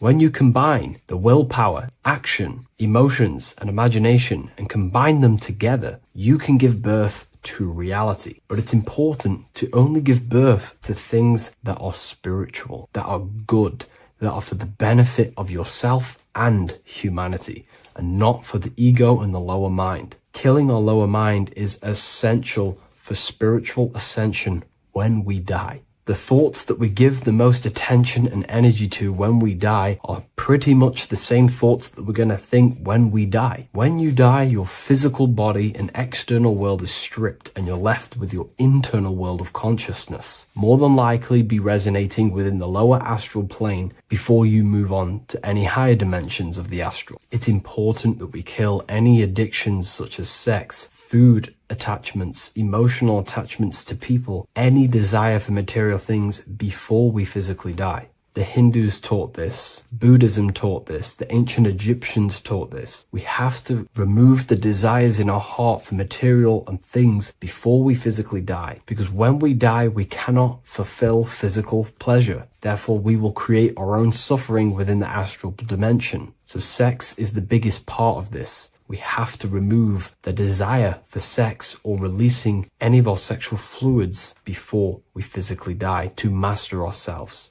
And not only that, it's going to benefit the way you feel, the way you think, the way you act towards people once you have mastered this. Porn psychologically damages you. You are quite literally the person in the corner of a room watching two other people give pleasure to each other. Psychologically, that is not good. And what happens in darkness is always revealed in light. What you do in your alone times will show in your confidence, in your eye contact, in your presence, in your aura, your energy. You cannot hide things that you do in the dark, because they always reveal themselves in a subconscious way, whether physically or through an energetic spiritual way. Sex can be known as sacred energy exchange. You are exchanging energy, bioelectrical energy. It's a scientific fact that when you hold hands with another person, your brain waves of each individual become synced. Your emotions sync. And you exchange electromagnetic energy because you are an electromagnetic being. When you have sex with someone, you are literally exchanging emotional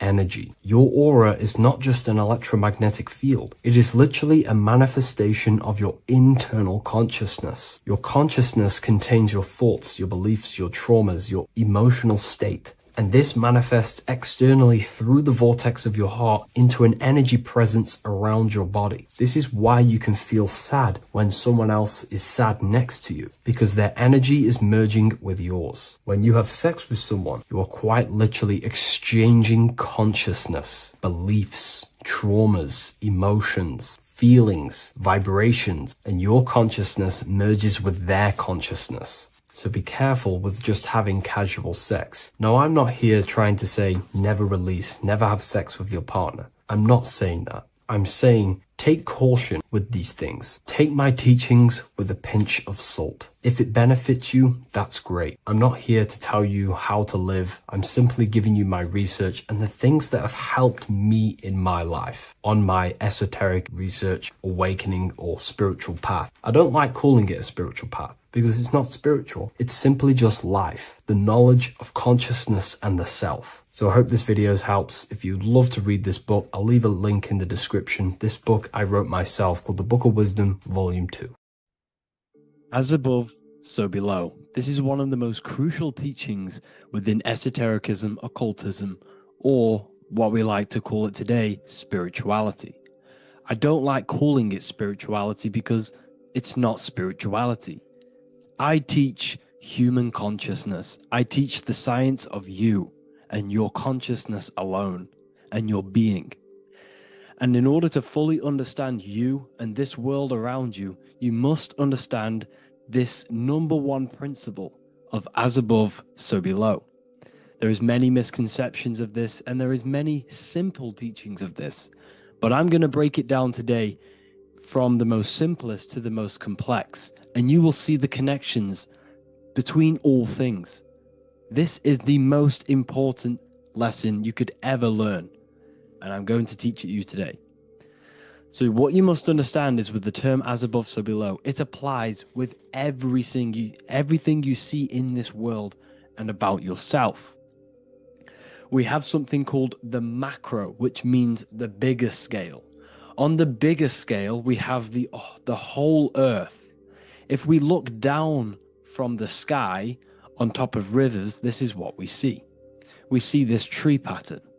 Then on a smaller scale, we see trees have the same pattern. Then we look even closer. We're going smaller and smaller into the leaves of the tree. We see the same pattern. Then we go even more micro into the human brain and look at the human brain cells, and we see the same pattern. This is proof this is a fractal universe, and everything is in the micro is reflected in the macro. As above, so below. As within, so without. On the macro is a reflection of the micro. So now that you understand this, we can go a bit further. A yearly cycle of spring, summer, fall, winter is a macro. A micro is a daily cycle. So a day is a mini year. The summer is the midday. Autumn is the evening. Night is the winter. And spring is the morning. This is a macro, a reflection. We have a miniature cycle of the zodiac every single day. And this cycle is also reflecting the cycle of life and death. We live, we are born, which is the spring. We live, which is the summer. We then age, which is the autumn. And then we die, which is the winter. And then we are reborn again. This is the cycle of life and death. And you do this every single day. You see, death is a macrocosm of sleep.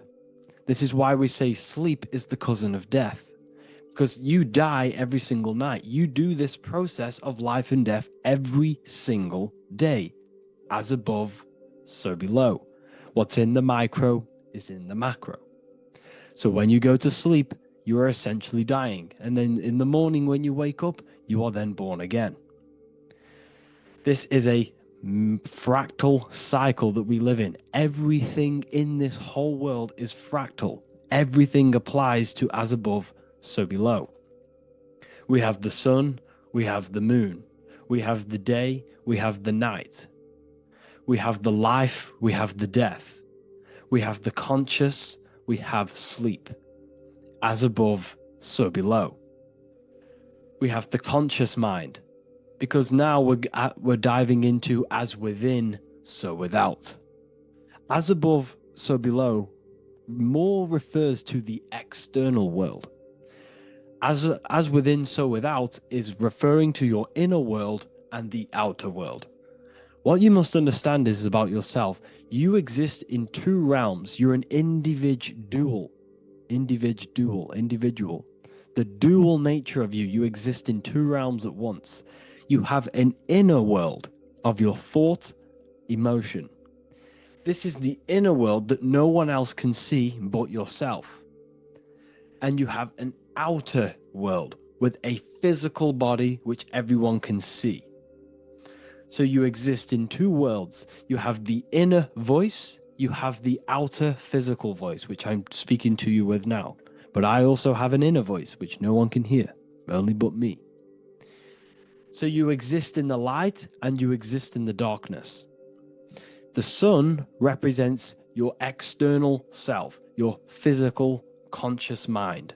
The moon represents your shadow self, the inner self, the psyche self, the spirit self. There is an as above, so below. The sun is within you. The moon is within you. Everything is within you.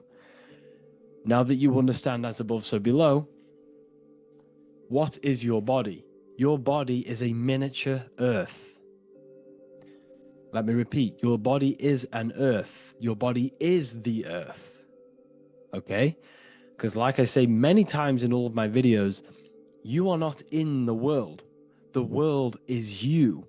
You are the universe.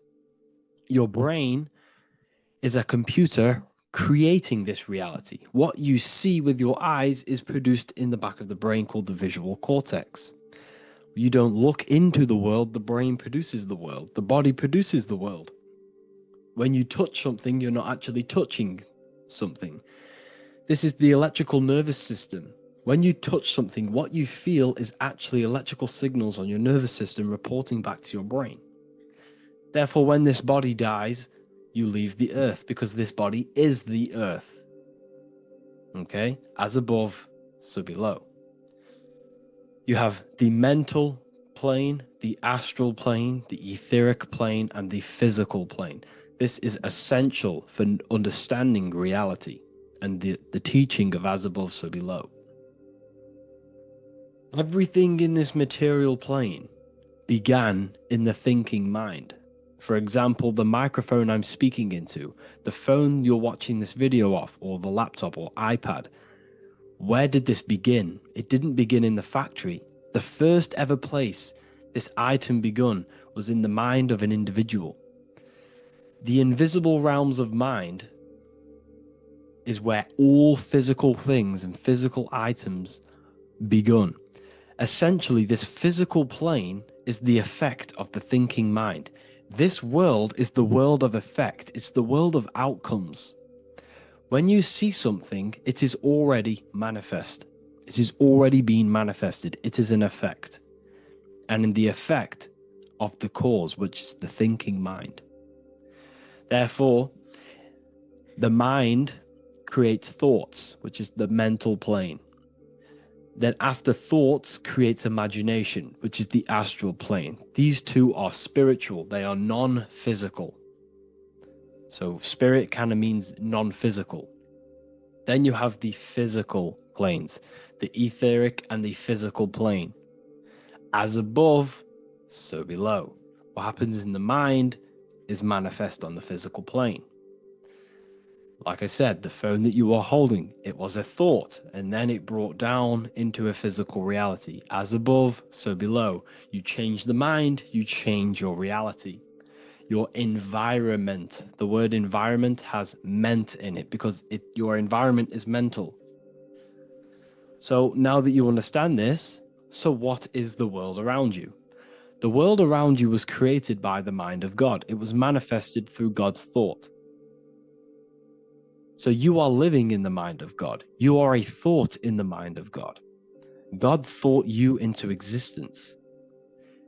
But like I said, we are all fractals. Everything is fractal. If God exists, this means that you are God, as above, so below. God created you through the thinking mind, and he gave you a thinking mind. So God created the macrocosm. God created the macro, the whole world. He designed the whole world, the sun, the stars, the moving. He designed this. But then he gave you the thinking mind to design your own life and create your own life in his world. You are a microcosm of God's macrocosm. Just like God thought you into existence and the whole world into existence, you are a microcosm thinking your world, your reality into existence. You see this now? Everything is a reflection. Everything is a mirror. Everything is fractal. So in order for you to change your reality, you must change these higher planes. Your thought and imagination are the two key aspects of creating physical reality. Every object you see around you was begun in these higher planes of the non-physical, and they were brought out of spirit into physical matter through the thinking mind and physical action. So now we're going to get a bit deeper. The brain is not the mind. Now that you understand, we have spirit and matter. As above, so below. You have a non-physical side of reality and a physical side of reality. The mind is the spiritual brain. The brain is a physical manifestation, a physical effect of the mind. The mind uses the brain to operate in the physical world, and it's the same with the heart. The soul manifests itself physically through the heart. The heart is a physical manifestation of the soul, of the emotion, thought and emotion, the mind and the soul, the brain and the heart, heaven and earth. So you have the inner world and the outer world, the spiritual, non-physical, and the physical. So we are all on this process of awakening, an expansion of our minds into new fields of thought, into new fields of awakening ourselves. Because essentially we are born into this world, but you are born many, many times. You can be born physically and you can be born spiritually.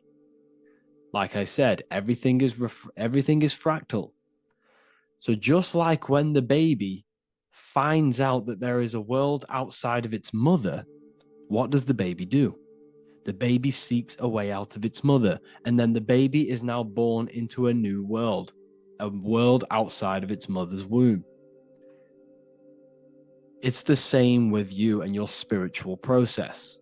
As your mind becomes aware that there are other realities beyond your physical body, it then seeks a way out. And this is why you are probably watching my YouTube, because you are now on the path. Something within you has guided you to this path of knowledge, truth, enlightenment, and expanding your consciousness. And it is your soul who brought you here. Your soul speaks through emotion, like guidance. Emotion is the language of the soul. When you feel very bad, this is your soul telling you you're not in the right place. You're doing the wrong things. Because the soul is always unfolding its purpose, which is expansion and learning. That is it. The mastery of the self and the learning of the mind is the only thing that counts in the end after this life.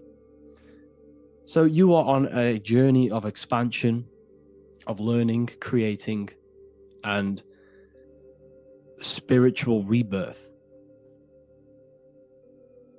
As above, so below. What does this body tell you? When I see someone overweight, I don't see the overweight. I don't see the body. I see the mind. I see an undisciplined mind. I see a mind that lacks self-control. I see a mind that seeks external validation. That's what I see when I see an overweight person. I don't see his body. I see the result of his mind. Because what does the Bible tell you? You shall know them by their fruits. It's the same saying as above, so below. You shall know them by their fruit. The fruit is their manifestation. Your body is a direct correlation and manifestation of your mind. Your inner world projects your outer world. As within, so without. As above, so below. Now, what do you see when you see this man's body? I see discipline. I see strength. Mental strength, not physical strength. I see mental resilience of pain. Because all of this man's mental energy has been manifested physically within his muscle. This body is a direct manifestation of this man's mind's pain and suffering, and it shows discipline. This is why people instantly respect you if you are in shape. You walk into a room and you are in shape, people will instantly give you respect because they know that you are mentally disciplined. The body is a reflection of your inner world, and it's the same with your friends, your family, your connections with people. If you think about yourself very negatively all the time, and you don't have a good connection with yourself, you don't have a connection with your true self, this will manifest into every single relationship you have in your life. If you don't have a good relationship with your inner self, you don't have a good relationship with the people and the friends around you. Because as within, so without. If you think negative about yourself, you will only pick up the negative in other people. If I think very highly of myself and I think very happy and good things about myself, I will then see the good things in other people. Because it's as above, so below. As the inner world is, so is the outer world. It's the same with your life circumstances. Your life is a direct correlation of every thought you thought in the past. If you possess millions of pounds, millions of dollars, this is because you have thought this into physical reality. You live the life you are deserved. You live the life that you manifest through your thought. If you live a very poor life, this is a reflection of your mind. This is a reflection of what you have thought into physical existence. Because like I said, everything begins in the mind. As above, so below. And this is even present within the body. So where is the head? The head is at the very top of the body. And where does all manifestation begin? In the mind. That's where the mind is, in the head. And then the thoughts we think travel down the body into the heart, which is the emotion. Every thought we think is in the emotion. Every thought we think creates an emotion. This emotion then drives the action. Where does the action come from? The feet, because the feet move our body. We move with our feet to take action. Our hands. You see, so the body is even a micro reflection. I can't even say it. Reflection of the order of manifestation. This blew my mind when I figured this out. You see, the head, the thoughts begin here. This is the beginning of all manifestation. Then it comes down to the heart. This is the emotion. Then you take the action. The thought and emotion then sparks the action, which is taken with the hands and the feet. And where's the lowest point on the body? The feet, and that's touching the physical earth. So the head is where the thought is, the non-physical, and the lowest point on the body, which is touching the physical earth. So the head represents spirit, the feet represent matter, spirit and matter. Your room, if I walk into your room and I see a messy room, I don't see the room, I see a messy mind. The room is a reflection of the mind. If you have a messy room, this is your mind. It's an externalization of your unsorted mind, undisciplined mind. So like I said, we are all God, and we must find the God self within us. And I teach all of this inside the Book of Wisdom, Volume 2. This is not just a book, this is a revolution. This is the beginning of a new age with this book. If you have read it, I congratulate you. You should feel very proud of yourself if you have an open mind. You should feel proud of yourself for watching these videos, because not many people have an open mind. Remember this, people. You are special if you're watching these videos.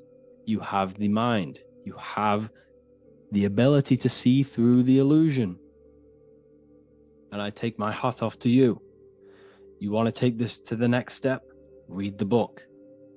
Or if you want to take it to the serious levels, join the university. The university, you gain access to every piece of my material that I've ever done, all of my books, all of my lectures that are hidden from YouTube, that are hidden from everywhere else, the lectures that give you real power. And if you feel alone on this journey, we have a conscious community where you can connect with like-minded individuals, because I've been there. I've been there when you feel lonely, because you feel like no one else is thinking the way you are feeling. You can't talk to people about these things because people just think you're crazy. That's why I put together this, so we can connect, so we can unite, so you can connect with people, so you don't feel crazy about thinking about this stuff, learning about this stuff. And if you truly want to level up your life, people, and take your studies serious, this is for you. We do live calls, we do lectures. There's a whole library filled with books you can read. It's the perfect place for the truth seeker. I thank you all for joining.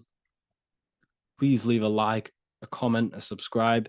Let me know any future videos you want me to make in the comments. Thank you all. Have an amazing day.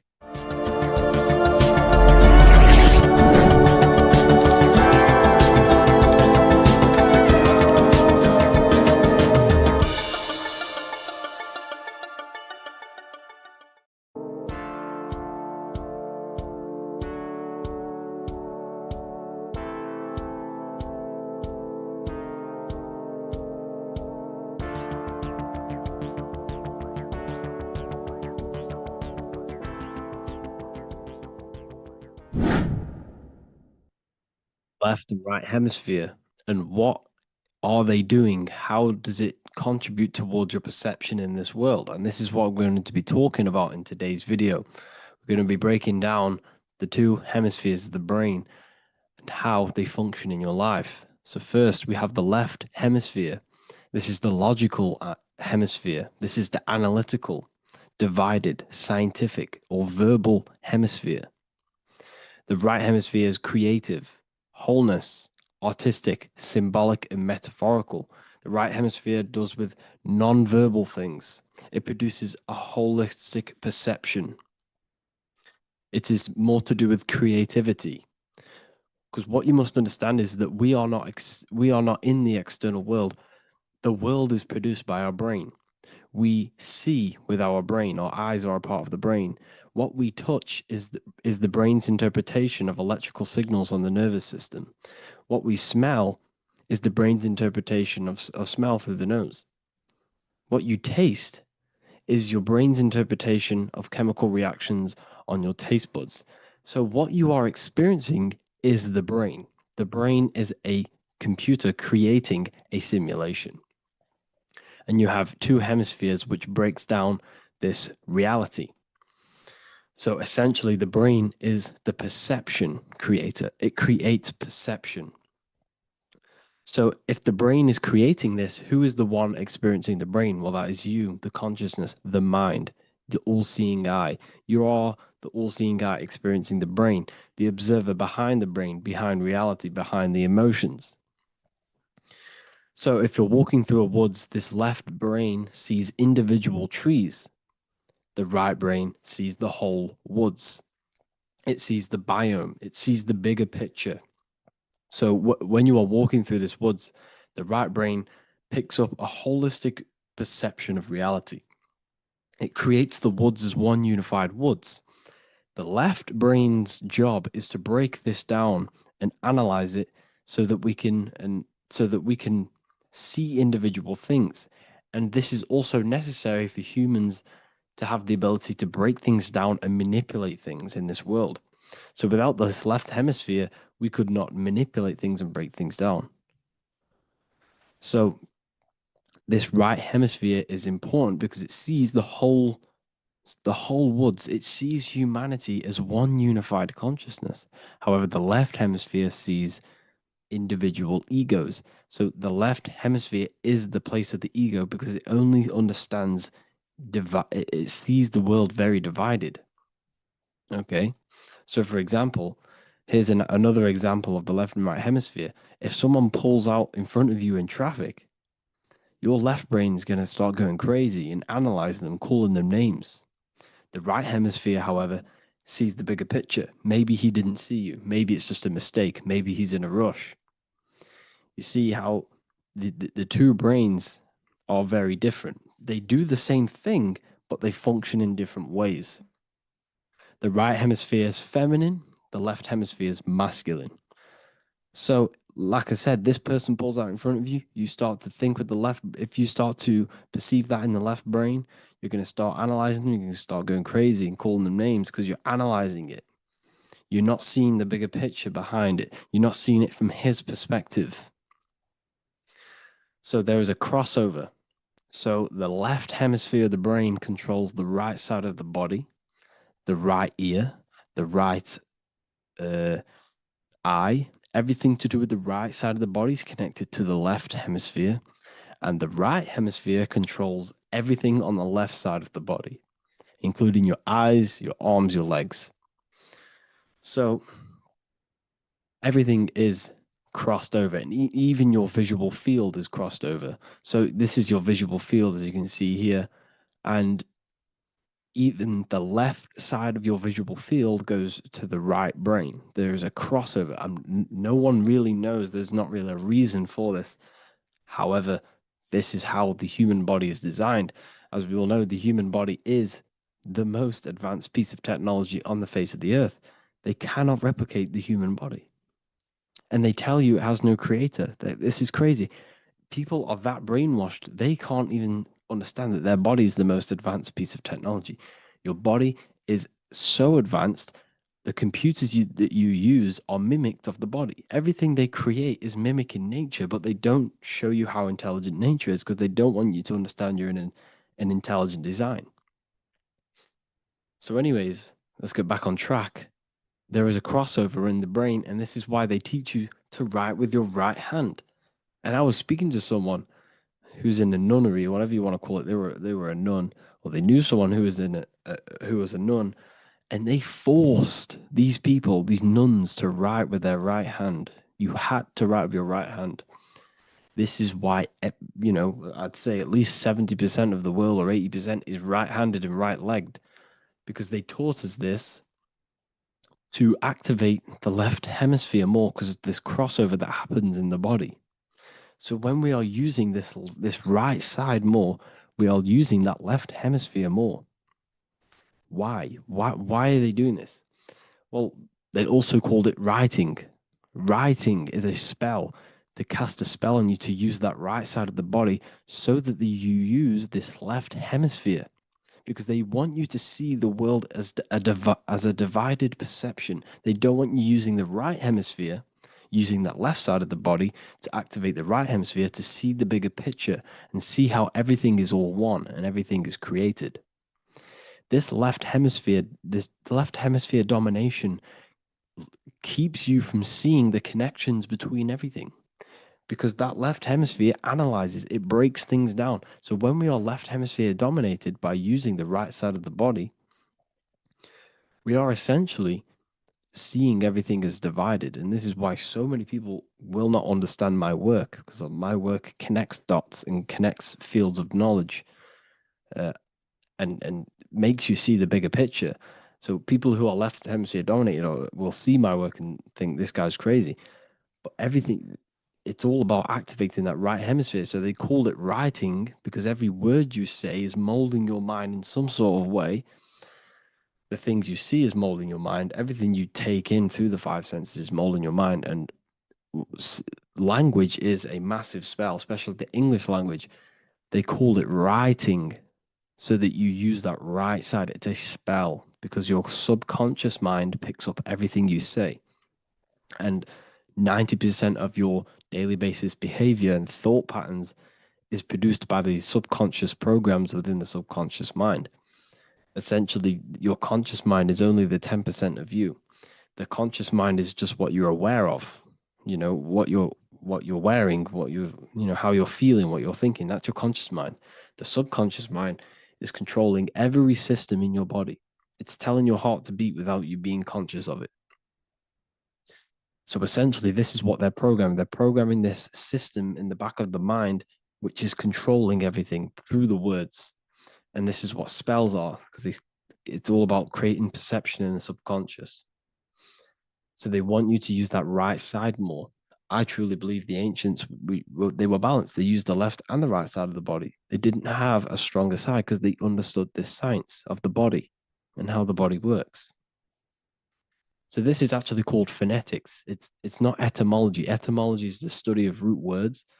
Phonetics is the study of how words sound similar. The way words are spoken. So phonetics, phone, is why we call them a phone, because you speak into a phone. So this is write and writing, to use that right side to activate the left hemisphere more. So your hands are a manifestation of your brain. The left hand is the right brain, the right hand is the left brain. And as a child, we were always taught that when you place your hands together like this is the size of your brain, which is true because your hands are a part of your brain. They're an extension of your brain. Every part of your body other than your brain is an extension of the brain. Everything's working and feeding back information to the brain because you're experiencing the brain. So another trick that you can do, or another exercise, is looking in the mirror and closing one eye at a time. If you close your right eye, if you take your top off, for example, you'll analyze your body if you close your right eye, because you're using that left hemisphere. Sorry, other way around. If you look at yourself through your right eye, you'll use that left hemisphere, which will analyze yourself. You'll see individual body parts. If you close the right eye and use the left eye, you'll see your body as a whole. You won't really analyze it. This is how you can analyze yourself using these two hemispheres. So this whole system is created to keep you thinking logically and to restrict you from creating and restrict you from understanding symbolism, allegories, metaphors, and teamwork. They want you stuck in a logical way of thinking and a logical way of seeing the world. This is why when you go to school, you are told exactly what to do. You're told to think this way and no other way. You're told to do orders, do this. It's a very left-brained system, because if we all started to open up this right hemisphere, we'd all see, wow, everything is all one, everything's all connected. And this is what my work is doing. I'm showing you everything is one. The physical world is an illusion of duality, but everything comes from the one source, the one mind. The universe is a giant mind. I am mind, you express mind. We all possess mind. Behind the physical body is the same mind consciousness. And we are all expressions and fractals of this infinite consciousness called mind. And this is what they don't want us to figure out, is that we are all just one consciousness expressed. It's an infinite consciousness. It's even in the squirrel, it's in the dog. All of these different animals, they're just different bodies, but behind the bodies is the same consciousness, which is mind. That's what the pineal gland is. The pineal gland is not the mind, and it's not the third eye. The third eye is your mind.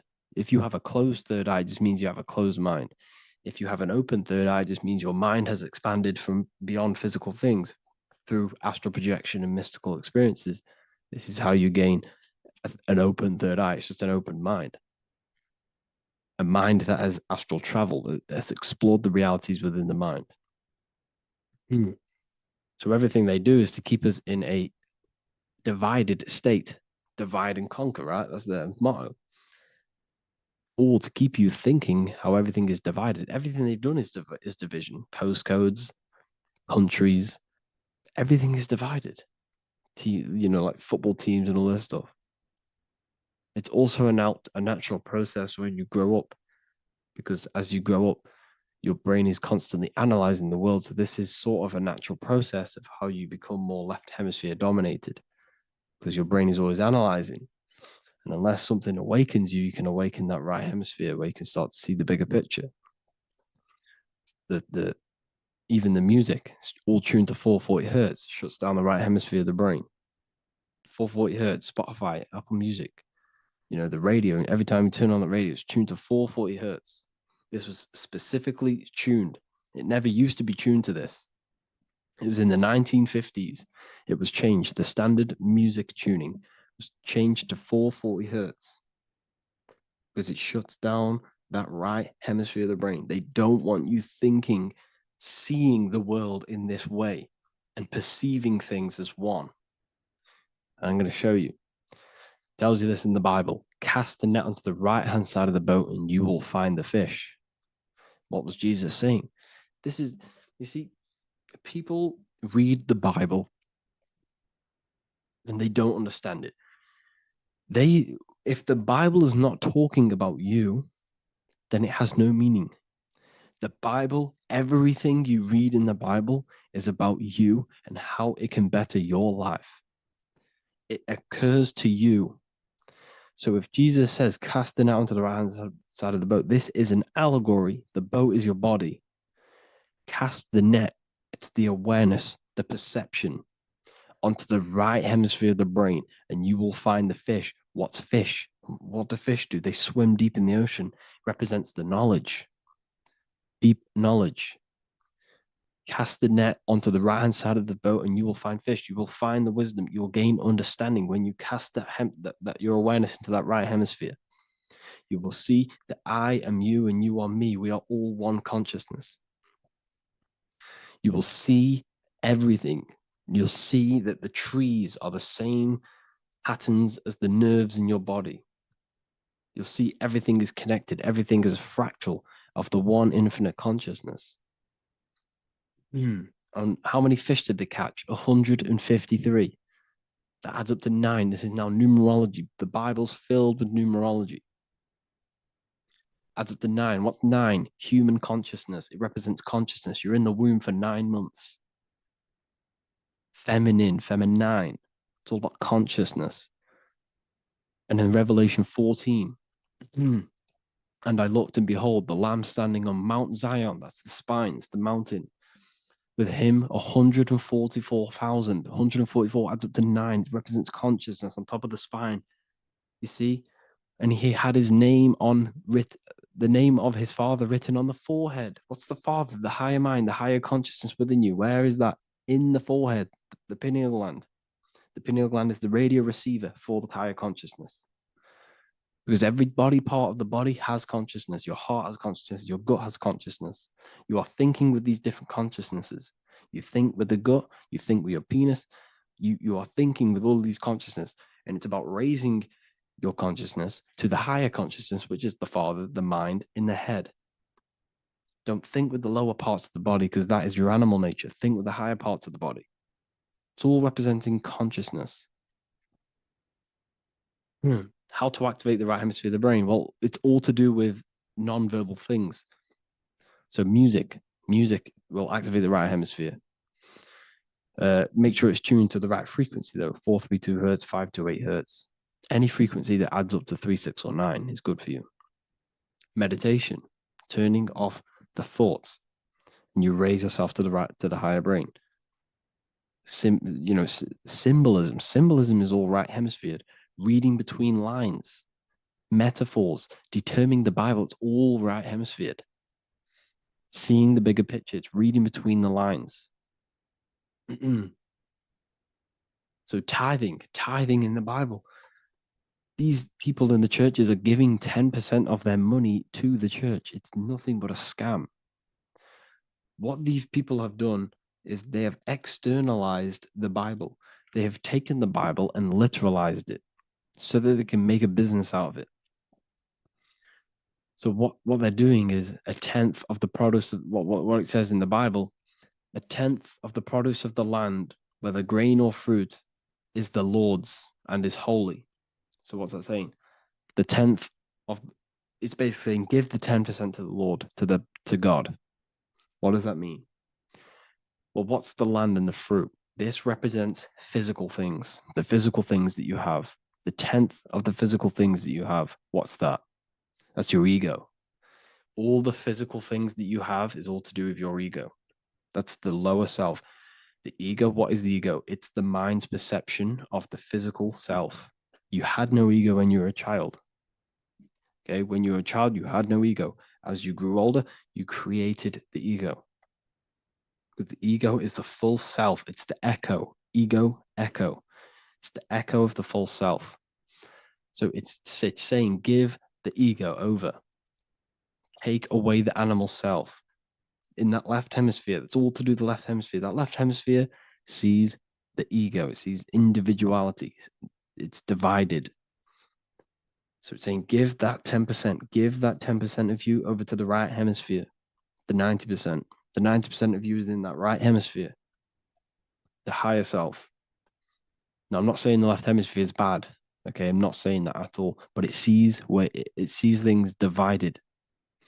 It's like I said, the left, the hands are manifestations of the brain. So when these Christians are praying, they're putting their hands together. What are they doing? That they're syncing the brain hemisphere is what you're doing, because everything's an extension of your brain. So if you put your hands together, you're putting the two hemispheres together. And what's happening when you place the hands together? All the electricity in the body is now running in a circuit. So once you connect these two hands, the electrical energy is now running in a circuit. And energy can move around the body quicker and more efficiently. So when you pray, when these people are praying, they don't realize that they're engaging in ancient forms of meditation, of balancing the two hemispheres. So now we're talking about balancing the hemispheres, not the right hemisphere. This is what Israel is. Look at the symbol for Israel, the up triangle and the downward triangle. What's that? The up triangle represents male. The downward triangle represents female. Okay? This is talking about the brains. Israel is Ra. Isis, which is female, the Egyptian god. Ra, El. El means God. Electricity. That's the force of the physical world. It's the force that runs this world, electricity. It's the force of God. El, consciousness. It means God. Is-Ra, El. Isis, Ra, and El. It's the two hemispheres of the brain, the holy land of Israel. It's the holy land, it's the brain. Once these two hemispheres are synced, this is how you unlock your consciousness. This is the easiest way of astral projecting. Hemisphering, I forgot the word for it. Hemisphere syncretization, something like that. It's about syncing the hemispheres. This is how you unlock your consciousness. Once the brain is running as one electrical system, this is how you balance the two masculine and male opposing energies. Once these opposing energies are no longer in war with each other, the brain, they come together to work as one. You unlock your consciousness. You are born again. What happens when a male and female have sex? It creates a new child. It becomes one. You are born again. Once the two hemispheres of the brain, you are born again. You can then have an out-of-body experiences. So this is why the symbol of the Holy Land, Israel, is the up and down triangle back combined together, because it represents unification of the male and female, unification of the hemispheres. You're born again. You unlock consciousness. And you can get this for free. It's called the Gateway Tapes on my website. Basically, it's a audio track from the government, and they did this in the Gateway Experience. It's a CIA document, and what they do is there are different forms of meditations you go through. I think there's about 5 waves of meditations you do, half an hour each one, and it will teach you. It will sync your hemisphere, because what does it do? They understood that playing one frequency into one ear and another frequency into the other, they understood that the right ear is connected to the left hemisphere, the left ear is connected to the right hemisphere.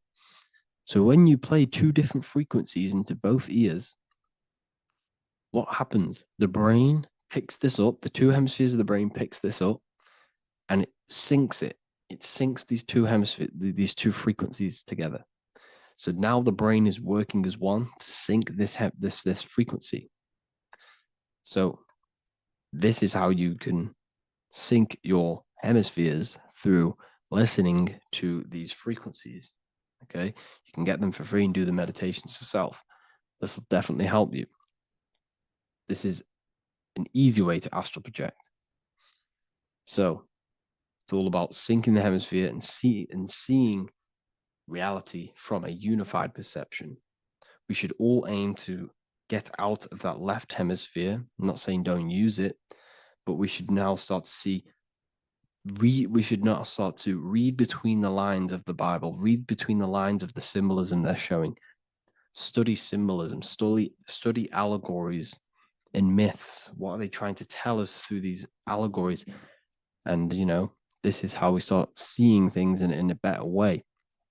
Once we understand that we are all microcosms of an infinite consciousness, we can all come to one, because love is the unifying force of this infinite consciousness. We are all divided. We are all disconnected from our hearts. Once we all connect with our hearts and see that everything is one, we can all start to love and come together as one, because love is the unifying force of consciousness. So if you haven't already seen, I now have launched the Ethereal University. I will be doing lectures like this one, but even better, deeper, and even releasing knowledge that I can't talk about online, as they are censored. I'll be doing lectures every single week. I'll be doing live calls every single week. You also gain access to my library, which is filled with over 45 occult books, filled with knowledge. Okay, I'll show you now. Plus, you get my book, The Book of Wisdom, PDF form, and the Human Health Guide, PDF form. You also get all of this stuff, the health section, Q&As, ethereal meditations. We've got some celestial studies, cosmology, and numerology coming soon. You also get the brand new Manifestation Mastery course, plus the library. And there'll be new books, new lectures, new live calls every single week. Or you can get the Book of Wisdom, use the code WISDOM in all capital letters to gain 40% off. This sale will be ending very, very soon. So if you're watching this, be very quick to get yourself a physical version or a PDF of my book. You can get it in all these languages. Hope you enjoyed this video, people. I'll see you inside the Ethereal University, the real university. Have an amazing day.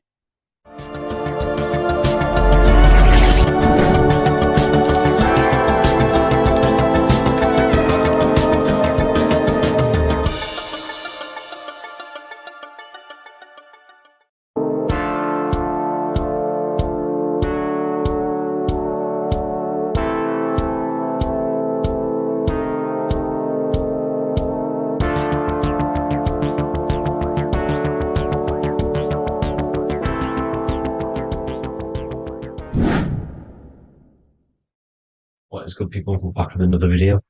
And this is going to be talking about the connection between the micro and the macro. You know, you are the universe. Everything is inside of you. So the first thing you need to understand is that the law of mentalism, we are a thought in the creator's mind. Everything's being thought into existence. We have a spark of this mind, this same mind of the creator. And everything is a state of mind. Particles or atoms, whatever you want to call them, are a mental thing. They're a product of the mind. Everything's thought into existence. Thoughts influence everything. Thoughts are energetic effects which send out waves into the quantum field around you. And your consciousness is actually the universe experiencing itself, expressing itself, and viewing itself. So we are the creator, but viewing itself in separate bodies. And this is why they call the material world the world of illusions, because everything's separate here, but we all forget that we are all one. We've all been brainwashed to think we're all separate, but we're all one. We're all the same mind, the same consciousness, everything. So everything's created out of toroidal fields. God created the toroidal field. That's the only thing that exists because the atoms are toroidal fields. And it's the basis behind all creation. As you can see it in the owl's eyes, it creates the infinity symbol. And this was the apple. That apple is a toroidal field. And the toroidal field is made out of dielectricity, which is ether. Ether is black light, and this is counter space. This is another realm. This is what creates God to be omnipresent, to be everywhere at one place at all times. He is everywhere because ether is everywhere. Ether is infinite potential. It connects everything together, and that's what energy moves through. It moves through the ether, and that's black light. Everything is light, as it says in John 4:2. God is light. Everything's a vibrational state of light. So the torus field is made out of dielectricity, ether, black light, magnetism, which is white light, which is the center of the toroidal field. And magnetism radiates, it has no vibration. And then when white light splits, it turns into electricity, which is physical material, and that has a vibration. This is the Holy Trinity, the sun, the moon, and Saturn. Saturn, the god of materialism. If you've watched my videos on Saturn, you know that Saturn is crystallizing everything into physical matter. And that's why his old name was El. The ancients called him El. And this is why we get L electricity. This is where L electricity comes from.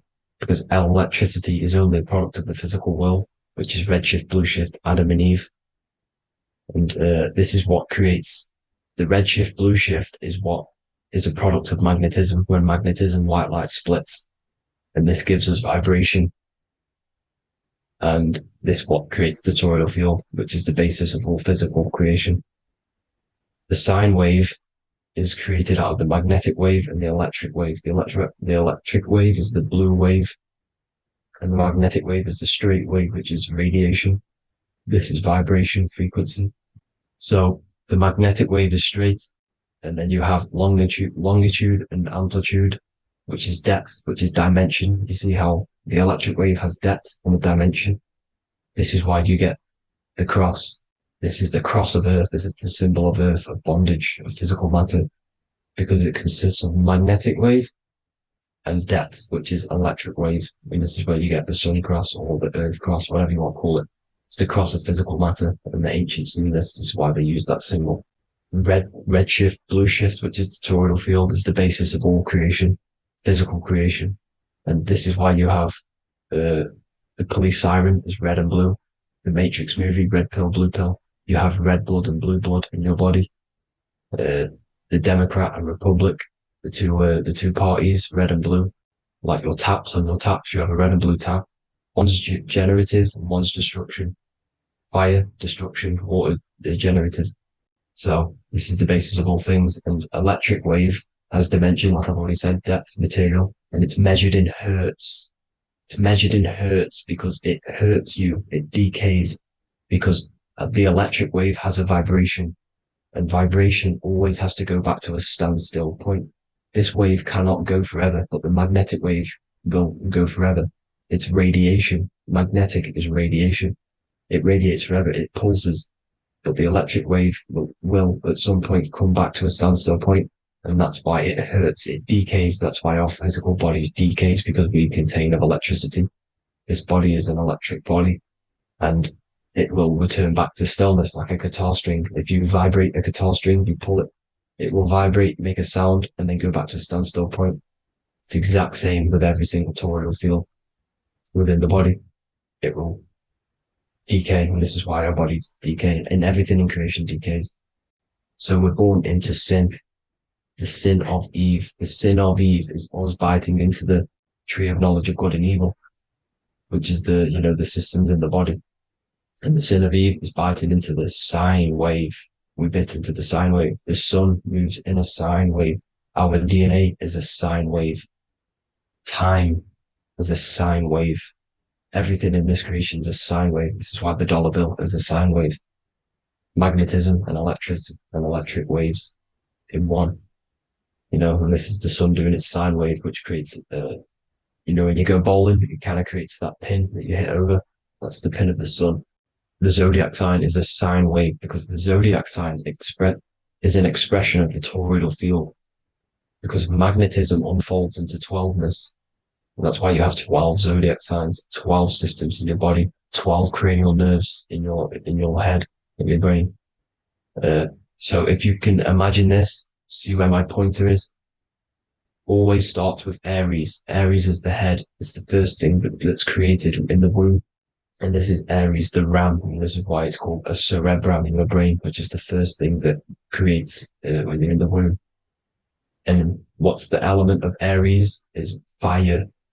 Fire is the first element. F-I-R, first, because it's the first thing on the wheel, the first expression of energy. As you can see here, my pointer, this is the center of the toroidal field. It would go Aries, Virgo, Capricorn, Pisces, Scorpio, Cancer. Then we go back to Libra. Libra would be center. But you see how the toroidal field is the expression of the 12 energies. That's what the constellations are, the energy expressions of the toroidal field. So it would go outwards, starting from Aries here, all the way back to Pisces, which is beyond the bottom half. But Libra would be the center. That's why Libra is the equinox. It's the equinox. Libra is when it goes from summer over to autumn. It's the equal. It starts to transition into the winter side. Equinox, equal, which is Libra. And that's why Libra has the two scales. It's symbolized with the two scales. That's because of, the sun moving over. It's being judged. It's equal now, but then it's going to tip over into the winter. That's why Libra is here, the center of the sine wave. And like I said before, magnetic energy unfolds into 12ness. Magnesium is number 12 on the periodic table. It's the sacred number. And this is why the scientists are NASA is trying to bring in another constellation to destroy the holy science of astrology. So Aries rules the head, which is Mars. Taurus rules the neck, the lower head. Gemini, the two twins, which is your lungs, your two twins, your arms, two twins. Cancer, the breasts, the chest area. Leo, the heart, which is the sun, which is fire, the center of the toroidal field. Virgo, the belly, which is the intestines. Libra, the kidneys, the two scales, the kidneys, balancing out everything. Scorpio, the sex organs. Sagittarius, hips and thighs. Capricorn, I've missed that out, which is the kneecaps. Capricorn, kneecap. Aries, which is the ram, which is the cerebrum in your brain. And then Aquarius, the calves and the ankles. And the Pisces, the two fish, the 2 feet. So everything corresponds, as you can see here. This is an ancient way of depicting it, of the folded human. And this is everything. Each constellation rules that part of the body, gives energy to that part of the body, makes you do certain things. So magnetic energy unfolds into 12ness, electricity unfolds into 7s. That's why when you get electric, the light spectrum that we see, it consists of 7 colors. Why we have 7 planets. The 7 planets give us our 7 metals and the 7 solfeggio scale frequencies. So the rotor, this is the rotor.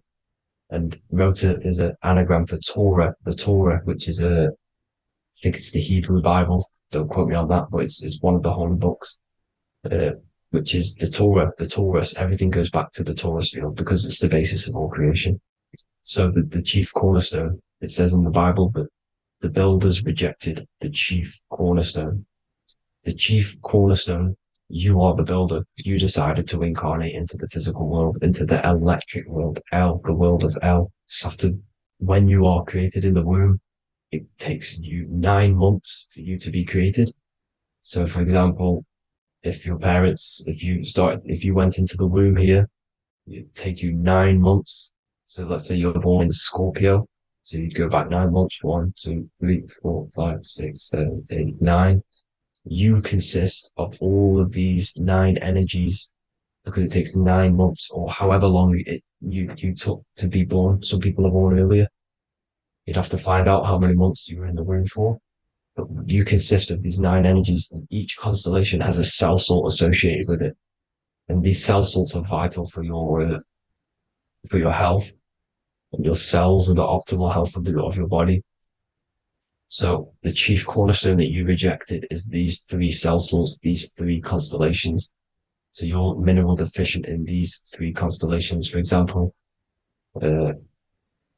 fluoride, magnesium, phosphate, and potassium sulfate. So that's the chief cornerstone. And a cornerstone, people always get it rejected with the cornerstone. The cornerstone is not, it doesn't say the cornerstone in the Bible, it says the chief cornerstone. The cornerstone is a cornerstone of a building, but a chief cornerstone is the top of the pyramid. This is where we get the pyramid of the wheel. So you're mineral deficient in whatever 3 zodiac signs you're not. You were not in the womb for. This is the chief cornerstone you rejected. So the human body is the micro. It is the universe in a physical form. It consists of everything in the universe. Just like your consciousness is the universe watching itself, experiencing itself. Your body is the whole universe. 12 systems in the body, 12 zodiac signs, 7 chakras are the 7 planets. The Holy Trinity of you is your Temple of Solomon, the soul and the mind, the sun and the moon. You know, everything is in you. You consist of everything, all the energies, everything. Heaven and hell. Heaven and hell is a mind state. It's a state of the mind. Head, Hea, which is heaven, and the heel, the bottom of your foot, is hell. And the bottom of your foot is the soul. So they're basically saying, well, it's wordplay. They're saying that your soul is in hell because, you know, with the elites being in control. So they call the bottom of your foot the soul, trying to say that you're in hell. The Christ is in you. And this Christ is Greek for what? Christos. And Christos is Greek for the oil. And this oil is produced in the cerebrum, the Aries, the ram, the cerebrum. It goes down the pineal. Well, the pineal and the pituitary are underneath the cerebrum. Goes down the pingala and the ida. The pingala being the positive charge connected to the pineal gland, pin, and the ida connected to the pituitary. And this is the 2 serpents going down the spinal column. And this is why Jesus goes from Nazareth to Bethlehem, and then Joseph and Mary are waiting for Jesus in Nazareth. Joseph and Mary are the pineal and the pituitary gland waiting for Jesus to come back up the River Jordan, your spinal column. So this is the oil. This is the story of Santa as well. Santa comes from the North Pole. Why? Because the North Pole of the Earth is the center of the toroidal field, and the North Pole of you is your spinal column, which is the North Pole of the toroidal field. The North Pole, he comes from the North Pole. This is the North Pole. This is the South Pole of the toroidal field. Comes from the North Pole, which is your mind. And he goes down the chimney and then back up the chimney. This is the chimney. And he drops off the present, which is the Christos, the oil. And this is why Jesus is crucified at 33, because he crosses over the vagus nerve at the top of your spine. When this oil comes back up the 33 vertebrae, these are your vertebrae here.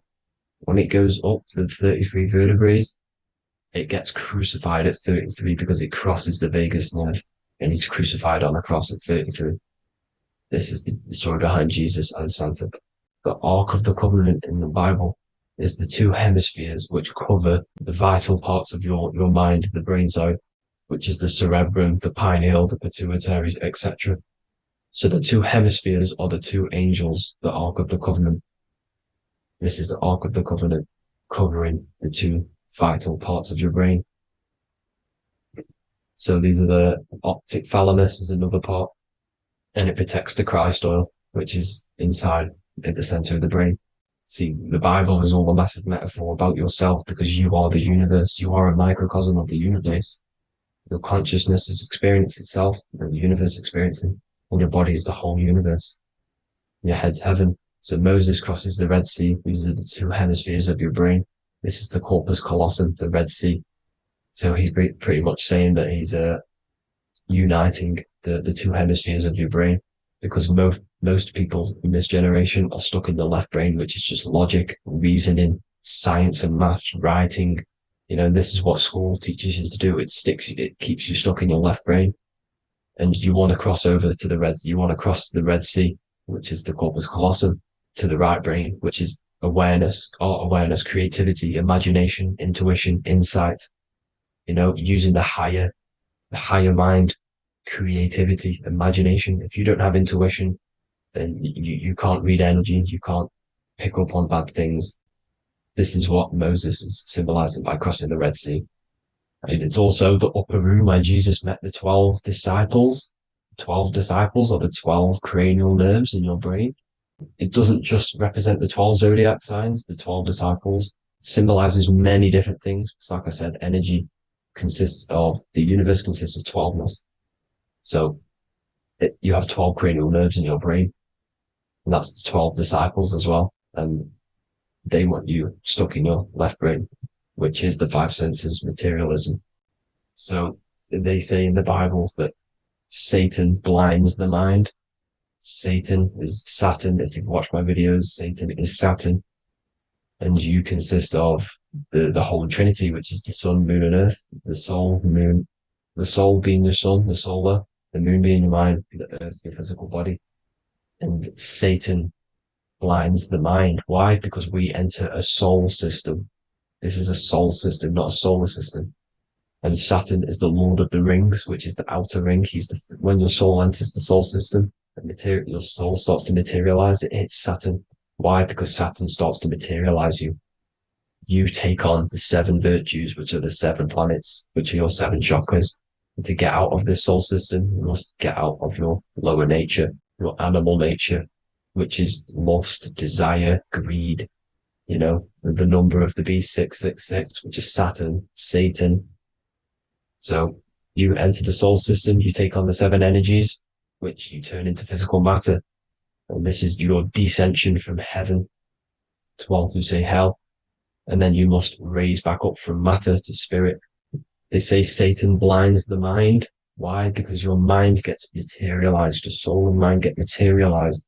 And when you get materialized, it's an intense experience. You lose the divinity within you. You forget the divinity.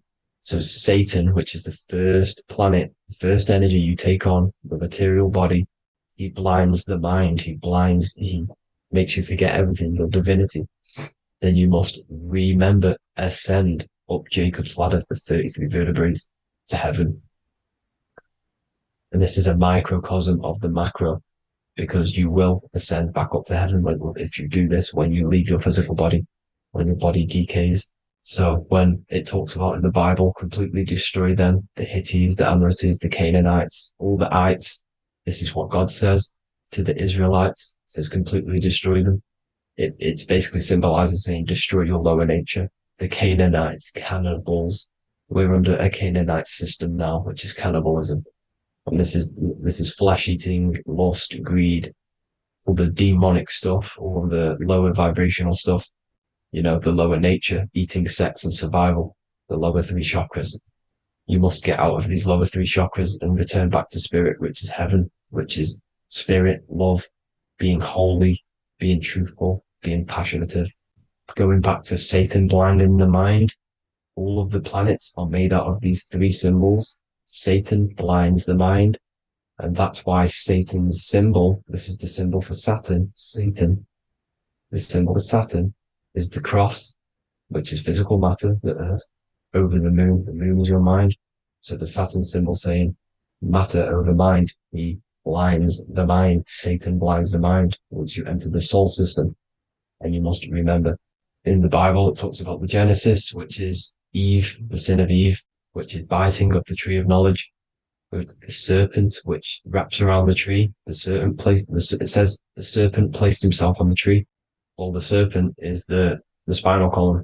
It's the serpent telling you eat from the tree of knowledge of good and evil, which is your nervous system. And eating from the tree of knowledge of good and evil is doing bad things. For example, over sexualized, overeating, eating the wrong food. That's eating from your nervous system. It's decaying you, and it's preventing you from achieving the God self, the God consciousness. This is the symbolism of, the tree on the serpent, telling you to eat from the left brain, with the left brain being the sinister. Sinister is Latin for left.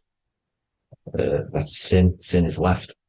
And left is lefty Lucy, Lucifer, right, righteousness, right, God, godly. The tree of knowledge of good and evil, which is your nervous system, because it determines good or bad. That's the only thing you experience in this world is your nervous system. And then the tree of life is the cardiovascular system, and the Garden of Eden is your body. So that's it for this video, people. I hope you've got a greater understanding of how you are the universe and everything is inside of you. Just keep in mind you are the universe experiencing itself, and your body is a reflection of everything. The 12 constellations, the 7 planets, everything's inside of you. This world is an expression from the inside outwards. You can't affect the outside world to manipulate reality. Everything's inside of you. I hope you got a greater understanding of this. God bless.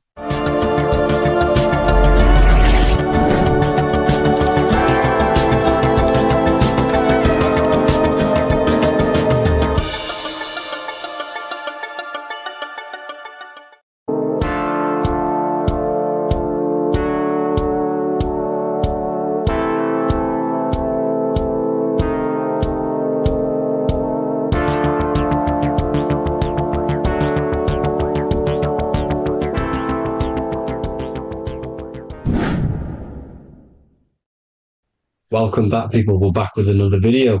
Let's jump straight into this. Make sure to tune in till the end, because this has got so much information in this video. So sit back and enjoy. So everything's torus fields. The Earth's a torus field. Everything's torus, which is electromagnetic field, electric and magnetic. The center of the torus field is where the two opposing forces meet in the center. And this is what creates the plane of inertia, the dielectric plane of inertia. Okay? You got red shift, blue shift, positive, negative, south and north pole, right? This is what the ancients were showing with the tree of life. As you can see here, this is the plane of inertia, and this is the torus field. Everything consists of this. Everything is a torus field. A atom is a torus field. Okay, now the inertia is the 0 point. So this plane is a 0 point. It's the balance between two poles. Okay, now this creates matter, because matter is two opposing forces in motion equalize. So these two forces coming together is what creates matter on this physical plane. And this is why we can't see the electromagnetic field, because it consists of one of the elements, which is either electric or magnetic. But when they combine together, it's what creates this physical plane, which is physical matter, which is light in motion. Now, everything is one. Don't get confused by duality. Duality is two opposing forces, but them two opposing forces are created by the same substance. It's two aspects of the same substance. So, for example, water and ice are the same thing, you know what I'm trying to say, but it's two aspects of the same substance, because all is one. The whole universe is one. All goes back to the one, which is God, the creator, or magnetism, whatever you want to call it, because magnetism pulsates. Electricity has two poles, red shift, blue shift. Okay, so red shift, blue shift is electricity, and electricity vibrates, and all vibration always comes back to a standstill point. But magnetism is what pulsates. It's why your heart pulses, You breathe, which is a pulse. This is the breath of the universe, magnetism. Now, this is why the earth is green, okay? Earth can be spelt heart. If you just move the H to the beginning, it spells heart, okay? Because the heart is the center of the torus field, which is the heart chakra for us humans, okay? We consist of the same field, as you already know. Heart being the center, which is green, which is the center of the 7 colors. The center of the 7 colors. This is the most powerful chakra in your body. People think it's the crown chakra, but it's the heart chakra because it's the center of the torus field. You must align them all and combine them all into one, which is the heart chakra. Now, earth is green. Nature's green. Okay, this is because we live on heart chakra, the plane of inertia. It's the center of the torus field. Okay, and this is what the Egyptians called Isis, which is nature.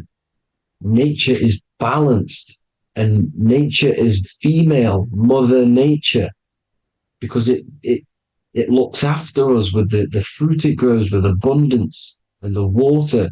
It's a female energy, Mother Nature, and this is the symbolism of an equal, balanced arms. This is the scales, it's balanced. Mother Nature is balanced. This is why the sky is blue, because what comes after the heart chakra? Blue.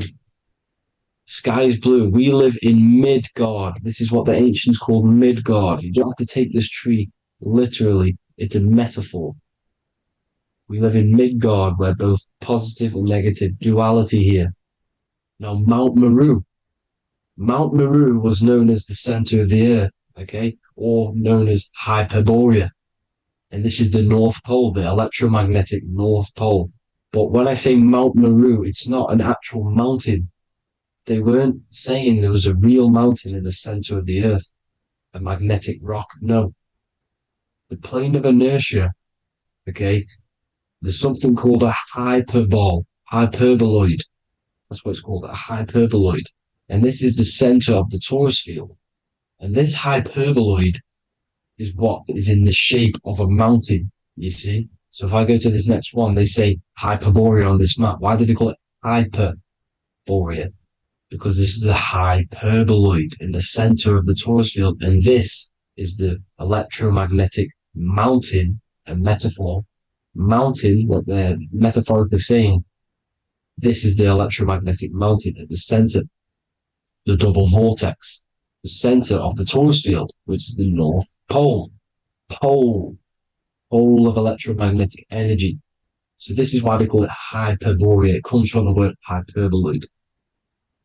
And the center of the earth is so sacred.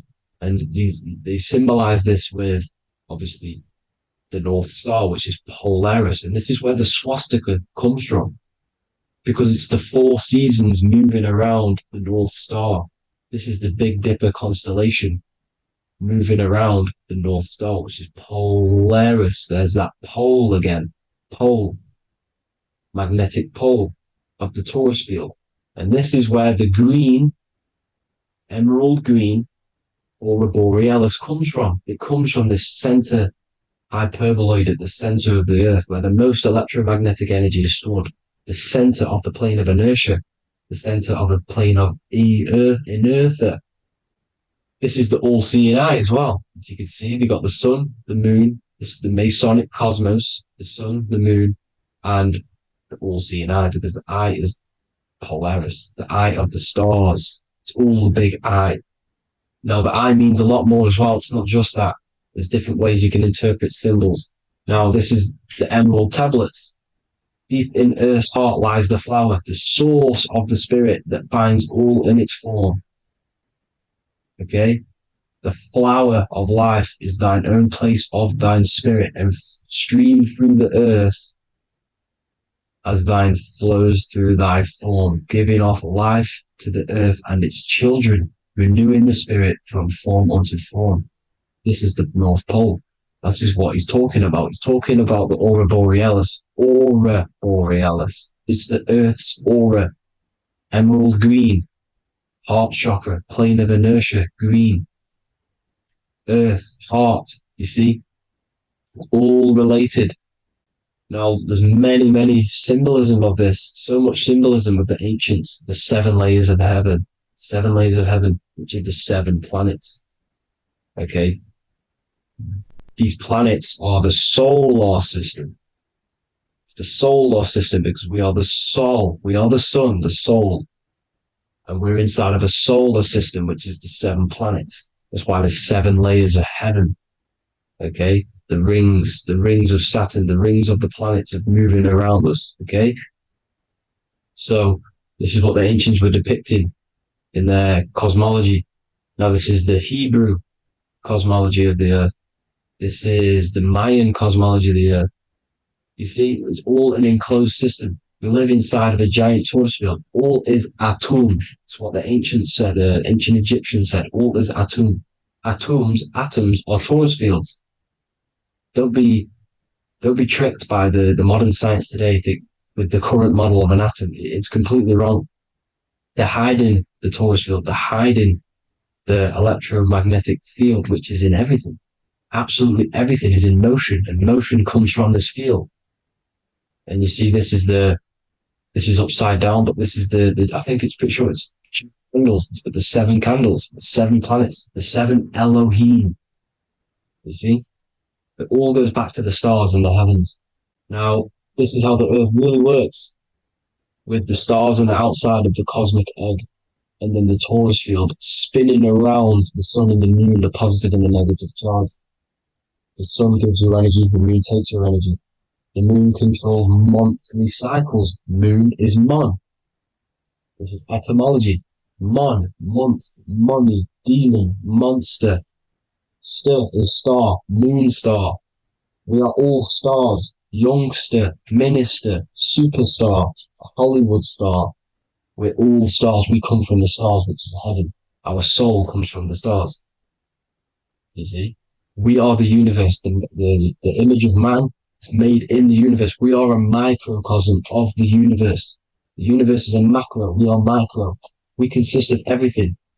The body, mind, and spirit. The sun, the soul. Moon, the mind. Earth, the body. Body, mind, and spirit. We have 12 systems in the body, which are governed by the 12 zodiac signs. Starting at the Aries, which is the ram, the ram of God, all the way down to Pisces and Capricorn, kneecap. It all goes back to the stars. We are the stars. We are the universe. Everything is inside of us. Everything. Like I say, the Temple of Solomon, the Temple of the soul and mind. The soul, the temple is the body. The soul is the soul, and the mind is the mind. The temple of the soul and the mind. Body, mind, and spirit. We consist of the 5 elements: air, spirit, water, earth, and fire. We consist of everything. We are the universe. We're made in God's image, which is the universe. You see? Now, everything goes back to the stars. The ancients worship the stars because the stars govern everything. They govern the systems in the body. They govern your life. This is why your zodiac is so important, your sign. Each zodiac has a specific element associated with it as well. Aries, which is the first sign, the Ram of God, which is a fire sign. Fire, first. Fire, first. F-I-R, this is etymology. The cerebrum, ram, which is in the brain. Aries, the ram, controls the head, the face, and the nose upwards. So it controls the cerebrum. The Torah, which is, I'm pretty sure it's the Hebrew Bible, which is the Taurus. Tornado comes from the Taurus field. You see? Everything's inside of you. It all goes back to the Taurus field, and the Taurus field is everything. Now, like I said, 12 zodiac signs, 12 systems, 12 cranial nerves in the brain, the 12 disciples of the Bible. All symbolic. Have to read the Bible properly. Now, this center, at the center of the earth, right? This is what's stirring the ether. And the ether consists of the 4 elements. because there's 5 elements. Spirit can be called ether. People call it spirit or ether. Ether is pure potential, pure energy. It's what connects the astral to the physical. It's the dimension between the physical realm, which we're on, and the astral. So it has pure potential. It's pure energy. This is why we say either. I either want to go there or there.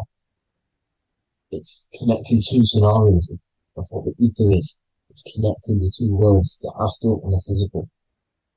The center is like the cosmic womb. There's a black hole in the center. This is the center of the torus field. This is the womb of creation. This is the womb of creation. And inside of this black womb with the 5 elements, and everything's being stirred around. Everything's in motion. Light is motion. Everything's motion. Now, like I said earlier, light crystallizes into physical matter. They are the same substance. Spirit and matter are the same substance, but different variations, different aspects of the same substance. Low vibrational spirit turns into matter. High vibrational matter turns into spirit. Or light, whatever you want to call it. Matter is light crystallized. This is where we get the 7 metals from. The planets are light, specific frequencies and vibration of light. When these lights, or the planets, materialize, material metals materialize, they turn into the 7 metals. Saturn turns into lead. That's why lead is red. Saturn is red. The sun turns into gold. That's why the gold is yellow and the sun is yellow. You see, Saturn is the time god. What happens in autumn? The leaves turn red and they die. This is why Satan, time god, the reaper, everything is crystallized till it's death and then reborn again. You see, rust, when things rust, it turns to red because it's Saturn. Saturn crystallizes everything. He's the reaper who comes around in winter. You see, he's Satan. Jesus and Satan, the sun and Saturn. They say we live in a solar system. The solar system, I think I've already just broke this down. The 7 planets are the 7 chakras. Everyone already knows this. But I'm going through it anyway. But this is where we get the 7 planets from. And the 7 metals. You see, all the ancients knew it was an enclosed electromagnetic system. It's not a spinning ball in the middle of space, people. They want you to believe this so you get stuck in this material world. Because if you believe everything's material, you can never affect this plane effectively. You can never create your life effectively if you don't understand the planes of existence. Because the mental plane is a higher plane. And it breaks down and it controls the planes below it. The mental plane, hold on, I've got it here for you. The mental, the astral, etheric, then physical. Etheric connects the physical to the astral, but the mental is what's above them all. You see? Now, it's important to understand this. It's important. However, the ancients always talked about the enclosed system. Only NASA, which is introduced around the Roman times, not NASA, but the globe Earth was introduced around the Roman times. Okay? By these Masons. These Masons introduced this because they wanted to take over the minds of the masses and control them. These people worship the physical realm. They know how it works. They know the ins and outs of it. They know how to do the magic. They know how to do it all. They understand it all. That's why Masonry have to take the oath. The oath of not speaking. You're not allowed to speak about anything you learn about in Masonry because they're discovering the truth about your mind and how it creates reality and stuff like that. So this is the Masonic cosmology, the 5-pointed star, the 5 elements, the checkerboard for duality, positive and negative, the 2 aspects of every substance. This is another ancient painting depicting the firmament, the stars inside the firmament, the sun. You see, the ancients worshipped the sun because it's so important for sustaining our life. It's the only reason we're alive is because of the sun. But then people think it gives you cancer today. They brainwash you to think the sun gives you cancer when it's the number one source of all life. They want you to believe it's a big, spinning, dangerous ball in space. It's not. It's here to give us life. It's God's son. That's why Jesus is known as God's son. It is the son of God. God created that to sustain us. You see? So it's important you understand the true cosmology of where you are, because if you don't know where you are depleted of all of your morals. You're depleted. You're demoralized. You're lost. You don't know where you are. You don't know where you exist. Okay? Once you accept the globe model, the heliocentric model, you will subconsciously think that you come from nothing. This is why they implemented the evolution theory just after the globe model was introduced by Charles Darwin. Charles Darwin came in after the globe model. He's a Mason. He was another Freemason, and implemented evolution where we came from monkeys because they want you thinking less of yourself so they can manipulate your mind. You see? They want to manipulate your mind, and they have done since you got here. Since you came through that portal, you were manipulated from that day to believe this, believe that. The true cosmology, the truth will set you free. You will understand things better. You will feel better in yourself when you know the sun is here for you. You'll feel better in yourself that you know that you didn't come from a monkey. You were created as a human, a manifester, a creator. You're so intelligent. Your mind is amazing. You can manipulate matter, mind over matter. See? Thank you all people for tuning in. Tap in with yourself. Love yourself. Find the truth. Spread the truth. Nothing dies.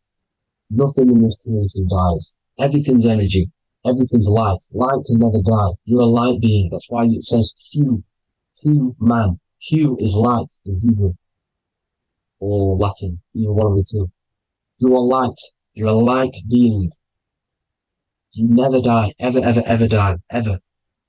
Stop thinking you're going to die. This body will die because it contains electricity. And electricity always goes back to a standstill point because of vibration. Electricity vibrates. You are pure light. You will never ever die. Thank you all people. God bless. Make sure to like, subscribe and share.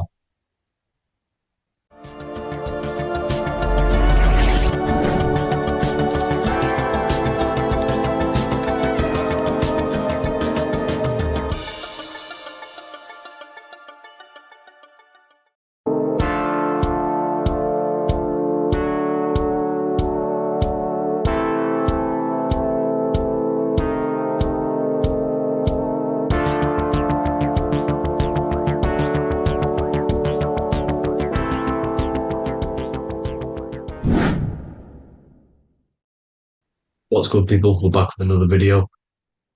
This is going to just be a quick video. Manifestation, magic, bending reality. So let's jump straight into this. So you have a conscious and a subconscious part of your mind.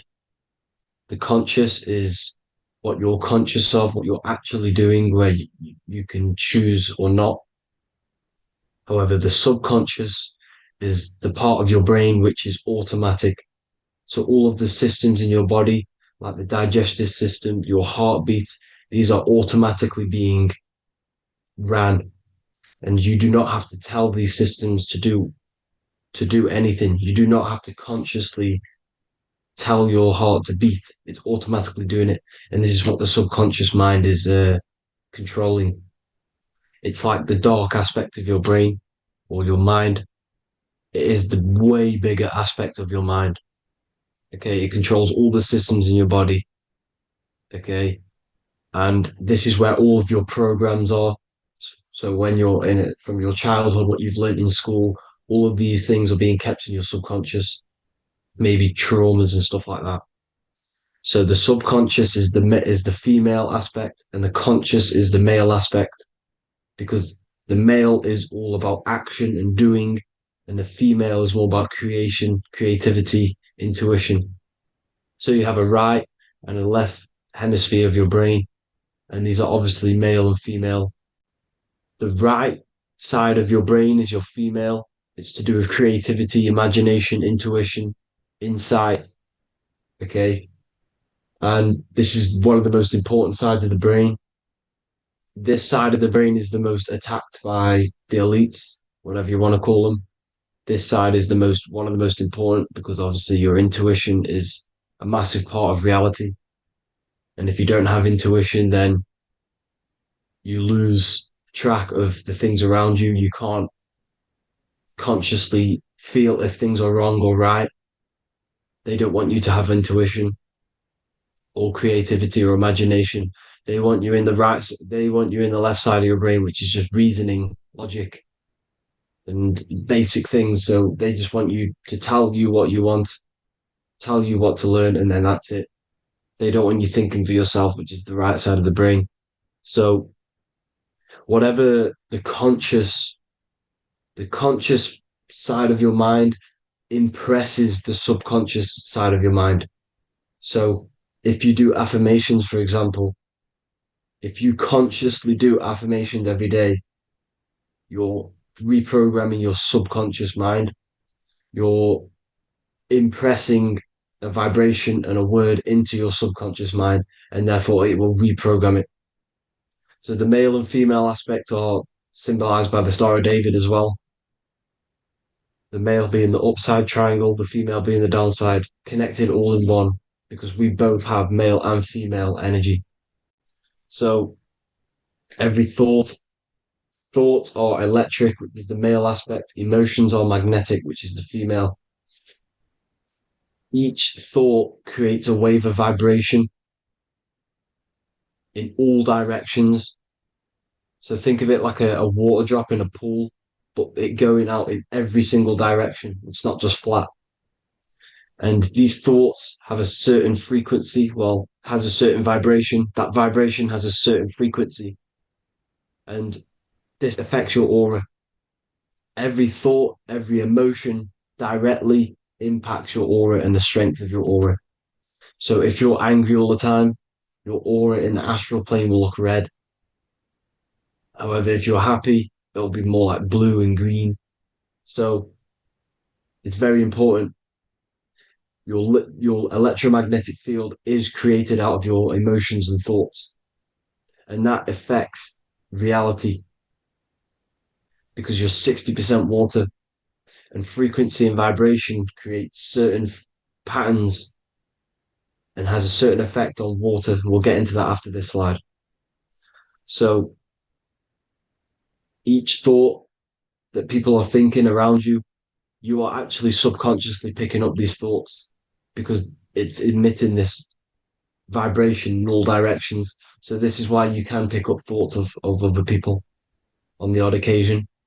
However, when you're more in tune with your intuition, your right side of your brain, you can start to pick up on vibrations, thoughts, and other people's auras. You can pick up on the energy once your third eye is open, and you know whether you should be in that environment or not. This is what we call an atmosphere when we go into a room and you can feel the tension if someone's been arguing, for example. This is the atmosphere, this is the vibrations, these are people's auras emitting these certain frequencies and vibrations. Okay, so our aura is contained of multiple layers. Obviously, we have the physical body. This is the electromagnetic layer. However, you have the different planes of existence, the spirit, mental, astral, etheric, and then physical. The physical is the lowest plane of existence. And the physical plane is a product of all of the planes above. So the mental impresses on the astral impresses into the etheric, and then the etheric creates the physical object. So the mind is the root cause of reality. the mind is the cause of everything. Your consciousness is pure cause. There's no effect. Everything you see in this reality is the effect. Everything that you experience is the effect, because the root cause was the mind. The decisions you made you experience that certain experience. And that decision was created on the mental plane. And this is just pure thoughts. And thoughts are things. If it exists in your mind, it is a thing. It's a certain frequency. So if you have a certain level of thoughts, if you're thinking positive, for example, you're going to have a strong aura, you're going to have a higher vibration, and that attracts like. Like attracts like when it comes to thoughts and vibrations and electromagnetism. So if you're thinking positive all the time, speaking positive, doing positive, you're then creating a higher vibration, and that's going to attract people on that similar frequency to you. Everything is electromagnetism, frequency, and vibration. Everything. You see, so this is why, for example, if I put my hand to a TV screen, if my finger was the same vibration as the TV screen, it would go straight through it. However, the particles in my hand and the particles on the TV screen are two separate vibrations, and this is what causes the friction to stop and not my finger to go straight through it. So, like I said, when you don't feel the vibe of someone, when you don't feel right, you don't really get along with someone, this is a vibration. Your vibrations are not matching, they're not similar, they're two complete different vibrations, and they're not aligning properly. So music has a massive part on this.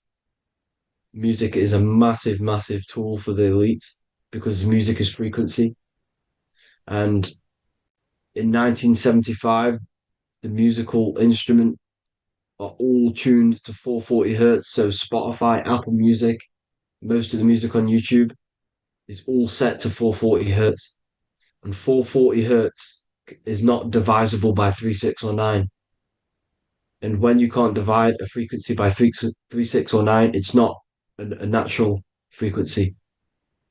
As you can see here, this is 432 hertz. This makes a nice geometric pattern. However, 440 hertz is a distorted pattern. So when you listen to this, this actually shuts off the whole right side of your brain. Like I said at the start, this is the most attacked side of your brain. It's to do with creativity, imagination, intuition. When you listen to 440 hertz, it shuts off the whole right side of your brain. And obviously shutting off all of these forms of your brain. Music is very, very powerful tool for the elites because it's the only thing which can enter your soul or your ears without consent, your body without consent. Everything else has to be through consent. You choose whether to eat something, you choose whether to drink something, but frequency, you're going to hear it no matter what. This is why it's so powerful. And music influences the body in many different ways. It's the most powerful imitator of everything. It directly affects all listeners. It directly affects intentions, gestures, movements, and actions. It stimulates your mind, and certain songs, certain catchy songs, can reprogram your subconscious mind, invoking certain emotions. This is why when you listen to slow beat songs, it makes you feel more sad. When you listen to upbeat songs, you feel more energetic. This is because these frequencies have a profound influence on reality and on how you feel. Because, like I said, you are 60% water. And as you can see here, each frequency creates a different geometric pattern. And inside of you is 60% water. So, like I said, 440 hertz is going to make a distorted pattern in your water. And this is going to have a profound effect on your emotions and your reality. So, like I said, health is not just the body. It's you are made of body, mind, and spirit. You need to look after what you put in your body. You need to look after your spirit and look after your mind.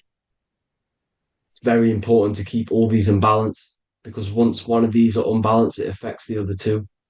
So if you're eating wrong, it's going to affect your spirit and mind. If you're thinking wrong, it's going to affect your body and spirit.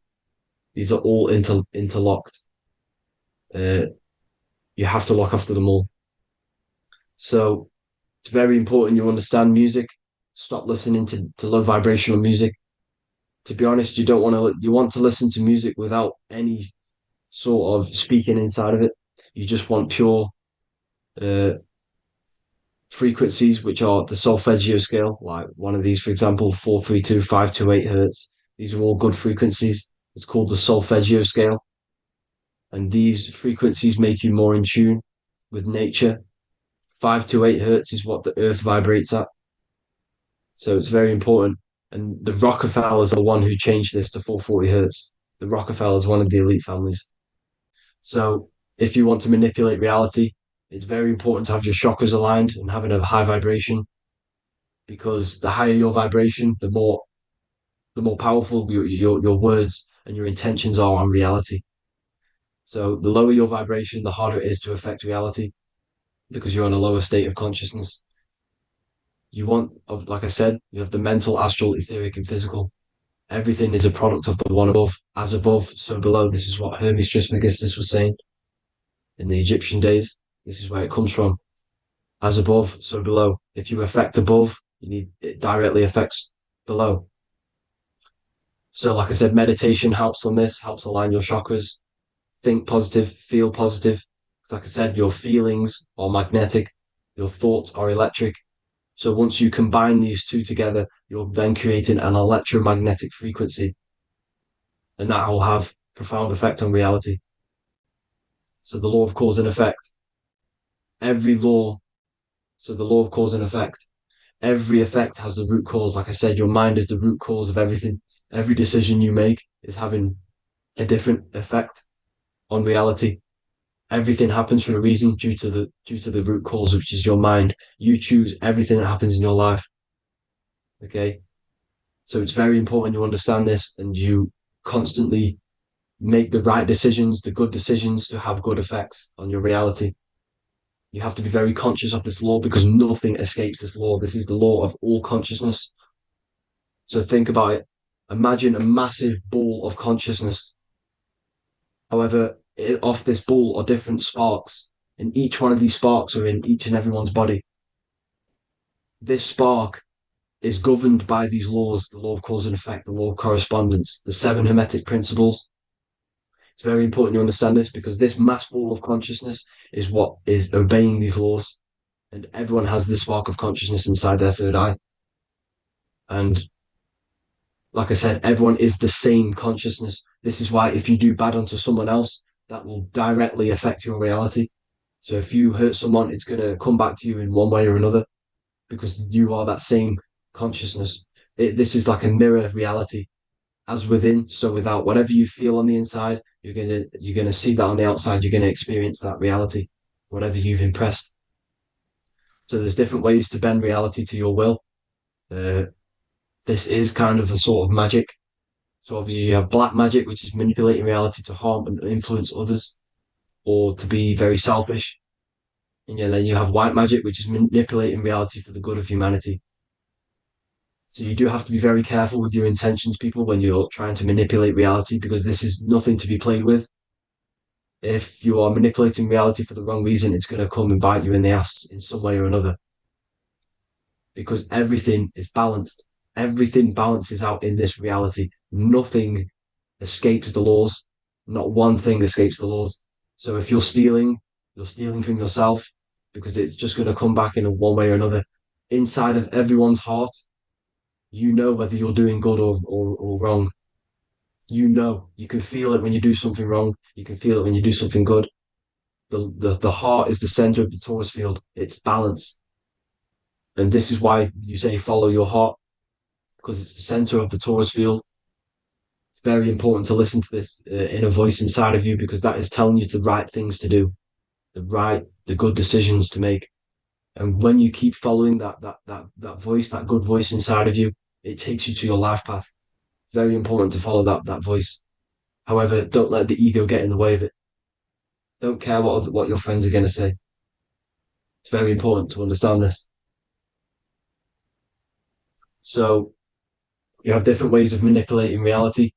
You have sigil magic. This is where you create your own sigil or symbol You create your own sigil and symbol, and then you charge it. You behind that symbol, you have an intention. So, for example, if you want to manifest wealth, you create a sigil which represents what you want. You create that sigil, you draw it out, you charge it, because wherever your attention goes, energy flows. So whatever your attention is, you're sending energy that way. So what you do with your eyes and your hands, you place attention on the sigil. Imagine that it's glowing. Imagine that you're sending energy to the sigil, and then you burn the piece of paper once you've done this. And then after this, you meditate on that symbol. You constantly think about that symbol, because that symbol is the frequency, is the thing that you want to manifest. So that's one way. Or you can just meditate on your reality. So imagine yourself having already what you have. This is what they call a mindset. You must set your mind to the frequency what you want to manifest. Okay. So if you want to manifest wealth, for example, imagine yourself being wealthy. What would it feel like? What would you be doing? Imagine a scene in your mind. Constantly do this, and you're putting out that frequency. Like I said, you must think, because the thoughts are electric, and then you must feel, which is magnetic. Together, this creates an electromagnetic frequency, and this is how you attract things to you. You will attract the certain people to come in your life to bend reality to your will. Okay. Or you've got mirror magic. Stare yourself in the mirror, because a mirror reflects light. It also reflects energy. So you've got to be very careful with what you say to a mirror. You've got to be very, very, very careful, because whatever you send into that mirror is directly sent straight back to you. So if you're thinking negative, you're sending negative energy back straight to you, and that's going to have an effect on your reality. Affirmations are very important, because your words are frequency, your words are vibrations, and each word you say has a certain frequency. If it's positively charged, it's going to affect you positively. If it's negatively charged, because like I say, your brain and your mind is like the director of energy. That's what your brain is. And it directs energy into certain things. You can either positively charge it or negatively charge it. And this brain is creating your reality constantly. It's manifesting your reality constantly in the present moment. So this is what the government knows. The government know your mind is the root cause of reality. This is why they call themselves a government. Government. The New World Order is not being manifested by them. They are controlling the information. They are controlling your perception of this reality. And they know the mind is the root cause of reality. Therefore, if they control your perception of reality and your information, what you believe, you're going to manifest that information, that perception. So we, the people as a collective consciousness, are the ones manifesting this New World Order. You see, so this isn't black magic. They're actually tricking us into manifesting their own their plans, this New World Order. You see, this is how smart these people are. They know how to get around the laws of reality. They know how to bend reality to their will without facing the consequences. They're getting humanity to do it. You see, there is a collective consciousness. As like I said, we all have that same spark of consciousness, right? So as a collective consciousness, we are on a very low vibration at the moment. However, we are waking up rapidly. There are more and more people waking up at the moment, and light always chases away the shadow. Light is a lot more powerful than darkness, you see. So one person waking up has a massive effect than one person being asleep. It has a profound effect. Because like I say, the light always chases away the darkness. It's more powerful. The light is always more powerful. High vibrations are more powerful than lower. So that's it for this, people.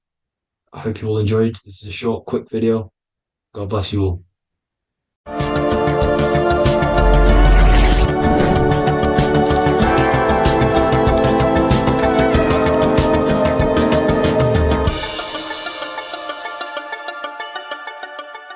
What if I told you the devil is closer than you think, and it's not actually a real person, force, or spiritual entity outside of you, but a being and an aspect of your own mind and psyche. In this video, you will learn exactly what the devil is and the true esoteric meaning of the devil. The first thing we need to understand is that the universe is a mental universe. Look around you. Every action, every building, everything you see around you was begun first as thought in the mind, then manifested. We use the mind to build and shape our reality. The universe, the world, only exists inside of our mind. Therefore, God and the devil exist inside of our own psyche. So first of all, the devil is not a literal being, but a symbol of the lower self. It represents the unmastered, ego-driven part of the human mind, a symbol of destructive thoughts, emotions, behaviors, lives in realms of chaos, fear, hatred, lust, and ignorance. This is why we see the devil as red, because red is the lowest vibrational color on the color spectrum. It also corresponds with the root chakra, which is all to do with survival instincts. Red represents chaotic and intense emotions like hatred and anger. When we are angry, our face turns red. The devil represents our animalistic fundamental needs, our instinctual needs, our survival state of consciousness. We have a survival state of consciousness and a godly state of consciousness. Our godly state of consciousness is creating, not just experiencing in the animal state, but consciously creating reality. This is why we see the devil with a goat head, an animalistic head, and the head is where the brain is. The animal head represents living off instinct, the part of our mind that lives on urges, impulses, and instincts, eating, sex, power, ego-driven actions, and ego-driven thoughts. Animals are only aware of themselves. Animals live on instinct. They have no ability to consciously create like humans. This is our lower desires for the material world. That's not to say the material world is evil. However, when our consciousness is only seeking material things, this leads us down a path of self-destruction, because nothing material can ever satisfy our soul. Everything material is temporary. Therefore, the devil represents the part of us that seeks only material desires, only material fulfillment, the ways of thinking where we only think about ourselves and ego-driven thoughts. It also represents the unchecked, unconscious self, where we have no mastery over our thoughts, over our emotional impulses, and no mastery over our actions. We are living in instinct and impulsive states, which causes chaos, selflessness, destruction, and keeps us bound to our lower material 3D state of consciousness. It's important to recognize that the word devil was never present in the earliest Gospels. Instead, what was mentioned was a spirit of evil. This distinction is crucial because it underscores that the idea of the devil, as popularly conceived, does not actually exist as an independent entity. Rather, it is a personification of the lower aspects of the human mind, a facet of our own consciousness. The term spirit of evil was not meant to denote a specific deity or being, but rather any force of negativity, whether it manifests as a destructive thought, emotion, or action. A spirit is a force, an energy, and we have three forces that create our reality: thoughts, emotions, and actions. We have full control over these three aspects, which transform and mold reality. A destructive thought, a destructive emotion, a destructive action is a spirit of evil, and it originates from the darker aspects of the human psyche. So now, because we're on the topic of the devil, we have to look at the pentagram, which is obviously connected to the devil heavily. The upright pentagram represents spirit, air, water, earth, fire. Upright, which represents spirit, the most important element on top of the earthly elements, showing spiritual principles over material principles. As spiritual beings as we are, we have to put our spirit first, our higher self first, and material things second. Why? Because material things never satisfy us long term. Seeking material fulfillment will leave us feeling unfulfilled in the long run and very unhappy, and we can lose ourselves in illusions. We have to put our spiritual principles first, seeking wisdom, knowledge, connection to the divine, and connection to our higher itself is what gives us true fulfillment in our hearts and souls. But when we see this pentagram inverted, we now have spirit on the very bottom, which now represents earthly principles on top of the spiritual principles. We're putting our earthly elements on top of our spiritual element, which this inverted pentagram represents no longer caring about spirit, no longer caring about our invisible internal world, and only caring about this external body, food, sex, material things, cars, money, and all the things outside of us, the world outside of our mind. This is what true Satanism is. Satanism is not worshipping an external deity, but it is worshipping the self, only fulfilling the ego's desires. This is what true Satanism is, and we have all been conditioned to live in this state. Satanists want us to believe that there is an external deity called Satan or the devil, and the reason they do this is because they trick us, making us believe that we are not Satanists, while they are actually conditioning us to be self-seeking, ego-driven people, where we only care about sex, food, material things, and money, which is actually conditioning us to be Satanists. 80% of the population today are unknowingly involving themselves in Satanism, which is ego-driven thoughts, actions, and emotions, dwelling and living in this state, where we only care about ourselves. When we are spiritual, we realize we are all one. We are all one consciousness family, and we need to do things that help and contribute towards our collective experience, helping others, instead of seeking to serve only the self. The angel is depicted with wings, which represents elevation, higher self. The devil is represented with an animal horns, which is on the ground. A goat is on the ground, which represents the lower self. This is the elevated mind and the lower material mind. Horus, the bird, higher self. Set, the ground animal, lower self. Jesus and Satan. These are two forces, two characters that exist within the human psyche, not real entities. They are forces of our minds, and there is a battle between our higher self and lower self all the time within our own minds. There's always a part of us that's telling to do one thing and another thing, to do something bad and to do something good. There is this battle inside of our own consciousness. Here we have the human spinal column. The human spinal column is showing you the higher and the lower self. The higher self represents the head. The head is where the mind is. This is the creative essence of the universe. This is where all material things begin as a thought in the mind. We create with the skull, with the brain. This is our higher self, the heavens, connected to the heavens, the sky. And the lower end of the spinal column is where our reproductive organs are, where our gut is. Our reproductive organs and our gut is all to do with survival. The lower end of the spinal column, lower instinctual 3D based consciousness. The lower end of the spinal column is where our lower self dwells. Eating, consumption, power, and sex, lust. These are all emotional forces and instinctual based organs that are not inherently evil, but when we dwell and live off this lower end of the spinal cord, it keeps us in low states of consciousness. Our goal to raise to our higher mind is to balance this, not to overeat, not to abuse power, not to abuse sex and lust, but to master these organs and gain the ability to say no to these organs so that we can raise to our creative side of consciousness. Instead of dwelling in our instinctual nature, we can turn to our creative nature and consciously become a builder and constructor of reality. This is the true way of raising consciousness. This is the stairway to heaven, out of the animal consciousness to the higher consciousness. To wrap all of this up, it's all about gaining control over our instinctual lower nature and allowing our spirit to rule over our body and not our body ruling over our spirit or mind. The moment you let a thought become instantly an action is the moment you are an impulsive person. We are all trained to be this way. It is okay if you are in this state. The moment you let a thought turn straight into an action without questioning, that is the mind controlling you and you not controlling the mind. We need to gain control over the mind, and we do this through many different ways, through meditations,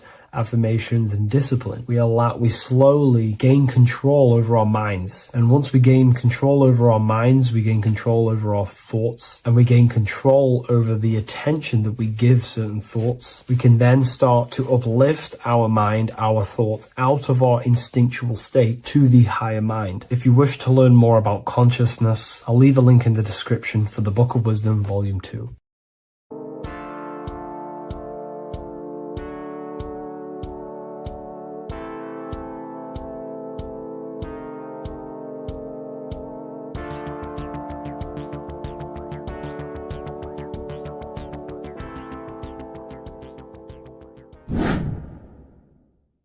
What is good, YouTube? Today we're going to be talking about the astral plane and how the cosmology fits into the astral plane. Okay, so first let's go over the astral plane and go over the different layers of reality so that you can understand reality more.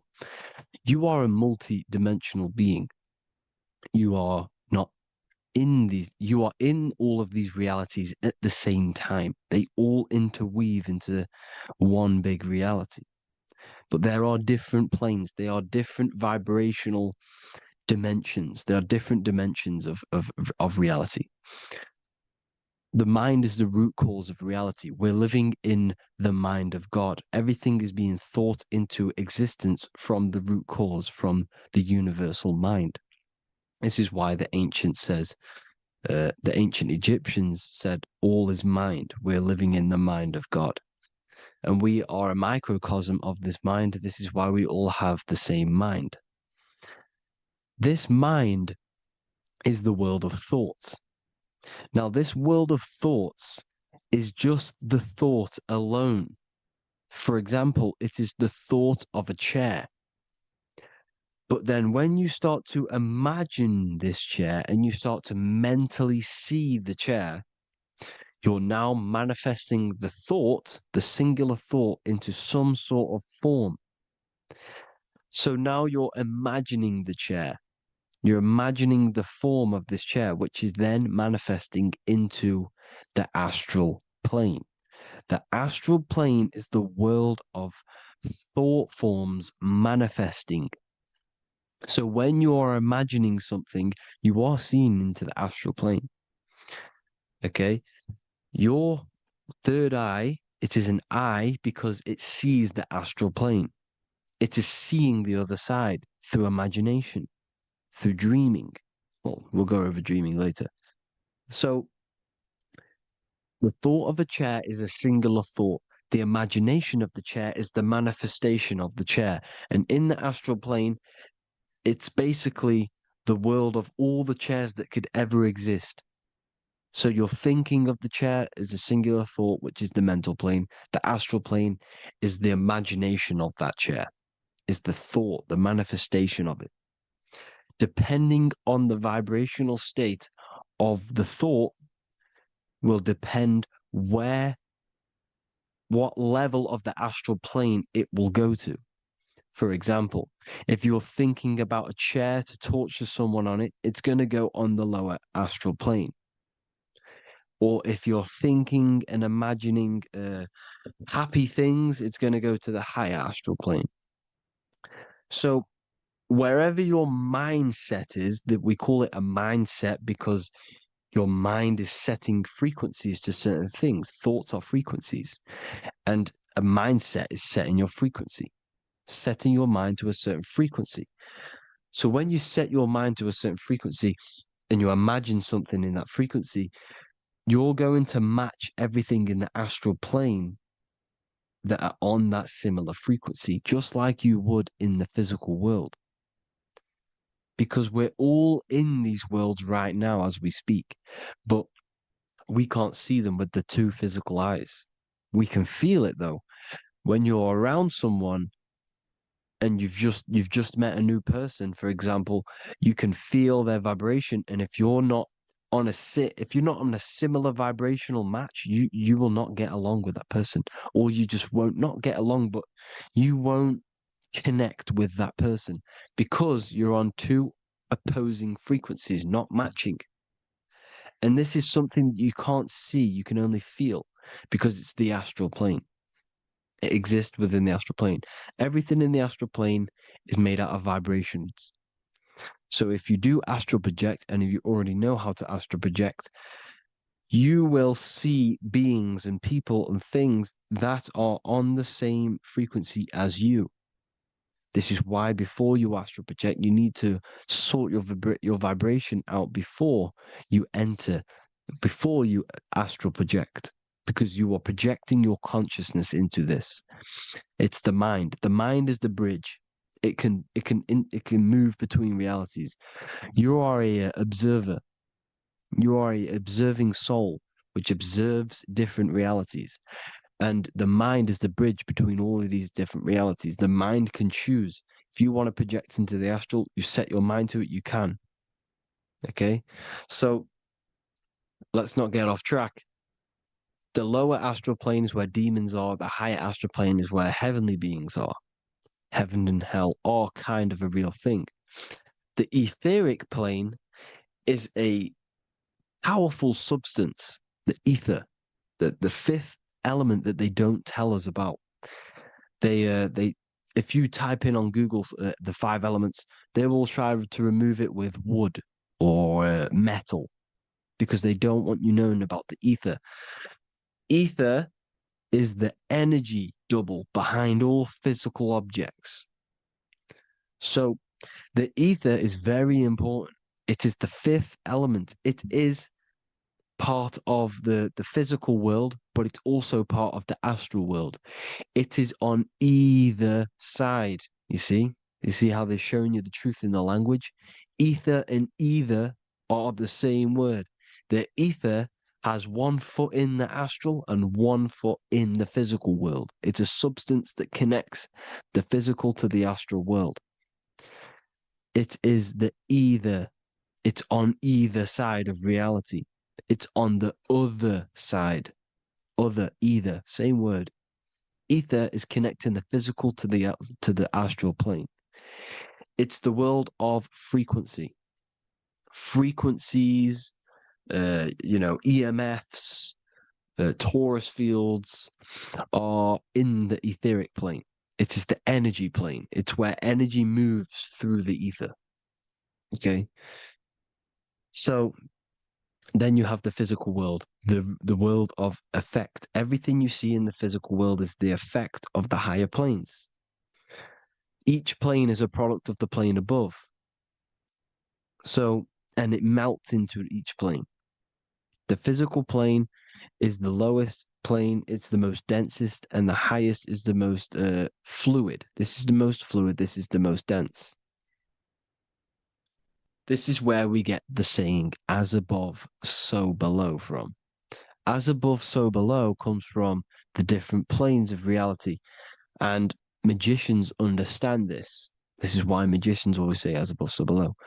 Because they understand if you manipulate the higher planes of reality, you manipulate the lower planes. Because the astral plane is a direct copy of the physical world, but in the astral plane. It is mirrored. The physical world is mirrored in the astral plane. They are both the same world, but just different vibrational states of the world. Kind of. It's hard to put this in words, people. So just try and understand. The astral plane is the double. It is whatever happens in the astral plane happens in the physical plane. This is why magic works. This is why demons work. This is why spirit communication works. Because if you manipulate the higher planes, you manipulate the lower planes. As above in the astral, so below. Leonardo da Vinci showing you to look up, pointing up. You got to look up. He's telling you to change the mind, you change the physical world. You change your emotions, you're on the astral plane, you change the physical world. You change your reality by changing the higher planes. This is the Masonic 11, the 2 pillars. This is the 11 also symbolizing the 2 hemispheres of the brain here. But the 11 symbolizes the 2 mirrors. 11, 11, 9, 11. 9/11 adds to 11. 9 plus 1 equals 11. The Twin Towers were an 11. Flight 11 was hijacked because it's a mass ritual within the astral plane. Now, we're going to go deep into that later, and I'll show you these rituals they do in order to manipulate the astral plane. So, this is what the 11 is. It's the mirroring of reality. If you contact spirits and conjure spirits, you can either summon or attract demons and spirits. Summoning is creating a spirit. You create demons. Okay. Like I said here, the mind is the root cause of reality.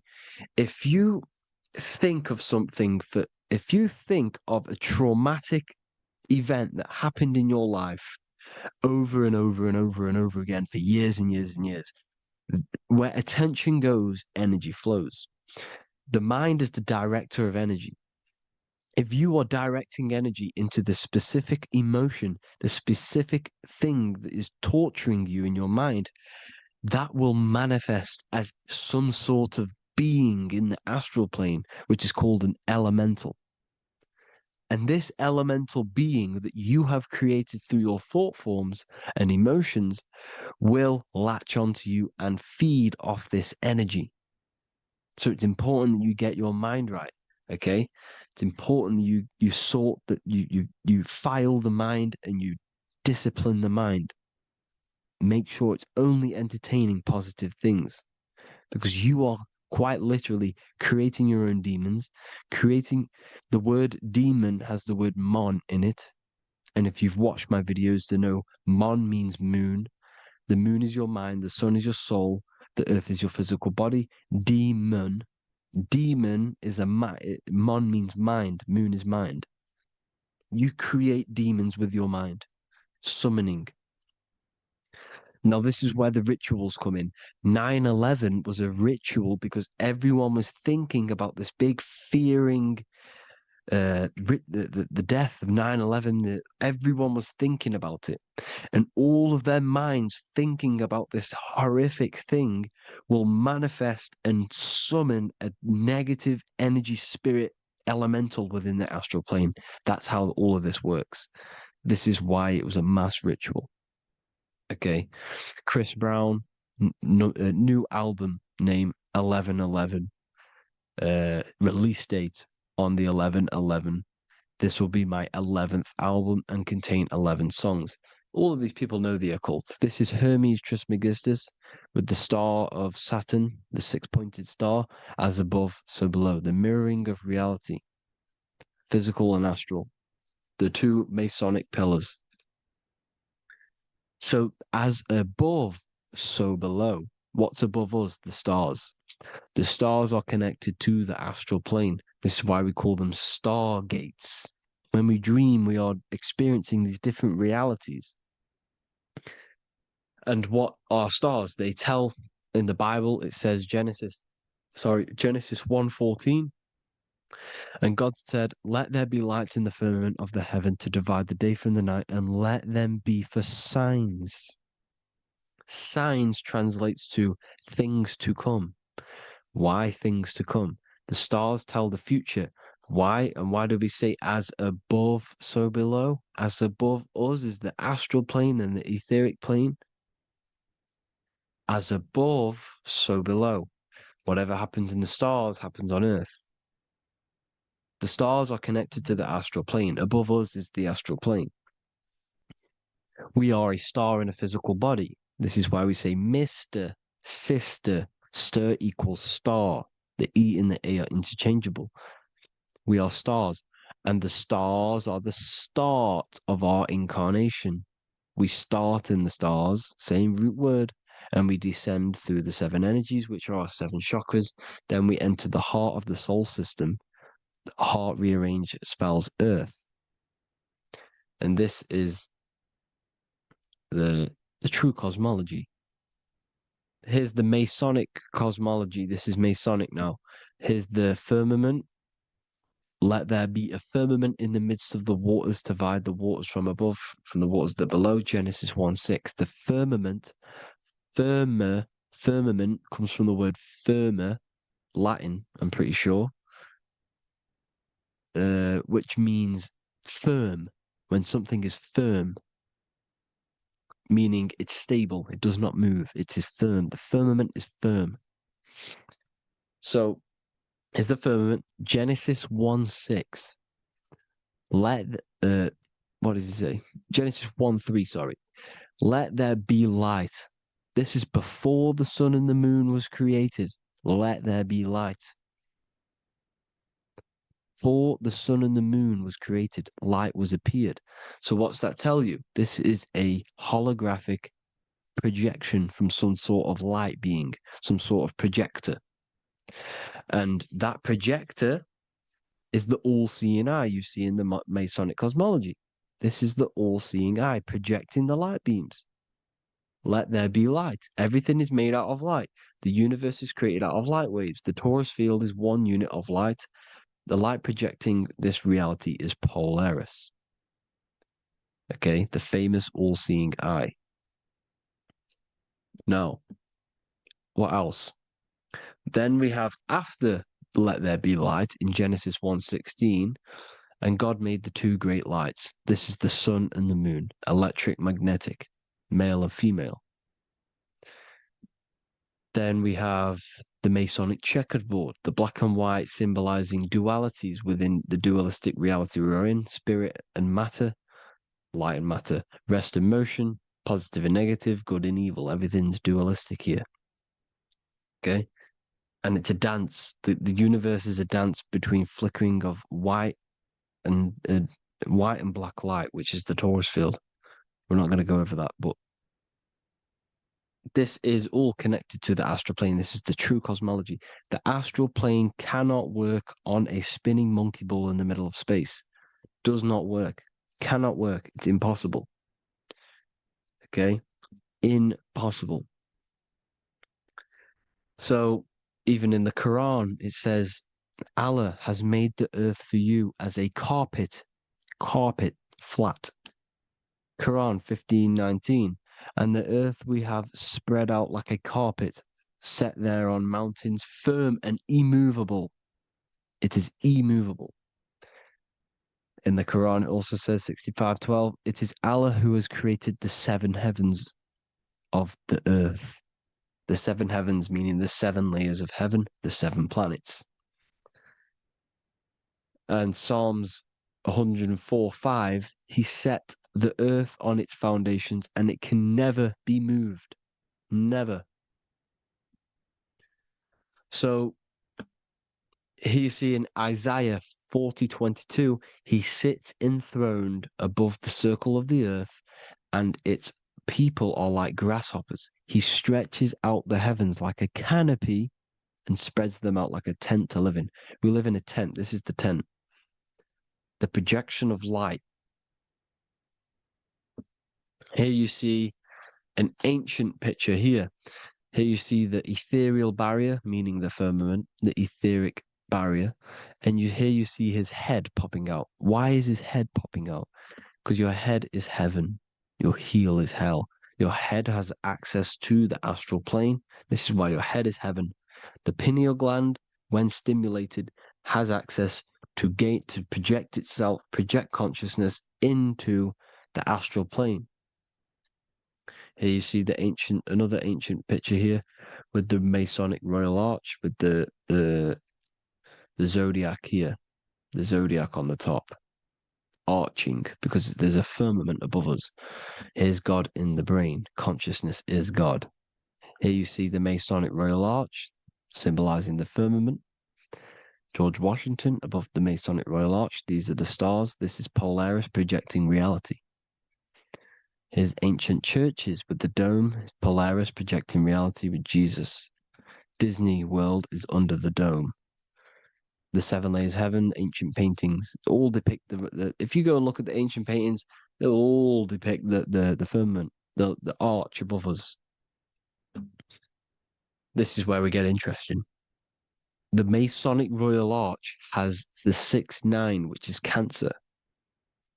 The constellation Cancer, which is 6-9 is associated with portals because CERN is the 6-9. Okay, CERN is opening portals. They're trying to create a portal to the other side. Cancer has the word CERN within it. So there's a link between Cancer and the opening, the firmament opening above us to ascension. Here you see the Masonic art with the Royal Arch and the light and the opening. Here you see the light and the opening. This is the opening of the firmament. Here's the Hebrew cosmology with Sheol, the underworld, and the opening. So Cancer is definitely some sort of portal in and out of this reality. I'm just connecting dots here. Now, we're going to go change a bit now. These celebrities that you are seeing they have not sold their soul to Satan, okay? They have not sold their soul to Satan. Satan is a demonic, low vibrational energy that has been summoned over the thousands and thousands and thousands of years of evil occult arts. So since Babylon was summoning this demonic energy, and this demonic energy in the astral plane will grow and grow and grow. It has no form. It has no physical form. Okay? But you can see it in the rappers. If your third eye is open, you can see clearly that these people are demonic. You can sense the energy that they're manifesting. Selling your soul is not what you've been told. It is gaining, because your soul is pure love, okay? Your soul does not want to do anything bad. So when you sell your soul, you're gaining physical gain, you're gaining physical wealth, for example, like for these rappers, they will be given millions of pounds because the people in control of the music industry, which is the dark occultists trying to brainwash the masses, the people in charge, they're dark occultists. They understand Satan and the energy. They are satanic energy, which has been summoned in the astral plane. They see that they have influence over the masses, so they will go to them and say, "I will give you this amount of money forever if you manifest this satanic, demonic energy through the music and through social media to blind the masses, to brainwash the masses into this demonic energy." Because when you listen to music, music is frequency. Whatever you listen to, you become that frequency. So if you're listening to these people, they're throwing energy, this demonic, satanic energy that they sold out to. Sold, soul, same word. Because when you sold something, you've got your soul involved. They have exchanged money, physical gain, so that they manifest this satanic energy within the astral plane and through the music, through the videos, through social media to keep us in this vibrational frequency, in this low state of consciousness. This is what it actually is. It's not, you're not selling your soul to some sort of devil. This satanic energy has no physical form it is formless in the astral plane. It's a summoned energy. Now, the root chakra is red. This is why the devil is red, because it symbolizes the animal nature of man. When you are operating off your root chakra, you will kill, you will fight, you will do anything to survive, because it's all about survival mode in the root chakra.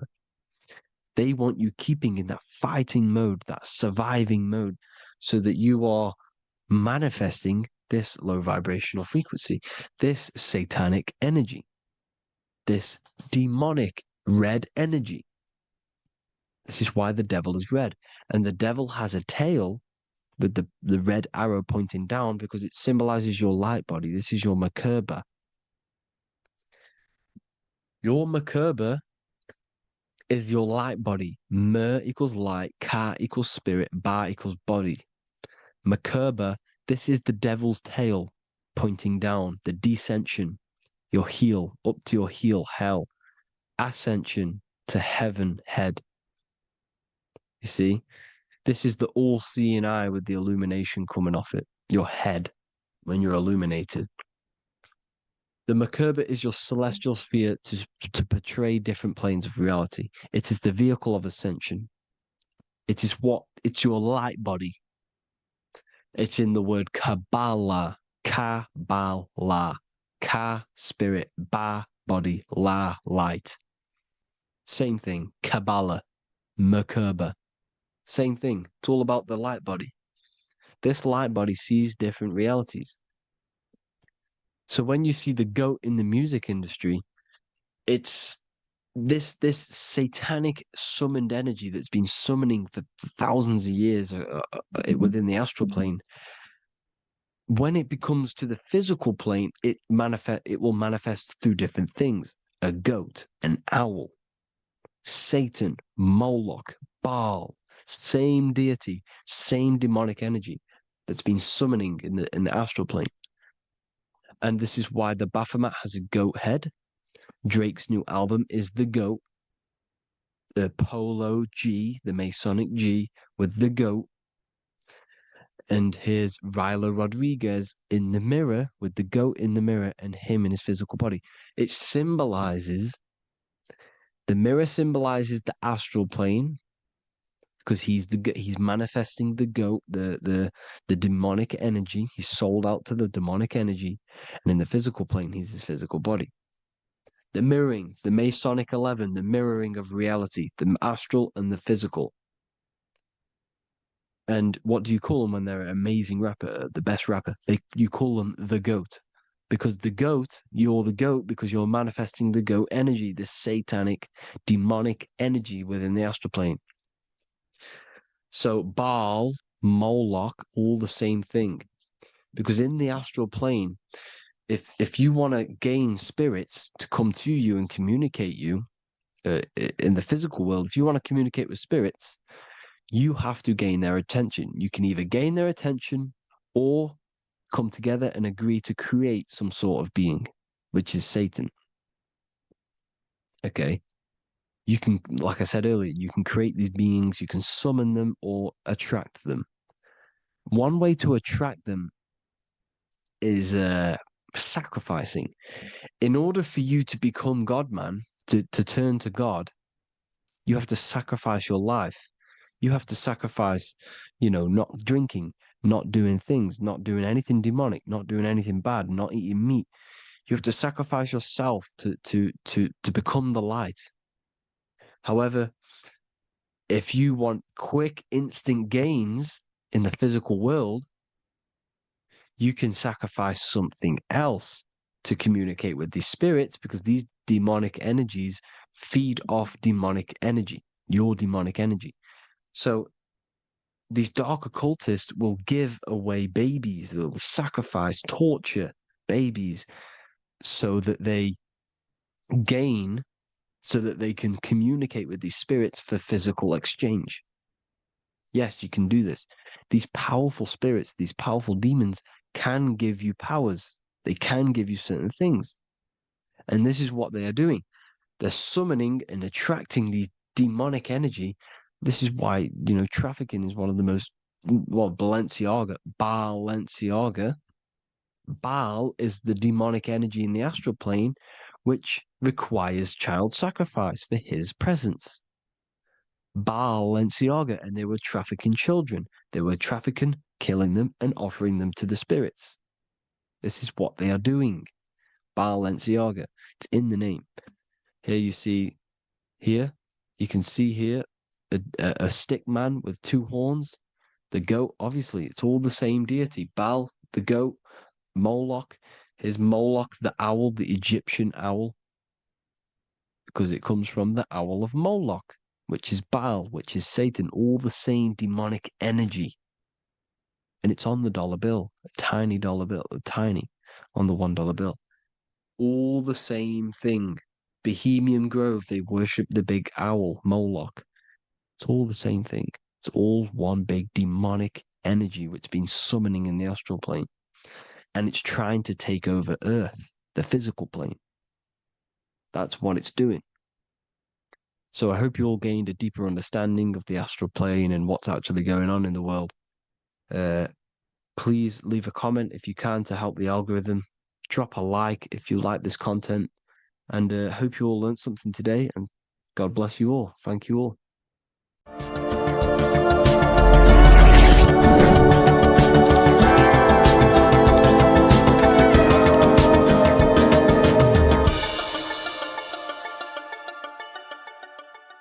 What if dreams aren't random at all, but messages from a deeper part of yourself, trying to show you things? In this video, you're going to learn exactly what dreams are from an esoteric view, how to control dreams, and how to dream more frequently. Dreams are not nonsense. They are expressions of the subconscious mind. In the daytime, we're using our conscious mind, what we are aware of. This represents the daytime, the sun, the external world. We're operating in the external, outside the body in the day. But when we go to sleep, we return inward. Everything does this breath. We breathe in through the nose and out through the nose. Everything does this in and out process in the universe. We live, we die every single day. We wake up, we express things in the external. Then at nighttime, we return back to darkness, back to the internal. This is the breath of the universe. We have summer, we have winter. This is the breath of the sun and the seasons with the earth. You have an internal world and an external world. External is physical, the internal is spiritual. Like I said, when we go to sleep, we are returning back to the internal world of your own consciousness and subconscious mind. Your subconscious mind holds everything about you, your memories, your traumas, everything you've ever learnt, your language, your name, your job. Everything you identify with is stored within this vast network of the subconscious mind. It is your own personal consciousness. Therefore, when we dream, we return back to the subconscious mind, and we are in fact thinking, but in a subconscious way. The subconscious does not speak the same language as the conscious mind. The conscious mind uses language, thoughts, and all things that are very logical and very easy to understand. The subconscious is the complete opposite. It is very indirect, metaphorical, and symbolic. The subconscious communicates and works in symbols. Ultimately, symbolism is the language of consciousness. This is why in occultism and esotericism, it is filled with occult symbols, because symbols are used to communicate directly with the consciousness within the subconscious mind, and the subconscious mind is ultimately connected to the collective consciousness. We are all connected and tapping into the mental plane, where we receive thoughts, ideas, depending on what we attune our mind to. That's why we call it a mindset. But getting back on topic, the subconscious mind is your own personal network. It is like a net, an interconnected web of your thoughts, memories, traumas, emotional blockages, and all the things you identify with and have experienced in your life is stored within this network. It can be seen as a web. One example of the subconscious mind using symbolism is this next story I can tell you. Let's say I was in a very traumatic car crash as a young child. I experienced a lot of emotional trauma in that car, and that deeply impressed my subconscious mind with that trauma of emotion that I felt. Therefore, every time I see a car in my external world, that car is now a symbol that represents the state of consciousness I was feeling in that particular time of the traumatic car crash. The car is a symbol for a state of consciousness within my subconscious mind. Just like when you see a word, that word triggers what you believe that word to be in your subconscious mind. Symbols are the language of the subconsciousness. Therefore, when we dream, we are basically seeing symbols of our own personal subconscious mind. Our higher mind, which is basically our subconscious, the higher version of you that exists beyond your human thinking mind, communicates using symbolism. The higher mind does not speak human thoughts, human language. It speaks the language of symbolism. Therefore, when we dream, every event, every person, everything that happens, and everything you see is your own personal subconscious mind materializing within the plane of the astral plane. This is a dimension that sits just above the physical world that everything is pulled out of. For example, look around you. Everything you see around you was thought, then imagined. Imagination is the astral plane, and this astral plane sits above the physical world. As above, so below.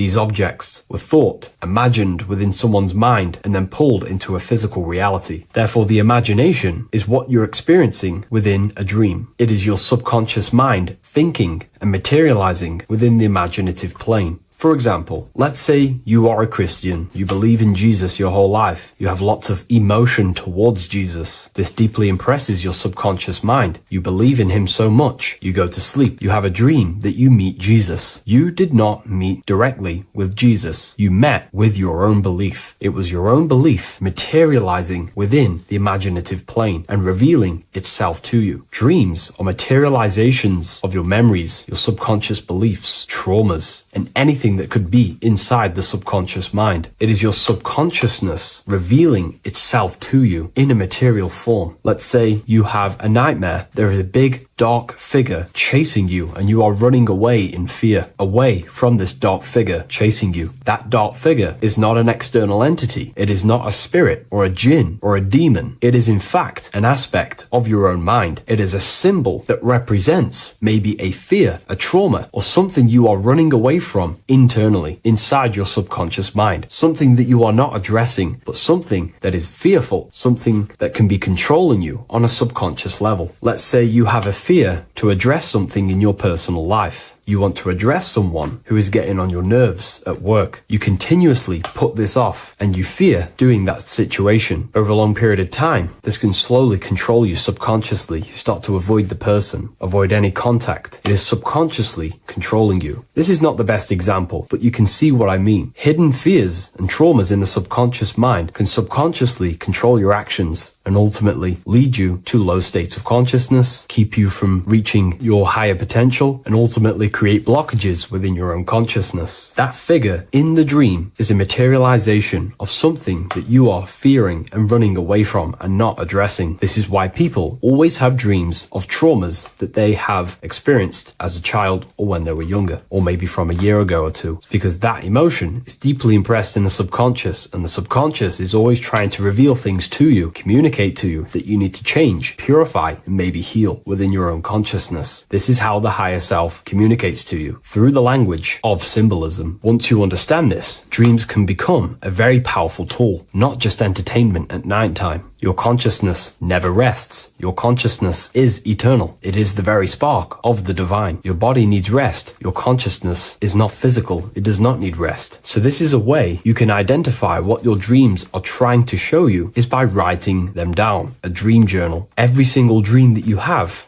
a book placed near your bed. Every time you wake up, first thing you should do is pick up the book and write every single detail that you can remember about the dream. The people that you met are all symbols or aspects of yourself. Maybe it is a friend you saw in your dream. That friend represents a state of consciousness that is within you and is trying to reveal something to you. It's about making the subconscious into the conscious, to become conscious of the unknown. Write down every detail, everything you saw, every event that played out, even the details of the clothes that they were wearing. Everything is symbolic within dreams. Write everything down and then analyze the dream. Don't analyze it from a logical mind. Analyze it with the right hemisphere of the brain, which allows you to see metaphors, read between the line. Try and gain the message that it's trying to show you. What does this overall mean to you? And what could this reveal about aspects of yourself that you need to heal or maybe take action in your life and world? Because your higher self is always guiding you towards awakening and fulfilling your mission in the manifested physical world. Dreams speak in symbols, not logic. Ask about your dreams. What is this trying to tell me? Don't take things literally. Look for an emotional tone and symbolic resonance. With practice, you'll begin to understand the personal language of your subconscious mind. Now that you understand that, again, please leave a like or a comment on this video. This is now a technique for lucid dreaming and dreaming more often. This is not going to happen overnight. This is not an easy method. It simply takes practice and dedication. Every morning, choose 3 time slots. For me, I choose 4:30, 5 a.m. and 6 a.m. 3 alarms that are going to go off at these 3 times, half an hour apart from each other. Each time you wake up, stay awake for 5 to 10 minutes. Turn off the alarm. Try and keep your conscious mind awake, but drift back into sleep. There's no other better way for me to explain that. It's very difficult, but try and keep the mind awake, but the body falling back asleep. More than likely, you will drift off back to sleep. Then, the next alarm will go off half an hour after. This will wake you up again, guaranteed. You will probably drift back to sleep by repeating this process. After the 3 alarms go off, each one of them times, you're either going to have a dream or a lucid dream, but definitely you will have a dream. And if it doesn't work one time, keep trying it. I've been using this method for a very long time, and I can tell you 70-80% of the time it triggers a dream, and a very vivid dream. And it's ideal for lucid dreaming because keeping the conscious mind awake while letting the body fall asleep, you can become conscious within these subconscious realms of your mind. But when you are conscious inside the dream world, you can do what you want, but you also want to let the dream naturally unfold. If you try and take too much control, then you will wake back up. If you feel any fear in your dream, you will wake back up into the material world. Another tip to dream more often is to meditate before bed. Simply close your eyes and think about nothing for 5 to 30 minutes. Detach from everything outside you, your name, your job, work, thoughts. Mentally detach from the world and the physical pleasures and become pure awareness before you try and go to sleep. This will help you become conscious while being within the self. If you wish to learn more about consciousness, yourself, the Book of Wisdom Volume 2 can definitely help you. I'll leave a link in the description. Thank you for watching this video, and I'll see you in the next one. What if the word Yahweh is proof that God is embedded in our very own being? Stay with me, because what I'm about to show you might change the way you see yourself forever. Today's topic is decoding the mystery name of Yahweh, the sacred name of God from the Hebrews. By the end of this video, you'll uncover the true meaning of the word Yahweh and how your connection to it unlocks your own personal power. When we look at the word Yahweh in Hebrew, we flip it on its side. We're actually looking at the human body. These are the legs, this is the torso, here are the arms, and here's the head. So if we actually switch this on its side, we see the human body. The Hebrew name Yahweh often translates to I am, the I am. Now, what is the I am? The I am, when you say I, you're referring to your highest self. Everything with the letter I in the beginning, most of them words are referring to our inner self, inside, intelligence, internal, in. The I represents the inside self, the invisible self. You cannot see the I am because this is the spirit, this is our consciousness. It's the intelligence controlling the human body. When you say I, you're not referring to your name, your job, your reputation, your ego, or your thoughts. You're referring to the observer who is beyond the thoughts, the one who's observing the thoughts. That's the soul. Look at the word Yahweh, Yahweh, the sacred name of God. Yahweh can be observed in the natural rhythm of the human breath. When inhaling, we subtly hear Yah. When exhaling, we hear Wei. Do this yourself. Breathe in through your nose, you'll hear Yah. Breathe out, you'll hear Wei. And in fact, the letter H, H, when it's pronounced, it carries the soft sound of wind or breath, a gentle exhale that mirrors the very essence of life, giving air. Breath is the spirit of life. It's what connects us with consciousness. If we stop breathing, we lose consciousness. The body shuts down. We're breathing the spirit of breath. We're breathing in the spirit of life. It's the very essence that gives us physical existence, and we're constantly staying connected to this breath at all times. Now let's look at Yahweh. 1, 2, 3, 4. There are 4 letters. The tetragrammaton is the 4-letter Hebrew name for God. Okay? Tetra meaning 4. We have 4 gospels of Jesus. Jesus is depicted with a cross with 4 sections. Jesus has the 4 sacred animals around the side of him, always depicted with these 4. A bull or an ox, an eagle, a man, and a lion. These are the 4 fixed signs of the zodiac. Aquarius, the man, Scorpio, the eagle, Leo, the lion, Taurus, the bull or the ox, which are related to the elements. Leo is a fire sign. Aquarius is an air sign. Taurus is an earth sign. Scorpio is a water sign. These are the 4 elements. And the 4 elements correspond to the 4 bodies of consciousness, as we see here. This is fire, this is air, this is water, this is earth. So we are made out of the 4 elements, which represent the 4 bodies of consciousness: mind, emotion, spirit, and body. The soul is incarnated into 4 sections. Hence why Jesus has 4 gospels. Hence why Yahweh is a four-named word, because we are tetraform. We have 4 bodies of consciousness. There are 4 pillars to reality: the mind, emotion, spirit, and the body. So what we're actually looking at here is the name of the very essence of the self. Yahweh represents the universal consciousness that we're all tapped into, because the body is like a radio. The body is basically a radio antenna, which is picking up the stream of consciousness, and we're all the same consciousness, just experiencing it in a different body. And Yahweh is the name for this intelligence that we're all acting out, that we're all manifestations of. So now let's look at the word Yahweh, where we read it this way in Hebrew, which is 10,565. 10,565 in the Hebrew letters and the numerical values. And the DNA is made up of 4 bases. These 4 things which create the DNA.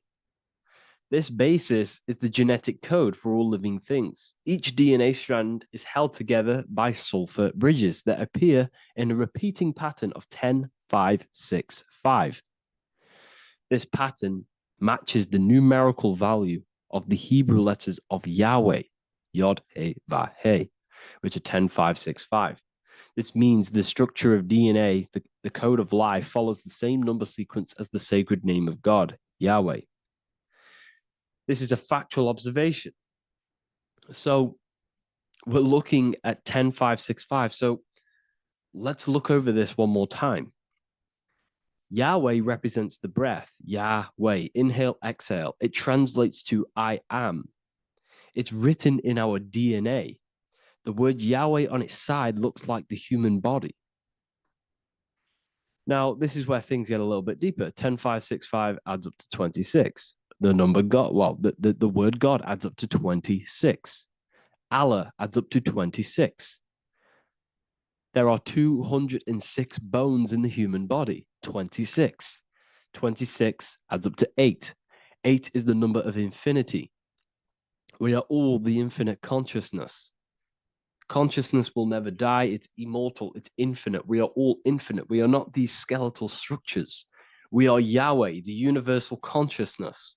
The creator of all things is our essence. We're all God with individual identities, but the highest versions of ourselves is God. The ego is our own personal experience of God. Does this make sense? So in conclusion, Yahweh is not the name of a separate God from us, but rather the reflection of the divine consciousness manifesting through the human form. The human body is like a receiver acting as an antenna that tunes into the infinite intelligence and life force we call consciousness or God. This means that rather than being external, the divine presence is within us, expressed through our very existence. It's very interesting when we look into this, and what religion has done is flipped all of this knowledge. All of this sacred knowledge has been externalized. They've externalized God so that we worship God and we view God as something separate from the human experience. They do this so that we don't find the God within us, so that we don't find that we have the power of creation. The mind is the creative force of God. The body is the will to act out that thought. They don't want us to figure out that we are creators and we're all creating our own earthly experience. We're all projecting this reality. And they don't want us connecting with the divine intelligence within us because they want to be the creators. They want to keep this knowledge. They don't want the masses to wake up to this powerful knowledge. So what they've done is that they've taken the scriptures, they've externalized it so that we start worshiping and giving away our power to these external things. And when God is external, we start to fear God because we start to think that God has power over us. He can send us to hell or heaven. So this is what's going on. They've been externalizing this for thousands of years to keep us in a suppressed state. Okay. Humans are very advanced because we possess self-awareness. We possess the ability to move our awareness and our thoughts outside of the instinctual nature. For example, a cat or a dog. These things can only live in their instinct. They live based on instinct. They smell, they eat. That's pretty much what they do. But humans, we have the ability to rise above that nature and turn to our infinite selves, our higher selves. We can move beyond our instinctual nature and create very advanced things. That's why humans are made in the image of Yahweh. We are literally God in human form. So this is what we all need to realize. And I hope this video has helped. Please leave a like, a comment on inside of the description. I'll have some links to my books and my university. The people who have read them have just absolutely changed their lives. You could probably see that in the comment sections if someone leaves a review of the book. We also have Trustpilot. But yeah, I thank you all. And I'll see you in the next one.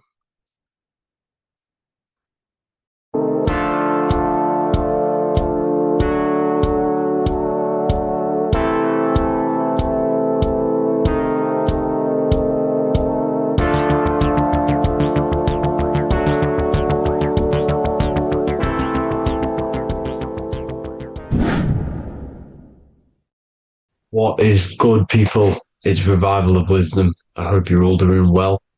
And this video is how to raise your holy oil or your kundalini. Let's get straight into this.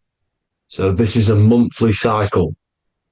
Every month, when the moon is in your zodiac sign, this oil is released. Now, the moon is in control of monthly cycles. For women, it's the menstrual cycle, and as well, this holy oil cycle. The moon changes sign every 2.5 days and passes through the zodiac signs in 27 days. So the moon tells the day, the sun tells the time, the stars tell the month. This reality is a massive clock, if you like to say. It's a cycle. Okay. The moon controls the night, emotions, water, fluids, and the mind. Okay. So this oil is produced in the claustrum. It's produced in the claustrum, which is here, right? This is where you get Santa Claus from. Now, the claustrum is at the center of the brain, and it is next to the pineal gland and the pituitary gland. Once it starts in the claustrum, this is the holy presence. This is the present that Santa gives to us, Santa Claus. And it goes to the pituitary gland and the pineal gland. And what's connected to the pituitary gland and the pineal gland is the Ida and the Pingala. The Pingala is the pineal gland's nerve, which is the honey, which is the positive charge, electric. And the pituitary is the Ida nerve, which is the magnetic charge. This is the milk, the land flowing with milk and honey. This is the brain, the heaven, heaven, okay? And it travels down the spine using these two nerves, these electromagnetic charge. And this is what the ancients symbolized with the two serpents wrapped around the spinal cord, the Ida and the Pingala. And this travels down to the sacrum or the solar plexus. Okay. So once it's here, okay, the spine is an elongation of the brain. So the spine is pretty much the brain. It's an extension of it. And it's kind of a microcosm of how we descended from heaven to physical reality, to physical matter, which is our consciousness has done. Our consciousness has descended from heaven into physical matter. And this is a microcosm of it. Okay. So once we're in the sacrum bone, this holy oil, like I've just explained, this holy oil starts in the Santa claustrum, goes down the chimney to the sacrum. This is the sacrum, the solar plexus, and drops the present off at the sacrum. Now, once we're at the sacrum, we need to raise our vibration to take this oil back up the spine. Okay. And the River Jordan symbolizes this in the Bible. King Herod wants to kill Jesus in Nazareth, which is here, this is the River Jordan, is Nazareth. He goes to be born in Bethlehem and then goes back up to Nazareth to Joseph and Mary. Joseph and Mary, the pineal gland and the pituitary gland. The Bible is huge symbolism. It's all metaphors for this sacred process which goes on inside of your body. You are the Temple of Solomon. You are the Holy Land. The Holy Land is your brain. Once this oil is at the sacrum, you need to raise your vibration in order to take it back up. Once this oil has gone back up to the pineal gland, it activates the crystals which are wrapped around your pineal gland. Your pineal gland is this tiny little beam here. This is the claustrum. This is the pineal gland. And it's wrapped in crystals. And when this oil travels back up the spine by raising your vibration, back to the upper room where Jesus met the 12 disciples, or the 12 cranial nerves in the brain, and it activates and it turns on this pineal gland. And once it's turned on, it illuminates all the cells and the nerves in your brain and turns them all on and activates the higher God man, the God consciousness, Christ consciousness. And it regenerates the whole body. This is the secret to regeneration. It regenerates all the cells in the body. And this is how the ancients lived for thousands and thousands of years, as talked about in ancient texts. They lived for hundreds and thousands of years because they knew this secret. And this fluid, this brain fluid, the secretion, or the Christos in Greek, which means gold, because this is the alchemical process from turning lead to gold. Your body is the alchemical furnace. Now, the ancients knew about this center of the brain because they symboled it. This is the Eye of Ra, and it's the brain. And this is what's wrapped around our consciousness. Our consciousness isn't wrapped around the brain. The brain is built around the consciousness. We are the consciousness. You don't have a soul, you are the soul. Okay? Now, the head, heaven, hell, heel at the bottom of your foot, that's hell. Head is heaven and hell. Simple. Now, the pineal gland produces DMT, which is dimethyltryptamine, which is known as the spirit molecule. So, let's move on. Now, when this oil travels up, back, the spine, the chimney, it crucifies at the top, which is called the vagus nerve. So when it reaches here, the optic thalamus, it crosses and crucifies once it's raised back up. And this is why Jesus dies at 33. He was crucified at 33. Because you have 33 vertebrae on the back of the spine. And then it's crucified by the cross of the vagus nerve. When this oil crosses the vagus nerve, this is the crucifixion at 33. And it symbolizes the death of the physical consciousness. You then become spirit. You then become God consciousness, activating the Kundalini, regenerating the body and the mind. Okay. The Garden of Eden. You are the Garden of Eden, the land of milk and honey. is upstairs, the pituitary, which is the milk, the pineal gland, which is the honey, which is DMT. It even says this in the Bible. As he brought us into the place, and he has given us this land, a land flowing with milk and honey, which is also symbolized as the sun and the moon. The Bible also says the light of the body is the eye, not the eyes, the eye. If therefore thine eye be single, thy whole body shall be full of light. This is the activation of the pineal gland by raising this oil back up to the pineal gland, to the center of the brain. Neither shall they say, see that here, or see there, for behold, the kingdom of God is within you. So he's saying, don't look out there. Nothing is out there. It's all inside of you. Everything's inside of you. You're the universe. Now, how to raise this oil back up to the pineal gland? Every month, like I said, the moon controls the cycle. The moon controls monthly cycles. When the moon is going into your zodiac sign every month, this oil goes down the spine and you must raise your frequency to get it back up. You must retain your seed. This is the most important. Your fluid, your secret, your holy fluid, your life force. You can't let that go. That life force is the reason you're alive. This holy oil is the reason you're alive, because it feeds all of the systems in your body.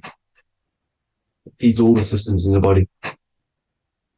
You have to retain your seed, alkaline diet, positive thinking, and meditation. Okay? When you retain your seed, you will live longer. The moment you release it, you're killing yourself. You're killing a piece of yourself every time you release your seed. Every single time. You're killing a part of yourself. Okay? Now, this could be why this could be the illumination, the single eye on the Illuminati's symbol, the Freemasonic symbol, the illuminated eye, the triangle, which could symbolize the body, mind, and spirit, but the eye illuminated. Now, in the Bible, it talks about the two trees, the tree of knowledge and the tree of life. The tree of knowledge is the tree of good and evil, which is the most important system in your body, which is the nervous system. The nervous system, the most important. The tree of good and evil. And the tree of life, which is the cardiovascular system. Now, this oil, when it's released every month, feeds these two systems, and these two systems feed everything. Now, it's important you understand that. Okay? The ancients knew all of this knowledge. The Bible's telling you this knowledge. But it's in a metaphorical way. You have to understand the context behind it so you can read it properly. Now, eating of the tree of life, which is when it talks about in the Bible, eating from the tree of life is actually symbolizing a bad diet, ejaculation. Because you're eating from these two systems. You're killing yourself with a bad diet. You're killing yourself with an ejaculation. Okay, so that's important to understand. Now, this is Jacob's ladder in the Freemasons. Jacob's ladder, which is the spinal cord, it's the stairway to heaven. And this is Jack and the Beanstalk when he goes up the beanstalk and finds the golden egg in the grey clouds. The grey clouds symbolize the grey matter in your brain. Now, the Garden of Eden talks about the 4 different rivers in Garden of Eden. As we see here, the North Pole map, the ancient North Pole map, because the center of the earth is the center of the torus field. Everything's the torus field. Atoms are torus fields. Everything's torus fields. You are the universe. Everything is within you. The North Pole is your spinal cord. This is why they say Santa Claustrum comes from the North Pole. This is the North Pole. And the Santa Claustrum is the center of your brain. Now, there's 4 rivers which come from the Garden of Eden. There's the blood, the Christ oil, which is the oil we're talking about, urine, and saliva. These are the 4 sacred 4 sacred fluids in your body. And these are constantly abused in today's society. Also, these secret societies are targeting these fluids. Okay, this is why porn is free. They sexualize society through Disney. Go and look at some of the Disney movies. There's so many subliminal messages which sexualize these children because they want you sexualized. So you release your seed, which is one of the holy fluids in your body, especially your semen, your sexual energy. So important you retain this. So important because it's your life force. It keeps you alive. Okay. Now, let's recap on this. If you want to raise your oil every month, you can't just retain your seed for the month. You have to retain your seed forever. Don't just do it for a couple of days. You have to do it. It's a lifestyle. You want to become God consciousness, you got to do what it takes. It's hard in this society because this society is made around, it's designed to kill you pretty much. It's designed to keep you in these lower states of consciousness with all the bad food, the chemicals in the food, the chemicals in the water, the sexualized TV programs, sexualized adverts, sexualized TikTok and apps, videos, subliminally stimulating you because that is your weakness, sex. It's your weakness. Now, you have to retain your seed, meditation, and an alkaline diet. Why alkaline? Because acidic is low vibrational. This is the color spectrum. And what's the highest vibrational color? Violet. It's the lowest, red. You have to have an alkaline body in order to raise this oil. When you drink, when you have a bad diet, when you drink alcohol, when you smoke, this destroys the oil. It destroys the oil in your sacrum and it can't be raised again, can't be raised up. This is why it's so important. Without that oil, you don't live. That oil makes you live. It feeds everything in your body. It's crazy how we're not taught this. It's insane. But that is how you raise the oil, people. I hope you all gain some knowledge out of this video. And I hope this assists you on your journey, your spiritual journey. And please like and share this video. We need this knowledge out to the public to wake up humanity. Thank you all, people. God bless.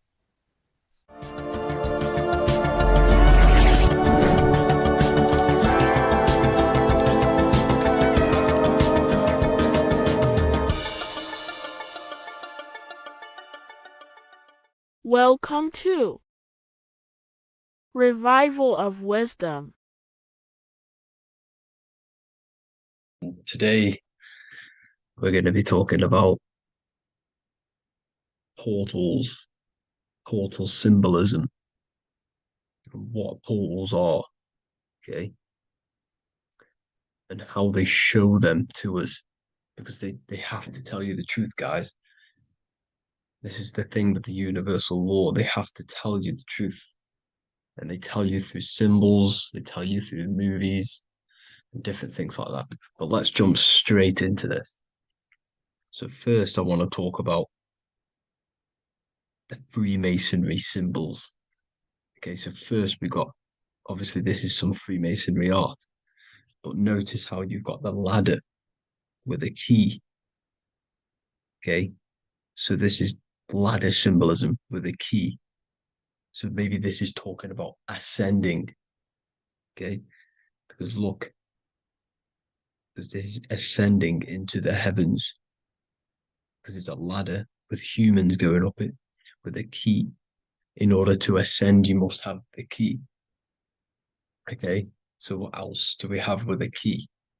Well, the Netflix show Lock and Key, which is all about portals and keys.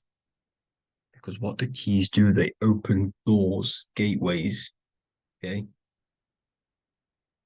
so what's interesting about this is that they've got this key here, which represents the Kundalini energy rising up the spine. Okay, but we'll come back to this. But it's that same portal key symbolism. We've also got the Vatican. The Vatican is in the shape of a key. Okay, so you can see the start of it here and the end. So this is key symbolisms. Keys open doors. And notice how it's got the 8-pointed star. Okay, what is the 8-pointed star? Okay, we'll come back to this. This all ties in, guys. I'll break it all down for you. But then you've also got the god Janus. Janus, okay, is known as the god of the doorways. He's an ancient god of Rome, and they worshipped him. However, he's not a god, he's more like a high-level ranked demon. Because he is the god of the doorways. And notice how he's got two faces. Because doorways always have two sides. You're going into somewhere, there's always two sides of a door. And he's always depicted with two sides of a face and a key, because he holds the key to the doorways, to the portals, to other worlds and realms. Okay, as you can see, he's always got two faces and a key. Okay, so now we have the Sumerians, the Anunnaki, and they are always depicted with the two faces. Why do they have the two faces? Because they're symbolizing doorways, and the Anunnaki come to Earth through doorways and portals. So these are what these gods are symbolizing in their artwork. But they always have the 8-pointed star. Okay, what is the 8-pointed star? You see how they always have. Look, let me try and find another one. It's the 8-pointed star. This 8-pointed star is Polaris. Okay, Polaris, just like the Vatican has the 8-pointed star with a key. Polaris is the center star. Polaris is a fixed star, it doesn't move. Okay, so the Anunnaki's symbol is also the 8-pointed star. So this is symbolizing the portals and doorways that they come through in order to get to the earth. But Polaris is that center star which does not move. It's always symbolized with the 8-pointed star, just like a compass. Why is a compass the 8-pointed star? Because at the center of our realm is where the most electromagnetic energy is stored. As you can see, we have an aura field, an electromagnetic aura field. So does the earth. And in the center, so like our heart, for example, is where the most energy is stored. And like the center of the earth, this is why all compasses point to the center, because this is where the most electromagnetic energy is stored. It's at the center of our realm. Okay. So like I was saying with the lock and key series, see this here, the Kundalini energy rising up the spine, just like your Kundalini energy rising up the spine.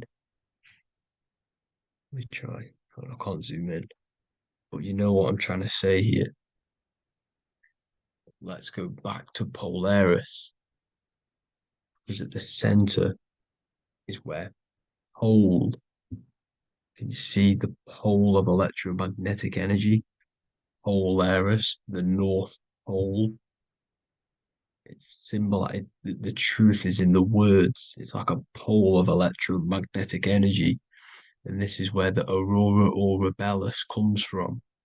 Notice how it's got the word aura in it, because it's the Earth's aura, electromagnetic field. Just like you have an aura, also known as the northern lights, because it's coming out of this center hole in the center of our realm, where the black sun is. And this is where the electromagnetic energy is coming up from. And this is what the aurora borealis is, or the northern lights. It's just electromagnetic energy. And it's symbolized through our symbols, the original O, okay? Because it's like a hole through the middle, Polaris. So this Polaris is the sky vault.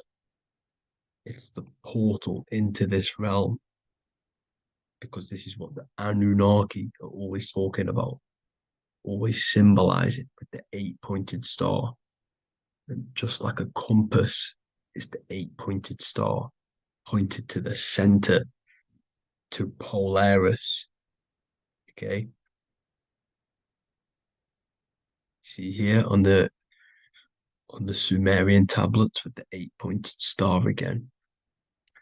And how we know it's talking about portals with this 8-pointed star is because CERN 666 are opening up portals to the underworld, letting in demonic entities into this realm.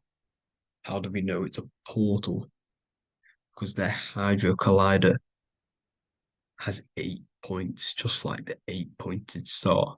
So they are creating synthetic portals to the underworld to let these demonic entities into our realm.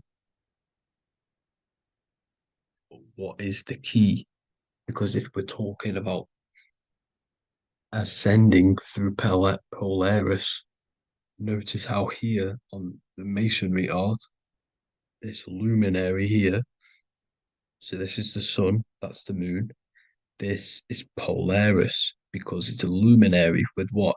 1, 2, 3, 4, 5, 6, 7, 8 beams coming off the luminary, just like the 8-pointed star. So you see the ladder with the key going up to Polaris. It's symbolizing ascending out of Earth. So what is this key that they're keeping from us? Because it's a human holding a key going up the ladder to Polaris. Well, chakras. We have 7 chakras. Okay, so this is what they are telling us in the lock and key symbolism. The Kundalini energy rising up the spine. Okay, just like they have 33 vertebrae on the back of your spine. Okay, this represents the Kundalini energy going up your 33 vertebrae, just like in Masonry has 33rd degrees. Okay, so what is the key? Your chakras. Your chakras have to be unlocked. Okay, you have to unlock your chakras, and you can't unlock this one without going through this one. You have to go through them all. It's like a ladder, just like Jacob's ladder. You can't go from the bottom to the top. You have to unlock each one. Okay, just like you have 7 chakras, you have 7 layers of your aura. Okay, you have to unlock your chakras to the highest point in order to reach Christ consciousness. And this is the key that they're talking about. They're symbolizing the organic portal within each and every one of us to ascend out of this realm. Okay, so this is the key that they're talking about, and they're holding back this knowledge to keep us trapped in this 3D realm. Okay, so like I was saying with the 33 vertebrae and the Kundalini energy coming up the spine, 33 vertebrae, you can see this sort of symbolism going up to the light, because it's the light. You see here, your crown chakra turns on and becomes enlightened, just like the Illuminati symbol. Can you see it? But also, Jesus also died at 33. So this is symbolizing, okay? They're symbolizing the death of the ego, the body. So once you open up your chakras and reach Christ consciousness, which is your 33rd vertebrae, once your Kundalini energy goes up your 33rd vertebrae, your body technically, not physically, but spiritually dies, because you then become formless. You reach Christ consciousness. So then